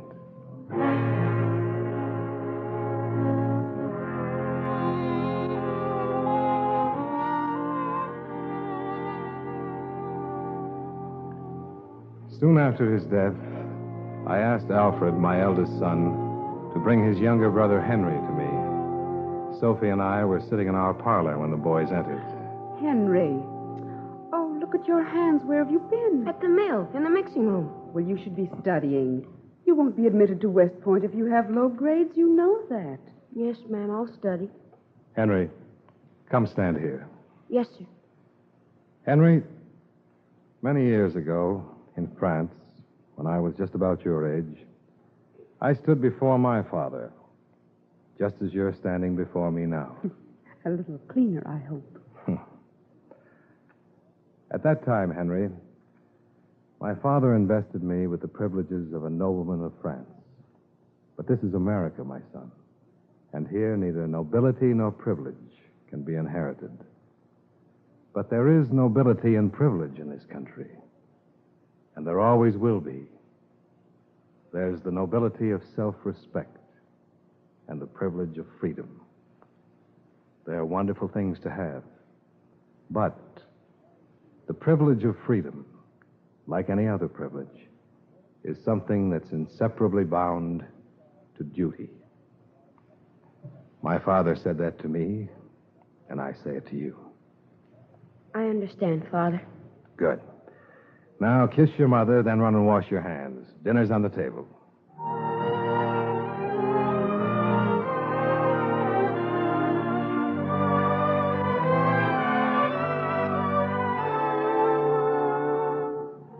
There are many things I remember. Bright days flooded with happiness, shadowed days gray with sorrow and tragedy. But that's the normal weave of life. Outside my window, I can see the mill. Workers moving about. Father! Here, Henry, what is it? Oh, come outside. Come and see. Oh, what is it? Oh, come along. You'll see. Oh, look at it, Father. It's the biggest wagon train in the world. Look at it. Must be 30 or 40 wagons. What's all this, dear Renee? I don't know. Looks as if we're being invaded. Oh! Howdy. Are you Mr. DuPont? Yes? We're headed west. We've come 10 miles out the way just so as we can load up with DuPont powder. Well, 10 miles is almost a full day's journey. We appreciate your coming this far. How much do you need? 4 barrels per wagon, and we're 20 wagons in all. Oh, I think we can manage that. Well, the loading platform is just beyond the bend. I'll show you where. You will? Why, that's right helpful of you, Sonny. Come on aboard. Yeah, I'll help you up. Oh, may I, Mother? Of course, Henry. All right. Help me up. Here. You take the reins. I'll work the brake. Well, how far west are you going, sir? Sonny, we're going just as far west as folks can go without getting their feet wet in the ocean. Is this your whole party? No, sir. We're meeting up with another train in Missouri Territory. You have a long trip ahead of you. That's true enough. Well, thanks mightily, Mr. DuPont. All right, son. Let's be on our way. Up there. Get up. Ha, get up there. Get up there. Ha.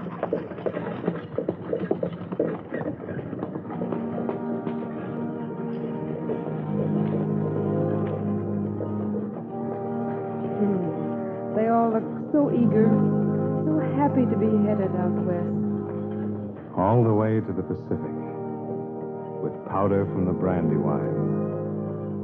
It's a wonderful thing to think about, Sophie. It's a wonderful thing to see.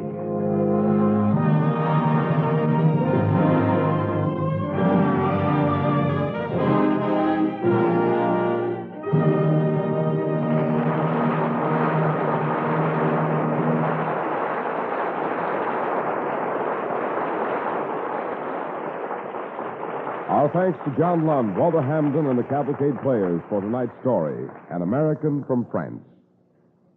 Tonight's DuPont Cavalcade was written by Irv Tunick, original music composed by Arden Cornwell, and conducted by Donald Voorhees. The program was directed by John Zoller. This is Cy Harris speaking.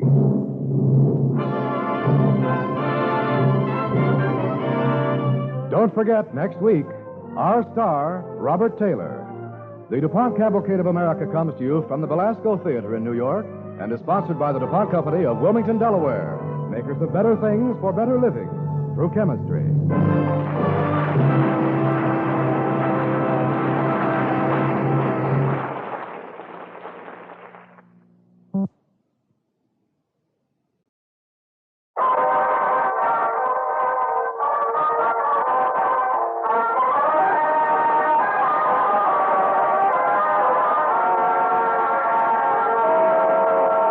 Company of Wilmington, Delaware, makers of better things for better living through chemistry, presents the Cavalcade of America. Tonight, our star is the well-known Hollywood actor Robert Taylor, who is currently starred with Deborah Carr with a cast of thousands in the MGM Technicolor production, Quo Vadis.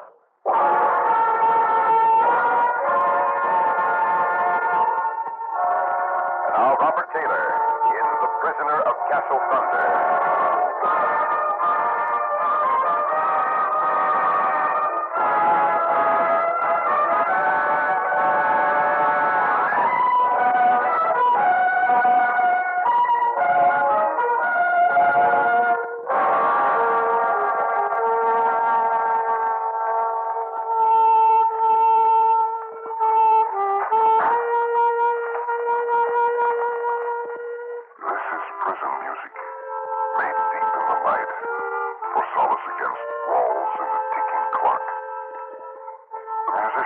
subject, and the time is September 1863, late in the war between the states.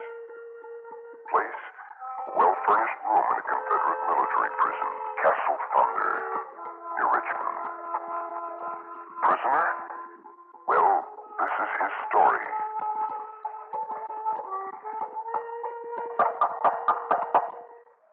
Who's there? The chaplain, Spencer. John Carpenter. Come in, sir. I heard you playing, Spencer. I'll not trouble you now if you wish. No, please come in and talk. I'd like to talk. You can't sleep? Hardly. It seems such a waste of minutes. Seconds stumble by so fast. I've got so little time. Could you please stay with me a while? Of course, as long as you wish.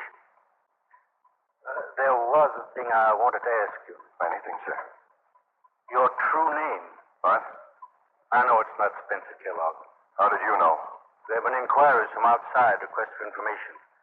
Another name was mentioned. My name is Spencer Kellogg. Son, what can it profit you to conceal your name from the world now? Now, what does my name matter? It's what I've done that counts. You don't understand. And it's very difficult for me to explain. You see, well, afterwards, it will be part of my duties to take care of you still. There are things I'd like to know, so that I may be able to, I see. All right. I'll tell you my name and all the story. It will pass the time. The time. Now, Spencer. I'm all right. My name is Spencer Kellogg Brown, and my father is Orville Brown, late of Kansas, now of Utica, New York State. It began in Kansas at Osawatomie. It began when they burned my piano. My precious piano. Your piano? But who? Thieves, murderers, border ruffians, bandits from Missouri. My father was a Free Soil man, a leader in the Free Soil Party, like that other Brown who was hanged here in Virginia before the war. John Brown of Osawatomie? You mean Kansas John Brown? Yes, John Brown. Whose soul goes marching on. Old John Brown was my father's dearest friend. And my father, too, would have given his life to make Kansas a free state. The name Brown is honored in Kansas. I understand. But the piano? My life was music once before this killing game began. My father brought the piano for me all the way from the east. I had it only a week before the mob came from Missouri. The Free Soil men fought, but they were driven off, my father with them. The border mob began to set fire to all our houses. I was young then, and my brother Fred was younger still. The two of us hid in a thicket close to our house.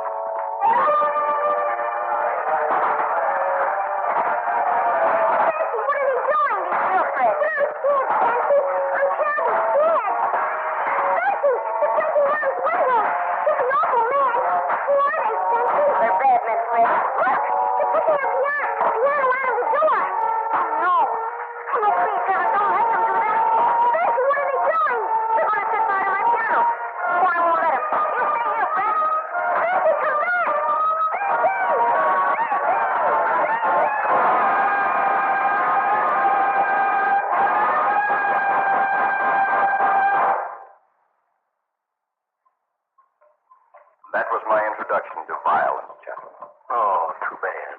My wild charge did no good, of course. A giant of a man seized me in his arms and carried me off to the bandits' wagon train. They took me with them back into Missouri, leaving our little town a smoking ruin.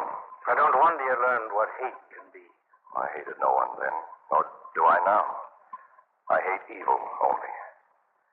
I was well treated in Missouri. Dr. Keenan in Lafayette County took me into his home. He had a daughter, Molly Keenan. Juanita, I called her because we both loved that song.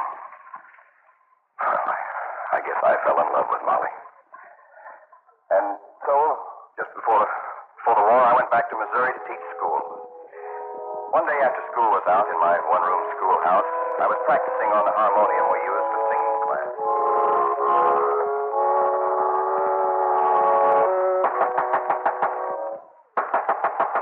Wait a minute. It's locked. I'm coming. Well, Jim Peters, come in. Quick, shut the door. Lock it again. What's the trouble? Quick, Brown. Here, give me the key. They may be here any minute. Any minute. What is this, Jim? Vigilantes, Tom Bailey and his wild crowd. You've got to clear out of here, Spencer, before they get you. But why? I've had some trouble with Bailey, sure, but nothing I can't handle. It's different now, Spencer. They think you're John Brown's son. You know how they hate old man Brown and all the Kansas abolitionists? But I've explained long ago. There were two Browns in Osawatomie. One was John Brown, but my father's name is Orville. I know, but one of Bailey's men just got back from Kansas, and he swears you're the son of John Brown. Look here, Spencer, I'm your friend. I tell you, they'll string you up. I'm risking my own life coming here. Now, I left my horse saddled at the back entrance. Take it and get out of Missouri fast. I can't run away, Jim. And there's Molly. It was Molly who sent me. I didn't want to come. But I love her too, Brown. You know that. Yes, I know. She wants you to escape. She'll join you later. Wasn't easy for me to do what she asked. Oh, I don't like it, Jim. I don't want to run. Man, do you want to hang?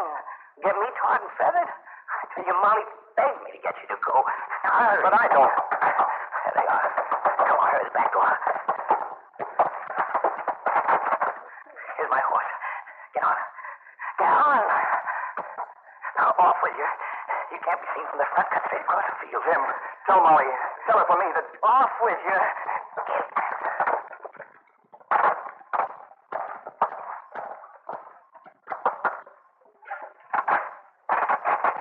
Spencer? Where's Spencer? Where's Spencer? He ran away, Molly. Ran away? But didn't you tell him that... That you'd stand by him? Yes. That I'd stay by his side? That your father and the federal marshal and all respectable folks here protect him against Bailey's ruffians? I told him all that, yes. He was afraid to stay. It just seemed like him. I can't believe it. Molly, the man's a coward.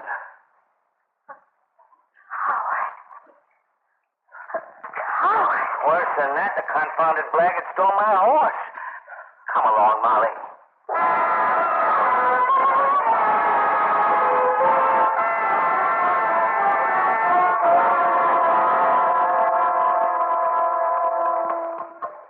Yes, I have met violence. Now, this was my introduction to perfidy and deceit.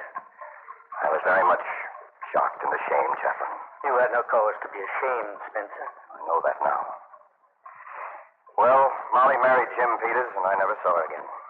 Their story of my cowardice spread. I lost my home to bloody violence and my good name to brazen deceit. I never used the name Brown again. But I determined to win that name back by violence and deceit, if necessary. In fact, I'm afraid I longed for violence and the uses of deception. You are wrong. Very wrong. Yes, that's why I'm here. And that's why time is short. Well, when the war began, I joined the Union Navy in the gunboat fleet, building at St. Louis and along the northern rivers. Thanks to my good education, I soon made myself valuable to my officers. One day in our captain's cabin, I was taking a letter from Captain Porter. The installation of our heavy equipment means that we shall be ready to attack earlier than we had hoped. Signed, William D. Porter, commanding the Essex. Make a fair copy for me, Kellogg, and when you've done so, carry the sealed dispatch to General Grant's adjutant ashore. Yes, sir. Kellogg. Yes, sir. No need to tell you that the contents of its message are highly secret. Of course not. Sir, I have a request to make. Yes, what is it? You've trusted me, Captain, with this information. We shall steam downriver soon. Do you know what awaits us below St. Louis? Do you know the enemy's preparation? Not as thoroughly as I could wish, no. We had some word from spies. Not enough. I know that country well, sir.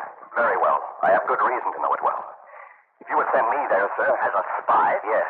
Oh, now, Kellogg, I'm surprised. I've always thought of you as as a good man, no doubt, but... No daredevil? Not much of a sailor? Well, that's what I mean, I'm afraid. Sir, a daring man with an air of not being a daring man, that could be a good spy if he knew the country. But, why do you want to volunteer? You have a good berth here, easy duty, plenty of time ashore in St. Louis? I have personal reasons, Captain. Very important reasons. Don't make me tell you why. Well, let me think it over, Kellogg. I'll send for you again this evening.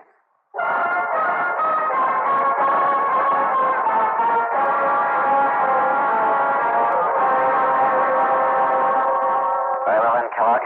You'll leave tonight. A rowboat we left for you aft. At 8 bells, you'll cut adrift and head downstream with Jake Trussell as oarsman. I'm glad old Jake's going along, sir. Good. Trussell will take cover in Corinth at the house you know. You'll move about and get what information you can find to him for transmission. He'll be able to reach us. We had arranged for that before you spoke up. Very good, sir. You know, we'll have to report Spencer Kellogg as a deserter. The news will be published here in St. Louis. Other newspapers will pick it up north and south. Your parents may read them. Not my parents. No? I hope you understand what you're doing, Kellogg. I do, sir. I think you do. I'm betting on it. So am I. I'm betting my name on it.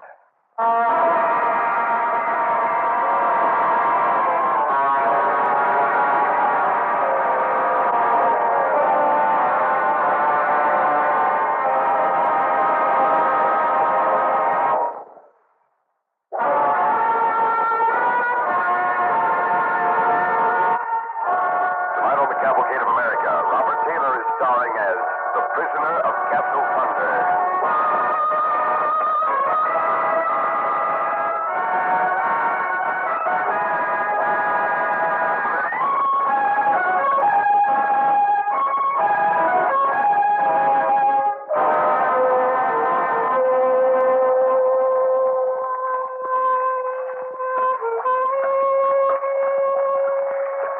Now drifting, now rowing, the two men move downstream into Confederate territory.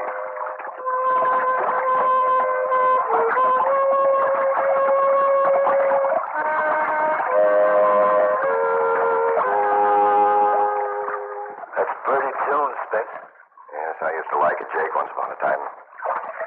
Better row a bit.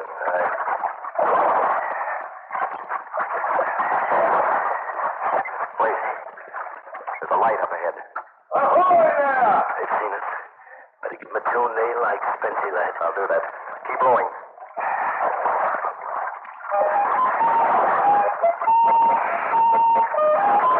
Ahoy! Who goes there?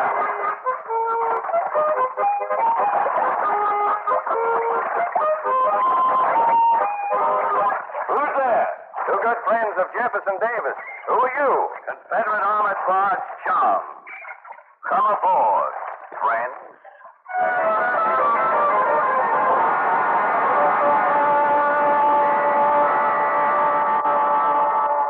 Now then, your names. Spencer Kellogg. Your name, sailor? Jacob Trussell, sir. I'm mighty hungry. Where's your home, Kellogg? Missouri, Lafayette County. Look here, Captain. Surely you don't think we're spies? I'm not sure yet. Jake, open up your shirt. Huh? What for? I want to show the captain your decoration. Oh, that. Sure thing. There you are. Take a look at Jake's chest, Captain. The Confederate flag in full color, tattooed.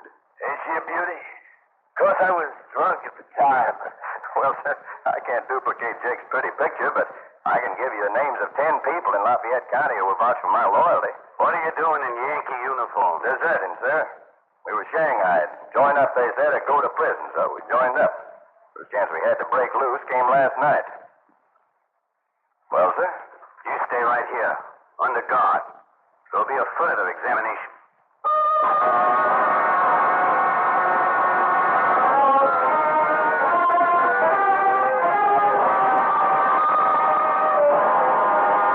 Captain, you used these spies under every hatch. This man Trussell's obviously too stupid to be a spy, and the other one's too innocent looking. Just the same, I'm worried. Man, their stories jive told separately. The St. Louis paper described Kellogg as a deserter from the Yankee bridge. Yeah, they do that, you know. Put it in the papers. This man's on the level. No one could look at innocent and live, let alone spy for General Grant. Now, listen, Captain, I've got a job to do, building forts on this river in a damn no great hurry. I need surveyors. Kellogg knows enough about it. He's proved it to me. I need him. All right, take him. And remember, he's your responsibility.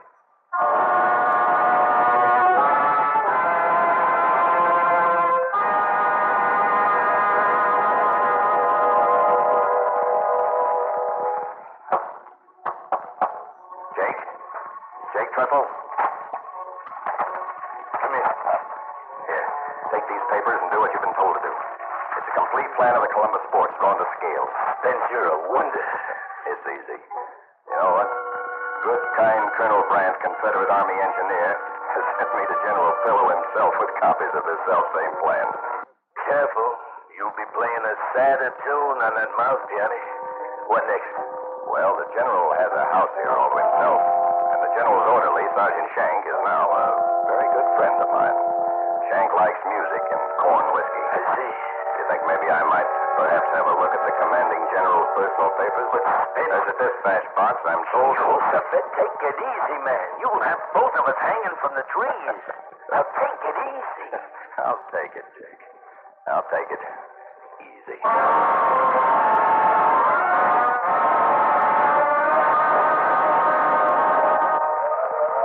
Sergeant Shank, I believe. Of the Georgia Shank? Well, if it ain't the little old bull weevil with the mouth organ. How's my tune, engineer? Well, how's for a drink, Sergeant? On me. Out here? In there. Well, now, I don't... Oh, come on now, Sarge. Your pet general is 10 miles downriver. Why should we suffer out here in the cold and rain? You got a bottle, showing up? Look here. Well, come on in here, my friend. Say, now, this ought to be mighty fine. You bring that there lip piano with you? No, Sarge, but I brought this. Hey, how come you draw a gun on me? The trunk over there, Shank. The general's trunk. Open it up. I ain't gonna do it. Now, you get out. Wait for that rifle, Shank. I don't need no rifle, Yankee. I'll reach for your dirty soul. I'm sorry, Shank.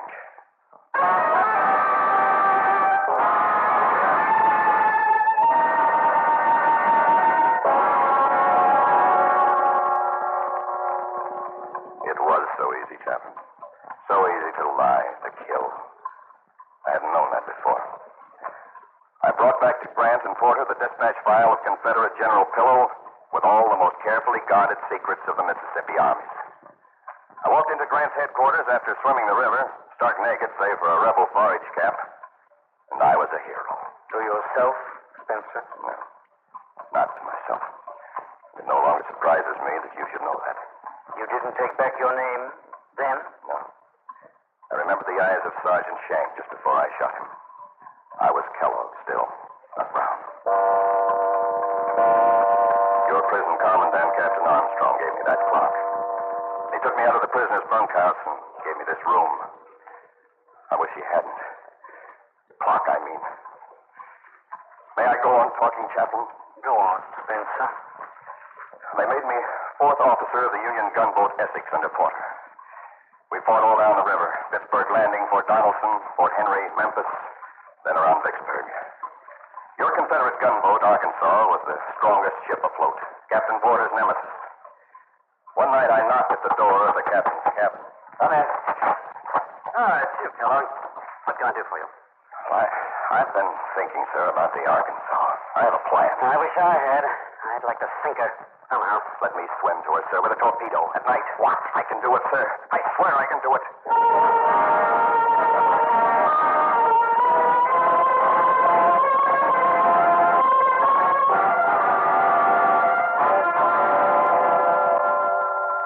I knew that wouldn't be easy, Chaplain. You see, I had added the eyes of Sergeant Shank to Molly's lips and the smell of burning ivory and the sound of a name I couldn't use. That was when they caught you? Yes. I went ashore with 3 other volunteers to spot the Arkansas's anchorage.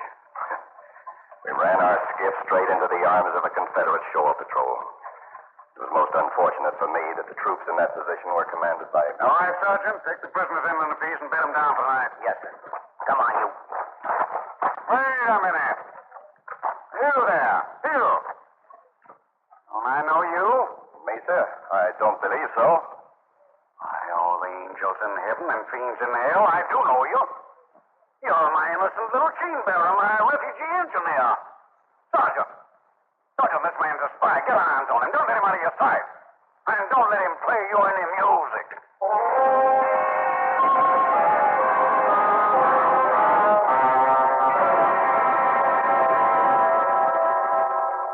And that was... how many months ago? I've lost track. They took me first to Jackson, then here after Vicksburg. You've been very kind to me, Chaplain, here in the Castle Thunder over all these weeks. I've done only what I must always do. My task here is simple. Yes. Perhaps I tried to do too much. I was unwise, and in the end there was no simplicity. I tried to pay back, to find revenge. I know better now. I think you can take your name again, Spencer. Proudly. Or humbly. Tomorrow I can. It is tomorrow. Look. Kellogg? Yes, that's right. It is tomorrow.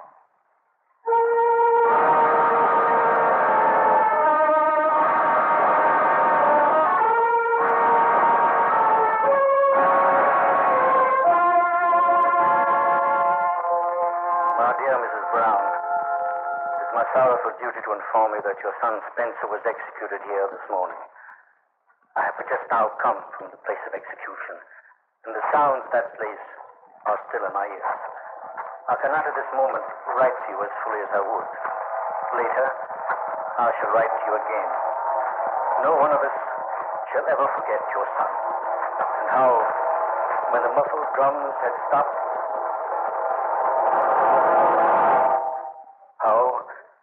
when the drums had stopped their beating, and the noose had been fixed with the aid of his own steady hand, how your son said, This is my doing, Chaplain. This is my making. Each one finds in the end the fate he has made for himself through all his days. I've served my country well. I've served myself badly. I was proud. I'm no longer proud.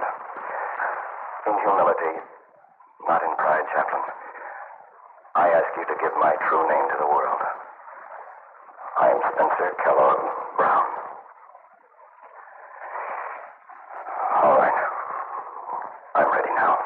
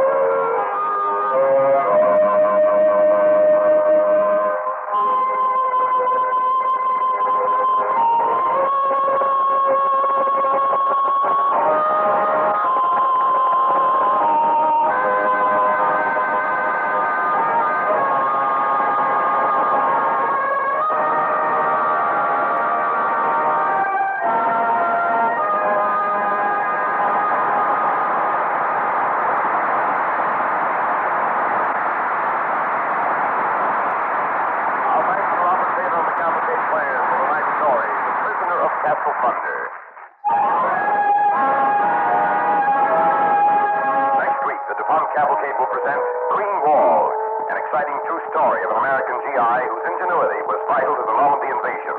Our star, John Hodiak. Be sure to listen. Tonight's DuPont Cavalcade was written by George H. Faulkner. Original music was composed by Arden Cornwell, conducted by Donald Corey. The program was directed by John Zoller. In support of our star, Robert Taylor, our Cavalcade cast included Gene Leonard, Dick Wigington, Bob Stanton, Kermit Murdoch, Sandra Spicer, Sidney Smith, Bill Zuckert, Scott Counselor, Calvin Gordon, and Scott Henderson. This is Cy Harris speaking.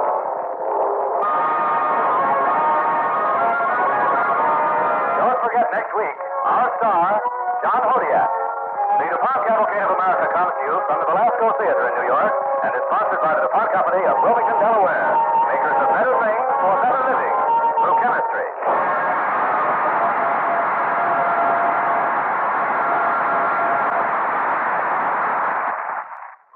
Next, it's Barry Craig, confidential investigator on NBC.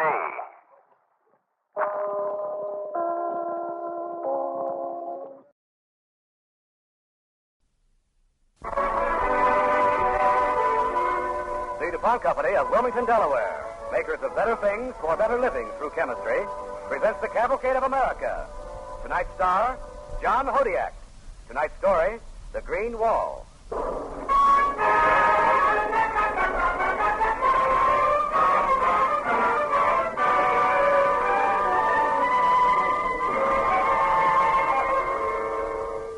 This is how it happened.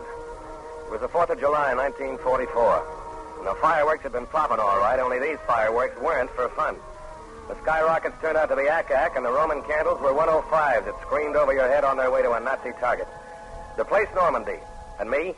Well, I'm Curtis Cullen, 102nd Recon, a sergeant, in the turret of my tank in the middle of a war. We'd been moving forward, and suddenly I stopped. I called Joe Dobson, who was in the tank next to mine on the squadron net. Fox 2-5. Fox 2-5. This is Fox 2-1. Sergeant Dobson, can you hear me? Fox 2-1.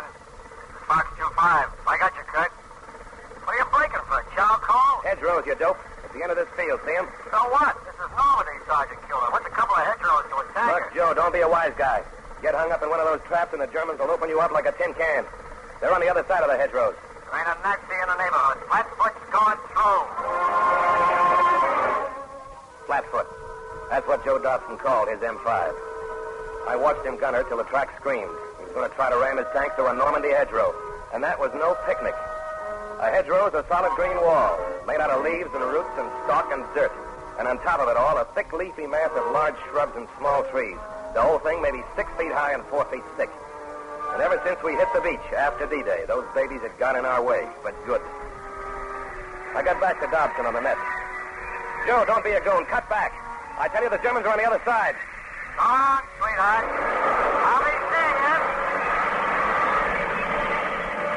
Flatfoot pushed downhill like an elephant, and I held on to my breath. She was maybe 100 yards away when she hit the hedgerow solid, head on. And then she stopped dead. That tank was hung up, helpless as a kitten, belly 45 degrees up in the air. I signaled my driver to give our tank the gun and get down there fast. But I was a lifetime too late. From behind that hedgerow, a Nazi hand grenade got there first. Right in the open hatch. Those guys in Flatfoot never knew what happened. When you blow up inside a tank, you do it fast. Yes. That's the way it was on the 4th of July, 1944. When they pulled us out of the line the next day, I had a lot of time to think about it. A lot of time. Peroni, the mechanic, had been working on the turret of the Falcon. That was the name of our tank. Gus, my driver, was inside, and I was standing by. Okay, Culin. This turret ain't never had it so good. Hey, Sarge. What? What's the matter, Peroni? I said I got your turret working like a top. You dreaming or something? Get off my back, will you? Okay. Go ahead, dream away. You guys gripe the turret don't tick, so what do? I fix it, and then what? Hey, Kurt, you want I should turn her over? No, come on out, Gus. Okay. This ground big enough for two? Sure. Sit down. You look rotten, Kurt. I feel rotten. Still worrying over Joe Dobson, that is? What do you think? Look, pal, I know how you feel, but what's grieving going to get you? Joe Dobson and I lived across the street from each other. Cooch, we used to call him. Don't ask me why. He sure got sore every time we did. Yeah? So where does Cooch wind up? Dead. Murdered by a hedgerow. Kurt, you've been acting a little squirrely these last 2 days. Get it straight. The Nazis finished off that tank. That's your enemy, pal, not no hedgerow. We've got to lick those hedgerows. Yeah, well, look, it took them farmers hundreds of years to grow the darn things. You figuring on getting rid of them overnight? We've got to. Yeah? Well, how? If I knew how, I wouldn't be marking time here. Okay, you're the mechanical genius. You're the guy that's always dreaming up gimmicks. You'll get cracking. Do something about it. I wish I could. I only wish I could.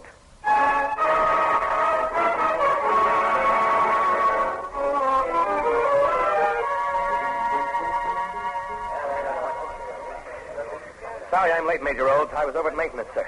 Okay, Culin, sit down with the others. Yes, sir. All right, man, let's have it quiet. All right, try it down, boy. I called you squadron officers and non-coms here because you've got a problem. That's more than 4 weeks since we hit the beach here in Normandy. We were hot as firecrackers. The Nazis were on the run.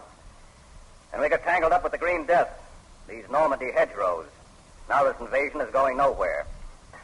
And it's not going to move again till we get our tanks through. We've got to get through somehow. Now, you all know we can't use the roads. The Nazis are squatting up there at Sandlow, just itching for us to try. We're going to have to make it through the fields. That brings us smack up against our problem, the hedgerows. We don't lick them, they're going to lick us. Now, somewhere in this army, there's a man who knows how to get our tanks through those hedgerows. Maybe it's one of you. That's all. You're dismissed. Well, where to next, Hanson? Oh, I don't know, Major. My maintenance men aren't getting anywhere with it. Well, the whole trouble, it seems to me, is... Major. Yes, what is it, Culin? Sir, I've been thinking a lot about these hedgerows. Yes? Seems to me we've been ramming our tanks against them like a bunch of stubborn billy goats. And everybody knows a goat can't butt down a stone wall. Well, go on, Sergeant. Well, sir, we've got to punch our way through. So why not a kind of thing attached to the front of the tank? You mean like a bumper? No, sir. Like a snowplow, maybe. Snowplow? Yes, sir.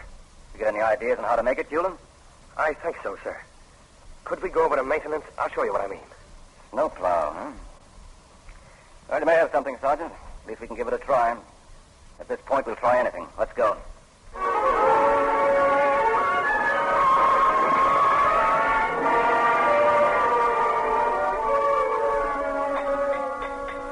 All right, Hewlin, let's hear about this gimmick you dreamed up. Well, it's like this, sir. Can we move over by that tank? All right. Now, look here, Major. Get the shape of the final drive on this tank. She's round, nothing sharp about her. What happens when we're tearing along and bust into a hedgerow? Our tank just bounces off. Or gets hung up. I know, sir. I've seen it happen. But maybe if we put something on the front of the tank, sir. Something that's sharp, that'll cut in. Like a knife blade, you mean? No, sir. More like a fork, Major. You see, this fork contraption will bite into the hedge, loosen those darn roots from the dirt. Maybe tear a hole right through. Well, that sounds all right, Hewlin. I'm sure it'll work, sir. I'm positive it'll work. Well, maybe. Why not let maintenance try and work up a blueprint on it? Oh, sir, if we make a blueprint of this thing, it'll have to plow through a lot of red tape. Maybe even have to go to the big brass in Washington. And that'll take too much time. We've got to do something fast. Well, I'm in just as big a hurry as you are, Sergeant. I'm sorry, sir. And don't be sorry, because you're right. We don't have time to be going through channels. In this war, you're either quick or you're dead. I know all about the dead, Major. Well, then the rest of us better be quick. You want to try and make one of these forks of yours? I got a crazy idea it'll work, sir. Then hop to it, Hewlin, on the double. Thank you, sir. On the double.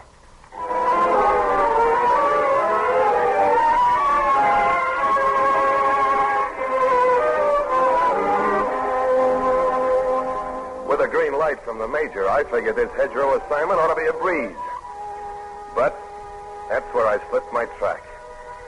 I needed heavy metal to make that fork. Big, tough hunks of steel. There wasn't anything like that in this man's army. I tried every ordnance depot in Normandy. Not a prayer. Finally, I got a brainstorm. Gus and I drove our tank out in a field. It was almost midnight. Big hedgerows threw black, ugly shadows.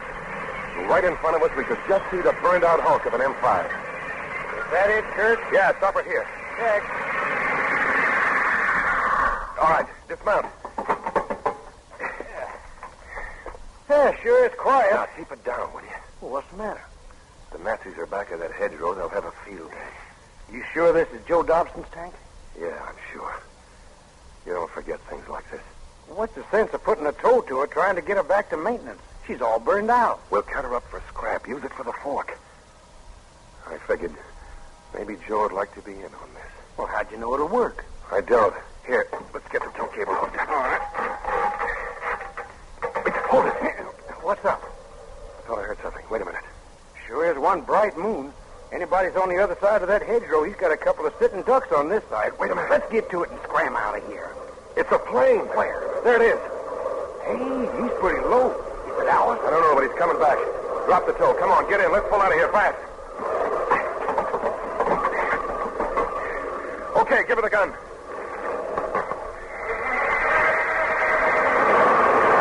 Gary, he's coming into strafe.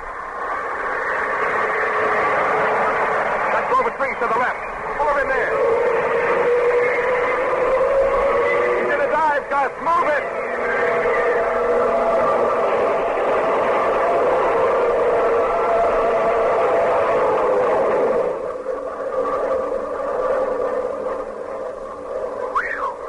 Just made it. What happened?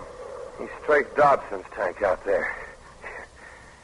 Looks like he got to it about 5 days too late. You think he got a beat on us, too? I don't think so. Well, let's don't hang around here to find out, huh? We better stick under these trees a while. Them Germans, making it tough on us all the way from the beaches on in. They sure don't want us to win this war. We never figured we'd get this far. That's why we've got to be... beaches. Holy cow, that's it. What's what? They never figured we could get this far into Normandy because they knew we'd never get to the beaches. What? Because 50 yards off every beach in this country, the Nazis loaded the ocean with underwater obstacles. Sharp metal spikes to rip our LSTs to pieces. So? So there's our fork, ready-made for us.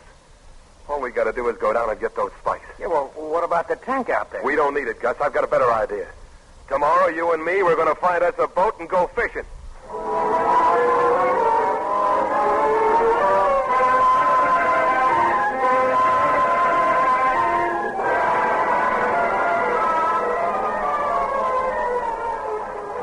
Captain Hanson. What is it, Cullen? What about this weather? Oh, it's getting worse. As soon as Patriot gets this demolition shard set up down there in the water, we'd better get this boat to shore. You mean not wait to go down, sir, for those metal spikes after they blow loose? We don't even know if they will, Sergeant. Those prongs are buried in concrete blocks the size of a room. Besides, if this wind gets any higher, none of us will be around to use those spikes. Hey, over here. It's Patriot, sir. There he is. He's swimming to it. Pull him in fast, Aberholly. All right, Patriot, grab hold. Okay. Here you come. Watch it.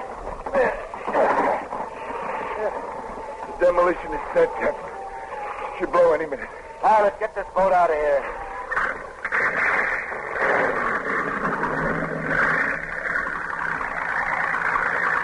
You sit long enough, Patriot. What was you looking for, a mermaid? I'm a tank maintenance man, wise guy. I ain't no deep-sea diver. That's it, Captain. Yes, Patriot did a good job. Now what about it, sir? Can't we take a chance on this wind? You mean go after that stuff now? Yes, sir. Well, why not wait till this wind subsides, Sergeant? How do we know when that'll be, sir? We've got to get those metal spikes, Captain. Well... It's going to be what we're looking for, sir. I know it is. Okay, Sergeant. We go back there and get them. And after that, what? After that, sir, I start praying. If those babies work like I think they will, I've got a heavy date coming up with a hedgerow.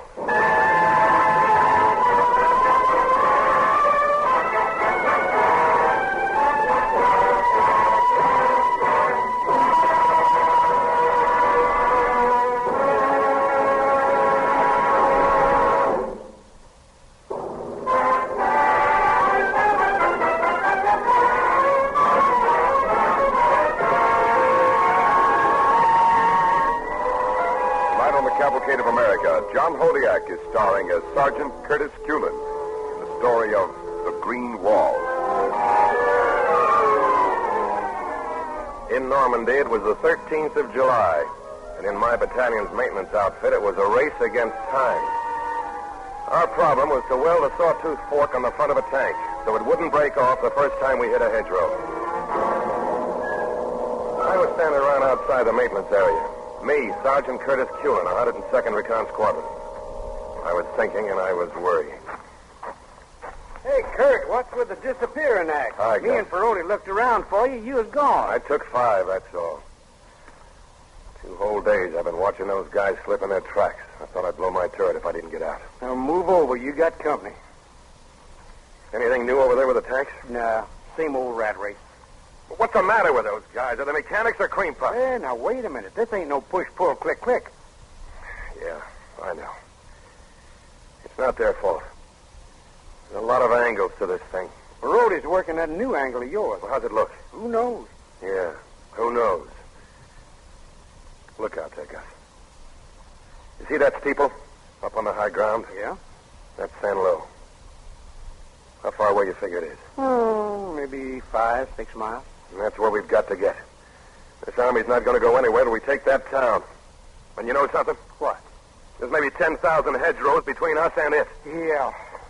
Well, here comes Major Olds.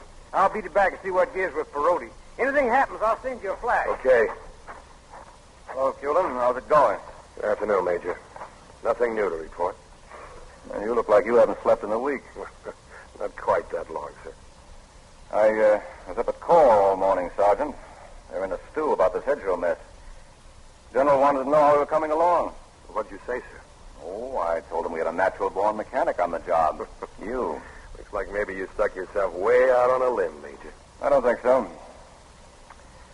Funny thing about us Americans, Cullen, we're a bunch of backyard engineers, tinkering with the car, fixing the lawnmower, and we're not going to get thrown by a hedgerow. No, sir. I guess we're not. Yeah, but the question is, how soon do we lick it? I don't know, sir.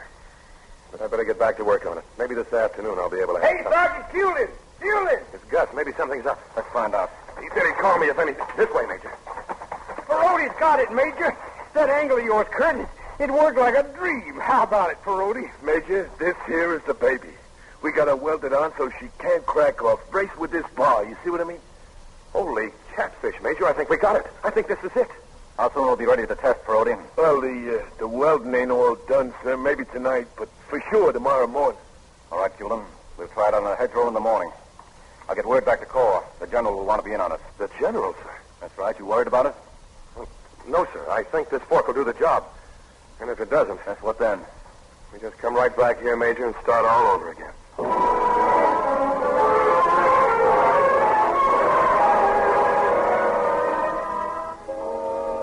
I didn't get much sleep again that night. Kept asking myself over and over again, will it work? Will it work? One morning finally came. It was a dark, gray day. The general pulled into our CP right after breakfast. He looked like he hadn't had much sleep either. When we got down to the field for the big test, he called me over. Sergeant, Major Olds tells me this idea of a hedgerow fork is yours. Well, yes, sir.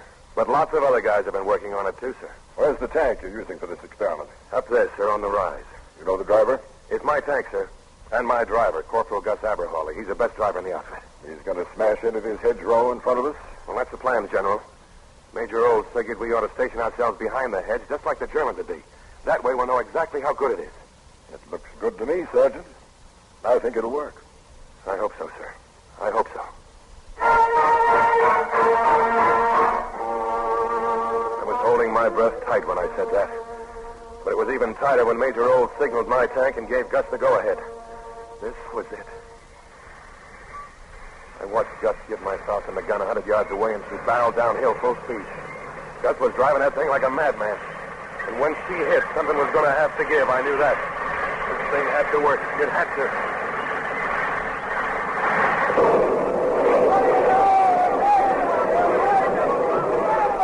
And it did. That sawtooth fork cut into that hedgerow like a knife into butter. He ripped out a whole section of hedge. The next thing we saw was the Falcon busting on past that hedgerow with an open gap behind her big enough to march an army through.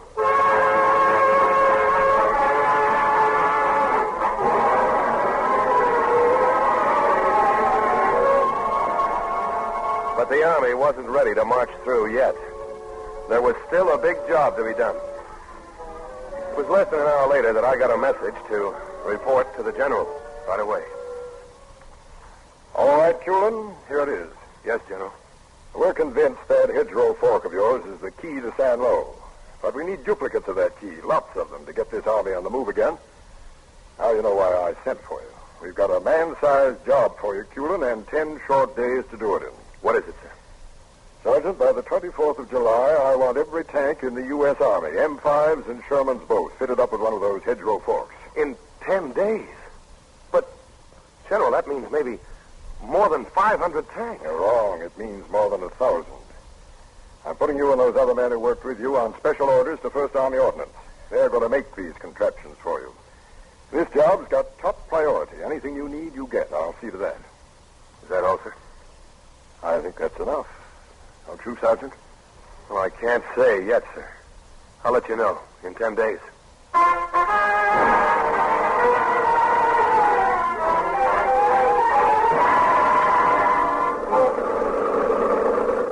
No, Gus, no. Take a left. You turret happy or something? Sherberg's that away. We're not looking for Sherberg.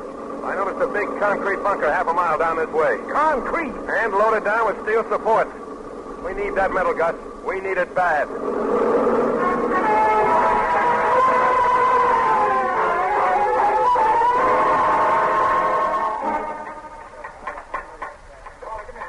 Hey, Sarge. What is it, Perotti?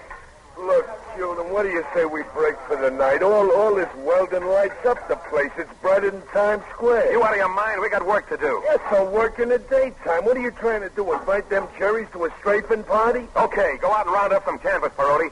We're tenting up this whole area. Tent? You heard me. This job's going to take 24 hours a day. It's just tough we ain't got 25.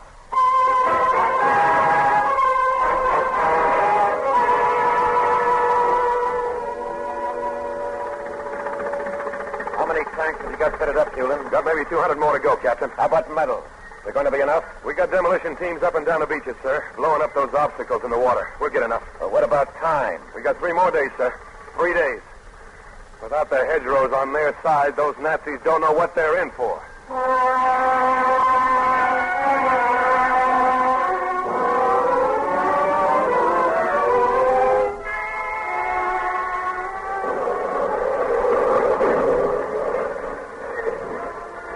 25th of July, 7:26 in the morning. I had a feeling in my stomach like there wasn't any bottom to it. Standing up there in the turret of my tank, I could see San Lo out there. That's where we were headed. Gus Aberhawley and me, our tank Falcon, and the whole U.S. Army.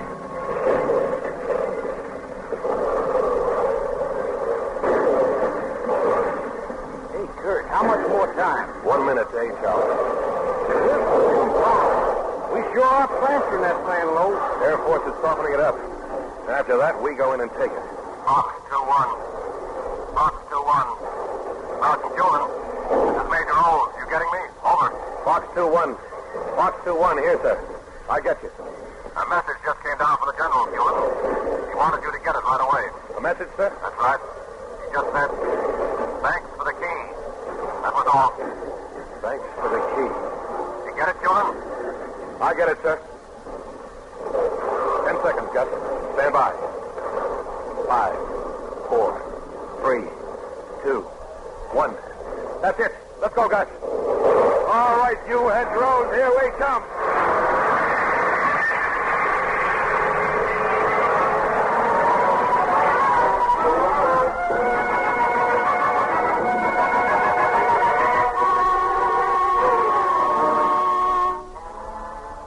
At each hour, the morning of July 25th, a massive wave of American tanks, every last one equipped with Curtis Culin's hedgerow fork, cut through the barrier of green death, the hedgerows, and moved forward in what history books were to call the Great San Lo Breakthrough. This was the victory that enabled the Allies to break out of Normandy and onto the level French plains beyond in a sweep that didn't slow down till we reached the Rhine. But history might have told another story if an ingenious Yank sergeant with a stubborn mechanical mind hadn't battled the hedgerows of Normandy.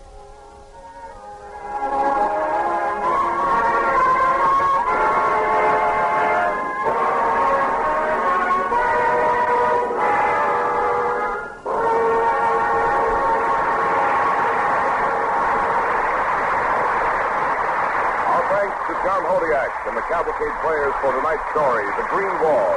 Mr. Hodiak will return in just a moment, but first, Bill Hamilton speaking for the DuPont Company. If you have a job in industry today, statistics show, you are actually twice as safe at work as you are at home. This is because industry seeks constantly to find out why accidents happen and how to prevent them. The low accident rate in industry is the result of continuous training in safe working practices. Danger spots are sought out and eliminated. To recognize these achievements, the National Safety Council each year makes awards to organizations with outstanding safety records. This year, the Award of Honor for the 10th consecutive year was made to the DuPont Company. This is a record of which the 86,000 men and women of DuPont can be justly proud. Their cooperation, their attention to safety has made it possible. This is the first time anyone has won the Safety Council's highest honor 10 times in a row. But interest and achievement in safety at DuPont are as old as the company itself. When Eleuthère Irénée DuPont built his mills on the Brandywine in 1802, he designed the buildings and planned the manufacture of black powder in the safest way possible. For 150 years, the safety of DuPont men and women has been a matter of the greatest importance and the most careful planning. The 10 Safety Council Awards are important because of what they signify. They represent the saving of many lives and the prevention of thousands of accidents. They serve as a constant reminder to DuPont men and women in plants, offices, laboratories, and warehouses that an effective safety program is their best insurance. These awards have been won by the men and women who practice safety every moment of their working days as they produce the DuPont Company's better things for better living through chemistry. Once again, here's our star, John Hodiak. John, it's good having you back on Cavalcade again. Thanks, Si. I especially enjoyed playing the part of Sergeant Curtis Culin on tonight's show. I'm sorry he couldn't be with us himself. But he asked me to be sure and tell everyone that he was only one of the guys who helped with the Battle of the Hedgerows. Good night. Thank you.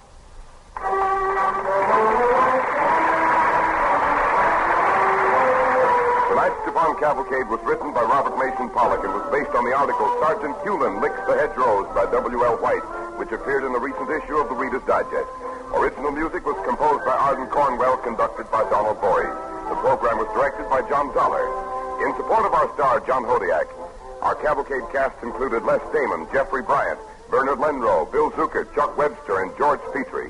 This is Cy Harris speaking. Ladies and gentlemen, on Saturday, Poppy Day, your American Legion Auxiliary asks you to wear a memorial poppy in honor of our war dead from the Argonne to Korea. Made by disabled veterans for the help of disabled veterans and the aid of war widows and orphans, these bright red memorial flowers are the veterans' way to honor the dead as they care for the living. Wear a poppy. Give as generously as you've received. Next week, the DuPont Cavalcade will be broadcast from the DuPont Nylon plant in Seaford, Delaware. Our story, The Valley of the Swans, pays tribute to a forgotten pioneer and the lost colony of Delaware. Be sure to listen next week when our stars will be Dana Andrews and Louise Albritton. The DuPont Cavalcade of America comes to you from the Belasco Theater in New York and is sponsored by the DuPont Company of Wilmington, Delaware, makers of better things for better living through chemistry.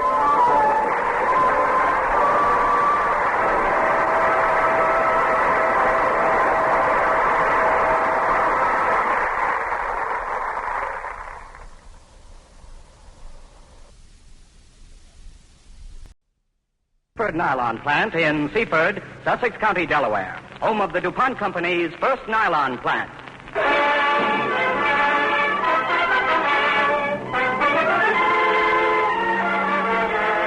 The DuPont Company of Wilmington, Delaware, makers of better things for better living through chemistry, presents the Cavalcade of America. Tonight's stars, Dana Andrews and Louise Albritton. Tonight's story, The Valley of the Swans.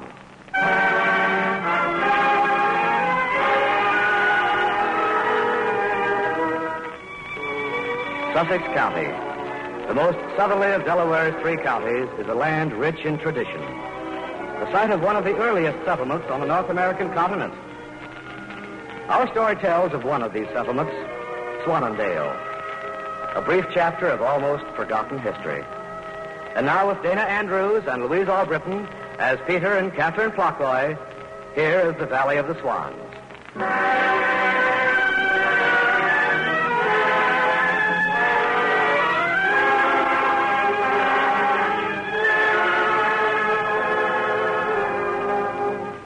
There are some who say Swannondale is gone, wiped from the face of the earth by the hands of time.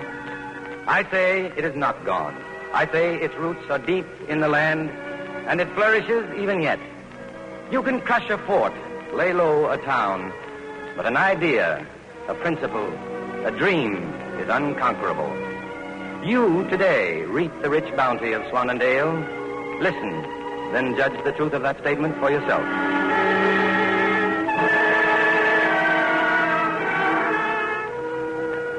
This true story of our adventure begins on the 5th day of May, 289 years ago this month, the year 1663. It begins with 25 Mennonite families, 41 souls, standing on the deck of the little ship St. Jacob, watching the shores of Holland fade off in the distance. My wife, Catherine, stood beside me, and as the last hint of land disappeared, she turned from the rail. I can't see the shore anymore, Peter. It's gone. Gone as if a careful Dutch housewife had scrubbed the last bit of dirt off the horizon. Sorry to see it go, Catherine? Why should I be sorry? Everything you ever knew or had is back there. Your family, home, friends. Perhaps. But everything I want is ahead. No, I'm not sorry. Not one bit. Nor afraid? No. Fear is for the lonely, Peter. Wherever we go, if we go together, I'll never know fear. Oh, Catherine, look. I bought this book at a stall just before we came aboard. It tells of explorations along the South River. The English call it Delaware, just near where we're going. Listen to what it says. Heaven and earth never agreed better to frame a place for man's habitation. Everyone who says seen America says the same thing. Here it is on this map, just beyond this little cape. That's the Horkill, or Swannondale, as it's sometimes called. Swannondale, the Valley of the Swans. Even the name has the sound of peace.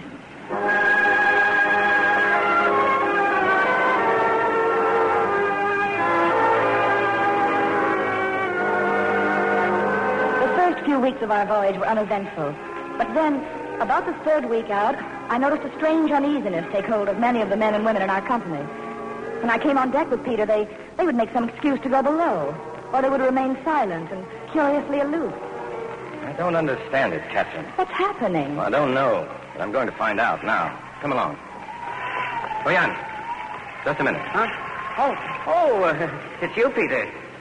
Jan, what's the matter? Why, nothing, Peter? We've been friends for many years. I have a right to ask you to be honest with me. Oh, Peter, it's not me. Not me alone. The others, What about the others? Well, they say that you should have told them about what happened before at Swannondale when some of the others tried to settle there. You hid it from them. Well, at least that's what they say. I hid nothing.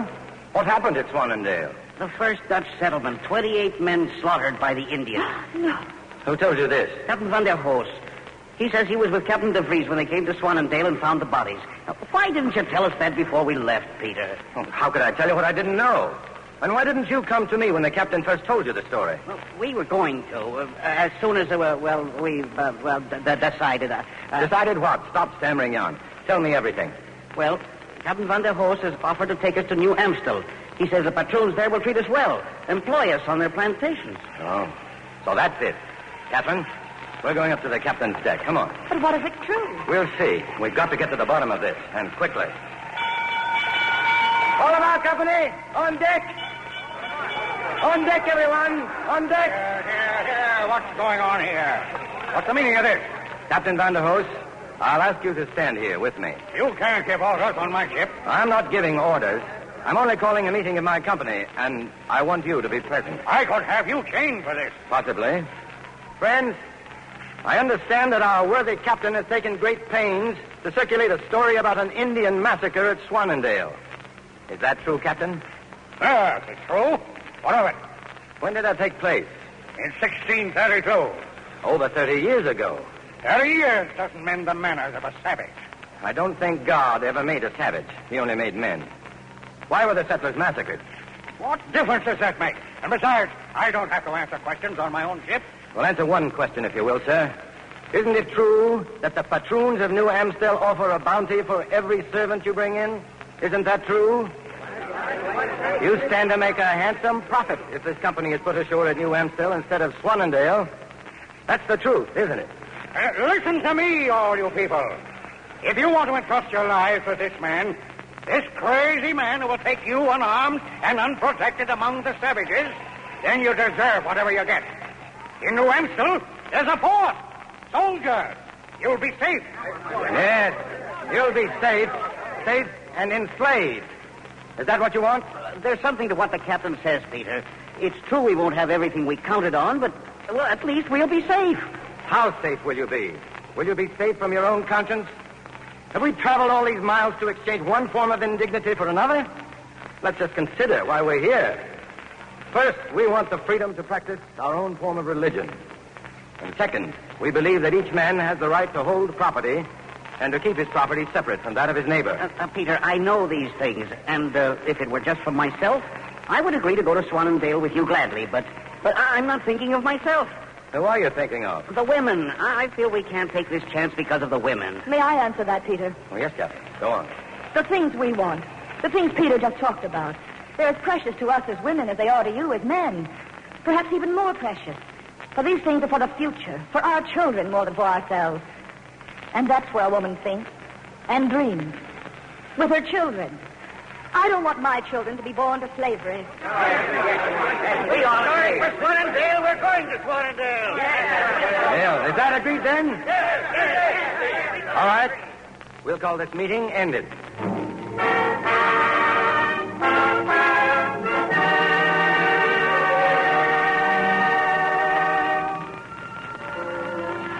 Then came that bright, that glorious day. On the 21st of July, 1663, the San Jacob rounded the cape now known as Henlopen, and we had our first view of the dunes of the Hawkill, of Swannondale, the low gray shoreline, unbroken by even the shape of a solitary tree. And then suddenly the shore seemed alive. Millions of wild swans crowded the shoreline, and somehow the flapping of their great wings seemed a symbol of greeting. By twilight, we were all ashore. Well, Patriot, one last chance. I can still take you and your party back on board the St. Jacob. This is our destination. We'll stay. You can still change your mind. There's no reason to, Captain. No? Just listen. You hear those drums? Beyond the dunes is the forest. And in the forest, watching, are the Indians. And the sound of the drums, they're planning a welcome party for you. I hope it meets your pleasure. Wilson? Sir? We're going back to the ship. That fool Platoy and his company are staying here. Aye, sir. All right, man the oars. Look lively now.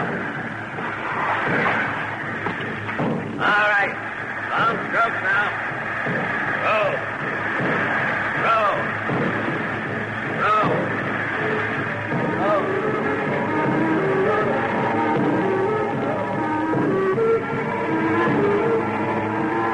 For a long while, we watched as the men at the oars fought the pounding surf.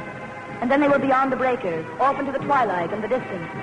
And with each stroke, the sound of the drums seemed to grow louder and nearer. We stood and shivered until Peter broke the silence. I will read from the 21st chapter of Revelation, first verse. And I saw a new heaven and a new earth. For the first heaven and the first earth were passed away, and there was no more sea. We will pray.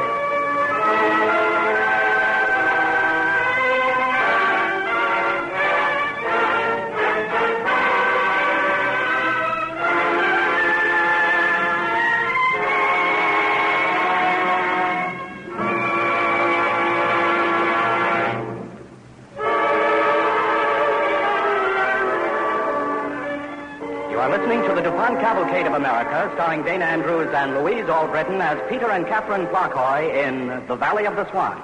Sponsored by the DuPont Company, makers of better things for better living through chemistry.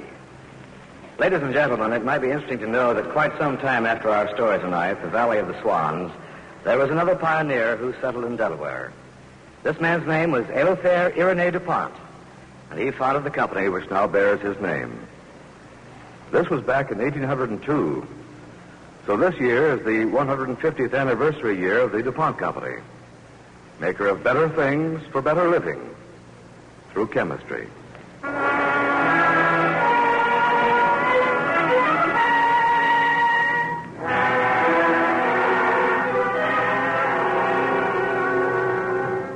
It was a night of unrelieved terror, that first night at Swannondale.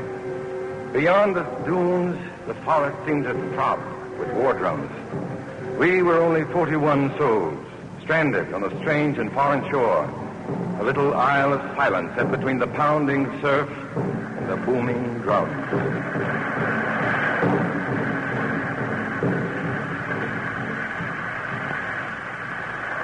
But morning came at last, a bright, sunlit morning that gave us comfort. Strangely, the drums were suddenly quiet. Then we started for the deserted fort.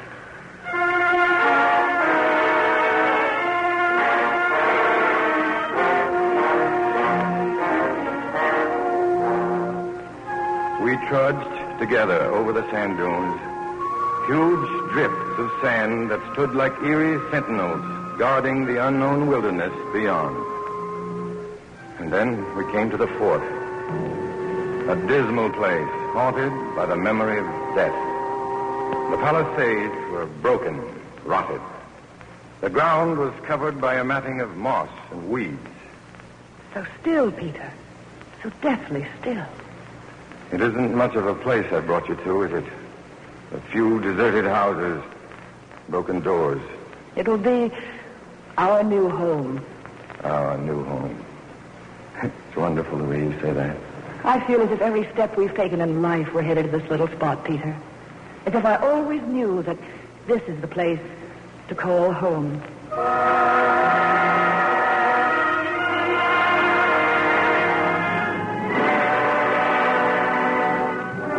Days went by. Days of worry, indecision, fear. While Peter tried to keep the minds of all of us from the thought of the Indians, who we knew were watching our every movement from the forest.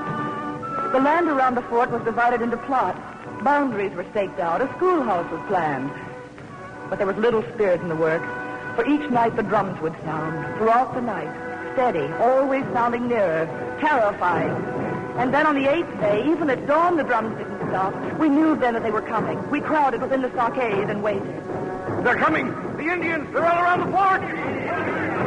Jan! Yes, Peter? Jan! Yes! I'm going out to meet them. Alone? It's the only way. We've got to show them that we've come here in peace. I'll go alone.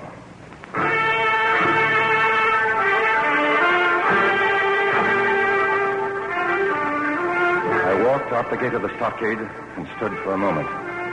The edge of every dune was a mass of weirdly painted faces, feathered bonnets.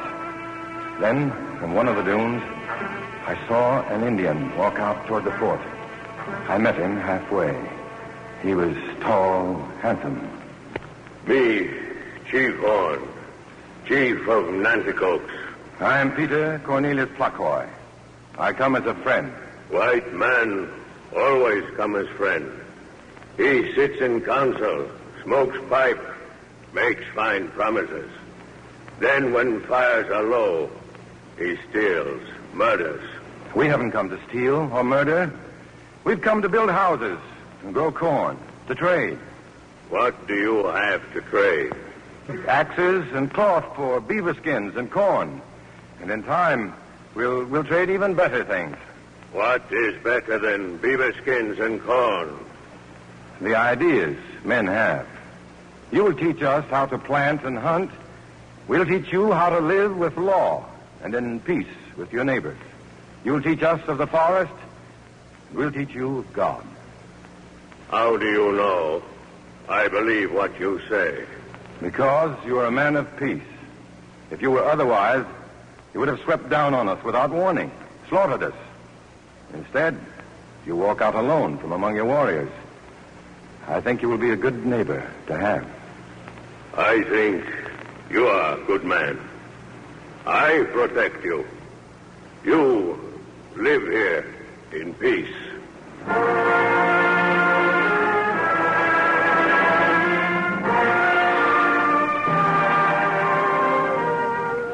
From that day on, our colony took on new life. Our fields were laid out, seeded, each man knowing that whatever profits he took from the land would be his own.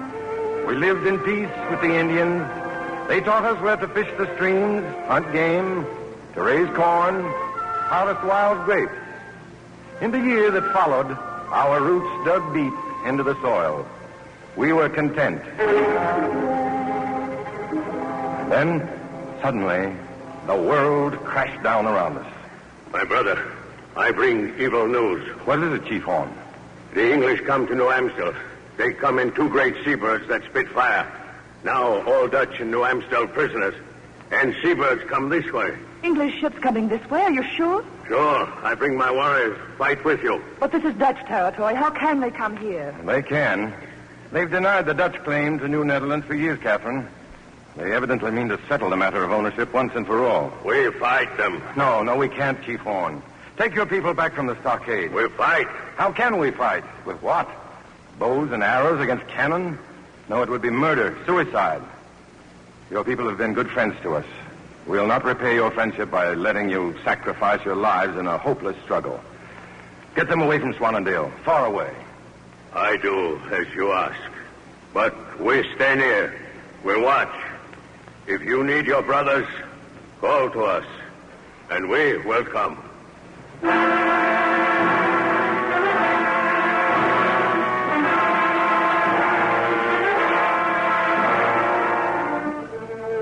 very next day, the ships appeared off Swannondale. We all watched as the soldiers filled the longboats and the sailors rowed them to the shore. As quickly as they touched the beach, the soldiers formed into squads and marched toward the village.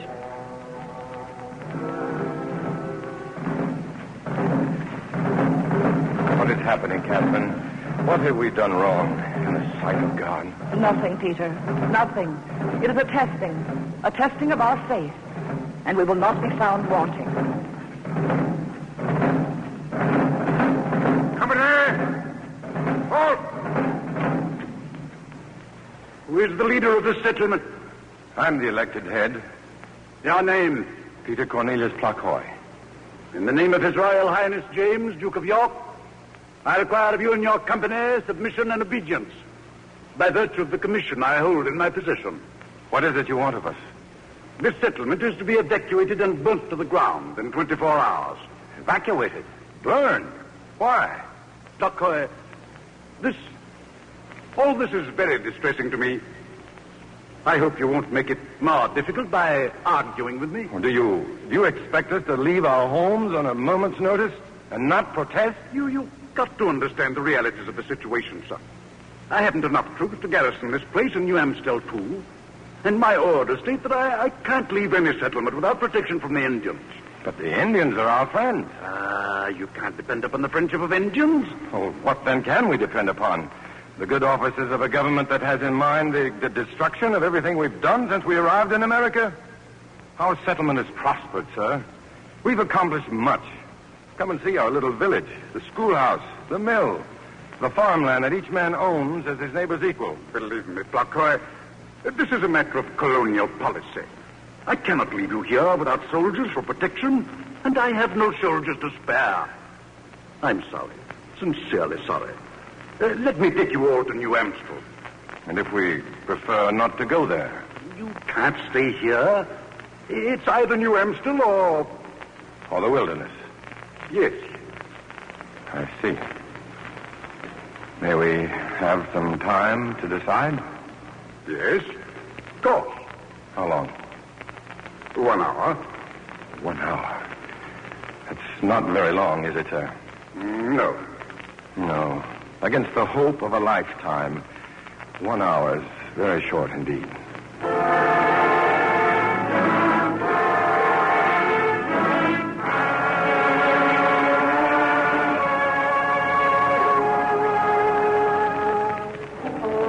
And so, it came about that we had our last meeting.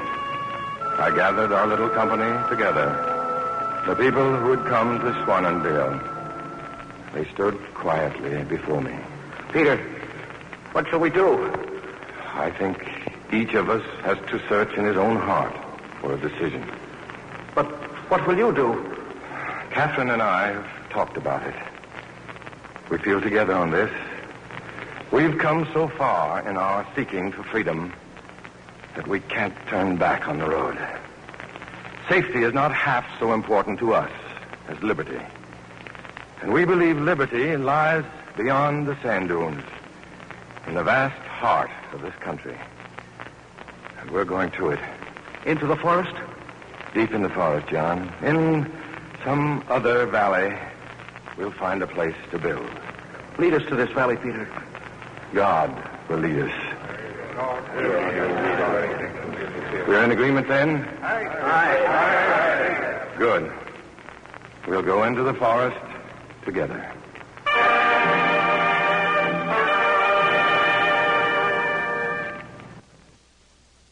On the sand dunes toward the forest. At the top of the last great sand dune, Peter and I waited until all the others had gone by. We stood together for a moment, looking back toward Swannonville. It was on fire. The flames licked the air. The smoke billowed into the sky. I couldn't believe that everything we'd worked so hard for could disappear so quickly. Catherine, it's not ended. You see that fire? It'll be a beacon long remembered. What we began to build here, the seed of freedom, will be built again. Stronger and firmer. If not in our time, then in another. But it will return. I know that, Peter. I'm sure of it. But I keep wondering, will the people who come after us remember Peter Blockroy and the work he began in the Valley of the Swans? Will they remember the man who said, God never made a savage? That doesn't matter, Catherine. Just so long as they do remember the dream that was begun here, remember it and carry it on.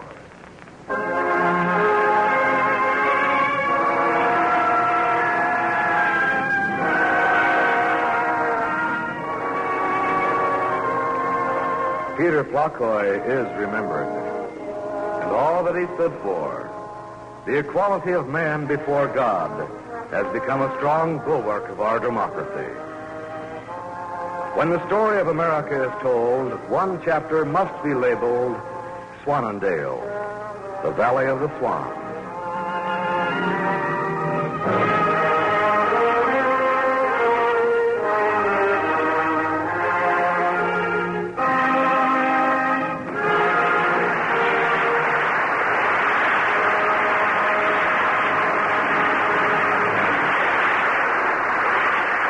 Thanks to Dana Andrews, Louise Albritton, and the Cavalcade players for tonight's story. Tonight's DuPont Cavalcade was written by Irv Tunick. Original music was composed by Arden Cornwell and conducted by Don Bryant. The program was directed by John Fowler. In support of our stars, Dana Andrews and Lou Albritton, our Cavalcade cast included Louis Van Ruten, Charles Dingle, Dan Arco, and Gavin Gordon. Mr. Andrews is appearing in the Samuel Goldwyn production, I Want You, which was photographed on DuPont motion picture film by Harry Stradling, ASC. This is John Ray speaking. Next week, the DuPont Cavalcade presents The Long Gray Line, the story of West Point. Be sure to listen next week when our star will be Cornell Wilde.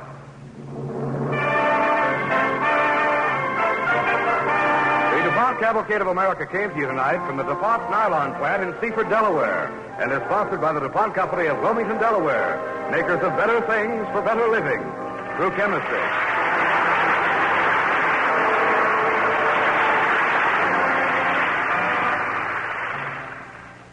Tonight, it's Barry Craig, confidential investigator on NBC.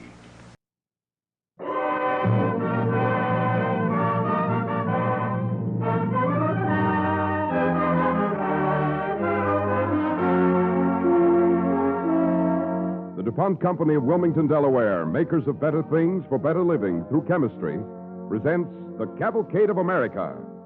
Tonight, The Long Gray Line, the story of West Point through 150 years. Our star, Cornell Wilde.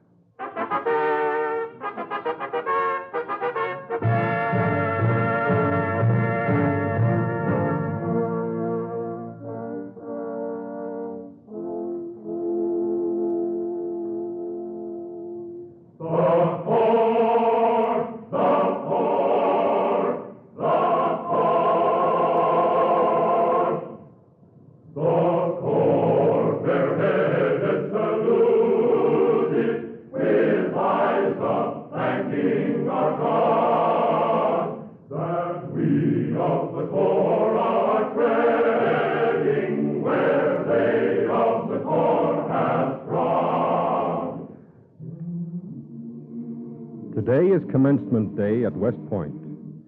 Again this year, as for generations past, the Corps of Cadets has gathered about the pedestal of a statue in the southwest corner of the plain.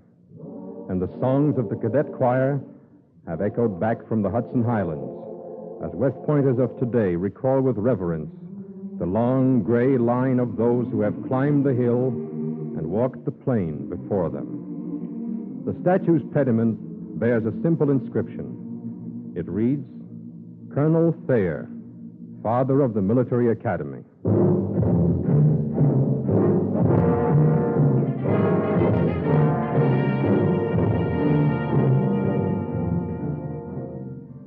The year is 1817.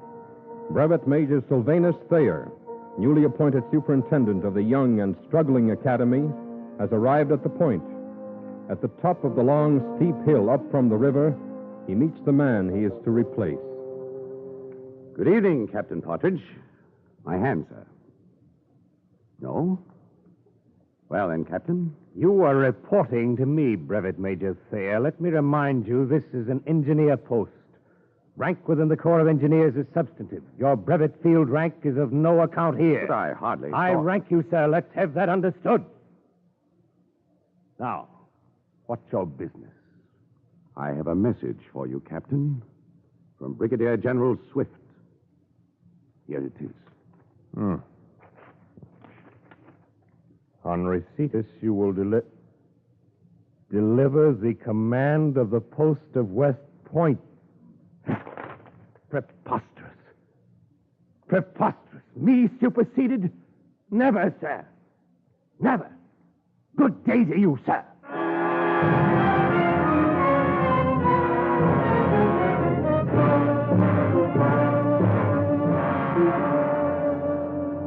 May I congratulate you, Major, on your forbearance with old Pewter, with Captain Partridge, sir. I prefer not to make a stormy beginning, Lieutenant. Quietly does it. Now that the gentleman has been taken in charge by the War Department, we can get about our business. May I see the entrance examination records for the current year? There are no records, sir. What? And no examinations. Old begging your pardon, sir, he decided everything. We have one cadet here who's only 11 years old. 11? Yes, sir. And another one nearly 40. That one has one arm and a wife up in Newburgh. Old Pewt was fond of him. This is outrageous, Lieutenant, outrageous. Yes, sir. The cadets are graduated when they please, sir, if old Pewt approves. If he doesn't approve, they don't stay long You enough. will call him Captain Partridge, Lieutenant, until and unless a court-martial decides differently. We shall have order here, Lieutenant, strict order. Discipline shall be the core of our new system. Yes, sir. I'm sorry, sir. Lieutenant, I've just returned from a tour of the military schools of Europe. I've seen the low esteem in which American military men are held abroad. By heaven, sir, we'll change that. We'll build here a school founded on the rock of discipline, nourished by scientific learning, and exalted in the philosophy of honor. Duty, honor, country. That shall be our watchword.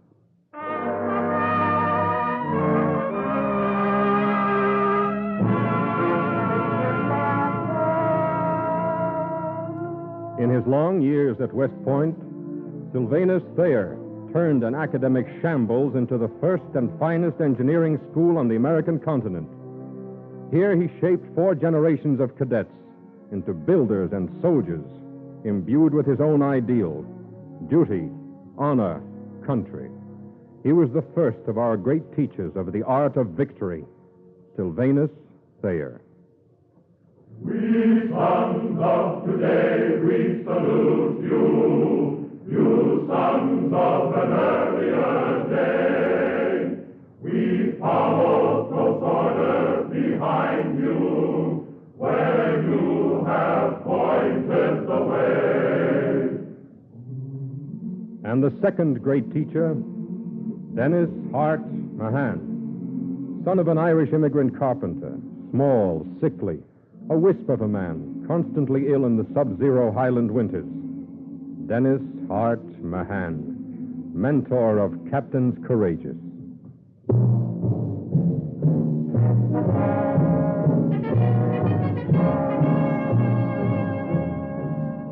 The year is 1841, just past a century ago. Place, a West Point classroom. A section reciting in trigonometry has an unexpected visitor. Now, gentlemen, I want you to... Colonel Mahan.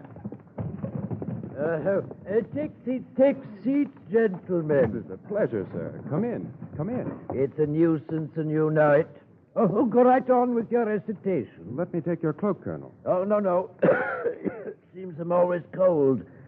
Matter of fact, that's why I dropped in. My classes are over, but I couldn't quite head into that mountain wind and fight my way home. Well, now that you're here, sir, I wonder if you wouldn't care to say a few words to the section. Very well. I'll make a complete nuisance of myself. Gentlemen, these are second-year men, Captain? Yes, sir. Gentlemen, you'll not have the excruciating pleasure of attending my own lectures for another year. If you're here another year... Now, I'd not gainsay the importance of trigonometry and such elementals. It's all well to measure all things, but ultimately, you're here to learn how to move armies in the field, in the presence of enemy forces. I presume to teach this art. I wonder at my own presumption. Wonder, too, if any of you already read my textbook on the subject. Good. You there. You, sir, sitting alone in the back row. Me, sir? Sorry, gentlemen, I don't know all your names as yet. Yes, you, sir. Can you tell me what is the chief element of success in strategy? Celerity, sir. Speed of movement. Correct, sir. Could you develop that theme a bit now? Yes, sir. As you have written, sir. No great success can be hoped for in war in which rapid movements do not enter. Even the very elements of nature seem to array themselves against the slow and over-prudent general. Excellent. Celerity, gentlemen. Celerity. Never forget the word. Oh, the hour is up, eh? Yes, sir. Sorry, sir.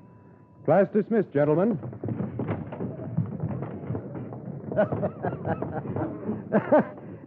Celerity. Well, Captain, they took me at my word. Always the cadet who spoke with such presence. Sam Grant, sir. Class of 43. Sam Grant, eh? That's what everyone calls him. I believe his full name is Ulysses Simpson Grant. Celerity. Blitzkrieg, the Nazis were to call it a century later when they stabbed into Poland. Mahan called it celerity 100 years ago, and he made it the heart and soul of American prowess and skill at arms. Dennis Hart Mahan, the teacher, never fought a battle, and he never went out of doors, they say, without an umbrella. But he rode with Stonewall Jackson's foot cavalry down the Shenandoah Valley. He planned with Lee at Chancellorsville, and his counsel prevailed before Vicksburg with General U.S. Grant. Though long dead, he was at San Juan Hill, at San Miguel, too, and the dim, shell-racked forests of the Argonne. He fought with Eisenhower for Operation Overlord. He rode MacArthur's transports back to the Philippines. With Bradley, he conquered the deadly hedgerows at Saint Lo. And in his name, George Patton's iron column, slicing through the Falaise Gap, rolled madly down the roads of France to reach for the distant Rhine. Celerity and Dennis Hart Mahan. The Corps, the Corps, the Corps.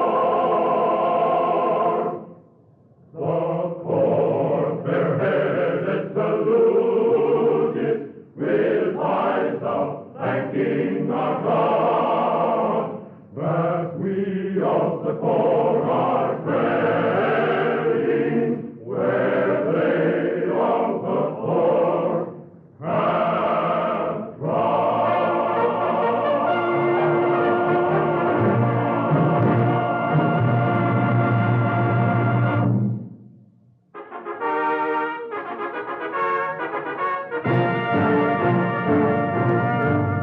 Tonight on the Cavalcade of America, Cornell Wilde is telling the story of the Long Gray Line. long gray line of us stretches through the years of the centuries told, and the last man feels through his marrow the grip of your far-off home. Thayer, Mahan, and Peter Smith Mikey. This was the son of a Scottish mechanic who made West Point the home of engineering science. Graduated at the outbreak of the war between the states, he rose in 3 years to the field rank of brigadier general, while still a first lieutenant in the regular army list. Returning to the point, he stayed to teach and to build for nearly 40 years. Peter Smith Mikey, soldier and scientist.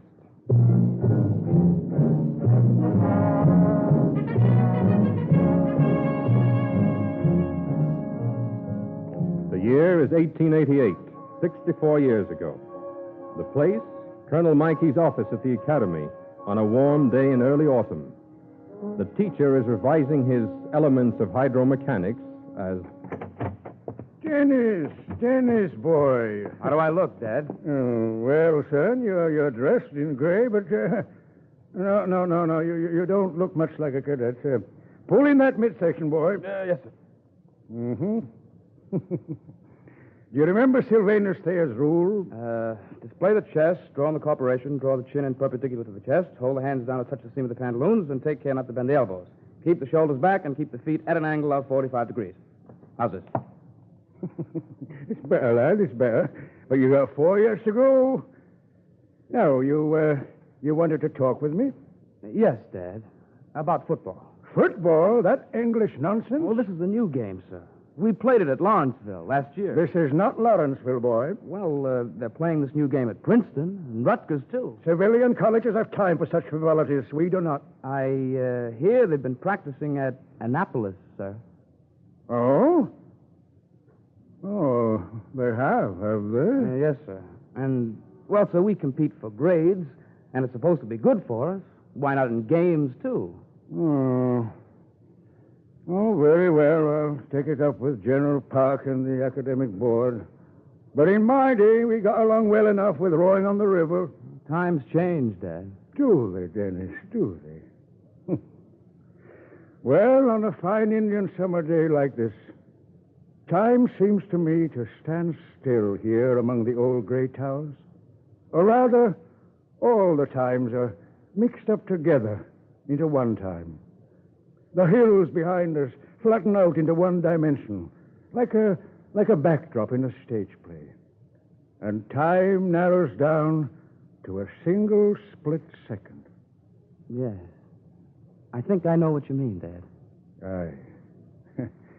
And old Sylvanus is still handing out demerits in his basement office over yonder. And you might bump into Jackson or Grant or Lee in any sally port. And Dennis Mahan? Why, he's wheezing up the hill right now, home for a sail on the river. I don't know what he'd say about this football kicking. In this new game, Dad, you run with the ball. Old Mahan would probably figure out new ways to run with it from the sidelines.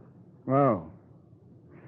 Well, I suppose it can't do any harm. But, son, never lose sight of why you're here. Times can't change that. Dennis Mahan named his son for Sylvanus Thayer. I named you for Dennis Mahan. You see, things run together here in a cord of life without a break. And the strands of the cord are duty, honor, country.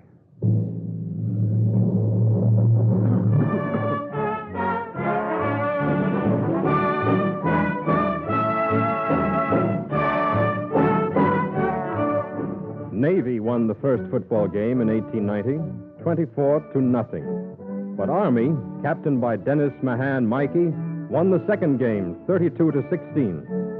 High on the hilltop, there's a stadium now named for Dennis, Mikey Stadium.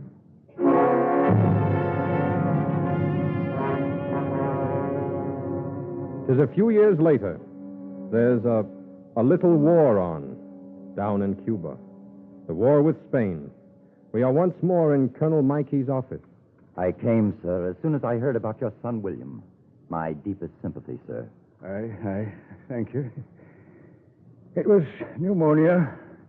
They could do nothing. I'm writing now to Dennis. You have been spared Dennis, Colonel. You must hang on to that. I do. We're all proud of him. His record in Cuba is superb, sir. Aye, he learned his lesson well here at the academy. Come in. A message, sir, from the War Department. From the War Department? Here, let me see it. Here it is, sir. Oh. No. What is it? Here, you read it, Colonel. We regret to inform you that your son, First Lieutenant Dennis Mahan Mikey, has been killed in action at San Juan Hill.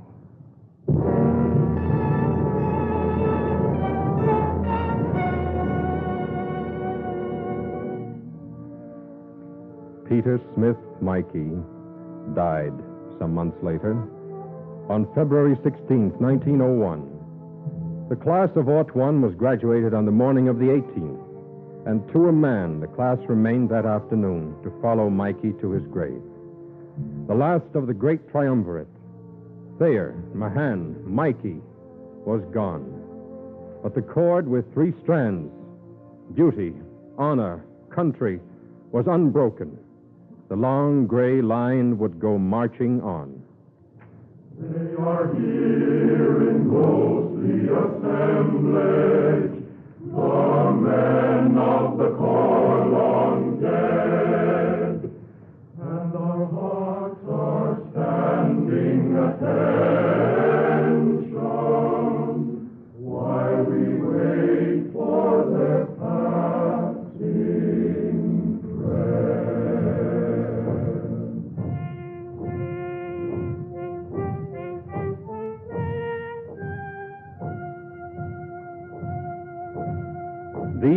three great teachers of the art of victory. There were and have been many more. And what of those who were taught and learned well the lesson? They march past now. We hear their ghostly tread and their voices as all times melt and merge into one time. How can we call out the names and count out by the numbers when the numbers are so great? We'll try at least as the endless column passes. George Ronan, class of 1811, the first West Pointer killed in action at a wilderness fort where Chicago now stands. George W. Whistler, 1819, pioneer railroad builder. Let him stand for all the West Pointers who forged steel bands across the continent. Edgar Allan Poe, that most melancholy cadet. Henry DuPont, manufacturer. James Abbott McNeill Whistler, artist and wit, son of the railroad builder.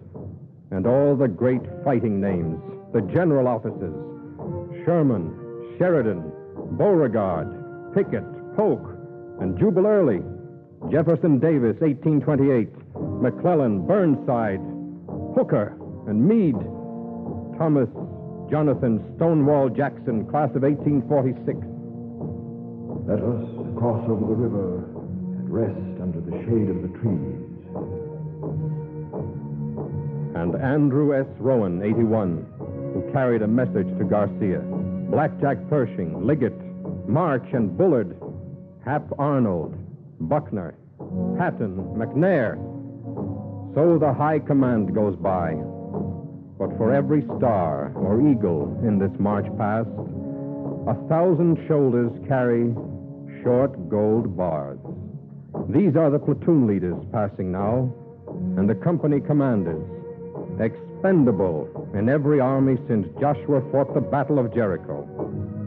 Beg to report, sir. All the cannoneers are killed. Can you spare me another crew, sir, and 2 more guns? That was Lieutenant John P. J. O'Brien of O'Brien's battery at the Battle of Buena Vista in Mexico, the perishing, imperishable subaltern. Those who pass now are the men who take nameless but numbered hills and die in the taking. These are the flyers into the flak that was never predicted. These are the men who straighten out in the glare of star shells certain slightly annoying salients in the regimental front. Hello. Hello, Brigade Command. 3 prisoners, sir, and all from the same Bavarian Landwehr regiment. Thank you, sir. Yes, we lost 1 officer, a lieutenant, sir. Lieutenant, captains, these are the chewers out with tails well chewed in turn. These are the men who were on the right spot by the map and the clock when the barrage came down some 30 yards too close to the trench. The men who capture not cities but machine gun nests, who lead the platoon on point across the unswept minefield, who wait in the moonless dark for the banzai charge. Hello, this is Baker Company, sir. I guess we're where we're supposed to be, but we'll need stretcher bearers. The captain's headed, sir. These are the men who have done the dirty work of command in the filthy business of war for 150 years. The men who were trained for these necessary tasks at West Point. No need to go back to Buena Vista or Chancellorsville or San Juan Hill or the Argonne or Saipan or the hedgerows of Normandy. This line of marches grows longer now, day by day. Let these 3 stand for the many hundreds. Lieutenant John Trent, class of 1950, captain of football 1949, killed in action in Korea.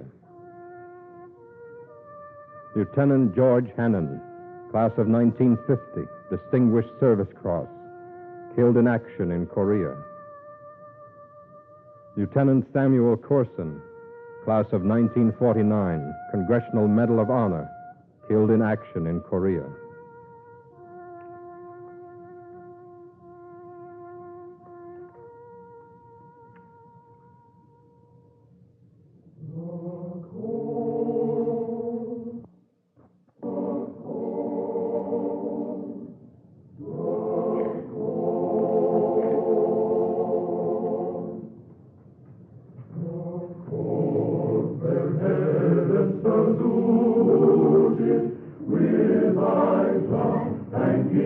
our God, that we of the corps are treading where they of the corps have trod. With hands though it be from the shadows, while we swear as you did of yore, for living or dying to honor the corps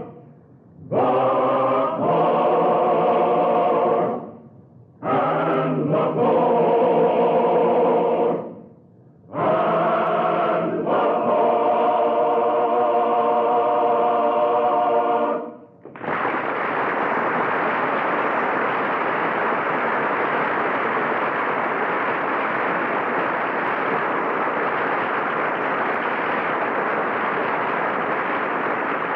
Our thanks to Cornell Wilde and the Cavalcade Players for tonight's story, The Long Gray Line.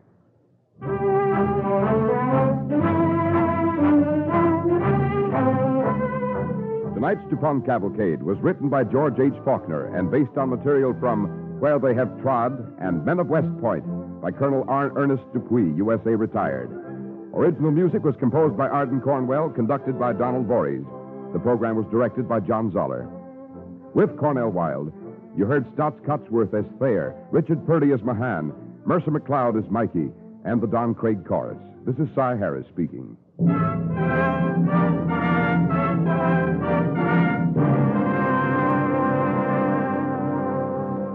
Next week, the DuPont Cavalcade will present the story of America's first woman pilot. Be sure to listen to Daughter with Wings, starring Joan Caulfield.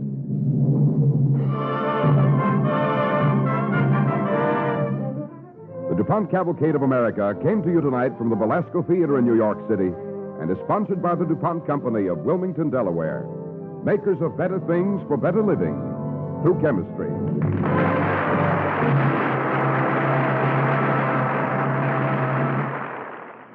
Tonight it's Barry Craig, confidential investigator, on NBC.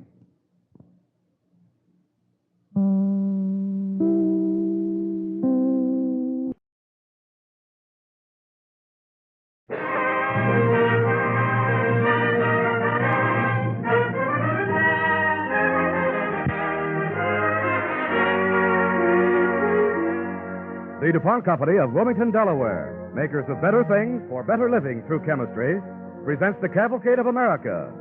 Tonight's star, Joan Caulfield. Tonight's story, Daughter with Wings.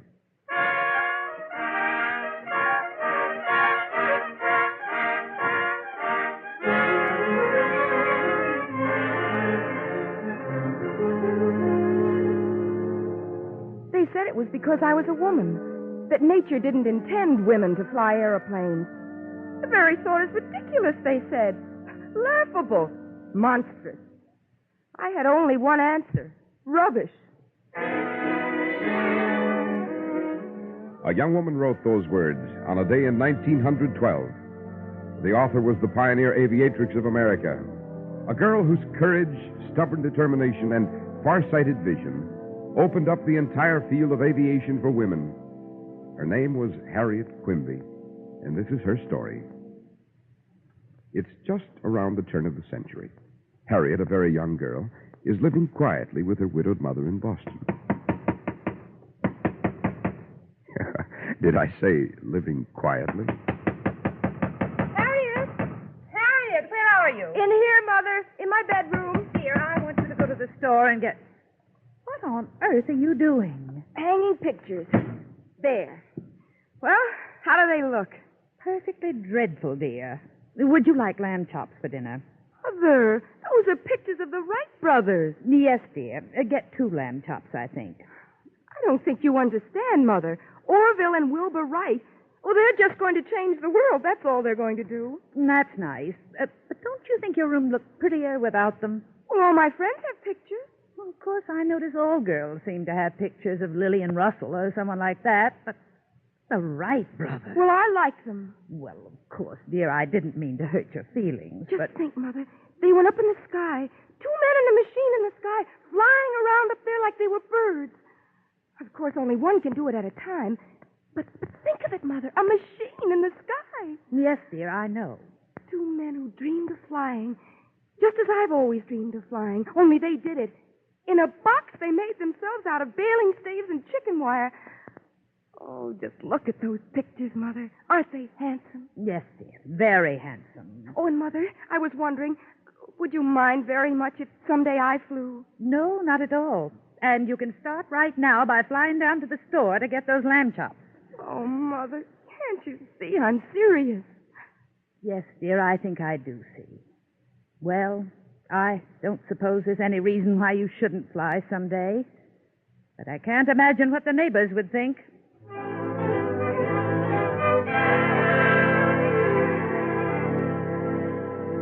It was some years before Mother and I had a chance to find out. I completed my schooling in Boston and obtained a position as a journalist, a member of the writing staff of the magazine Leslie's Weekly. And it seemed to me that my dream of flying was only a dream. Then one day it happened. It began the moment I saw the item in the Boston paper. I was in my bedroom. Mother was in the parlor serving tea to two of her friends, Miss Lynn and Martha White. Cream, Martha? Please. Lynn?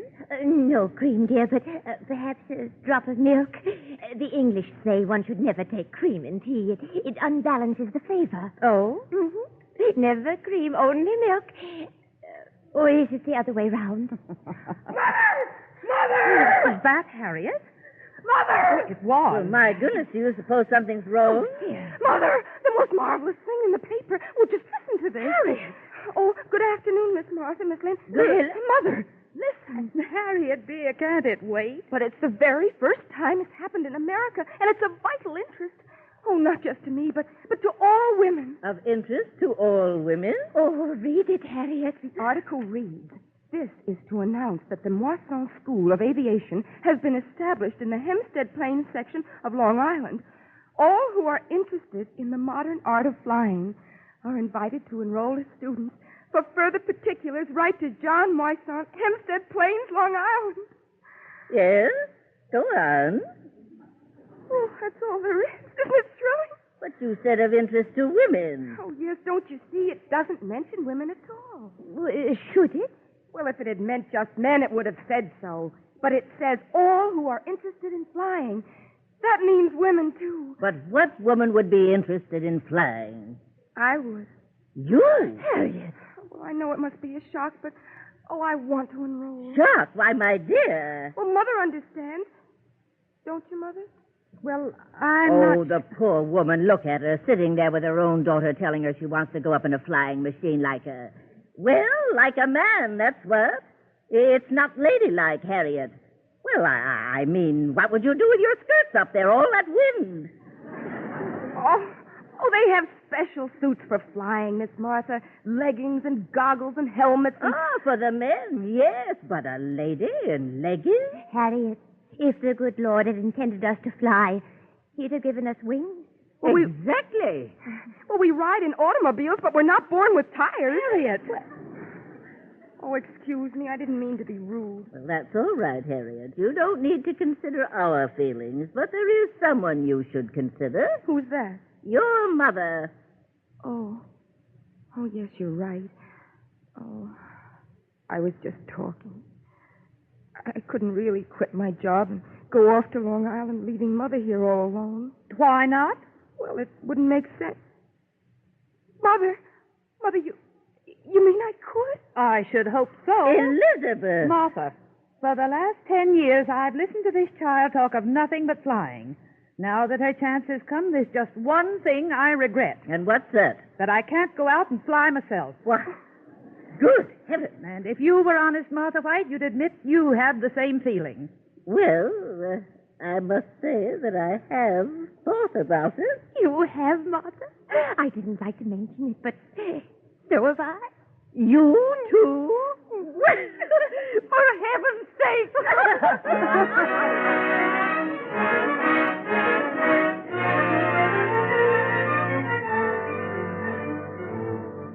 The following morning, I resigned my position.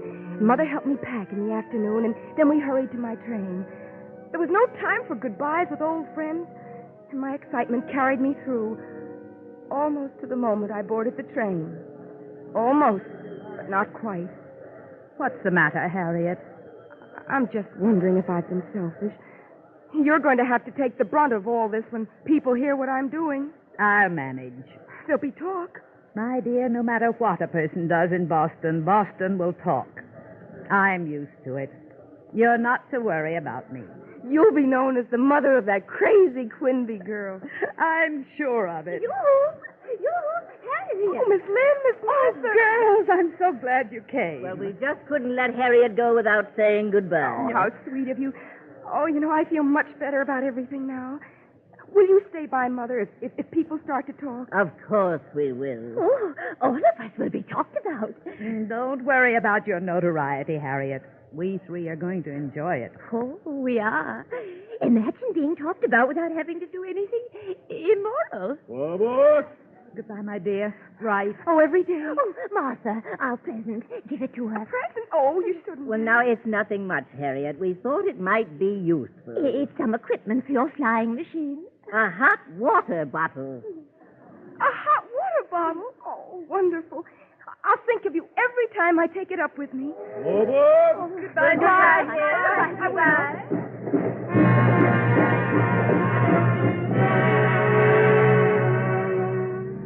The last thing I saw were those sweet, wonderful ladies smiling bravely and waving gaily. As the train gathered speed, they were whirled from sight.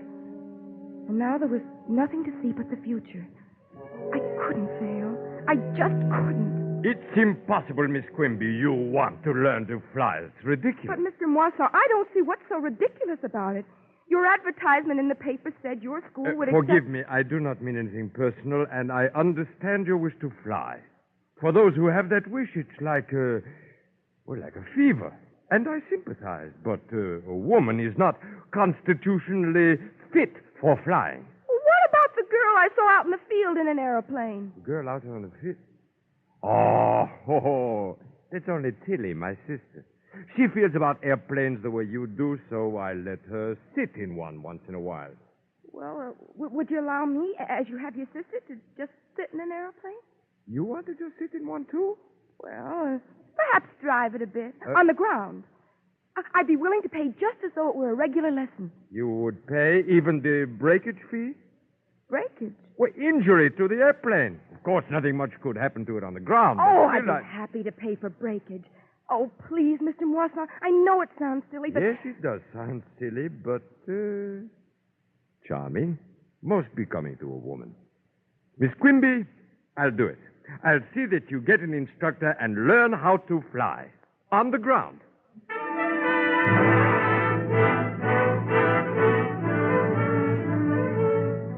And so my lessons began. For days on end, I learned how to steer the tail and guide the wings and gauge the throttle. I learned how to do everything but fly. So, sitting there in the cockpit, not leaving the ground, there was nothing I could do wrong to the plane. My breakage fee was safe. But then one day, after I was allowed to move up and down the field... Haven't you had enough for one day? I should think you would be tired. Just one more turn and I'll call it a day. Stand back now. Mr. Moisson. Oh, hello, Bill. Those new parts ain't come in yet. Hey, ain't that Quimby out there? Look at her. She's so happy. She would eat her lunch in the cockpit if we'd let her. That dame never gives up, does she? I think she hopes that one of these days we'll take pity on her and let her fly. No, I don't think that's what she hopes at all. I don't understand. But take a look. Well, she's nearing the end of the field. Oh, but she's going too fast to make the turn. That's what I mean. But she'll crash the fence. Throttle up, Quimby. Lift it. Get it off the ground. Lift it. Look at her go. She made it. Did you see that, Bill? She made it. She's over the fence. She's flying. She's up. Oh, beautiful. Oh, yes, it is beautiful. But, mon Dieu, now that she's up, how will she ever get down?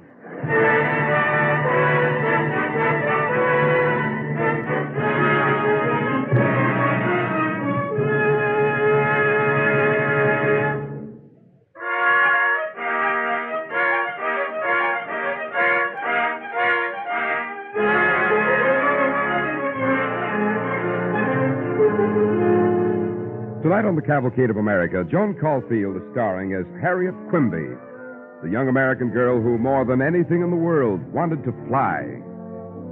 Harriet Quimby persuaded John Wasai to let her become a pupil in his school, even if it only meant learning to maneuver a plane on the ground. And then it happened.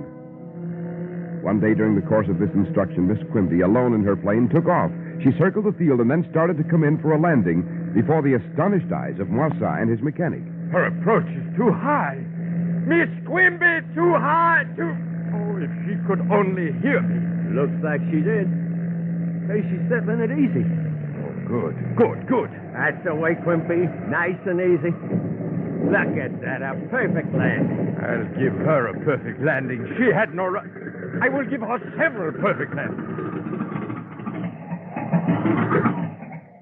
Miss Quimby. Mr. Watson, did you see what happened? Miss Quimby, it was a terrible thing that you did. Well, I know it wasn't. I think you ought to do something about it. What? Well, you can have me arrested if you want to. I certainly would if I could. If you could. You mean there's no law that says women can't fly? You're making fun of me, Miss Quimby. Oh, I'm sorry, Mr. Watson. Miss Quimby, I... How did you like it?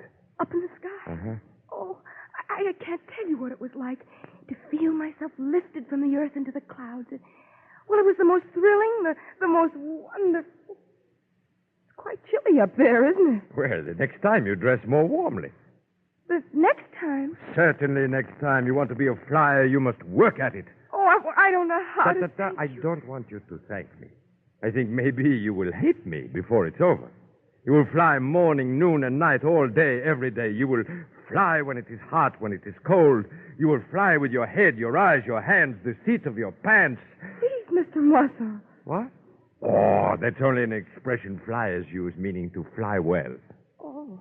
You can start tomorrow, and the first thing to do is to correct the mistakes you made today. For example, when you circled the field, your turns were too sharp. Wide angles is what you want. And then on your side.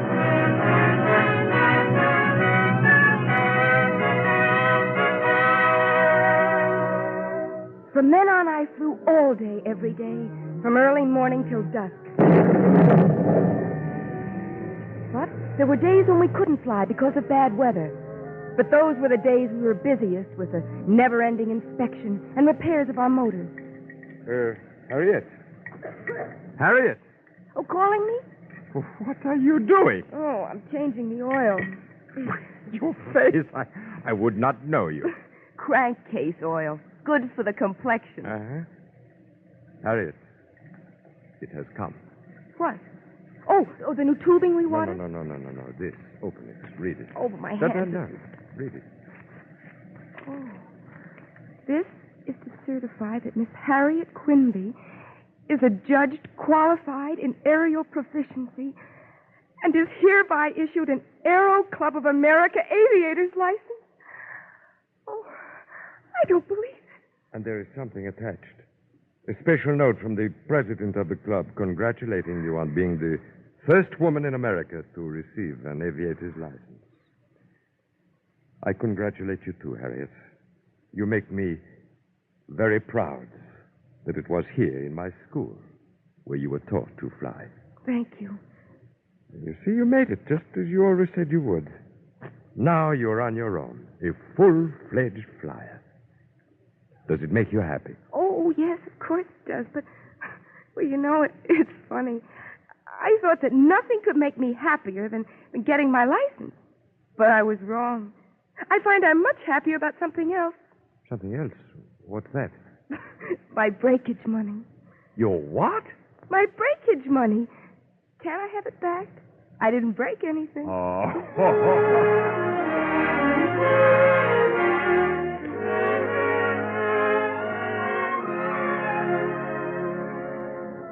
It was a year later. I had been flying constantly, for any cause, at any chance, just to stay in the air. Billed as a daring bird woman, I flew in exhibitions at county fairs all over the country, sharing honors with lady parachute jumpers. The noise, the excitement, the crowds were all a part of that year. If I was considered something of a curiosity, well, it didn't matter. I was flying. But the time came when I knew I'd have to move ahead. And ahead lay England.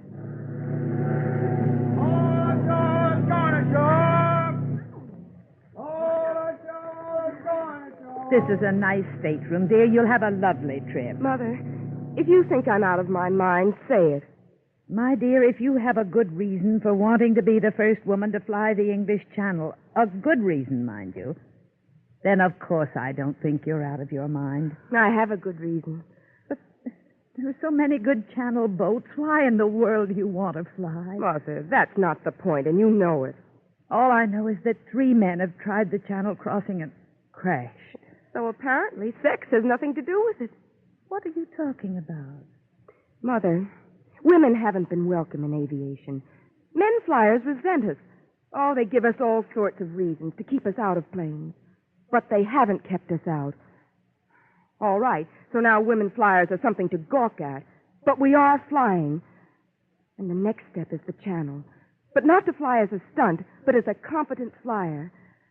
Oh, if I can just convince the world that women want to help advance flying, then there will always be a place for women in aviation.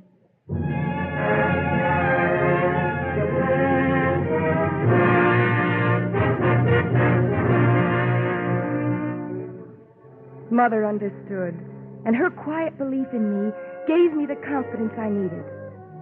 Monsieur Blériot, a manufacturer of planes in France, also believed in me. He shipped a plane to Dover where I was to take off. He even arranged to have one of England's finest aviators advise me. Finest aviator, and one of the handsomest men I'd ever seen. Oh, Miss Quimby. Yes? Mr. Blériot told me... Oh, I say. Well, what are you staring at? Well, I didn't expect to find anyone so lovely. Oh, well, thank you, Mr. Hamill. Oh, you know my name? Oh, why, of course I know you. You're one of the finest aviators in England, probably in the world. Oh, dear, what an exaggeration. Miss Quimby, what would you say if I tried to dissuade you from flying the Channel? It would be a complete waste of time. Don't you realize the danger of it? Mr. Hamill, if I hear once more how dangerous flying is for women, I think I'll... Oh, I'm sorry. No offense. I meant no reflection on your ability. It's just that... That I'm a woman. Mr. Hamill, I can fly it as well as a man can, and nothing you or anyone else can say will make me change my mind. I see. Well, in that case, Miss Quimby, would you allow me to help you prepare for your trip? You mean you would? I should love to. I could help you map out your flight plan, help you with your compass, things like that. Oh, I'd be so grateful.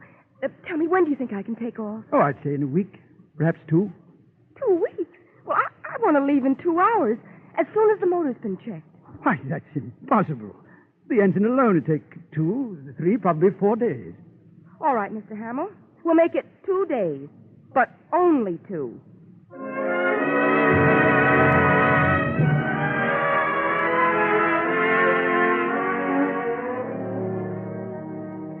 Well, it's the second day, Mr. Hamill. Is the airplane ready? Yes, the mechanics were working on it all night long. It's all ready. Oh, good. Would you start the engine for me, please? Harriet, please, don't make this flight. What? Look, I'll tell you what we'll do. What do you mean, what we'll do? Everyone's waiting. No, all right. Now listen. You will make the flight. At least, that's what they'll think. Now, you go back to the hangar as though you've forgotten something. I haven't forgotten anything. Well, you just pretend. And when you get out of sight, take off your flying suit. In a few moments, I'll sneak into the hangar and I'll put it on. And when I come out, they'll think I'm you. But... I'll fly the plane and I'll land out in the country in France somewhere where there's not many people. No one will ever know that you didn't fly the Channel. Do you know what you're saying? Yes. But do you know why I'm saying it? Maybe I do. But... Well, I'm making the flight. And nothing will change your mind? No. I'm grateful and touched. But no. Well, all right, then. If there's nothing I can say... can I help you up? Oh, thanks. There we are. And Harriet, now listen to me carefully. Try not to get too nervous. I'll try not to. And watch your right rudder. Yes. And remember, keep your nose on the horizon. Right. All right. Now you all set? Oh, there's just one thing I need. Yes, what? Oh, my hot water bottle. Will you hand it to me, please?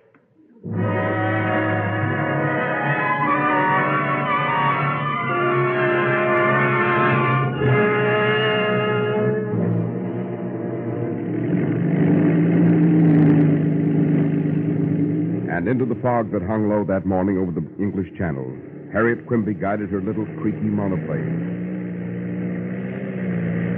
She was not alone. Fear rode beside her as the 50-horsepower engine puttered through the enveloping mist. The moments seemed like hours. And there was one moment.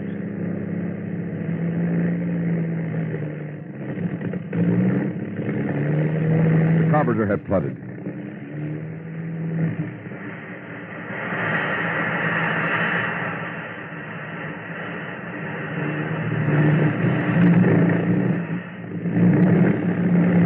Then miraculously cleared, and on she drove through the mist. Then suddenly, the fog lifted. Ahead was a white strip of sand, the coast of France. With tears of joy and pride in her eyes and a prayer of thanksgiving in her heart, Harriet Quimby cut the switch of her engine and began gliding down to a French field and into her place beside aviation's immortals.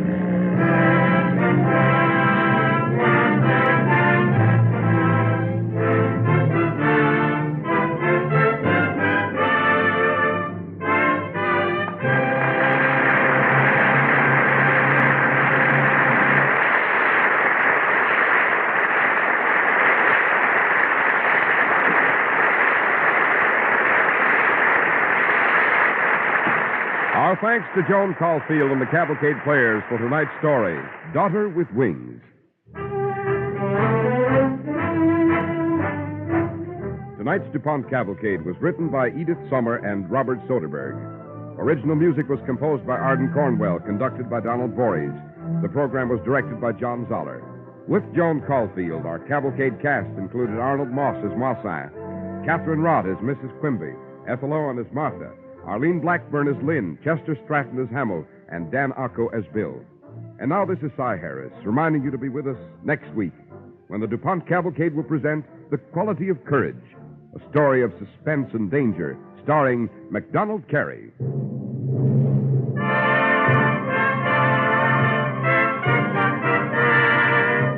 The DuPont Cavalcade of America came to you tonight from the Belasco Theater in New York City and is sponsored by the DuPont Company of Wilmington, Delaware, makers of better things for better living through chemistry.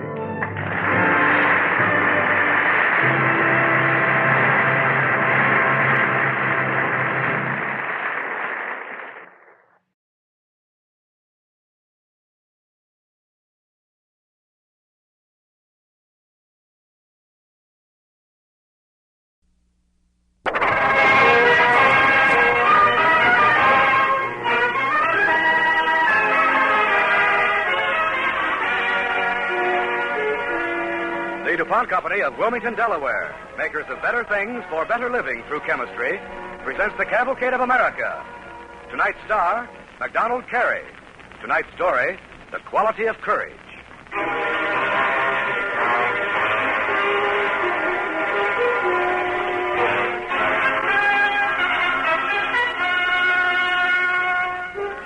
Noah Webster defined courage as that quality of mind which enables men to encounter danger and difficulties without fear or depression of spirits. This is the story of one of the most courageous men who ever lived, Sergeant Ezra Lee of Lyme, Connecticut, and the Continental Army. Time, early fall of 1776. Place, the headquarters of the American forces, somewhere north of New York City, which is held in part by the British. Sit down, Sergeant. Do sit down. Thank you, sir. Sergeant, I asked you to return this evening because I want to know all about what happened. Everything, from the beginning. Well, I wasn't in on the beginning, sir. The turtle began with young David Bushnell. You call it the Turtle? Yes, sir. The American Turtle. Good name. Highly descriptive. And who is David Bushnell? Davy's one of the Connecticut Bushmills from Westbrook, up near Lyme, where I come from, just across the river. We used to sail together, Davy and I, when we were boys, but, well, he went to Yale College. Fortunate lad.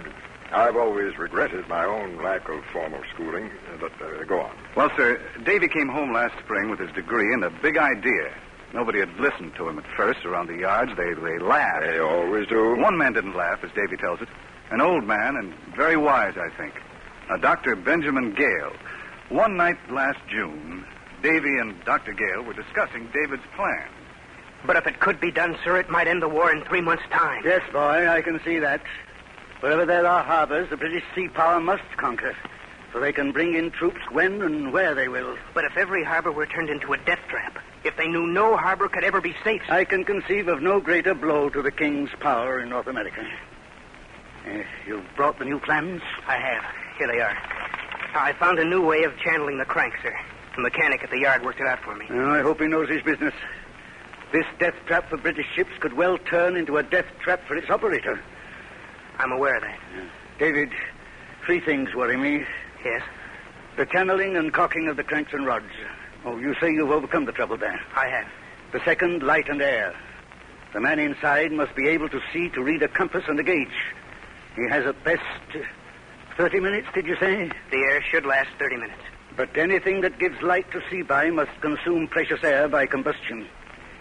I've written to Dr. Franklin in Philadelphia to inquire if he knows of some substance, perhaps a glowing substance like phosphorus that we could use. Good. And the third difficulty, sir? It is the most important of all, David. I'm afraid it is all important, perhaps insurmountable. Who will operate this curious device of yours on its first attack? Why, I will, of course. Nonsense, David. It will require a man of prodigious strength to move those paddles against the slightest tide current. You are light of frame, David, and frail for your years. You've been ill. I won't let anyone else risk his life in my own invention. Have you thought what would happen if the first attack failed and the cask were recovered by the enemy? Your invention would be turned upon your own people. Think, lad. You know what I say is true. You are not strong enough. But they'd say I'm afraid. Do you care what they say? No, but I care about what I think and feel. Doctor, I must. Must you? Must you be ever the important one? Are you more important than your country's need? I think not. But how can I can't. David, it is time for you to grow up. Make your choice. Very well, let them talk. Let them call me a coward. You're no coward, David. I think then we'd better call for volunteers,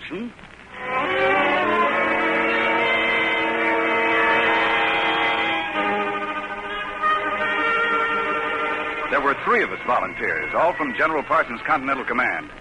We were men who knew ships and their building. Jonas Shortlift, Cyrenus Allen, and me. Tell me, Sergeant Lee, did you know the nature of the work when you volunteered? No, sir. There were rumors, of course. Some sort of secret ship or a secret weapon was being built at Saybrook. We didn't know what kind. Well, late one night, Dr. Gale took us to a shed near the wharf. Davy unlocked the door of the shed. Don't open it yet, David. Why not, sir? I'd like to talk with these men. Would those of you who are carrying lanterns hold them up high so I can see your faces? Yes, sir. That's it, thank you. Now, gentlemen, you are going to be asked to engage in an enterprise of tremendous importance and tremendous danger. If you refuse, no one will blame you. But the enterprise is secret, utterly secret. I want you here and now, before you learn more, to swear to me and before God that you will never divulge what you will soon see in this shed, not to any man, friend, or foe, so long as you shall live. Do you so swear? Jonas Shortlift? Well, yes, I do. Cyrenus Allen? I swear, so help me, I swear. And Ezra Lee? I do solemnly swear. Good. Open the door, David. All right, go in. Now, as you place your lanterns together here on the workbench. Now, look. Great jumping Jehoshaphat. What is it? What is that? Looks like a rum barrel. Biggest rum barrel I ever did see. must be 6 feet high. But there's a rudder on it. A rudder if I ever saw one. Davy, what are you up to? I'll tell you now. This is a craft built to operate underwater. Underwater? This is a submarine vessel. A submarine vessel? Underwater? Oh, I know it's never been done before, but we're going to do it. We'll be the first. We're going to go down in that overgrown nail keg under the sea? One of us. It will only hold one man. But how does it run? Well, by these paddles here on the outside. They can be turned from the inside. On the inside, there's a crank. As a matter of fact, there are 4 cranks. If you ask me, we got another crank right here on the outside. Corporal Shortcliffe, we have good reason to believe that this vessel will operate successfully. Now, all of you can read the ship's plan? Yeah, sure thing. Sure, that's right. Good. David, give me the drawings. Now, all of you, gather around the lantern here.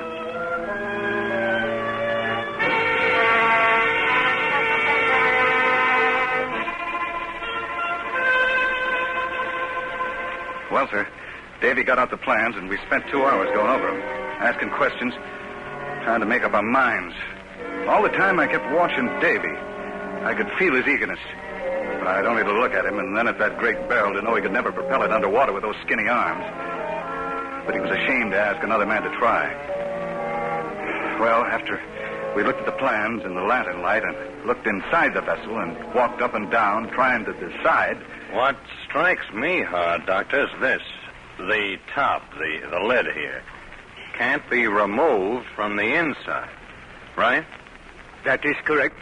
It is clamped on from the outside. And the air will last only half an hour underwater? We hope it will last half an hour. So that if the air is all gone and you're still underwater... You suffocate, Corporal. You die.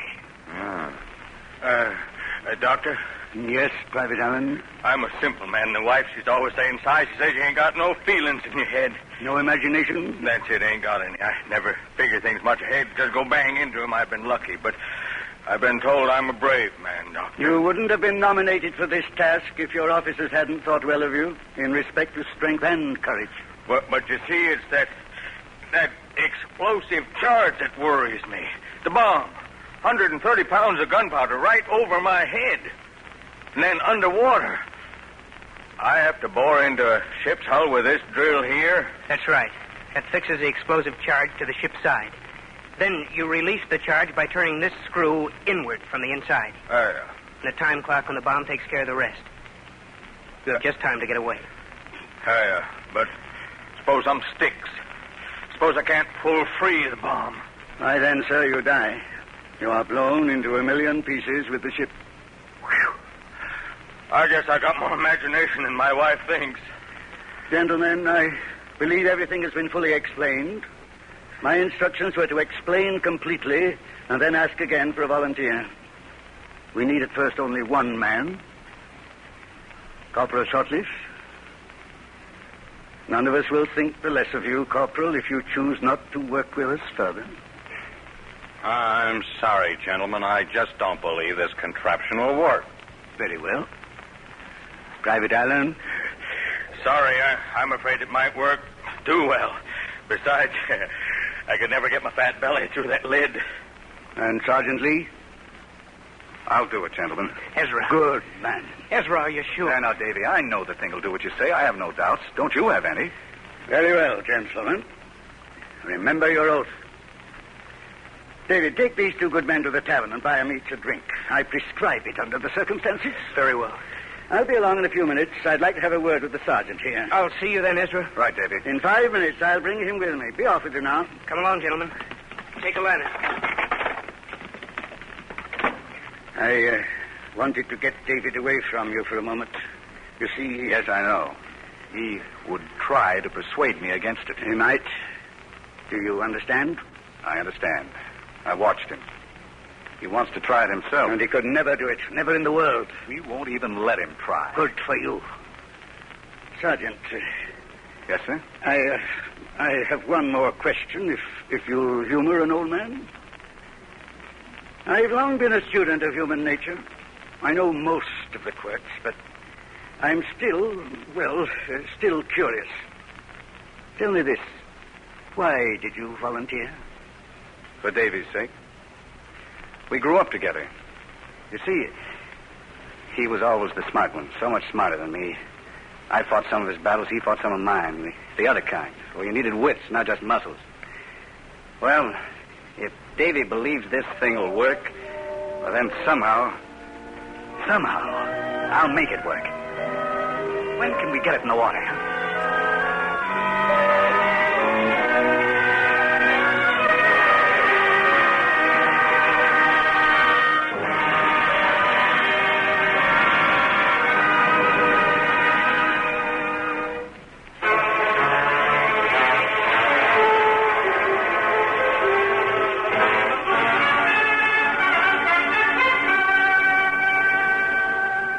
Tonight on the Cavalcade of America, MacDonald Carey is starring as Ezra Lee in The Quality of Courage.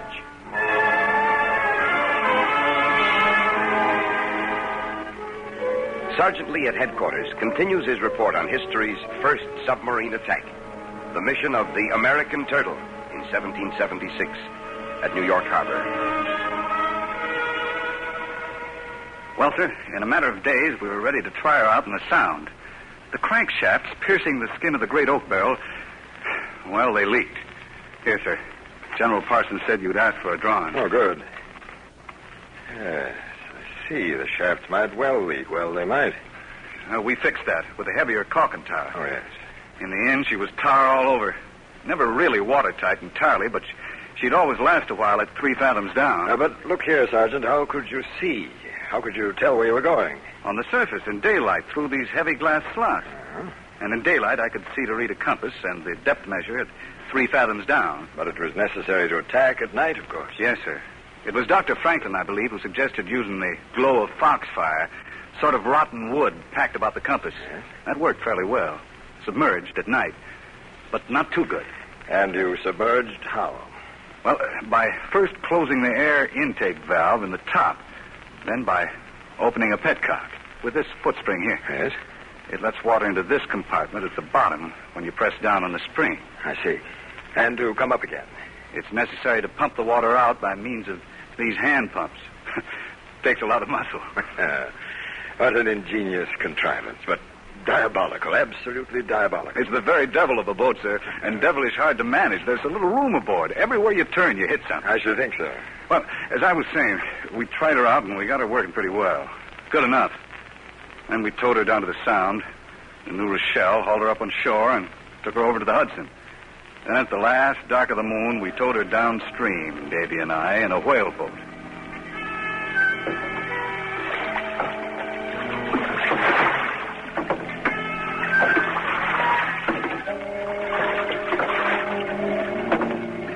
Ezra. What's up? I can just see the lights of the English fleet. The riding lights. We've gone far enough, rowing. Get the anchor out, Davy. Right. Yeah. Now let's haul the turtle in.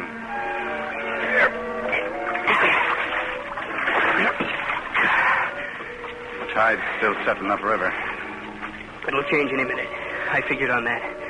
It'll help you downstream. You're sure the flagship's last in the line? She was there at dusk. She's been anchored there for a week. HMS Eagle, 64 guns, Lord Richard Howe's flagship. Maybe we'll singe the britches of Black Dick himself, huh? Let's get the lid off. What is it? Confounded lid fell. Hit my knuckle. It's all right. Steady the boat now. Climbing the turtle over the stern. Wait. What's wrong? Ezra. It's time, Dave. It's time to go. Your hand, it's bleeding. It's nothing. Scratched. The lid barely caught me. Let me go, Ezra, for the love of heaven, Ezra. Let me go. No.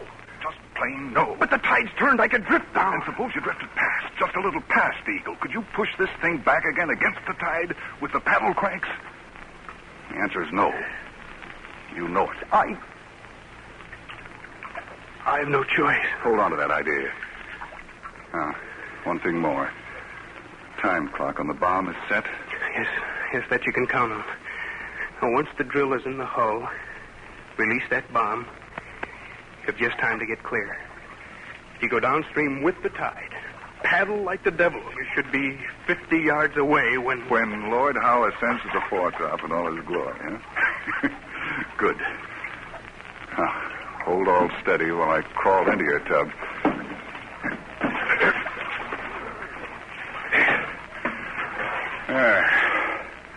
Hardest part is getting into this infernal machine. How does she ride? Even enough. No leaks yet. Let the lid down, Dave. Fasten it tight. Clamp her down.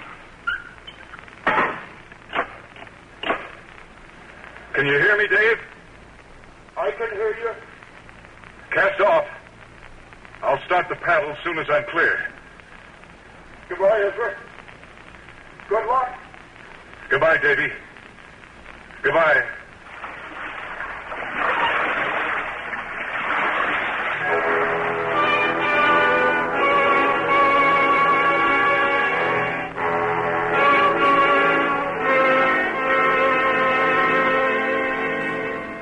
Down on the ebb tide goes Sergeant Lee, the top of his strange, coffin-like craft, a bare foot and a half out of water. He stares eagerly through the glass slots, bearing always hard down upon the riding lates of the British fleet. A great armada rocking in the stream. The tide is unexpectedly strong, and despite his desperate efforts, he's carried past the flagship, just above the water, and for 2.5 hours, he battles inch by inch, turning the heavy paddles against the tide, until he's back under the stern of the HMS Eagle. It's almost dawn. In daylight, he cannot escape discovery. What are his thoughts? What is he thinking as the oak-staved barrel that may be his tomb huddles against the Eagle's idly swinging rudder? I've made it. It's the Eagle. Let's see now. What do I do? 1, close air intake valve. Air valve closed. 2, open water intake with right foot. There. Down she goes. Not too much. Not too much. 3, check depth gauge by fox fire. Yeah. Cork is up 1 inch. Means we're 1 fathom down. Good. 30 minutes now. But it's so dark. So dark. Now, the paddles. Feel along the side. Slowly. No noise.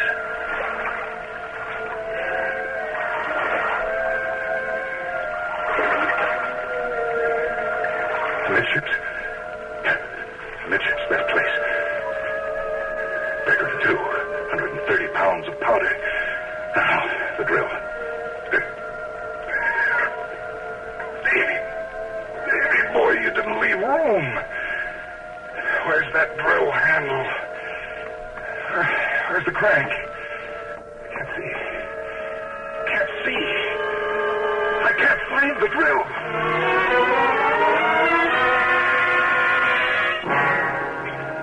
Here it is. Had to be there. About 20 minutes. 20 minutes. Now, drill. The devil. What's wrong? Doesn't bite in. It must be copper. The hull is copper sheathed. Why didn't they know? Why didn't they know? Try again. Try again. It's no use. No use. It's got a release bomb. Get away. Get away.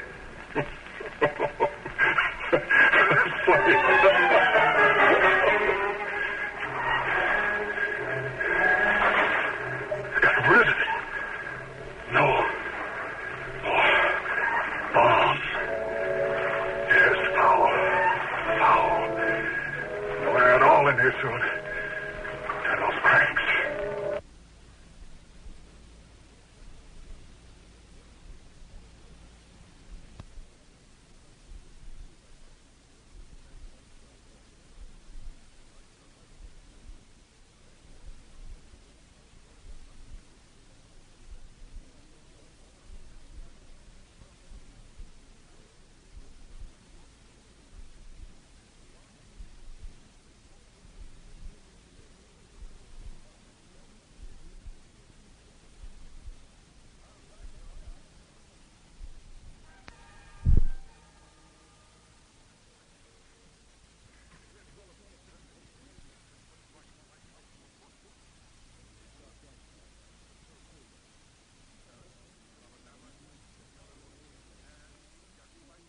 all in here soon. Turn off cranks. Fool. Only a few minutes left. Keep just under surface. Under surface. Must be almost time. Turn crank.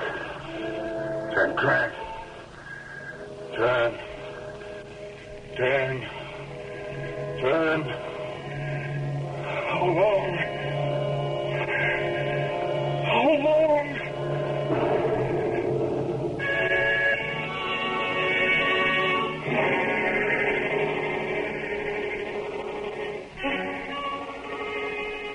Well, sir, I'd failed. When the copper sheathing stopped my drill, I cut the bomb loose. And once loose, it was bound to explode. It drifted downstream on the tide, and HMS Eagle escaped. We were both very sorry, sir. You were both sorry? What do you mean? Davy and me, but we'll try again. What? You will try again? You'll try that suicidal game again? The turtle works, sir. I proved that. With a little more luck and a bore that'll drill through copper. Sergeant Lee, in this matter, two things are clear. First, you are the bravest man I have ever laid my eyes upon. And second, we are all amateurs at war. We need an intelligence service, an organized way to find and evaluate information about the enemy. I shall see to it that such a service is established. Copper sheathing. I confess, sir, I was pretty angry myself when I heard that drill hit metal. And well, you might have been. As to your first point, sir. Yes, Sergeant? Well, the way I figure it, there's a braver one than me. It was harder for Davy to stay out of that tub than for me to get into it. I know that. Yes, Sergeant, perhaps there are two kinds of courage. I shall write to him. I shall tell him that I believe his invention to be a work of genius.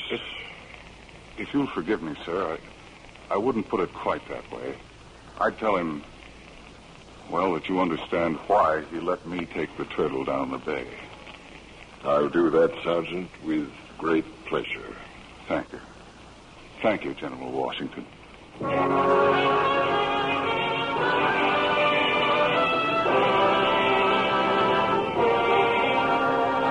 A few months later, the British frigate Cerberus, lying at anchor in Black Point Bay, blew up with a large, expressive bang. A little later, a British fleet in the Delaware River encountered a series of strange mishaps, all accompanied by underwater explosions. Sergeant Lee had learned how to use the American turtle.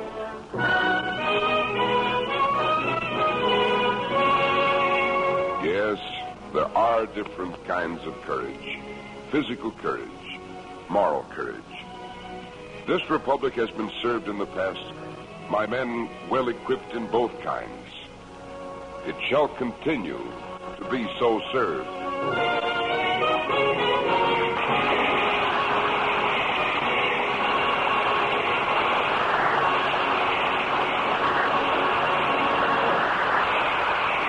Our thanks to MacDonald, Carey, and the Cavalcade players for tonight's story, The Quality of Courage.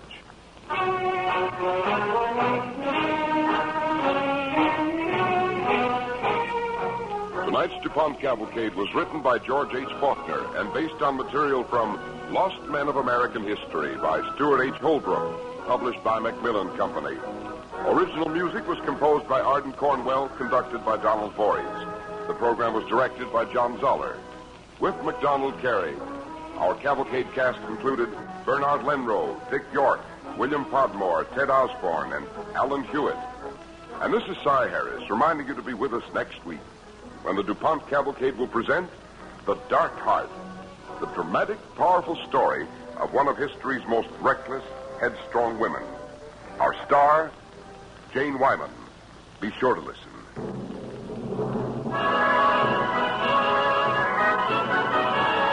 The DuPont Cavalcade of America came to you tonight from the Belasco Theater in New York City and is sponsored by the DuPont Company of Wilmington, Delaware, makers of better things for better living through chemistry.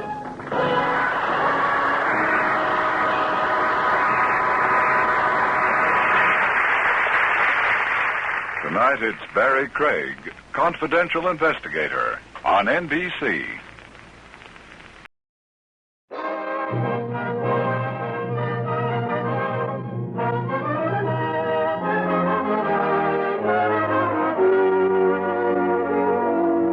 DuPont Company of Wilmington, Delaware, maker of better things for better living through chemistry, presents the Cavalcade of America. Tonight's star, Jane Wyman. Tonight's story, The Dark Heart.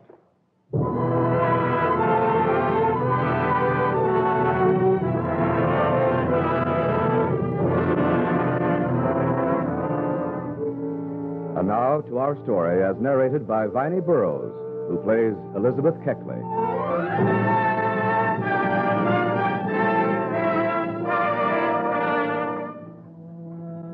So much has been written about this woman, so much said against her that I feel I must speak.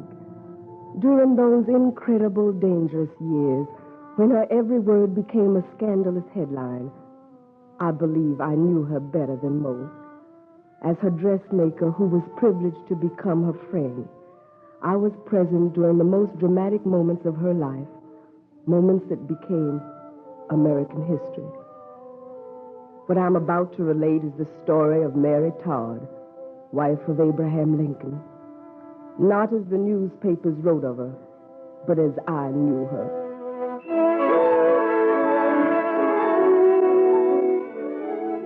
It was in 1861, shortly after the inauguration. I remember it so well. That day, Miss Lincoln told me about her plans. Happiness had made her radiantly beautiful. Her eyes sparkled as she stood in front of the large mirror admiring the dress I had just sewn for her. Oh, Elizabeth, the parties I shall have, the receptions. We shall have excitement and gaiety such as Washington has never known. Yes, Miss Lincoln, when the war is won. Not when the war is won. Now. But, Miss Lincoln, the war is dreadful. I know. But that's all the more reason why I should give parties. All America, the whole world, will see that the president is unafraid. Yes, ma'am. And I shall be at his side, Elizabeth. I shall always be at his side. Yes, Miss Lincoln. How the Washington women must envy me. The first lady of the land. You wait, Elizabeth. You wait and see. They will sue for my favor. Well, I've done a great deal of sewing for the ladies of Washington. They wouldn't be intentionally unkind, but you're a stranger to them. I'm the wife of their president. Yes, but I'm afraid. Oh, Elizabeth, there's nothing to be afraid of. Everything will be done my way, and it will be wonderful. Because I will have it so.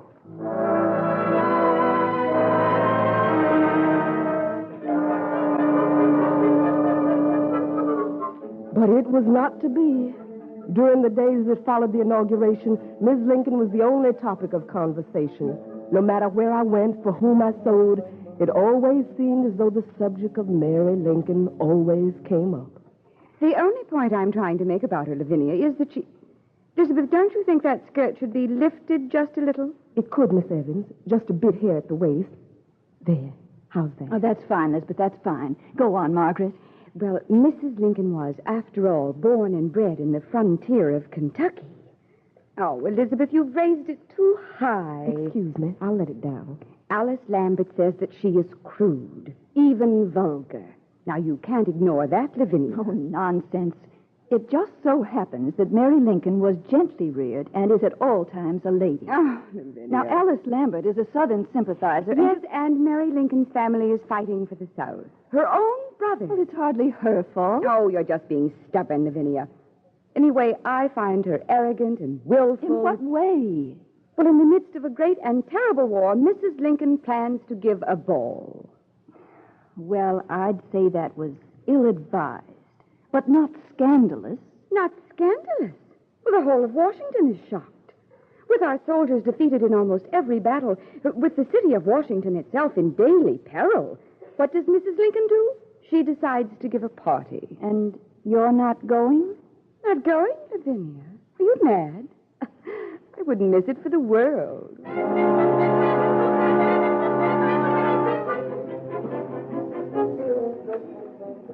Elizabeth, I don't care what people say. It's going to be the greatest and most beautiful ball that's ever been given.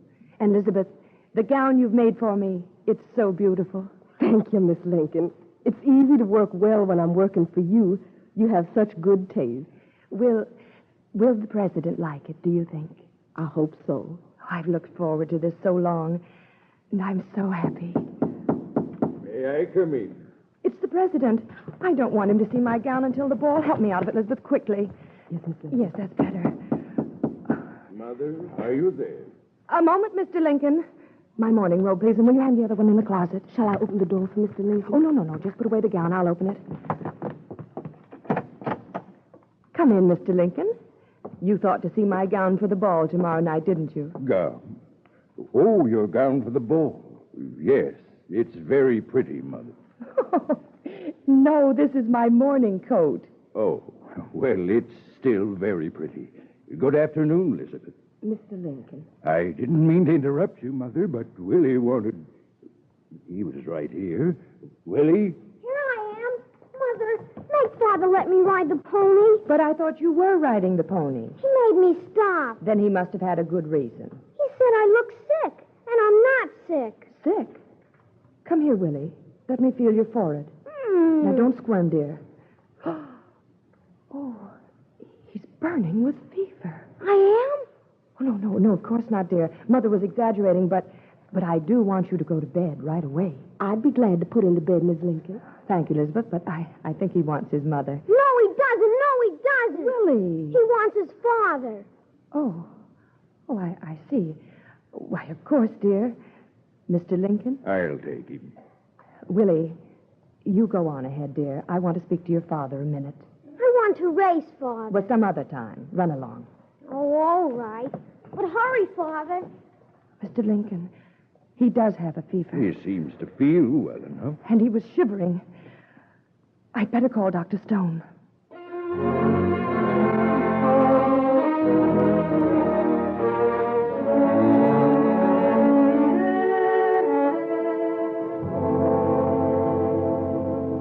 Doctor? He's a sick little boy, Mrs. Lincoln. How sick? It's too soon to tell yet, Miss Lincoln. but I should say there's nothing to be alarmed about for the time being. Excuse me, Miss Lincoln, but the musicians would like to speak to you. They need your approval of the list of selections for the ball. Oh, yes. Oh, yes, the ball. Tell them to go away, Elizabeth. I'm canceling it. Don't you think it best, Doctor? Well, his room is far from the East Room, so the noise won't disturb him. And as I said before, there's no cause for alarm at this time. Besides, all your invitations have been sent out. Oh, I don't know what to do. I don't want to have a ball at a time like this. I'll stay with Willie every minute of the time, Miss Lincoln. I'll watch over him like he was my own. I know, Elizabeth. Then you won't cancel the ball? Well, we'll see. We'll see how he is tomorrow.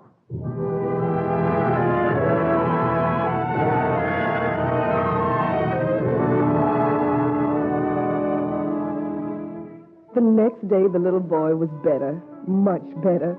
And that night, the night of the ball, was the happiest of Mrs. Lincoln's life. I helped her dress her hair, arrange her gown.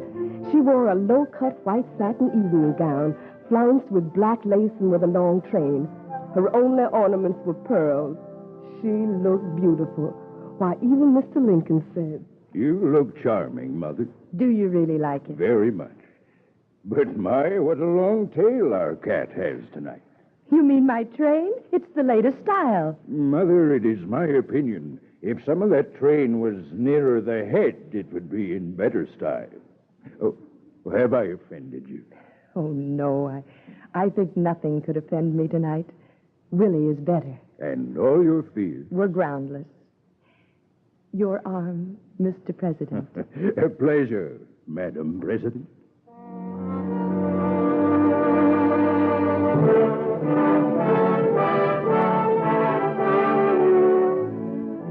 Miss Lincoln's party had been severely attacked, but all the important people came to it. The ladies looked lovely in satins and silks, but none looked lovelier than she. She outshone them all as she received her guests standing by the president's side. Look, Lavinia, everyone's here. Would you look at Mrs. Lincoln? She looks radiant. Her gown is beautiful. I wonder how much it cost. Oh, and do look at her pearls. Do you think they're real? Oh, Margaret, really? Come, we'd better go in. Mrs. Raj Evans, Miss Lavinia Cummings? Well, I suppose we'll have to be received. I wonder how she'll patronize us this time. Margaret, hush. Are you afraid she'll hear me? That she'll know I'm as amused by her arrogance as by her extravagant taste in clothes? Good evening, Mrs. Evans. Why, Mrs. Lincoln, how beautiful you look. Well, thank you. Good evening, Miss Cummings. Mrs. Lincoln? I'm very glad both of you could come. We wouldn't have missed it, would we, Lavinia? Such a lovely party, so distinguished, lovely. Miss Lincoln. Oh, excuse me. Yes, Elizabeth. Miss Lincoln, may I speak to you a moment? Yes, what is it? It's Willie, ma'am. Willie? His fever's grown worse. He's calling for you. Calling for me? Oh, yes, of course. I'll go to him at once. Mrs. Evans, Miss Lavinia, you must excuse me, but my son... My son... We understand. By all means, go to him, Mrs. Lincoln. You see, he's ill. Are you coming, Elizabeth? Oh, please, hurry.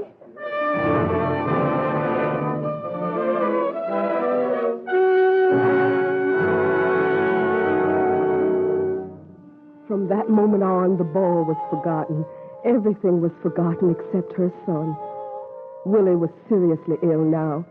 His poor little body, burning with fever, found no rest except in her arms. She held him.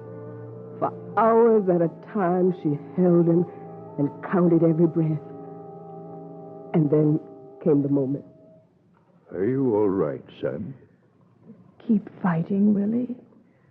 Mother, Yes, my darling.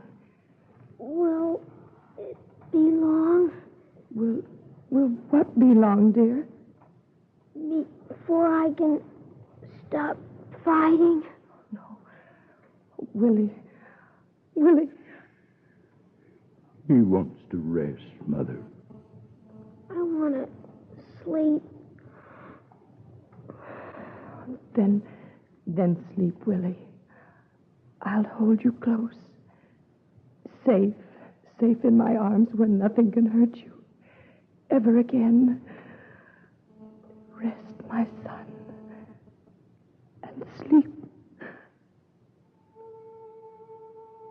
He's gone, Mother. Mother. Let me hold him.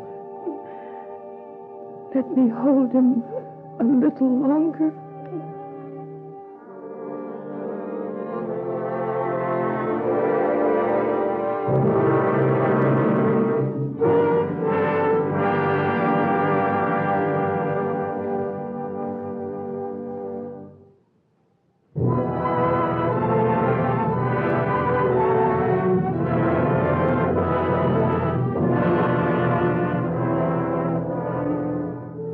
Tonight on the Cavalcade of America, Jane Wyman is starring as Mary Lincoln.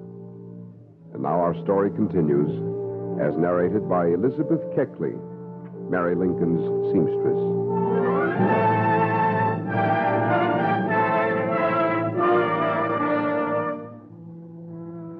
After Willie died, there were no more receptions at the White House, no parties. Miss Lincoln received no callers. Day by day, we watched her retreat further and further into a world of sorrow. The president became more and more concerned. Mother, Yes, walk through the window with me. There's something I want to show you. there is nothing I wish to see. Come, I'll help you. Take my arm. That's it. Now, Mother, do you see that large white building on that hill yonder? I see it. Why? It is an asylum, Mother. Yes, I know. You must try to control your grief, or I'm afraid. That's a cruel thing to say. Is it cruel to want you to live for the sake of your living sons who need you? For my sake. I'll try.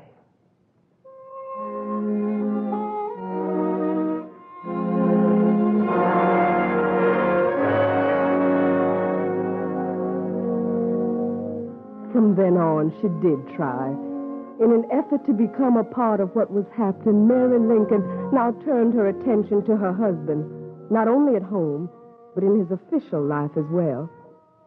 I'm afraid she didn't make things easy for him. Oh, he's a humbug, an obstinate fool and a butcher. General Grant. But you say the same of General McClellan. If I listened to you, Mother, I should soon be without a general. Well, you must listen to me. General Grant is not fit to head an army. He's been very successful in the field. Yes, but at what cost? He loses 2 men to the enemy's 1. He may depopulate the North. You exaggerate. You don't know the facts. Nevertheless, General Grant... Is winning. Oh, you won't listen to me. You never listen. You've never listened to me.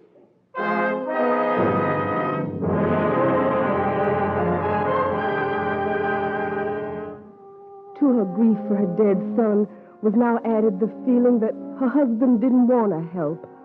And once more she was quite alone.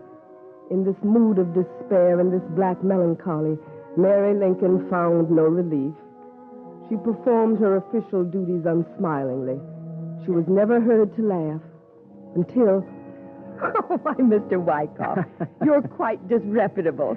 It's the secret of my success, Mrs. Lincoln. Henry Wyckoff, clever, polished, a man of the world, had been Miss Lincoln's friend. He now became her advisor. The sparkle returned to her eyes, lasted to her lips. Miss Lincoln became herself again. Now the help I require, Mr. Wyckoff, will take all the imagination and talent you possess. I am at your service, madame. I was thinking that it was time again that Mr. Lincoln and I gave a ball. Good. Not just an ordinary ball, but the largest and most beautiful Washington has ever seen, with flowers and music and wine.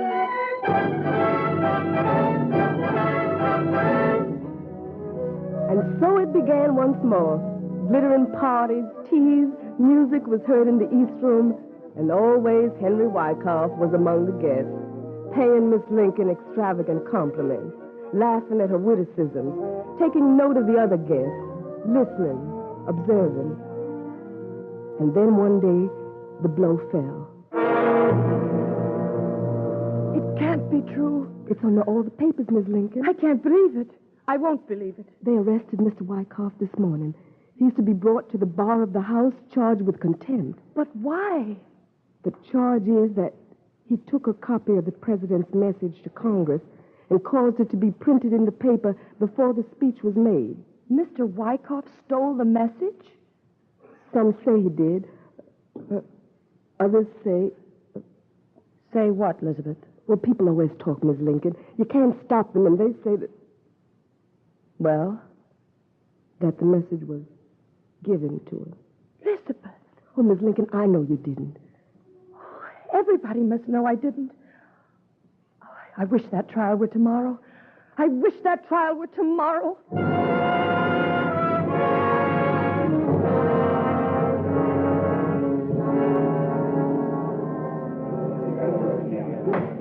Order!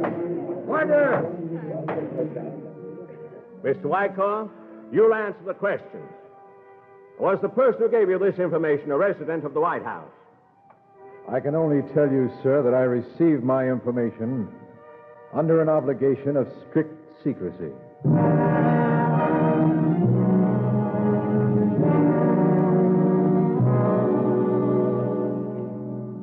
Now everyone was certain Mary Lincoln was the guilty one.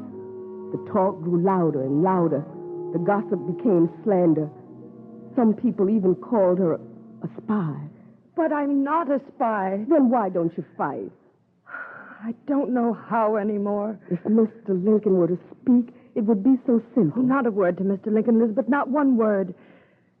He has enough to worry him, and besides, I don't know how he feels about this. I don't know what anyone believes anymore.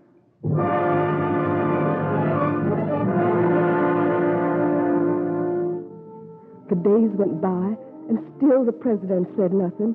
Miss Lincoln carried the burden alone. Yet we both knew that he must have heard the vile accusations, even threats directed against Miss Lincoln. The bitter animosity against her was everywhere, in the newspapers, in the streets, in the very air of Washington. Would Mr. Lincoln ever speak out? The attacks came to a head when one day an unheard-of thing happened. In one of the committee rooms, a secret meeting was called. Are we all here? So. Well, then I suppose we should begin. I don't know how to do this. Well, why don't you conduct it as though it were an official meeting? I don't know. I suppose... Gentlemen, as members of the Senate Committee on the Conduct of the War, we have met to consider a case of possible treason. It is unnecessary to remind you that... who is that? Whoever you are, sir, you're interrupting. President Lincoln. Gentlemen, it has been brought to my attention that you have called a meeting on a subject that is very close to me. I want to give you my solemn word that no member of my family is engaged in any treasonable activity whatsoever. Mr. President, none of us actually thought that Mrs. Lincoln... why, we would not have had this happen with you, sir. It's all right. It's all right. But, Mr. President... I apologize for interrupting. Please go on with your meeting. Well, gentlemen, there is no longer a reason for this meeting. I suggest we adjourn.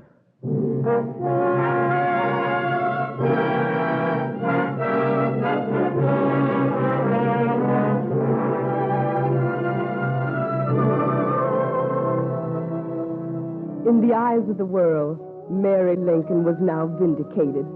The president's action meant even more than the later discovery that it was the White House gardener who'd given out the president's speech. But to Mary, the fact that her husband had defended her meant more than anything else.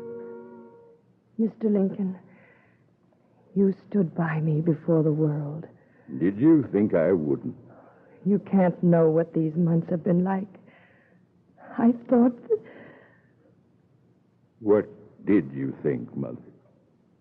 That you didn't care. Or that you believed what they were saying. I only learned of it last night. Why didn't you tell me? I couldn't. Pride, Mary? Yes. Pride. It's caused trouble all my life. And no matter how hard I try, I can't seem to help it. I've lost so much because of my pride. But it doesn't matter, because I haven't lost you. With you beside me, close to me, I'm so happy. So very happy.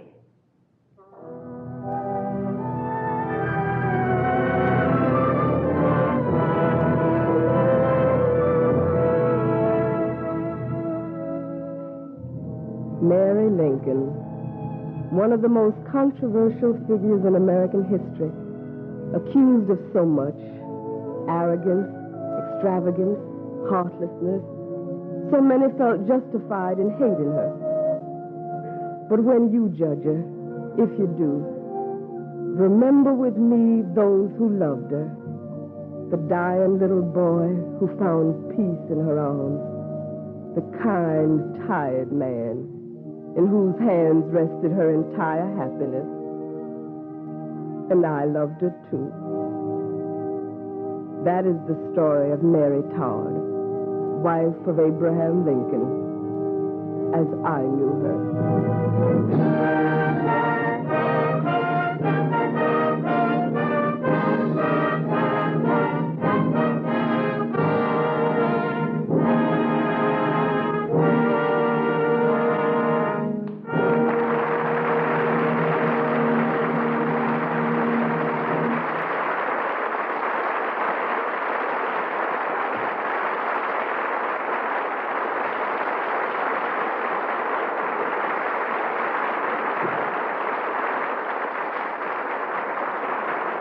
Our thanks to Jane Wyman and the Cavalcade Players for tonight's story, The Dark Heart.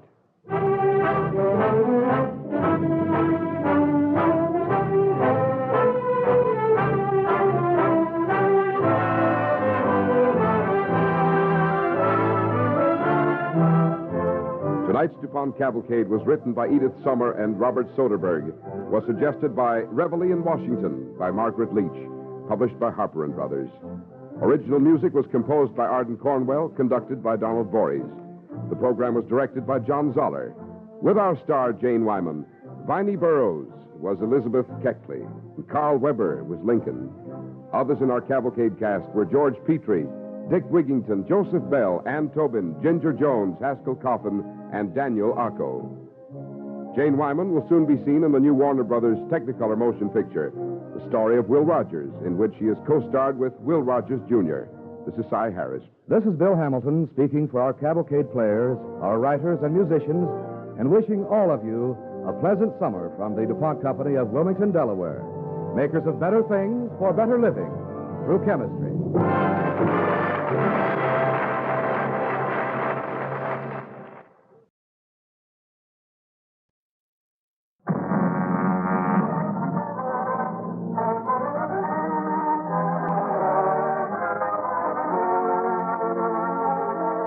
The DuPont Company of Wilmington, Delaware, makers of better things for better living through chemistry, presents the Cavalcade of America. Tonight's star, Joan Caulfield.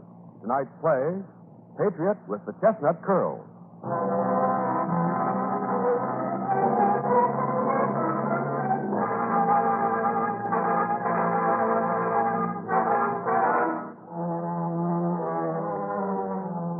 July 9th, 1776. I shall never forget this day as long as I live. When, in the course of human events, it becomes necessary for one people to dissolve the political bands which have connected them with another. The Declaration of Independence was being read for the first time in New York State. I wondered how I, Sally Townsend, was ever so privileged to hear those wonderful words. Afterwards, when the meeting at White Plains had ended, Father and I rode through the green countryside toward Long Island and home. Well, Sally, how did it feel to witness the birth of a brand new nation, huh? How did it feel, Sally? Well, they'll have to change all the maps, Father, won't they? I wonder what color New York will be. Oh, certainly not lobster-back pink anymore. Sally, have you any idea why I brought you with me instead of one of your brothers or sisters? Well, Audrey's interested in only two things, clothes and prospective husbands, and Phoebe's too young. And Robert, he's a Tory. Oh, Sally. Well, he is. He'd much rather be in New York City in that coffee shop of his, and you know it. Him and his Tory friend. Oh, no.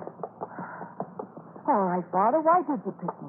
Well, maybe I needed someone to look after the horses. Oh, Father.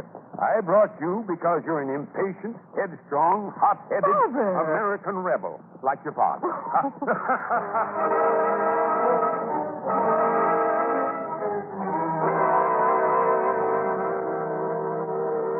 I soon learned that declaring your independence and actually winning it were two different things.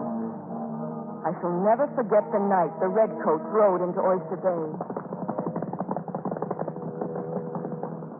From down the street, we could hear the angry pounding on the doors of our neighbors.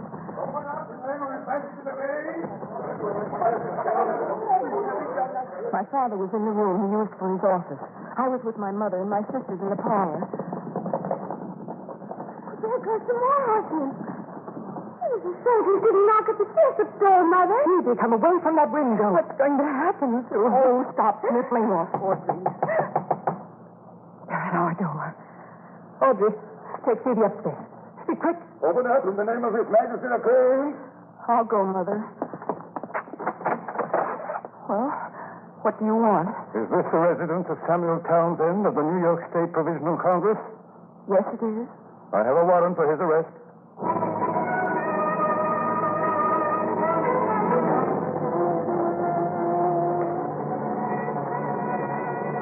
Hours of nightmare followed. Hours of fear for my father's life. Then, when we'd almost given up hope... Mother! Sally, come to the window. Hurry. Audrey, what in the world is happening? Is somebody else getting arrested? Is Father getting out of the car? Oh, he's free. He's come home. Oh, Father. Samuel, my dear Father, we were so worried. You're there now.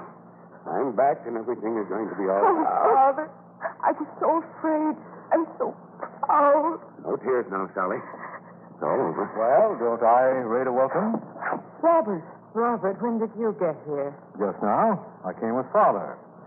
You're all so busy looking at him, you wouldn't even have noticed General Washington if he'd come in. What are you doing here? Sally, without Robert's help, I might not be here. We've heard such frightful stories, Samuel. Are you all right? Oh, yes. I don't think we'll have to worry from now on. You won't be under suspicion. No, I took an oath of allegiance to the king. You what? You took an oath of allegiance? After all the things you said? Sally, please. I don't believe it. And furthermore, Mother, I've offered our guest room to the commanding officer of the new regiment coming into Oyster Bay. Father, you couldn't have. A British officer living here. Who is the officer, Father? Colonel Simcoe of the Queen's Rangers. The Queen's Rangers? Yes. A fighting troop like that on garrison duty? That is what I have been told. Would you prepare the room, please, Mother? As you wish, Samuel. Sally, what's the matter? Sally. Oh, she's run to the cellar. Samuel, please take a light and fetch her. Very well. Father, wait. I'll speak to her.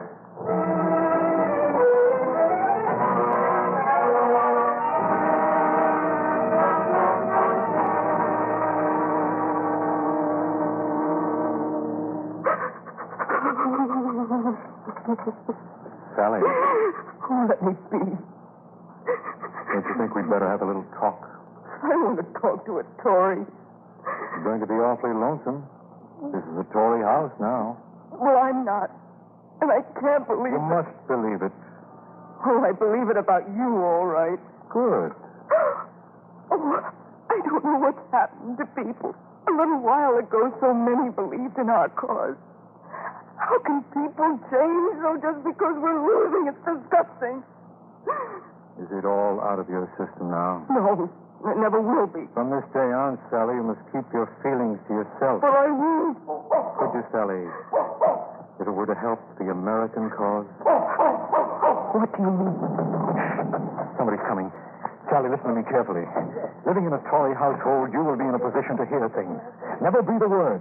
But if you should ever hear anything that might be of concern to our cause... Your cause, too? Yes, Sally, my cause, too. Don't you understand? Now, if you should hear anything, let me know about it. Oh, all right, Robert. Oh, but what if you're in New York? How will I reach you? I'll give you one name. He'll know how to reach me if I'm not here. The name is Daniel Young. But he's a traitor. No, he's with us. But remember, not a word. Robert, Sally, come up at once. Colonel Simcoe is here. We're coming. Come on, Sally. Come on, hurry. I don't want to meet a lobster back. There you are. Colonel Simcoe, my daughter Sally, and my son Robert. We're honored, Colonel. Good evening, sir. Well, I am the one who's honored. Your name is Sally? Yes, Colonel. Yes. I am indeed honored. Colonel, are you ready to see your room? Oh, yes. Would you excuse me? I must not keep my host waiting. I hope he didn't hear you say lobsterback. Sally, you must learn to control your speech. I'll never do it again, honestly. Colonel Simcoe, the Queen's Rangers. Well. He's terribly handsome, isn't he? And important. The Colonel and his Rangers are not here for permanent garrison duty, I can tell you that. I'm certain they're being held in reserve for something big. But what could it be? That's what you've got to find out.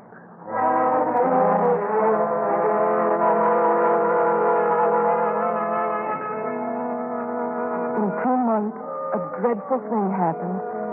I found I was falling in love with Colonel Simcoe. I wasn't sure how he felt until one night, it was St. Valentine's, he asked me to walk in the garden with him. Do you know why I asked you to come to the garden with me? Well, you said you wanted to tell me something. Yes, I did want to tell you something. But I also wanted to give you this. A Valentine's? Read it. Fairest maid, where all are fair, beauty's pride and nature's care. To you, my heart, I must resign. Oh, choose me for your Valentine. I would have preferred just to write, I love you. Oh, poem is very nice. I do love you. I'm most honored. Is there anything you can say to me now? A hint, perhaps? A word that might let me know your feelings? Oh, I can't. Why, Sally? Because I... Oh, not now. Please wait. Wait. That word symbolizes my whole life these days. I must wait, always wait. I'm sorry. I didn't That mean... wasn't directed towards you, my dear. But I'm a soldier. I have fighting troops under my command. And here we sit. And we must continue sitting until one man gives the signal. The signal? The Queen's Rangers are not garrison troops, Sally. And I was promised the attack that may end this war. But when? When?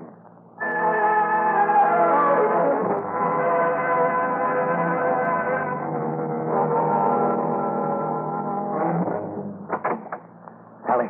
Robert, what are you doing home? We've got to speak quickly. I must be back in New York tonight. You found out anything? No. But surely something must have been said. Robert, listen to me. You've got to understand. I shouldn't be doing this.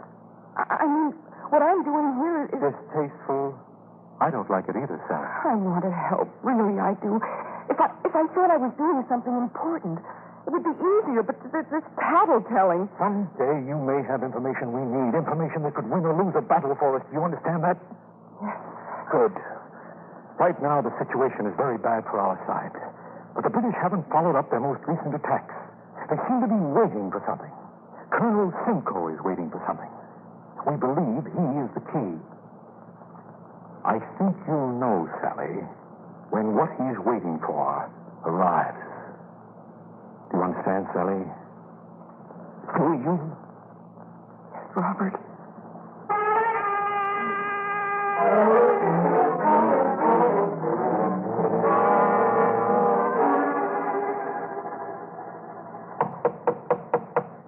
Sally, would you see who's at the door? Yes, Mother. Good afternoon. Is this the Townsend residence? Yes, it is, sir. And Colonel Simcoe's lodgings? Is that Major Andre? Major Andre. Tom, you've come. You've finally come.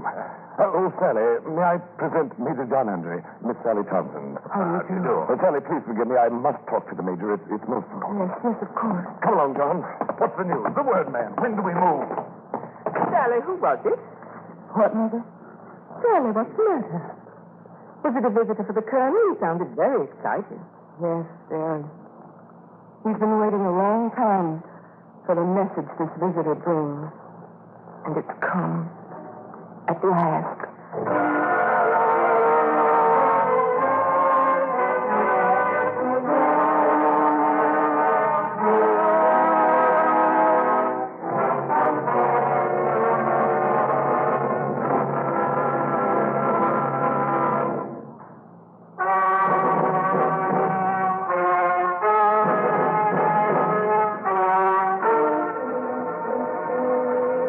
Cavalcade of America, Joan Caulfield is starring as Sally Townsend in Patriot with the Chestnut Curls.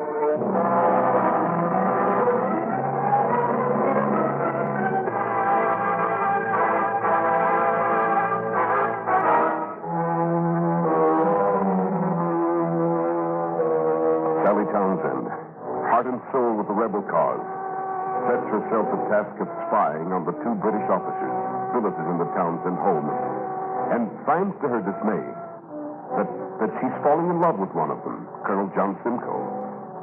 Right now, the Townsend family is alone at breakfast. We thank thee, Lord, for what we are about to receive. Amen.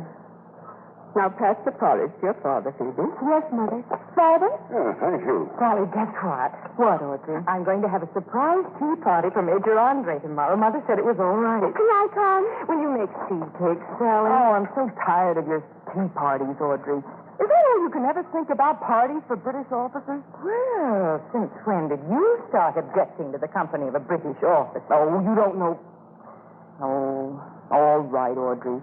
I'll make the cakes for your tea party. Oh, please don't go out of your way. Go. But, Father, I don't see what's so different about my enjoying the company of Major Andre than Sally's enjoying I said I'd make them. Sally, sweet, I'm Simcoe. Sally, sweet, I'm Simcoe. Mother, make her stop. Well, yes.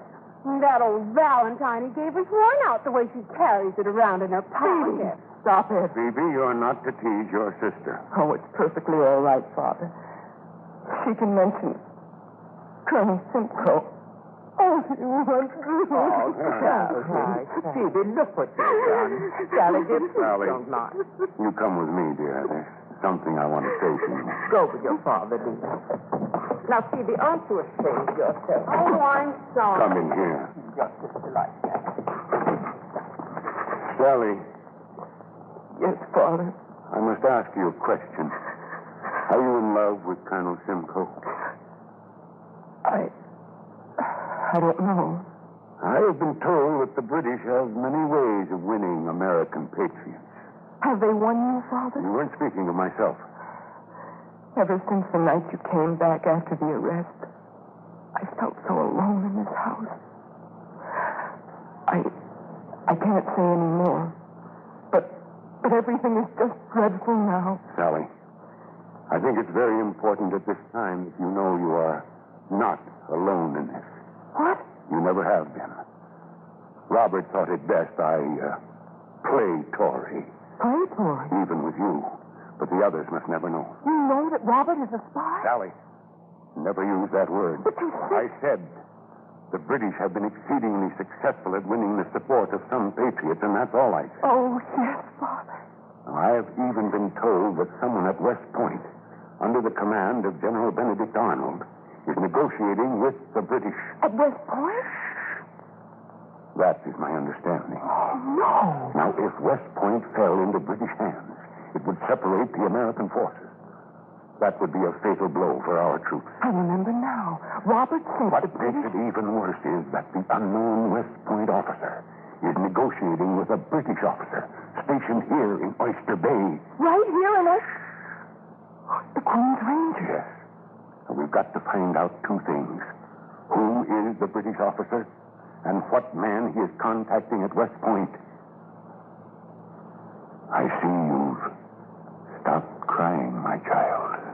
Yes, Father. I've stopped crying.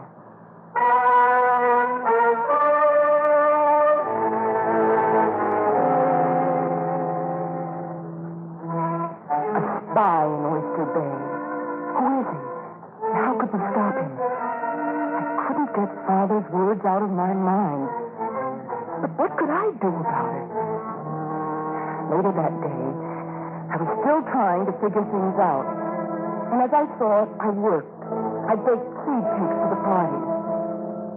I finished one batch and was just about to take the cakes into the dining room when I heard it. It was a door leading from the hall into the dining room. It was soon opened slowly. I tiptoed to the doorway and looked in.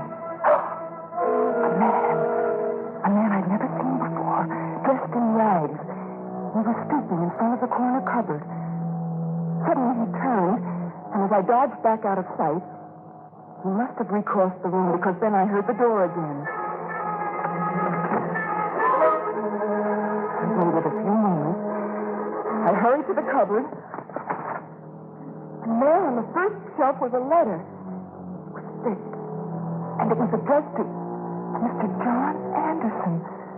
I don't know any Mr. John Anderson. Still, I replaced the letter, closed the cupboard, and started for the kitchen. Where are you going, Sally? Oh, Mr. Andre. You startled me. Yes, I see I did. I thought perhaps you would join us on the lawn. Unless, of course, you have something better to do. Oh, no. No. I mean, I'd love to join you. But there's something I must do. Oh, my cakes.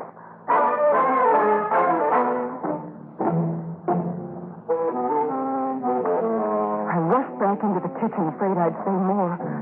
Perhaps I'd said too much as it was. Then suddenly I knew that letter was meant for a spy, and that spy was someone as it was. Then suddenly I knew that letter was meant for a spy, and that spy was someone in this house. I had to get it somehow and give it to Father. Once again, I went into the dining room. I ran to the cupboard. The letter was gone. There was only one person who could have taken it. Major Andre. I flew up the stairs to my father's office. And that's when I heard the voices. They were coming from John Simcoe's room.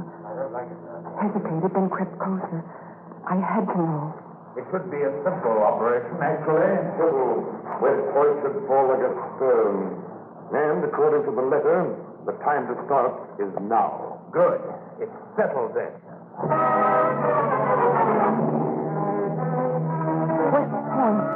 The letter was connected with West Point. I didn't know which way to turn. My father was nowhere around. And then suddenly I remembered. I wrote a note for Robert, telling him all about the letter to Anderson and repeating everything I had overheard about West Point. Now I had to get it to Daniel Young. I slipped out of the house to the barn and saddled my horse.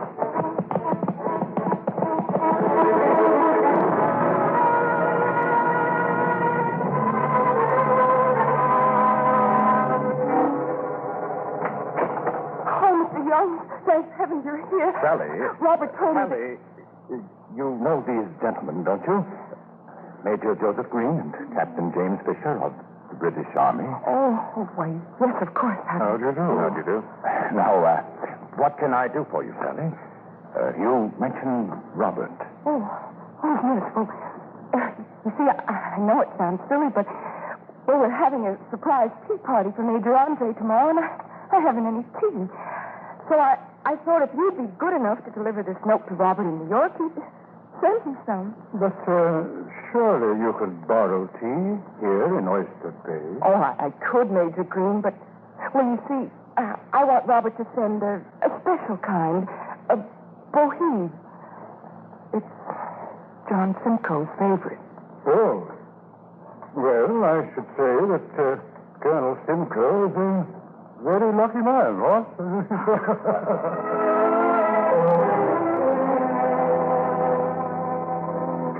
When I finally got out of that house, I was so relieved. Suddenly I stopped. In my concentration on sending the note to Robert, I had just naturally assumed that John Anderson was Major Andre.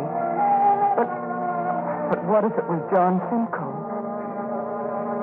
I don't remember the rest of my ride home. And it wasn't until I walked into the room I shared with Audrey that I learned the news. Sally, where have you been? Did you hear? There's no surprise party tomorrow. Isn't it a shame? He's been called away on an urgent mission. Who? Major Andre. Oh. And Colonel Simcoe? He went, too.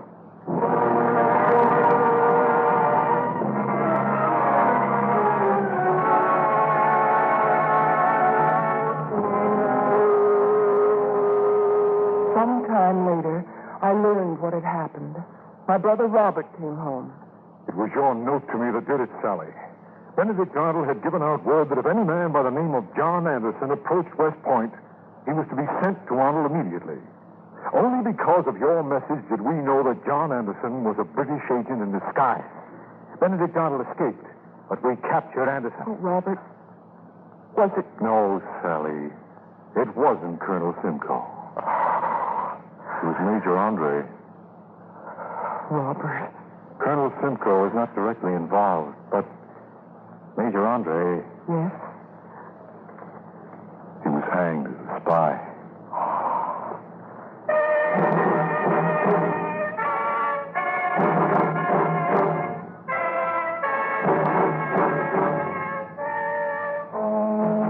Had I been a soldier in the field and killed him with my musket, I might have been able to justify myself. I prayed to God that I would never have to face Major Andre's best friend again. Then one day, 3 weeks later, John Simcoe returned to Oyster Bay. My regiment's been ordered into the field, and I may not be back for months. But, Sally, you're crying. Seeing you, hearing your voice again, makes me think back. Andre? Yes. I don't know if you can understand, Sally. When two soldiers are good friends, they're always aware that death may take one or both in the course of war.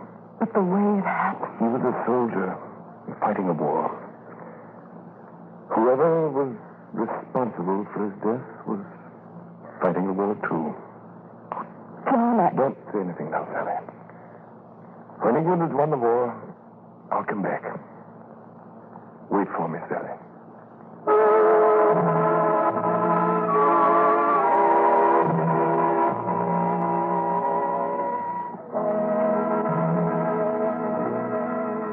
England has won the war. He rode away, and my heart was heavy, for I knew I would never see him ever again.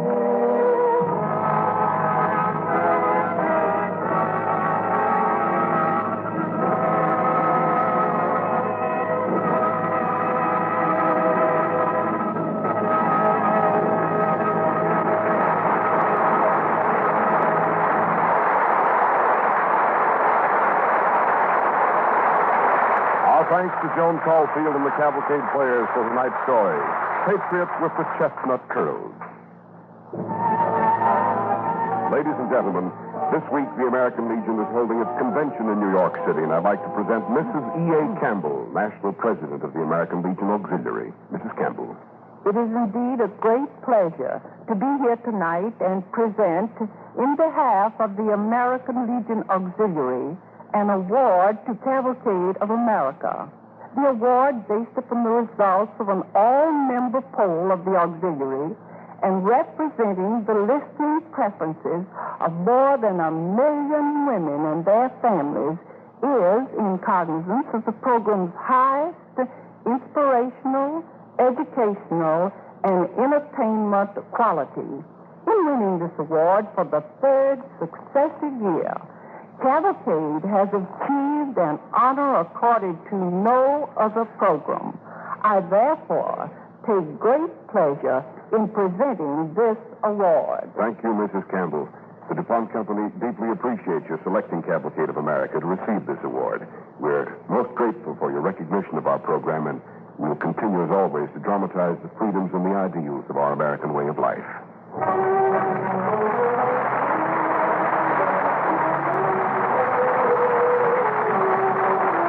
Tonight's DuPont Cavalcade was written by Robert Soderbergh and Edith Summer, and based on material from Sally Townsend, Patriot by Dorothy H. McGee, published by Dodd Mead and Company, Incorporated. Original music was composed by Arden Cornwell, conducted by Donald Voorhees. The program was directed by John Zoller. With our star, Joan Caulfield, our Cavalcade players were Neva Patterson, Vera Allen, Sandra Spicer, George Petrie, Tom Collins, Cameron Prudhomme, Richard Newton, Carl Weber, Mercer McLeod, and Lester Fletcher. And this is Cy Harris, reminding you to be with us next week when the DuPont Cavalcade will present The Melody Man, the story of a 20th century Pied Piper, starring Robert Cummings.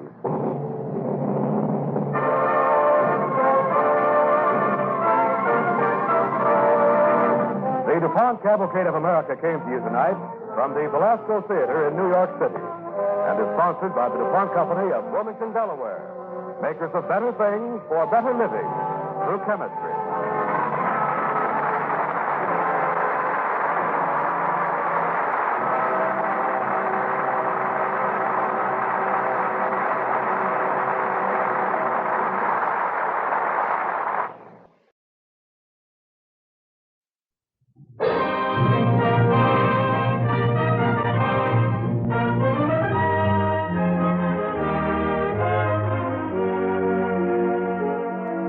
The DuPont Company of Wilmington, Delaware, makers of better things for better living through chemistry, presents the Cavalcade of America.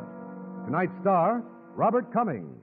Tonight's play, the story of Finn Magnus, a 20th century Pied Piper, the Melody Man.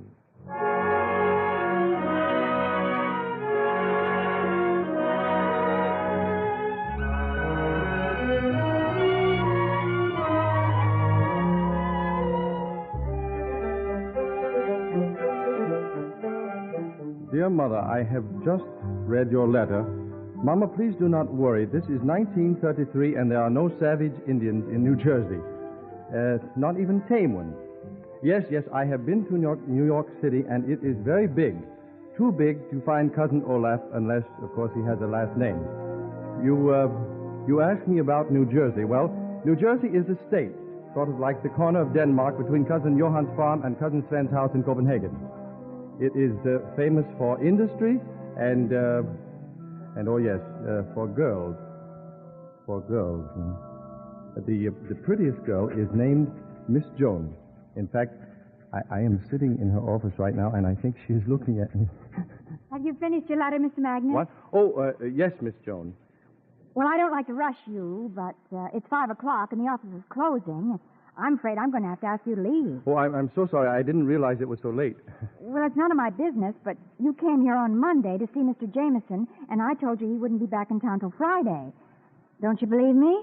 Oh, yes, I believe you all right. I'll be back tomorrow. But tomorrow's Thursday. Yes, that's right. Look, you've been here every day this week. At 9 o'clock, you walk in, tip your hat, then sit in that chair till 5. Then you tip your hat again, you say, "Good night, Miss Jones," and then...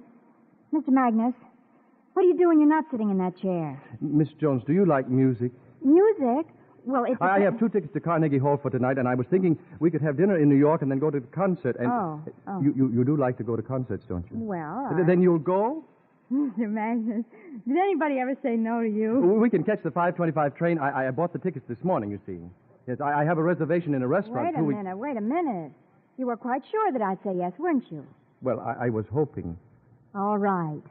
It'll take me a few minutes. Oh, Miss Jones. Yes? Miss Jones, please excuse me, but what is your name, Miss Jones?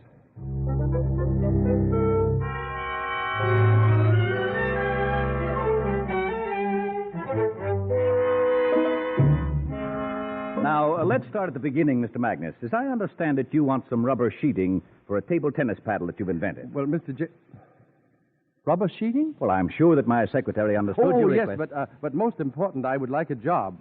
Job? Well, she didn't mention anything about a job. She wrote down the... On the way home last night, I got the idea. I'm sure that my background is all right. Well, we are thinking of hiring a few machinists, 2 or 3, but... Yeah, I've worked as a stevedore, my first job when I came from Denmark, and then a stock clerk in a steel factory.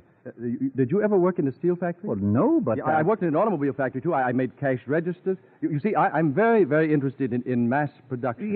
Yes, I'm sure you are, but this is a small business. We only have 37 employees, Oh, and there's a future with a small business. A man can grow with a small business. And I'm a little ashamed to offer you this job. It's on a machine and only pays 35 cents an hour. I'll take it. Well, all right. You can start Monday morning. Thank you. You don't give a man a chance to think. Very well. Monday morning it is. If it's all the same to you, sir, I'd like to start right now. But it's 4 o'clock. We shut down in an hour for the weekend. Yes, I know, but since I have to stay until 5 anyway, I thought I might as well start working now. You have to stay? Well, yes. You see, Miss Jones and I are going to the opera tonight. It's Pagliacci. Well, good luck. Yes, thank you, sir. Well, good afternoon, Mr. Goodbye. The opera? Funny. But I'd have sworn our Miss Jones was tone deaf.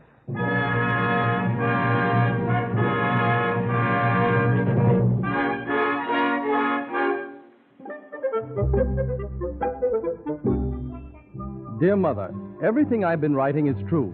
After 1 year, I was called foreman, and they gave me a plain wooden desk. By the 3rd year, I wore a tie every day, and I was called superintendent, and the desk was oak. And now, 5 years later, I am general manager, and my desk is mahogany. And also, please, Mama, do not refer to Elsie as that American girl. We've been married for 2 years, and everyone but you is convinced that she is good enough for me. Please, Mama. Your son, Finn. Where's Finn, Elsie? He's in his office, Mr. Jameson. Well, I tried to get him on the phone. Doesn't he ever answer the thing? Stand here a moment and you'll see why.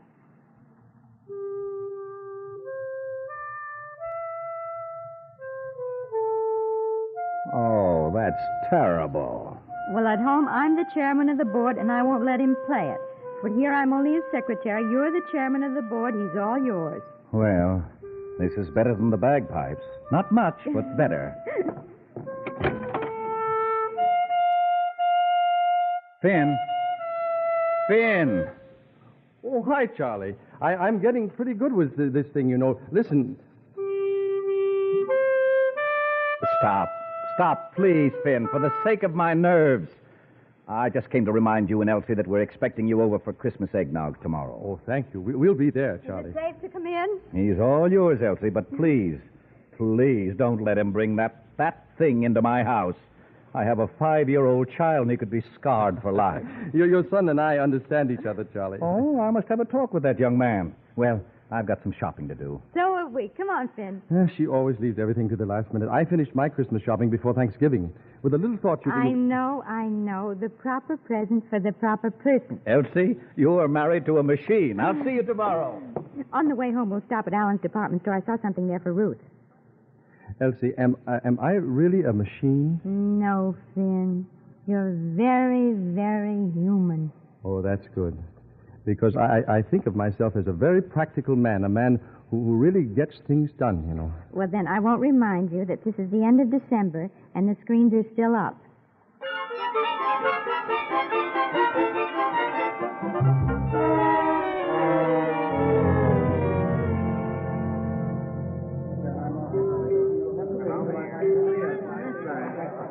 You want to fight this mob with me? No, thanks, darling. Well, then where'll I find you? Oh, I'll be at the music counter. I just thought of something else that I'd like to buy for Charlie's boy. Just don't start roaming around.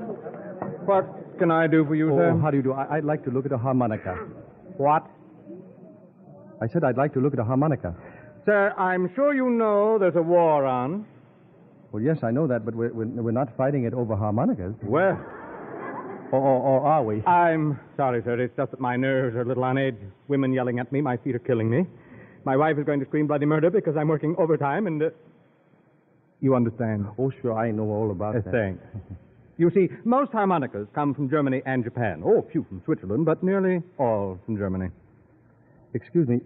You mean we don't manufacture any harmonicas here in America? Oh, a few, but our labor costs are so high that we just can't compete with the Germans. Got a beautiful ashtray, dear. It was the last one, and some hussy tried to grab it from me. You coming? Elsie, do you know something? I can't buy a harmonica here. Well, darling, what in the world do you want with a harmonica? Well, I just want one. As I was explaining to the gentleman, we import our harmonicas from Germany, but with the war... We can't compete with the Germans, eh? Come along, Elsie. Oh, thank you. I'm sure we'll find one in another store. But, madam, nobody listens to me. Nobody. Customers, my wife. I wonder if 46 is too old to join the Navy.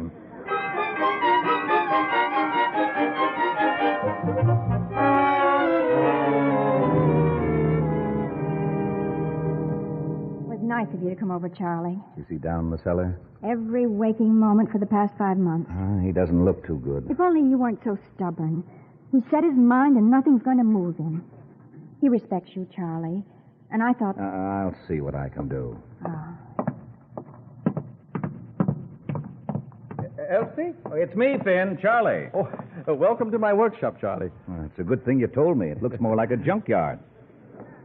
Not a very funny joke, huh? Oh, I'm sorry, Charlie. My sense of humor seems to be slipping. Sit down, won't you? Thanks. Well, I suppose you know what you're doing. Well, I know what I'm trying to do.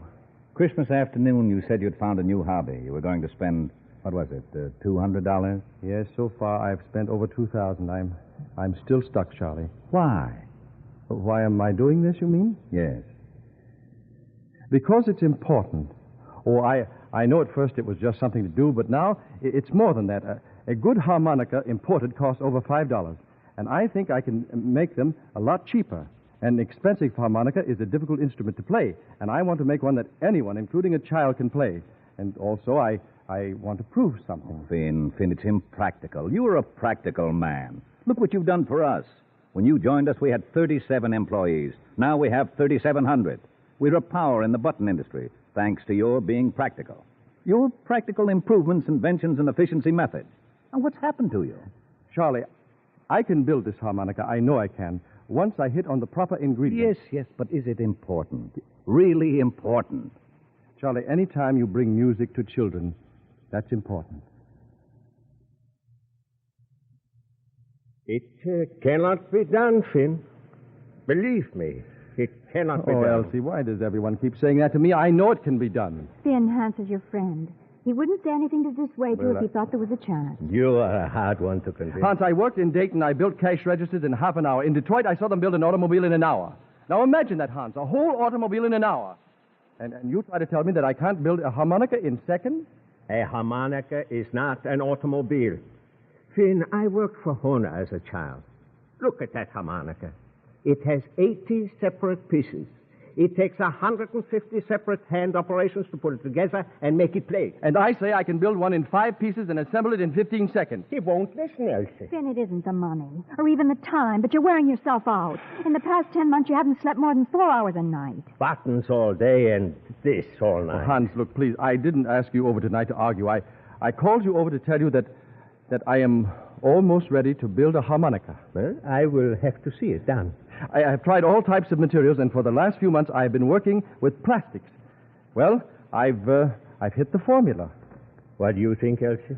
Well, I'm worried about my husband, Hans, not a harmonica. Well, by this time next week, your worries will be over. I hope you're right, Finn. But the harmonica is a delicate instrument. It must be put together with tenderness and care. Believe me, Finn, you might be able to make a dozen automobiles in an hour, but all they have to do is ride over bumps, not play a concerto.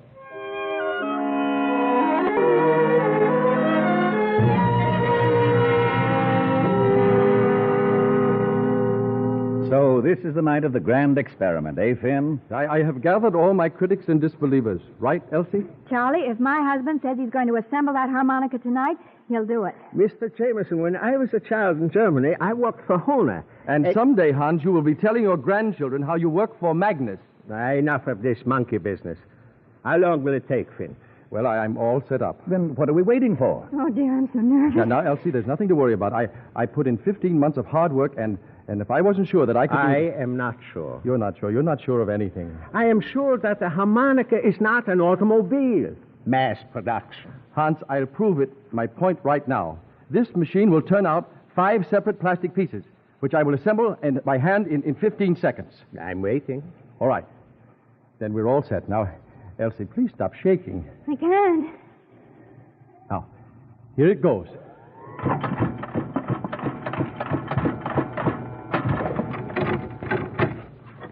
Is it all right?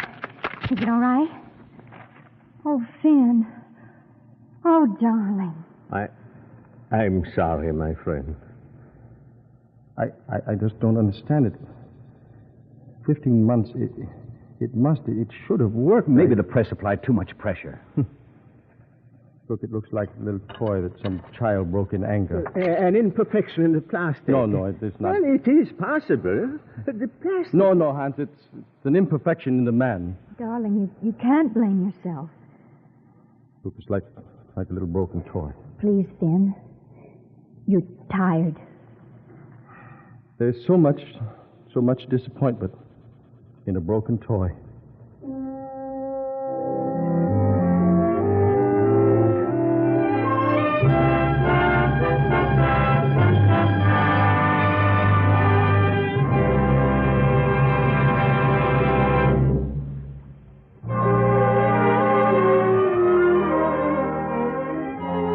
You are listening to the DuPont Cavalcade of America, starring Robert Cummings. And now, Bill Hamilton, speaking for the DuPont Company.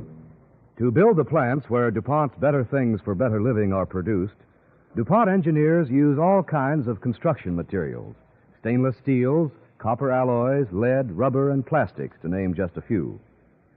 The requirements of the chemical industry are so exacting that all these materials must meet certain standards of quality. These standards have been set by the American Society for Testing Materials, one of the important technical associations in which DuPont men are active members. Membership in societies such as these does much to broaden the knowledge of the engineers, scientists, and other technical people who bring you the DuPont Company's better things for better living through chemistry.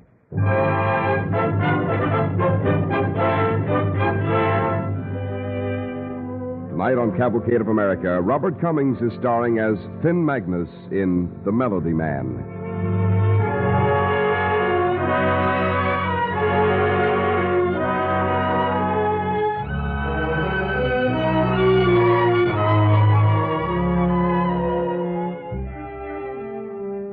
Finn Magnus was determined to see his dream come true. Month after month dragged by.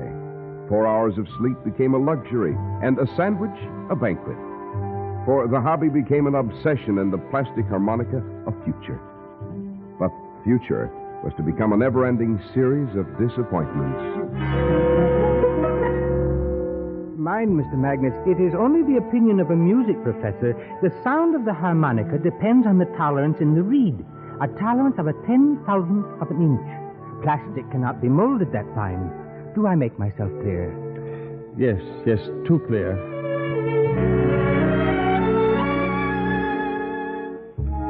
Finn, you've been banking with us for 14 years. I saw your account grow. I saw you grow in the community. Now there's a mortgage on your house. You've gone through $11,000 in cash. You have 2 bank loans for $5,000. I need a little more time, just a little more time. Maybe if I explain it this way. I spent 4 years at Ohio State, took 3 years of medicine at Johns Hopkins, and graduated with honors. Interned at Michael Reese in Chicago. Practiced for 27 years. And Finn, that gives me the right to tell you that you are a sick man. Oh, but I feel fine. You look terrible.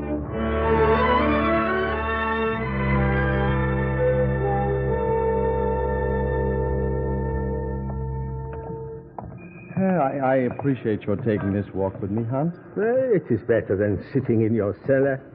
I spend more time in your cellar than in my living room. Yes. I didn't want Elsie to overhear us. I'm not dumb, Finn. Elsie, Hans is a little sick. He needs a walk. Elsie is not dumb either, Finn. No, she worries about me. Well, she's your wife. Hans, the last batch of plastics was a complete failure.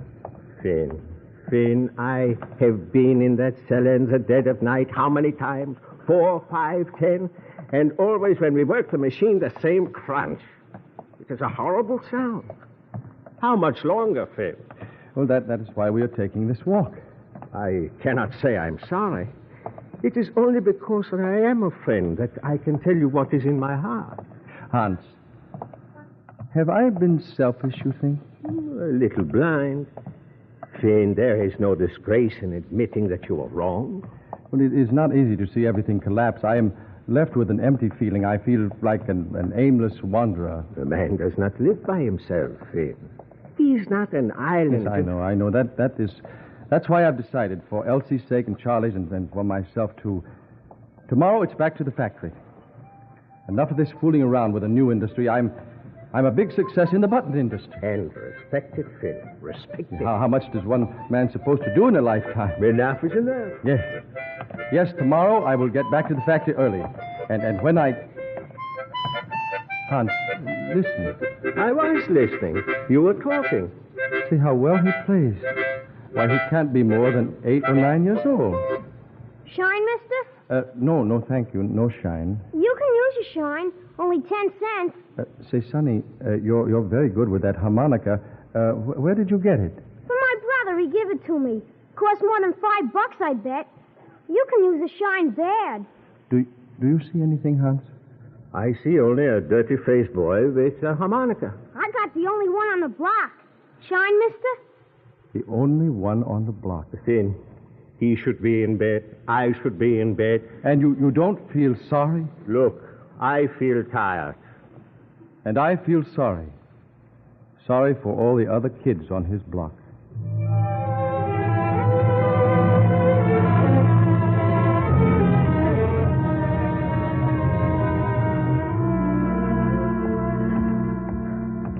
Evening, Mike. Oh, it's you, Mr. Magnus. I didn't recognize you in the dark. I was just enjoying the air. I thought I saw you last night. That was you, wasn't it? I've been having a little trouble sleeping, yes. Now, that's one trouble I don't have. Mine is my feet. Yes, you've been on this beat for a long time, haven't you, Mike? 18 years. That's a lot of walking. Yes. No promotion. Plenty of chances. Only it's a funny thing. I had to do a lot of walking to find out what I wanted. And what I wanted was what I was doing. Does that make sense? Yes. Yes, that makes very good sense. Yes. Well, come on, I'll walk you past your house. Oh, thank you. You know, the people around here know me. They like me. Me, I like what I'm doing. Well, there aren't many men that can say that. Now, take my brother-in-law. Oh, is he a policeman? No, he's a businessman and respected and successful and unhappy. Successful yet unhappy. Yes, Mr. Magnus. All his life he wanted to be a baseball player. Was a great shortstop, too. But he listened to lots of well-meaning people, went into business, became successful, and unhappy. There's no running away, is there, Mike? No, not from yourself. Oh, say, isn't that your missus on the porch? Oh, yes. Elsie. Well, good night, Mr. Mack. Oh, yes, good night, Mike. Elsie, what are you doing? Elsie, do you feel all right? I couldn't sleep. But why? Because you couldn't sleep? Oh, you'll catch cold sitting out here in your bathrobe. Mm-mm. Where'd you go, Finn? Last night and the night before? Oh, I was talking to the policeman. Every night this week? No, just tonight. He was telling me about his brother-in-law. Finn, oh, Finn, what am I going to do with you? He wanted to be a baseball player. You should be in bed, dear. Come on, let's go in. I can understand a man like that. No, I'm sure I couldn't. I can even understand why he was running away. You're tired, dear. You need a good night. Finn, with the bedrooms upstairs, you're heading toward the cellar. Oh, yes, I know, Elsie. Because I'm tired of running away.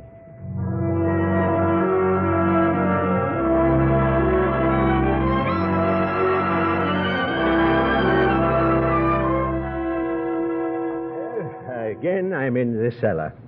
I thought he gave up this foolishness. Well, he wants to try just once more. In Finn, there's too much stubbornness. Yes, he's going to snap. I've seen him at the office. He's tight as a spring. I know it. You should have seen him at night. He can't sleep. Paces back and forth, back and forth. Elsie, I don't want to pile more worries on your head, but I met Doc Brown on the golf course. Oh? He said that it's more than a physical thing. That Finn has been driving too hard. I found the wrench. We were all set to go now. Oh, Hans, did you look over the blueprints? On paper, Finn, on paper it looks right. Yes. But only my son can make music with paper, and he uses a comb. He calls it music. I call it noise. You think it'll work this time, Finn? It has to work. I'm going to let you hold the stopwatch, Hans, and as soon as the machine stops, just push the little button. I know how to run a watch, even if I never built an automobile. Now, the secret of mass production is in the time.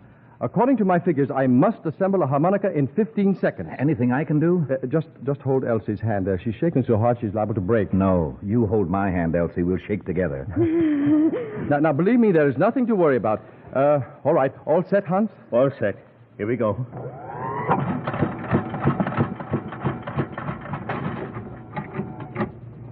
It didn't break. It didn't break. Great, wonderful. You're in the home stretch now. Come on, Finn. All right.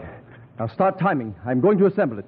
1, 2. Not a crack in any of the pieces. The reeds are all connected to this brace, you see. I'm afraid to breathe. 5 operations in 15 seconds. Careful, Hans, careful. Insert here, bend this in place, and 9. It's finished. 10. Oh, darling. With seconds to spare, congratulations, Finn. A plastic harmonica. Yeah. Wonderful. Why must I always be the pessimist? What do you mean? Forgive me. I can see the plastic, and it is very pretty, but a harmonica is not to see, it is to listen. What? No. Hans is right. It must play music now. In tune. Not like paper on a comb. A harmonica must be like a bird. Go on, play it. See what comes out. Play it for him, Finn. My lips are a little dry. You played, Hans. No, I will listen. Yeah, Elsie, how about you? You play it, Finn. I'm sure it'll work. Yes, it'll work. All right. Now, here goes.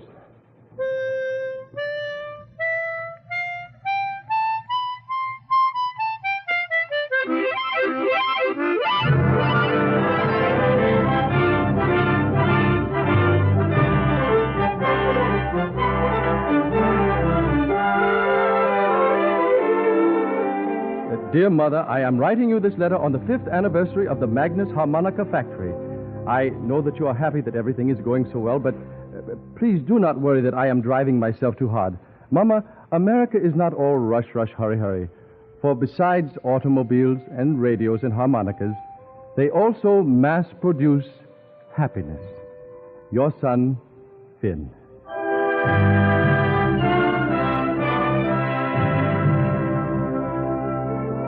The drive and the dream that is Finn Magnus has become a reality. for he has turned plastic into concertinas and clarinets and bagpipes.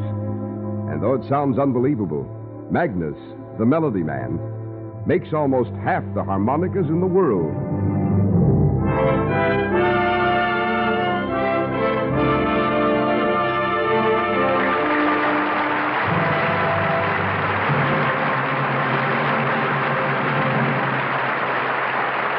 Our thanks to Robert Cummings and the Cavalcade Players for tonight's story, The Melody Man. And now, Bill Hamilton speaking for the DuPont Company. You know what the refrigerator in your kitchen does. Cooled by DuPont Freon fluorinated hydrocarbon safe refrigerant, which is used in nearly all recent home models, it lowers the temperature enough to keep food safe and fresh. Manufacturers in many fields find that refrigeration is as helpful to them as it is to you. For instance, a bakery must cool bread before wrapping it. The process once took several hours. Now, cooling time is cut to 80 minutes by placing the loaves in special rooms cooled by DuPont Freon. Cooling can help an automobile manufacturer, too, just as it can a baker, for instance, in assembling motor parts. If some of them are warm and others cool, they don't fit. One automobile manufacturer solved this problem by having a special room 200 feet long in his engine assembly plant. The air is filtered and cooled, and all parts remain at the same temperature, and they fit. A manufacturer of delicate communications equipment cuts down rejects by cooling his plant to keep his employees' hands from perspiring. In the metalworking industry, refrigerated oils help machine tools cut faster and stay sharp longer. Simple problems, solved by getting the temperature down a few degrees or controlling the humidity. But they are simple only because chemical science makes available the useful chemical compounds known as refrigerants. The DuPont Freon refrigerants that cool the food in your kitchen refrigerator, that help to solve production problems for bakeries, automobile manufacturers, the communications, metalworking, and many other industries, are some of DuPont's better things for better living through chemistry. Tonight's DuPont Cavalcade was written by David Harmon. Original music was composed by Arden Cornwell, conducted by Donald Voorhees. The program was directed by John Zoller. With our star, Robert Cummings, you heard Judith Parrish as Elsie, Ed Begley was Jameson, and Dan Ocko was Hans.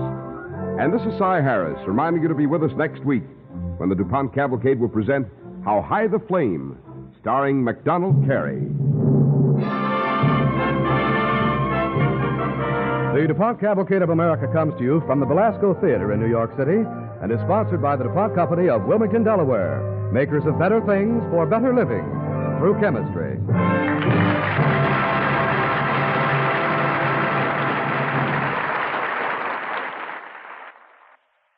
Tonight, play Truth or Consequences on NBC.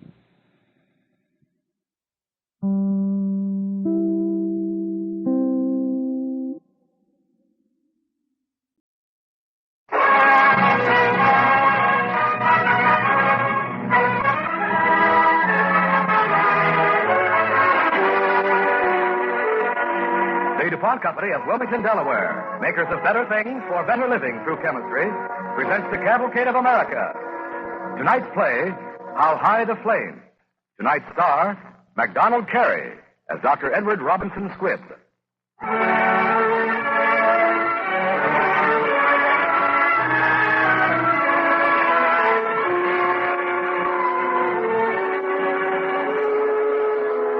It was late fall, the year 1857.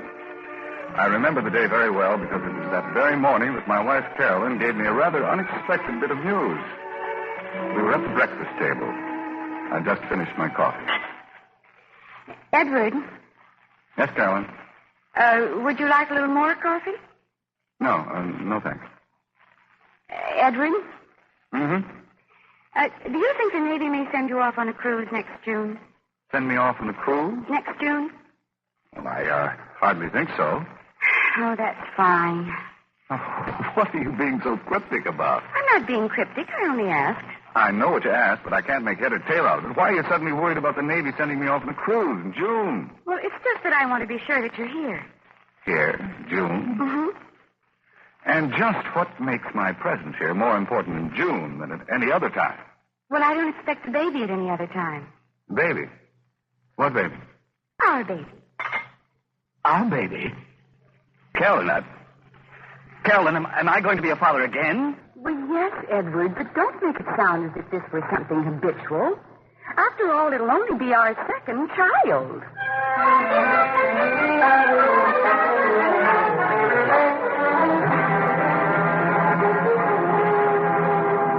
Now, at this time, the fall of 1857, I was assistant director of the Naval Medical Supply Depot at the Brooklyn Navy Yard. I might mention that I'd been in the Navy for 10 years and had achieved the rating of Past Assistant Surgeon with a weekly emolument of precisely $22.11. That was very much in my mind when I relayed the news to the head of the Brooklyn Naval Hospital, Dr. Benjamin Franklin Bache. Well, that's splendid news, Dr. Squibb. My heartiest congratulations. Thank you, Dr. Bache, but it does bring up another matter. Oh? Some time ago, I submitted a request for a raise in rating, a promotion I believe I am fully entitled to on the basis of my duties in the hospital and as director of the laboratory. And I certainly agree. I sent your request on to the Secretary of the Navy with my wholehearted endorsement. That was almost half a year ago, Dr. Bache. Yes, I know, but these matters can't be rushed. On the other hand, the fact that my family is on the verge of an increase can't be delayed. No, not very well. Well, what do you suggest I do, sir? I suggest patience, Dr. Squibb. A rather poor prescription, but the best I can offer. You're making a splendid record here. Under your direction, the laboratory is turning out first-class drugs and medicine for the Navy. Keep at it. You're doing a tremendous job.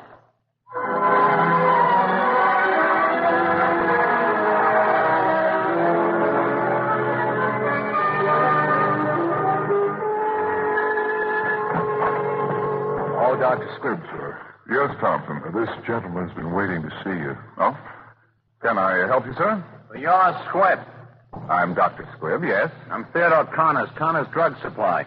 Who do you think you are, Squibb? The Admiral of the Yard?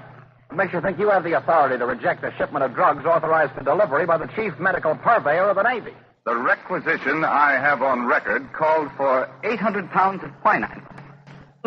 800 pounds of sticks, stones, earth, goatskin, bits of iron and lead, with here and there a few dried out bits of quinine bark. That's a lie. Is it? I have a sampling from each bale in my office. Like to see for yourself, Mr. Connors? I've been delivering drugs here for 10 years, Squibb. For a long time before you came here. And I'll be delivering drugs here long after you're gone. That may be. But during the interval, while I'm director of this laboratory, short as it may be, you will deliver unadulterated drugs or none at all. This laboratory has been set up to supply medical stores for some 10,000 men. A good many lives are dependent upon the quality of the drugs we prepare. I am personally aware of that responsibility, Mr. Connors. Oh, now, come off of it, Squibb. There's no need to put on your Sunday go-to-church attitude for me. Thompson. Aye, aye, sir. Mr. Connors is leaving. I'll see Dr. Bache about this. Splendid. Up anchor, mister. I'll take this up with Washington. Do that, by all means. Come on now. The tide is full and you're on your way. Will there be anything else, sir? Yes.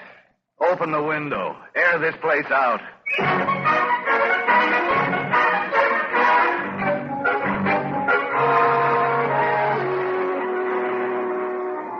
Carolyn, are you comfortable, dear? Yes, Edward, I'm quite comfortable. Can I get you something? How about a nice glass of lemonade? Oh, for pity's sake, Edward, will you stop fluttering around me like a worried pigeon? There's nothing the matter with me. No, darling. I feel fine. That's splendid. Some warm milk? Edward. It calms the nerves. Well, then, by all means, get some, darling. For yourself. You know, I rather think I will. I am a little on edge. You stay where you are, Carolyn. I'll see who it is. Squibb. Oh, Dr. Tully, come in. I've got to see you, Squibb. Yes, come in. You know my wife, Dr. Tully. Yes, of course. My apologies for coming at this late hour, Mrs. Squibb. Why, that's quite all right, Dr. Kelly. Please sit down. Is anything wrong? Yes, I'm afraid so. Dr. Squibb, can you do me a great favor, please? Anything, of course. I know your laboratory at the Navy Yard is closed now, but could you open it up? Yes, I could. I'm afraid I've made a ghastly, terrible error. Doctor, I brought a sample of some medicine I've prepared for some of my patients. Can you analyze it for me tonight? You have it? Yes, right here in my bag. I've made up this preparation 1,000 times. Here, Doctor. I've never noticed any toxic reactions, but... It smells of wintergreen. Yes, soil of wintergreen for flavoring. The mixture itself is quite harmless, I'm sure, a cough medicine. But all day I've had call after call from my patients. Some are desperately ill. They all show signs of acute poisoning. Poisoning? Let me taste it. Edward, be careful. Just a drop. Arsenic. Arsenic? I'm fairly sure of it.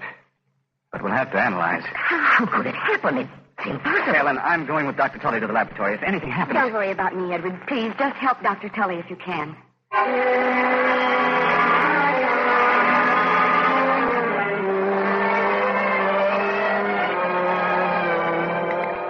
No doubt of it, Dr. Tully. This stuff is loaded with arsenic. There's almost a full grain in this 2-ounce bottle. I can't believe it. Where could the arsenic have come from? My guess is the oil of wintergreen. Where did you get it? From the same drug supplier I've used for years. Why would they put arsenic in the oil of wintergreen? As a preservative. They probably had an old batch lying around the warehouse and used the arsenic to keep it smelling and looking fresh. It's an old trick. Squib, what am I going to do? Do you have a list of every patient you've given this medicine to in the past 2 weeks? Yes, of course. Then let's get to them. Quickly.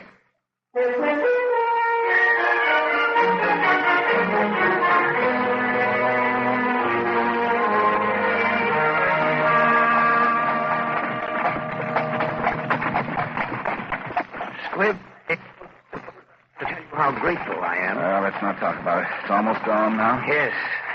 How many more names on the list? Just this last one, young Billy Simpson. The house is just down the street here, number 514. I think all the others will be all right. Some will be pretty sick for a while, but they'll get through. I hope so. I hope so. Isn't that a carriage in front of the house? Well, yes, it is. It's Dr. Milton's carriage. I thought it was. Oh, no. Oh, boy. This is it. I do hope everything's all right here, too. It's you. Mrs. Simpson. We've been trying to find you all night. I'm sorry, I've been... You killed him. You killed my little boy. Oh, no. Dr. Tully. Hello, Dr. Milton. There isn't anything you can do. The boy is dead.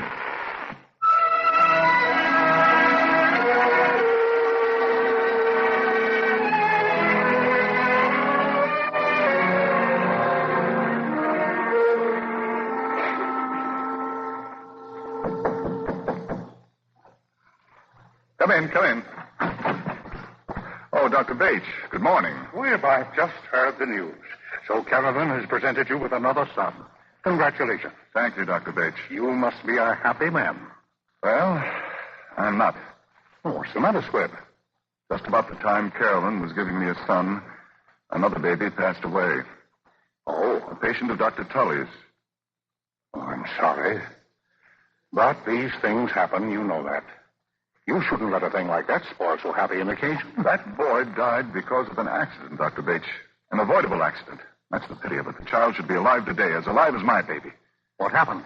Dr. Tully dispensed a cough medicine that was loaded with arsenic. Arsenic? Why, I can't believe Dr. Tully could make such a mistake. It wasn't Tully's fault that the oil of wintergreen he used was soaked full of arsenic. For that matter, how can any of us, any doctor, be sure of the drugs he uses? Every time we fill a prescription, we're gambling. That's true. And that's exactly why the Navy set up our laboratory. Because it couldn't trust the quality of the drugs it received from the outside. Well, the public is entitled to as much protection against adulterated drugs as the men in the Navy. Yes, they are. And another point. Why should the government have to go into the business of making drugs? Uncle Sam isn't the corner chemist. This is the job of private industry. There's no reason why a private drug concern can't maintain absolute standards of purity in its products. No reason. Now, where are you going to find such a public-spirited ethical concern? I don't know. Well, neither do I. Now, there's another matter. Yes, Dr. Bates? This is rather a poor time to tell you this, but I know you've been waiting to hear what the department has decided in regard to your appeal for a raise in rating. Oh, yes. I'm afraid they've turned you down. They said no? The secretary claims that it can't be done without a special act of Congress. I see. I'm sorry about this. Well, I'm not sorry, Dr. Bates. Not a bit. Well, I should think you would be. But I'm not. I've been 10 years in the Navy, sir, almost 2 years at this station. It's not easy to give up a commission that I worked hard to get and am proud to own, but this makes up my mind. Now, Squib, don't... I want to battle men like Connors on their own ground. I want to prevent the tragedies of little Billy Simpsons that happen every day. What? That was an accident. All right. I want to stop these accidents.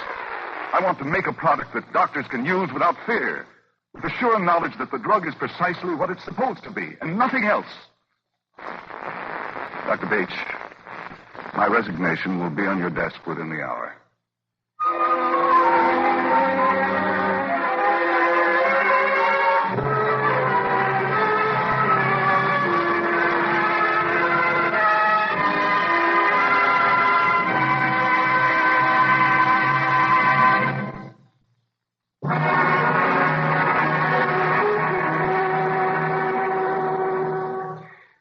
Return to our Cavalcade play, How High the Flame, starring MacDonald Carey as Dr. Edward Robinson Squibb.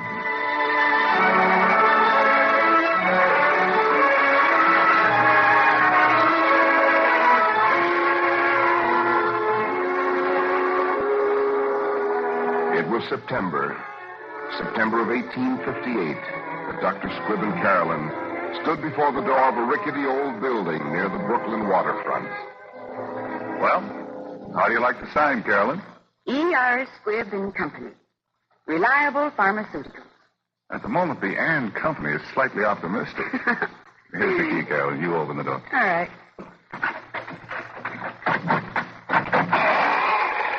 I can see the first order of business is to oil the hinges. I hope the good people of Brooklyn aren't too shocked, but I'm going to kiss my husband right here in the middle of Furman Street. Good luck, darling. Thanks, darling.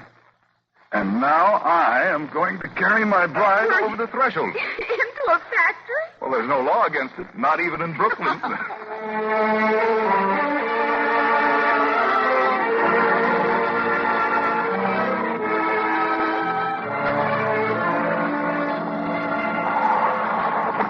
Dr. Squibb. Doctor, can I see you for a moment? Yes, Joe, coming right over.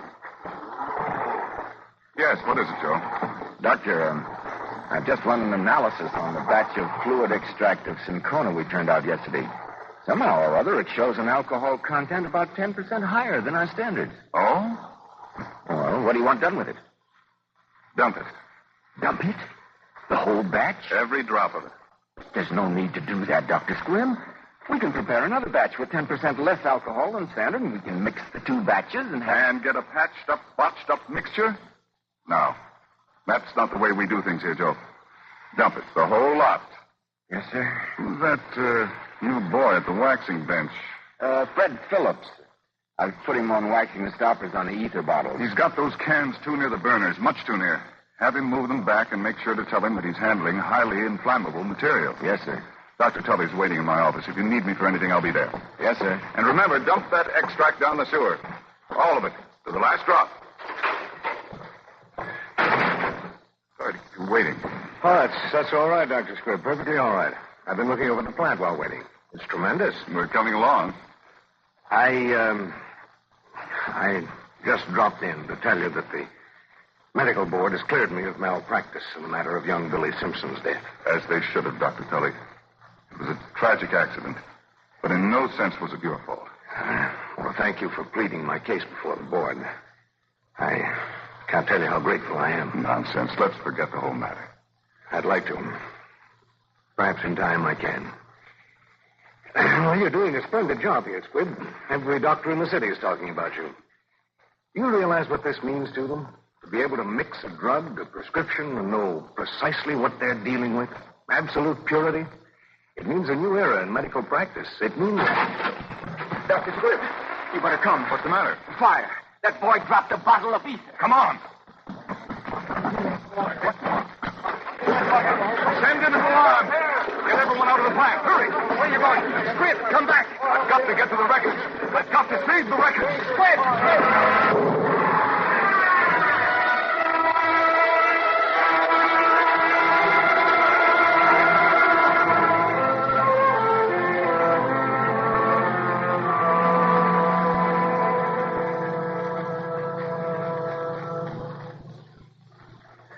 He's coming out of it now, Mrs. Squibb.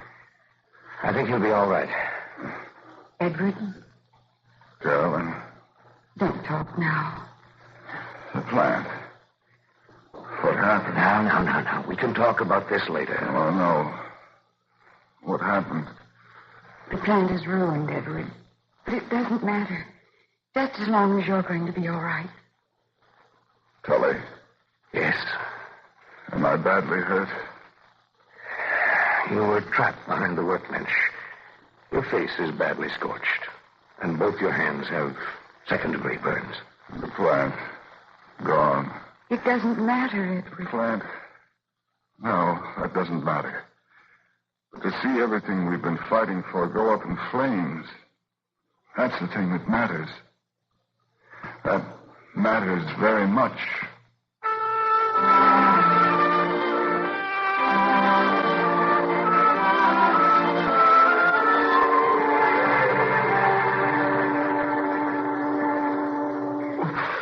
Be careful, Carolyn. I'm sorry, Edward. I'm trying to be as gentle as I can. Of course you are, darling.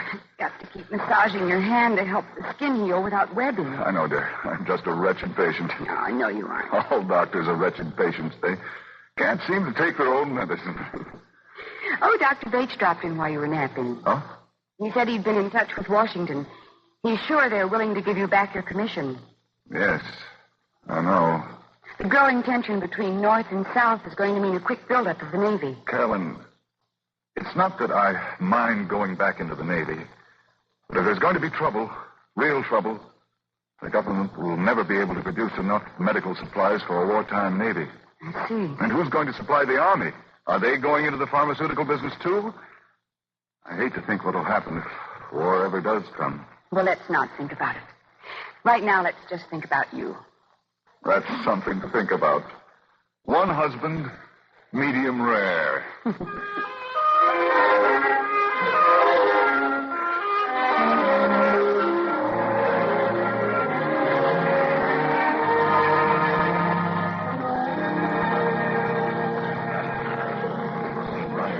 He knows we're coming, Mrs. Squibb? Yes, Dr. Tully, and he insisted upon coming downstairs, too. It's the first time since the accident. But you didn't tell him the purpose of our visit. Oh, no. Good. All right, gentlemen. Dr. Squibb's waiting for us. Yes, come with me, gentlemen. He's waiting in the living room. Thank you. Well, come in. And I'm so glad to see all of you. Thank you, Doctor. We're all glad to see you, Dr. Squibb. I think you know everybody. Dr. Miner, Dr. Crane, Dr. Dudley. How do you do? Dr. Dudley. Dr. McClellan, Dr. Delafield, and Mr. George Sampson, president of the Brooklyn Savings Bank. Sampson, sit down. Sit down, gentlemen. Dr. Squibb, we're here with a twofold purpose. First, of course, as old friends, to tell you how happy we are to see you up and around again. Well, you can't burn down an old stump till you've got the blast. Well, now, the second reason for this visit. And Dr. Squibb, we think that your fight to produce pure drugs deserves our support. And not merely word support, but action. I don't quite get what you mean, Dr. Tully. I'll put it very simply. We represent a large group of the doctors of New York City. We're all behind you, and we want to subscribe to a fund to rebuild your factory. Rebuild the factory? And quickly. Gentlemen, naturally, I'm deeply moved. I'll be frank with you. If this were merely the matter of rebuilding a factory, a gesture of kindness on your part, as deeply as I appreciate it, I'd refuse your offer. But I'll tell you honestly that the need for standard ethical practice in the manufacture of drugs is a thing beyond the simple matter of a man's pride. I agree with you that the factory must be rebuilt. I thank you. And I'm quick to accept your offer. But I will make one proviso. Oh, what's that, Squibb? I'll not take this money as a gift. I just can't do that. I'll take the money as a loan to be repaid in time with interest and full. No, we don't want that, Dr. Squibb. But I do. That's the way it must be, gentlemen. That's the way it will be.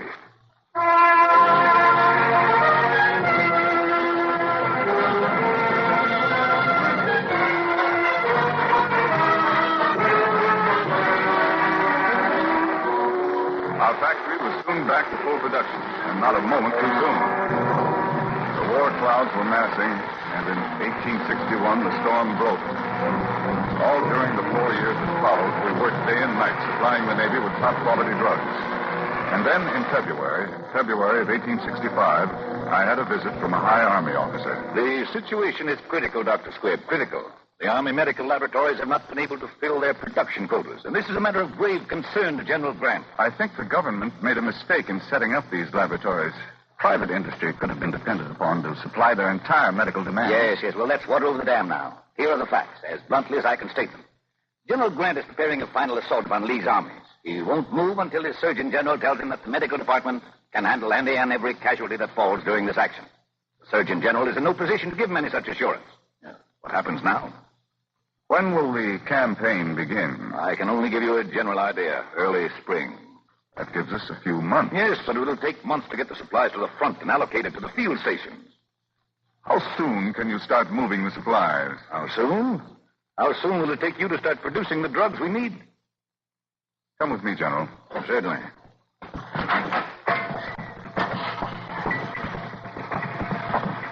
Right this way. The entrance to the warehouse is right here. There are your supplies, General. My supplies? I've been stockpiling these drugs for 3 years now, just for such an emergency. I felt that your laboratories couldn't do the whole job alone. I earmarked a certain percentage of our production for reserve, just held it back. Oh, well. Here it is. All yours. Squibb, I can't tell you what this means. I only hope it'll mean much less suffering and many more lives saved.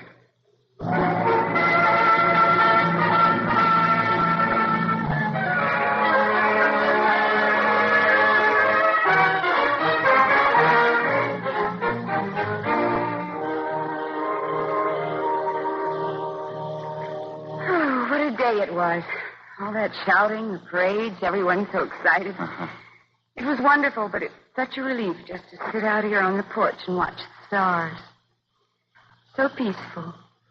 Peace. It's a comforting feeling, Carolyn. The nation brought together again. The war ended.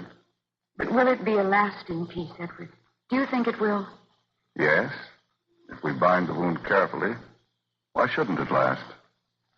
If we apply to government the same standards we apply to drugs, no compromise with quality, only the finest, the best, why shouldn't the patient get well?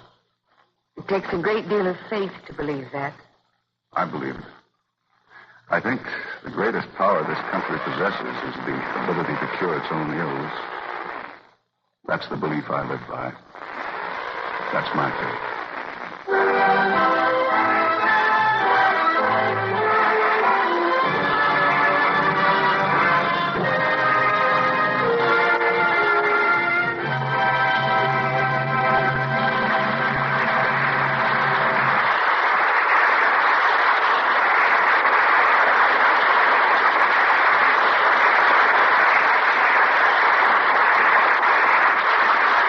Thanks to McDonald, Carey, and the Cavalcade players for tonight's story, How High the Flame. And now, Bill Hamilton, speaking for the DuPont Company. Under the blazing African sun, under the bite of the lash, Egyptian slaves long ago lifted rock upon rock to build the pyramids. Each of these famous tombs of the pharaohs took some 100,000 men 20 years to build. But in the end, they were nothing more than graves of a dead past. Often considered marvels of engineering, these tombs represent something far different from the engineering that has made our modern world a better place. For the basis of modern engineering is the application of scientific principles to the problems of daily living. On this basis, the engineering profession has grown to its present size and importance. 100 years ago, as American industry began to grow, an organization was set up to help engineers share their knowledge. It was called the American Society of Civil Engineers, to distinguish their work from those in the military service. At first, it included all types of engineering. But as specialization became necessary, some groups branched off. This week, some 30,000 representatives of 64 engineering societies are meeting in Chicago in the greatest gathering of engineers ever assembled.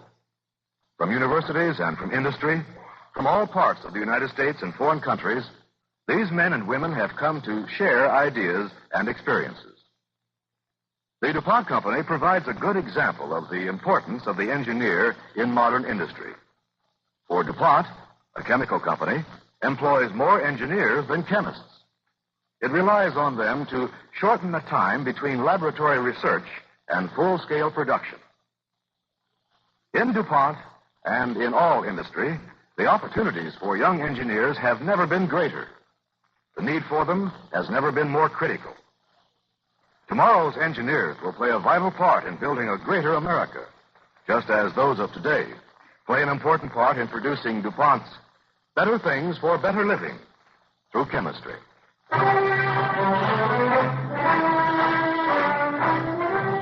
Tonight's DuPont Cavalcade was written by Irv Tunick and was based on Dr. Edward Robinson Squibb, pioneer American pharmaceutical manufacturer, an original biography by Harry S. Hammond, Jr. Original music was composed by Arnold Cornwell, conducted by Donald Voorhees. The program was directed by John Zoller. With our star, MacDonald Carey, you heard Ginger Jones as Carolyn, Charles Bingle as Dr. Beach, and Court Benson as Dr. Tully.